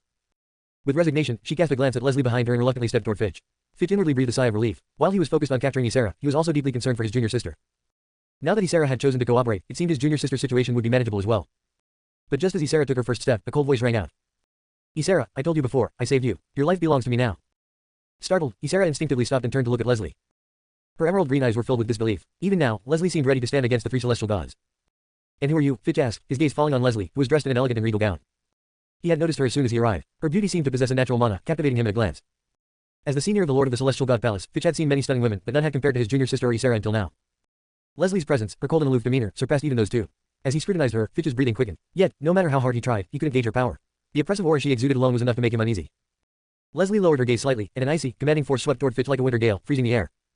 In an instant, Fitch felt as though his entire body were encased in frost, even his eyelashes coated in ice. If you keep staring, I'll gouge out your eyes, Leslie said icily. The chilling words sent shivers down Fitch's spine. He immediately lowered his head, unable to meet Leslie's gaze. She exuded the presence of a merciless reaper, and even his soul quivered. The 2 celestial gods standing beside Fitch also averted their eyes, overwhelmed by the suffocating pressure emanating from Leslie. Her oppressive aura was so terrifying that it felt as though the sky itself were collapsing into nothingness.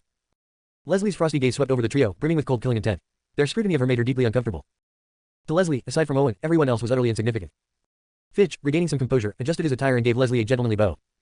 Greetings, my lady. I am Fitch, head of the Celestial God Palace Combat Division. In the Pure Land, Fitch was a renowned figure, a powerful, aristocratic leader and one of the most handsome men in the region. He had countless admirers. Confident in his charm, he believed he could at least win Leslie's favor, if not her heart. However, Leslie's cold and disdainful response shattered his confidence. Leave. The single word left Fitch dumbfounded, his smile frozen in place. Was Leslie immune to his charm, or was she simply oblivious to it? Fitch glared at Leslie, his gaze sharpening as if to pierce through her cold exterior. Yet the moment his eyes met hers, a bone-chilling frost seized his soul, leaving him momentarily paralyzed. When he finally regained his senses, the faint desire in his eyes had vanished, replaced by a steely coldness. Who are you? Such arrogance. Should I take this as a challenge to me, or to the Celestial God Palace itself? Leslie, now thoroughly irritated, said flatly, you talk too much. Fitch and the other 2 celestial gods exchanged uneasy glances. His battle instincts, honed through years of combat, screamed that something was wrong. Yet, Leslie's young appearance made it hard to believe she posed any real threat. Besides, they were 3 celestial gods. No matter how strong Leslie might be, she couldn't possibly prevail against them. Fitch's confidence surged as a wicked thought crossed his mind. Playing hard to get, are we? Once I capture you, you'll see how powerful I am, he mused. Deciding to act, Fitch motioned to his companions, locking his energy onto Leslie. We must take the Lord of Ysera with us. There's no room for negotiation. If you resist, I'll destroy your mana core and imprison you in the Celestial God Palace as an example. Before he could finish, Leslie's eyes flashed with a deadly cold light. She launched herself at Fitch without hesitation. Fitch, who had already been wary of Leslie's intentions, immediately commanded, attack. He charged at Leslie, a spear materializing in his hand. Like a blazing dragon, it radiated intense heat, warping the air around it as he thrust forward with lethal precision. Chapter 366, Facing 3 Celestial Gods Alone. Under the glow of amber light, Fitch launched the first strike against Leslie. The spear in his hand shot forward, its tip surrounded by intricate, mystical runes forming a fiery vortex, as if merging the destructive force of a volcano with the spear's sharpness, capable of piercing through anything in existence. The spear moved with astonishing speed, bypassing space and time, and reached Leslie in the blink of an eye. Wherever it passed, the void became a blazing inferno. For mages below Celestial God tier, even a single spark of those flames would reduce them to ashes. But as the spear reached Leslie, it suddenly halted, as if it had struck an invisible barrier. Fitch hesitated for a moment, preparing to amplify his mana, but was interrupted when icy blue runes emerged from the void. The frost crawled along the spear, encasing it entirely and severing Fitch's connection to his weapon. Worse yet, Fitch felt his tear begin to drop rapidly. What's going on? Fitch frowned deeply, realizing something was terribly wrong. Leslie seemed to possess a power that transcended order itself. While Fitch struggled with his disrupted attack, the other 2 celestial gods exchanged shocked glances. They had assumed Fitch could subdue Leslie in a single move without their assistance. But now, not only had Fitch failed, but even his aura was diminishing. This was unprecedented. Both celestial gods immediately focused their mana and launched simultaneous attacks from Leslie's flanks. Demonic Crescent Slash. The celestial god wielding a longsword roared, the magical gemstones embedded in his blade radiating a blood-red glow. A river of crimson energy surged toward Leslie like a tidal wave. Yet, just as this attack neared Leslie, it was suddenly frozen midair by her dominion-like power, suspended as if trapped in a timeless amber. The swordsman's expression turned grim. This was one of his most powerful techniques, yet it had been rendered completely ineffective. The female celestial god, realizing the gravity of the situation, dared not hold back. She unleashed a radiant beam of energy from a glowing orb in her hand, but it too was blocked by Leslie's overwhelming force of dominion. All 3 celestial gods' attacks had been neutralized. The trio stood stunned, disbelief etched across their faces. They weren't minor players but some of the Pure Land's most prominent figures, mages at the pinnacle of their craft. Alone, each of them could shake the Pure Land to its core. Together, their combined strength should have been unstoppable. Yet here they were, utterly ineffective against Leslie. No, she must be at her limit to withstand all three of us, Fitch declared, shaking off his momentary shock. We'll strike again, she won't have another chance. The other two celestial gods nodded, steeling themselves to attack again. But before they could act, the power surrounding Leslie coalesced, gathering the remnants of their failed attacks into a massive, chaotic fissure in the air. The rift pulsed with destruction and disorder. Leslie's eyes flashed open, and a spear of pure ice materialized in her hand, its sharp, gleaming edge radiating deadly intent. She swung the spear forward with lightning speed. The void tore apart with a piercing sound, leaving a brilliant white streak as the compressed magic of the celestial gods surged toward them. The celestial gods reacted instantly, pulling their mana into a combined shield. As the terrifying force collided with their barrier, a deafening explosion resounded. Their shield buckled under the impact, warping inward before shattering entirely. The celestial gods were sent hurtling backward as if struck by meteors. Fitch bore the brunt of the attack. A deep, straight fissure ran from his abdomen to his brow, blood pouring from the wound. He was nearly split in two. The other two celestial gods fared little better, their bodies riddled with cracks as blood streamed from their injuries. Cough cough. The pair coughed violently, spitting blood that stained the air. Horror filled their eyes as they glanced at Leslie. Her strength defied all reason, and doubt crept into their hearts. Minister Fitch, this one is too strange. We should retreat for now, one of them urged. Better to regroup and gather more information before confronting her again, the other added. Fitch, though reluctant, knew they were right. Leslie wasn't someone they could handle. He gave a bitter nod and turned to flee. But Leslie's cold voice stopped them. Leave, did I say you could go?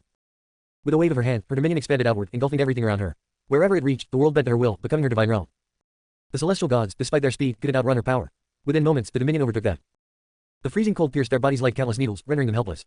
They felt as though they had been reduced to mortals, stranded in a relentless tundra. The pain was unbearable, and a looming sense of death pressed heavily on them. Fitch, unable to endure the pressure, begged for mercy.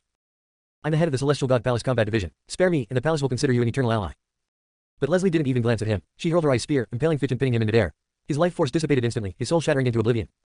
Fitch, a god-tier mage, was dead. Do you realize what you've done? Do you truly intend to make an enemy of the Celestial God Palace? The remaining two Celestial gods shouted, their voices trembling with fury and fear. Leslie ignored them. She clenched her fist, and one of the Celestial gods found his throat seized by an invisible force. His entire body froze into an icy statue before shattering into glittering dust. Another Celestial god had fallen. Ysera, watching from the sidelines, was utterly stunned. In mere moments, Leslie had killed Fitch and another Celestial god. The sheer power Leslie displayed was beyond anything Ysera had ever imagined. Madeline, however, remained calm. She had long known of Leslie's terrifying talent, rivaled only by Owen. When Leslie acted, the outcome was always absolute death for her enemies. The sole remaining Celestial god, the female mage, was consumed with terror. Her voice shook as she stammered, How is this possible? What kind of monster are you? Leslie's cold, serene voice cut through the air. Leslie, the Celestial god's pupils shrank in recognition. That name was legendary. Years ago, the Celestial God Palace had held a high-level meeting to discuss a potential marriage alliance between their palace master and Owen.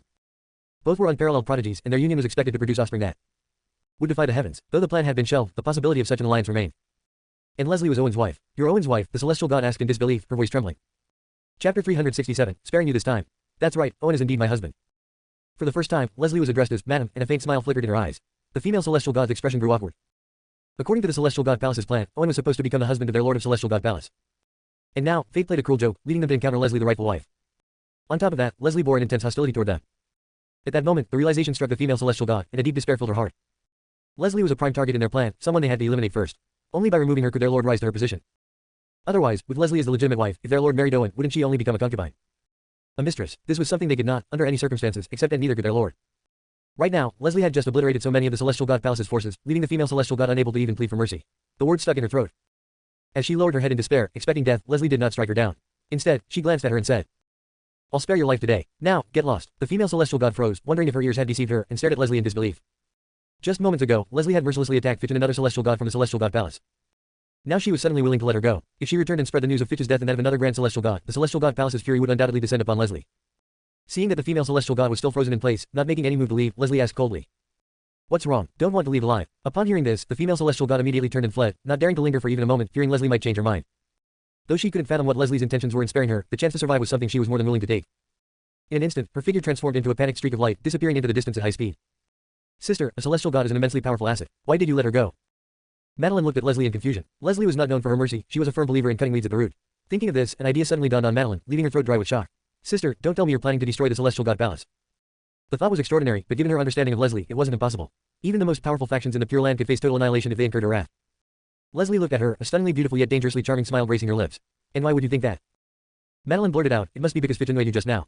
Also, it might have something to do with the Celestial God Palace's schemes. I heard they're trying to pair brother with their Lord to produce the strongest bloodline. Leslie nodded but also shook her head. You're half right, still surface level reasoning, but better than before. Meanwhile, the Celestial Gods of the Emerald Dreamscape, who were confronting Owen, all turned pale as they looked toward the distant water pool. Moments ago, they had sensed several powerful Celestial God auras emanating from that direction. The energies were familiar to them, they belonged to Celestial Gods from the Celestial God Palace.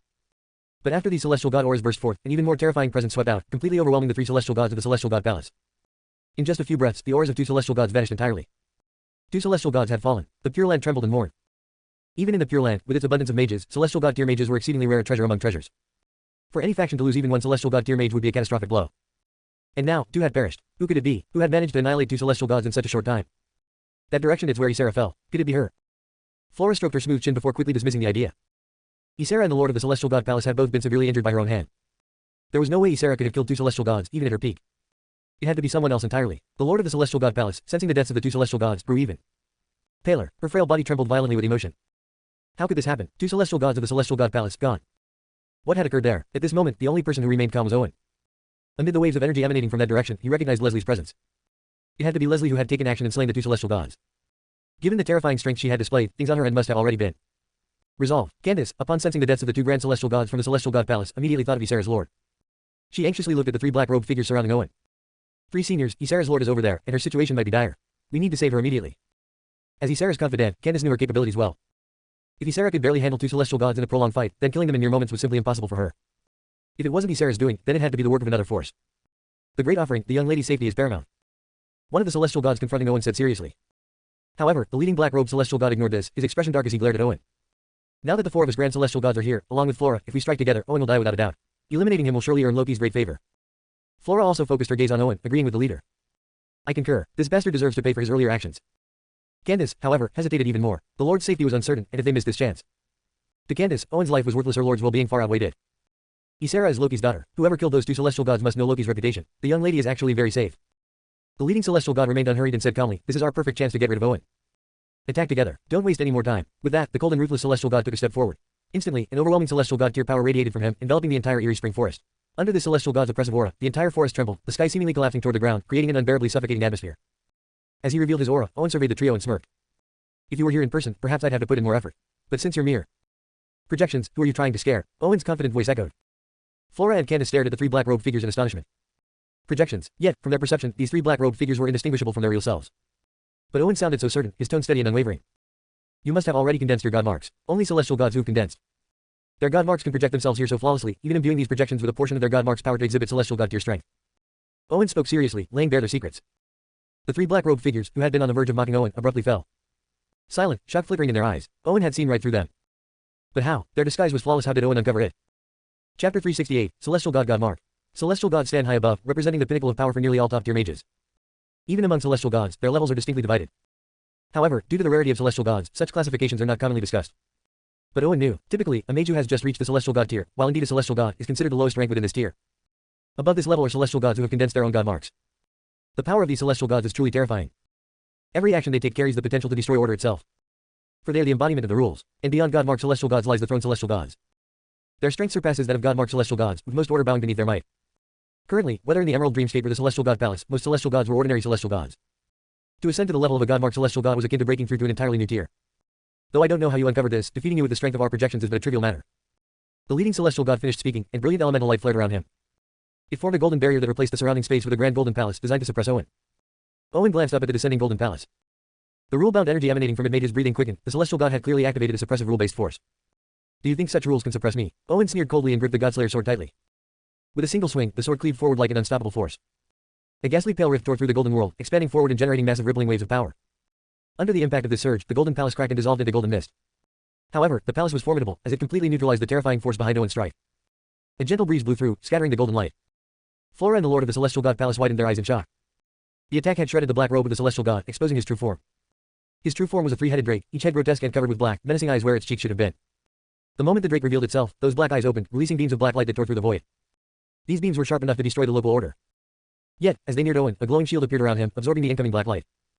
Once the guardian shield had absorbed the black beams, a profound sense of doom filled the celestial god's heart. Instinctively, he employed defensive magic. The three ghastly heads radiated black light, becoming three miniature suns that emitted powerful repulsion fields. But at that moment, the guardian shield compressed the absorbed black energy and released it back at the drake with even greater force. The rebound beam struck the drake's chest before he could react, bypassing his repulsion field and piercing his tough dragon scales. Blood spurted violently from his chest, and the drake coughed up blood mixed with fragments of his internal organs. The massive body of the celestial god was hurled backward by the devastating impact. In just a few exchanges with Owen, the celestial god had been thoroughly defeated. The celestial god's face was full of disbelief. Though it was merely a projection, his true form was a god-marked celestial god. In his current state, no ordinary celestial god could hope to match him. How had he been defeated so utterly? The two other black-robed figures beside him stared at Owen in stunned silence. Even if the celestial god wasn't Owen's match, how could he have been so grievously injured in a single confrontation? Flora and the Lord of the Celestial God Palace were equally shocked, staring at Owen. Although they had known Owen's power was extraordinary, his talent surpassed anything seen in ages. Thriving in this new era, they had not expected this. To injure the Celestial God so easily, Owen's power had clearly reached Celestial God tier, possibly even God-marked Celestial God tier. And yet, they remembered that before Epic's end, Owen had only been a God tier mage. His ascent had been absurdly rapid. While everyone was still processing their astonishment, Owen seized the moment. With a thought, he swung his sword again, aiming to finish off the Celestial God. The severely injured Celestial God, unable to react in time, hurriedly retreated while constructing a powerful defense. The two black-robed figures beside him were caught off guard by Owen's audacity. They couldn't believe he was brazen enough to harbor such murderous intent toward the Celestial God's projection. Immediately, they launched their attacks. Brilliant and dazzling magical light shot toward Owen, painting the entire area in eerie hues. Of 7 colors, the light seemed to hypnotize the mind. But before their attacks could reach Owen, his second guardian shield absorbed the onslaught. With their attacks neutralized, Owen's sword aura continued unabated, slicing through the Celestial God's defenses and severing his head. The head flew high into the air, its face frozen in unwilling rage. Though he was a god-marked Celestial God of great renown, his projection had been humiliatingly destroyed by Owen. Owen, mark my words, when we meet again, it will be a fight to the death. As his voice echoed, the Celestial God's projection rapidly dissipated. Seeing the Celestial God's projection slain, the other two black-robed figures were overcome. With fury and shame, Owen, you're courting death. Their roars of anger filled the air, but their rage was short-lived as they suddenly sensed an unusual aura emanating from Owen. It wasn't mana, nor was it order. It was an unshakable will. Under this will, concepts such as life, death, reincarnation, celestial beings, and even the universe's rules felt fragile as paper. It was as though, even if the cosmos collapsed, this will would endure. The two celestial gods were visibly shaken by this realization. What have you comprehended? The aura Owen exuded was far beyond what any ordinary mage could achieve, seemingly transcending even celestial understanding. This pressure was unlike anything they had ever encountered. Owen's path, unlike Leslie's dominion of authority, was one of transcendence beyond the universe, beyond the elements of fire, earth, wind, and water. Unbound, untouched, before him, all enemies would be reduced to ash. His path could not be defined, but it could define all things. If not for Leslie's guidance and her experience as a foundation, Owen could never have comprehended such an unparalleled order. By standing on the shoulders of a giant, Owen had forged a unique path of cultivation. In doing so, both he and Leslie, though they lacked discernible tiers, had already reached a level equivalent to Celestial God tier mages. I told you, you were far from qualified to challenge me. Owen's gaze swept over the two black-robed Celestial Gods, as well as Flora and Candace. He had not forgotten their earlier attempts to attack him. As Owen's confident words echoed, silence fell over the scene. Everyone present was overwhelmed by the power Owen had displayed, a power they could not hope to match. Chapter 369, The God of Schemes, Immortal and Unyielding. Although killing one of our avatars shows some strength, your arrogance is laughable. Do you really think we're so easy to defeat? Everyone, attack together. Don't give him a chance to breathe. In an instant, the two black-robed Celestial Gods roared angrily at Owen and charged at him once again. The leader of the black-robed Celestial Gods had already torn apart his robe. Although he still appeared human, he had 6 arms, each gripping a legendary blade that had once shaken the world. Now, his 6 long arms gripped tightly, forming a killing machine, and like a bloody storm, he rushed towards Owen. At the same time, the 6 swords each unleashed their own sharpness, cutting through the void and rapidly closing in on Owen. Though he was only a projection, these powerful swords contained the terrifying power of true magical blades. From the power Owen had displayed so far, it was clear that if he continued to grow, he could threaten their true forms, Lord Loki, and even the Celestials themselves. Such a person, with an opportunity to eliminate him now, must be crushed in the cradle at any cost. Meanwhile, beside the 6-armed Celestial God, another Celestial God, whose body was flowing with strange runes, also shouted angrily and attacked Owen. The runes on his body surged like heavy mercury, rushing toward Owen as the order fragmented. Each rune was followed by countless fallen Celestial God projections, filling the sky and blotting out the sun. Each rune held the power to shatter the heavens and make stars reverse their course. Like the 6-armed Celestial God, he was determined to make Owen fall now. He would not let him continue to grow. Faced with the all-out attack from these two Celestial Gods, Owen's expression only darkened with coldness. With just you two, you think you can kill me? His cold voice rang out. Holding the Godslayer staff, Owen seemed to transcend all beings in the world itself. Waves of terrifying pressure emanated from him, immediately suppressing the two attacking Celestial Gods. The elemental fluctuations around them began to fade. Then, the two Celestial Gods saw Owen glow with dazzling white light, like swords of light piercing the darkness, illuminating the heavens as he charged directly toward them. The 6-armed Celestial God, the first to act, faced the oncoming light swords. Even though he desperately pushed his 6 legendary swords to the limit, he could not stop the continuous assault of the light blades. In the span of just a few moments, all 6 of his arms were pierced by the relentless light swords, blood spraying everywhere. A single exchange left him severely wounded. The second Celestial God, the one controlling the runes, became visibly serious as countless black snakes of runes flowed across his body. When he struck, grand visions of shattered mountains and rivers and collapsing universes appeared as he tried to pull Owen into his destruction. However, as this terrifying rune force gathered toward Owen, Owen clenched his fist, and the Heaven Emperor fist fell like a meteor, leaving a long tail as it struck the approaching cataclysmic vision. Boom! A deafening explosion rang out, and the Celestial God controlling the runes trembled. The overwhelming vision of power he had created was shattered in the explosion. His hands went numb, and the runes wrapped around his arms disintegrated. 2 of his arms cracked, with jagged wounds like the leaves of a willow, leaving grotesque and bloody scars. Even his mighty body was sent flying back. This guy really is terrifying. Candace, who had been watching, couldn't help but show her shock. Although both of these Celestial Gods were projections, their earlier auras clearly showed they were among the strongest of the Celestial Gods. Even she would not be a match for them, but now, Owen was easily crushing them. How had his power grown so tremendously? After all, before Epic's end, Owen had been famous, but to these Celestial Gods, he was still a small fry. Yet, in such a short time, he not only had power comparable to a Celestial God, but could even overwhelm them. Is this Owen's terrifying talent? Truly, seeing is believing. How frightening. Flora, too, widened her eyes and stared at Owen. She had heard of Owen before, but now that she saw him in action, the scene was nothing short of incredible. Owen's talent had always been legendary, his battle prowess a mystery. He seemed to grow stronger the more powerful his opponents were, but here, he was facing 2 grand Celestial Gods. The Celestial God Palace Lord swallowed hard, her eyes wide in disbelief. Although she had seen Owen's strength firsthand before, she hadn't expected his true combat power to be this terrifying. At that moment, Owen stood there like an unchallenged ruler of this dimension. Thinking back to how others in the Celestial God Palace had tried to make her marry Owen, she now realized they weren't trying to harm her, but were actually securing her an extraordinary fate. As everyone present was stunned, Owen calmly surveyed the two celestial gods serving Loki. Is this all the strength you have? And you dare to be so arrogant before me? I'll send you back to your true forms. After speaking, Owen slapped his hand forward, releasing a violent wave of air that surged across the heavens and earth. The two grand celestial gods' expressions changed. Owen, don't be so arrogant. The two glared at Owen, their anger boiling. When our true forms descend, your death will come. They had never been mocked and threatened like this by someone so young. The fury in their hearts surged. Big talk, anyone can make it. What if your true forms come? Owen sneered. With that, he didn't waste any more words and, with overwhelming dominance, stepped forward, charging toward the two grand celestial gods. At the same time, Owen activated part of the power from his primordial chaos body. Although only 20% of his primordial chaos body was awakened, the terrifying bloodline power within was already showing signs of immense strength. As soon as he activated it, Owen transformed into a black hole. Not only did all mana and order in the surrounding world rush into him, but even the two grand celestial gods had their mana, methods, and even parts of their souls drawn into him, becoming part of his power. The two celestial gods exchanged a glance, both seeing fear in each other's eyes. Owen was absorbing their strength, and they couldn't do a thing to stop him. They could only watch helplessly as their mana and souls were drained away. They had lived for so long and had never encountered such a situation. In desperation, the two grand celestial gods raised their hands, combining their powers in an attempt to resist Owen. But as Owen activated his primordial chaos body, the light dark seals also activated. The heavens and earth shook, and a dazzling white light covered everything. The bodies of the two celestial gods were immediately consumed by the light, their magic rendered useless as they were absorbed into the white abyss.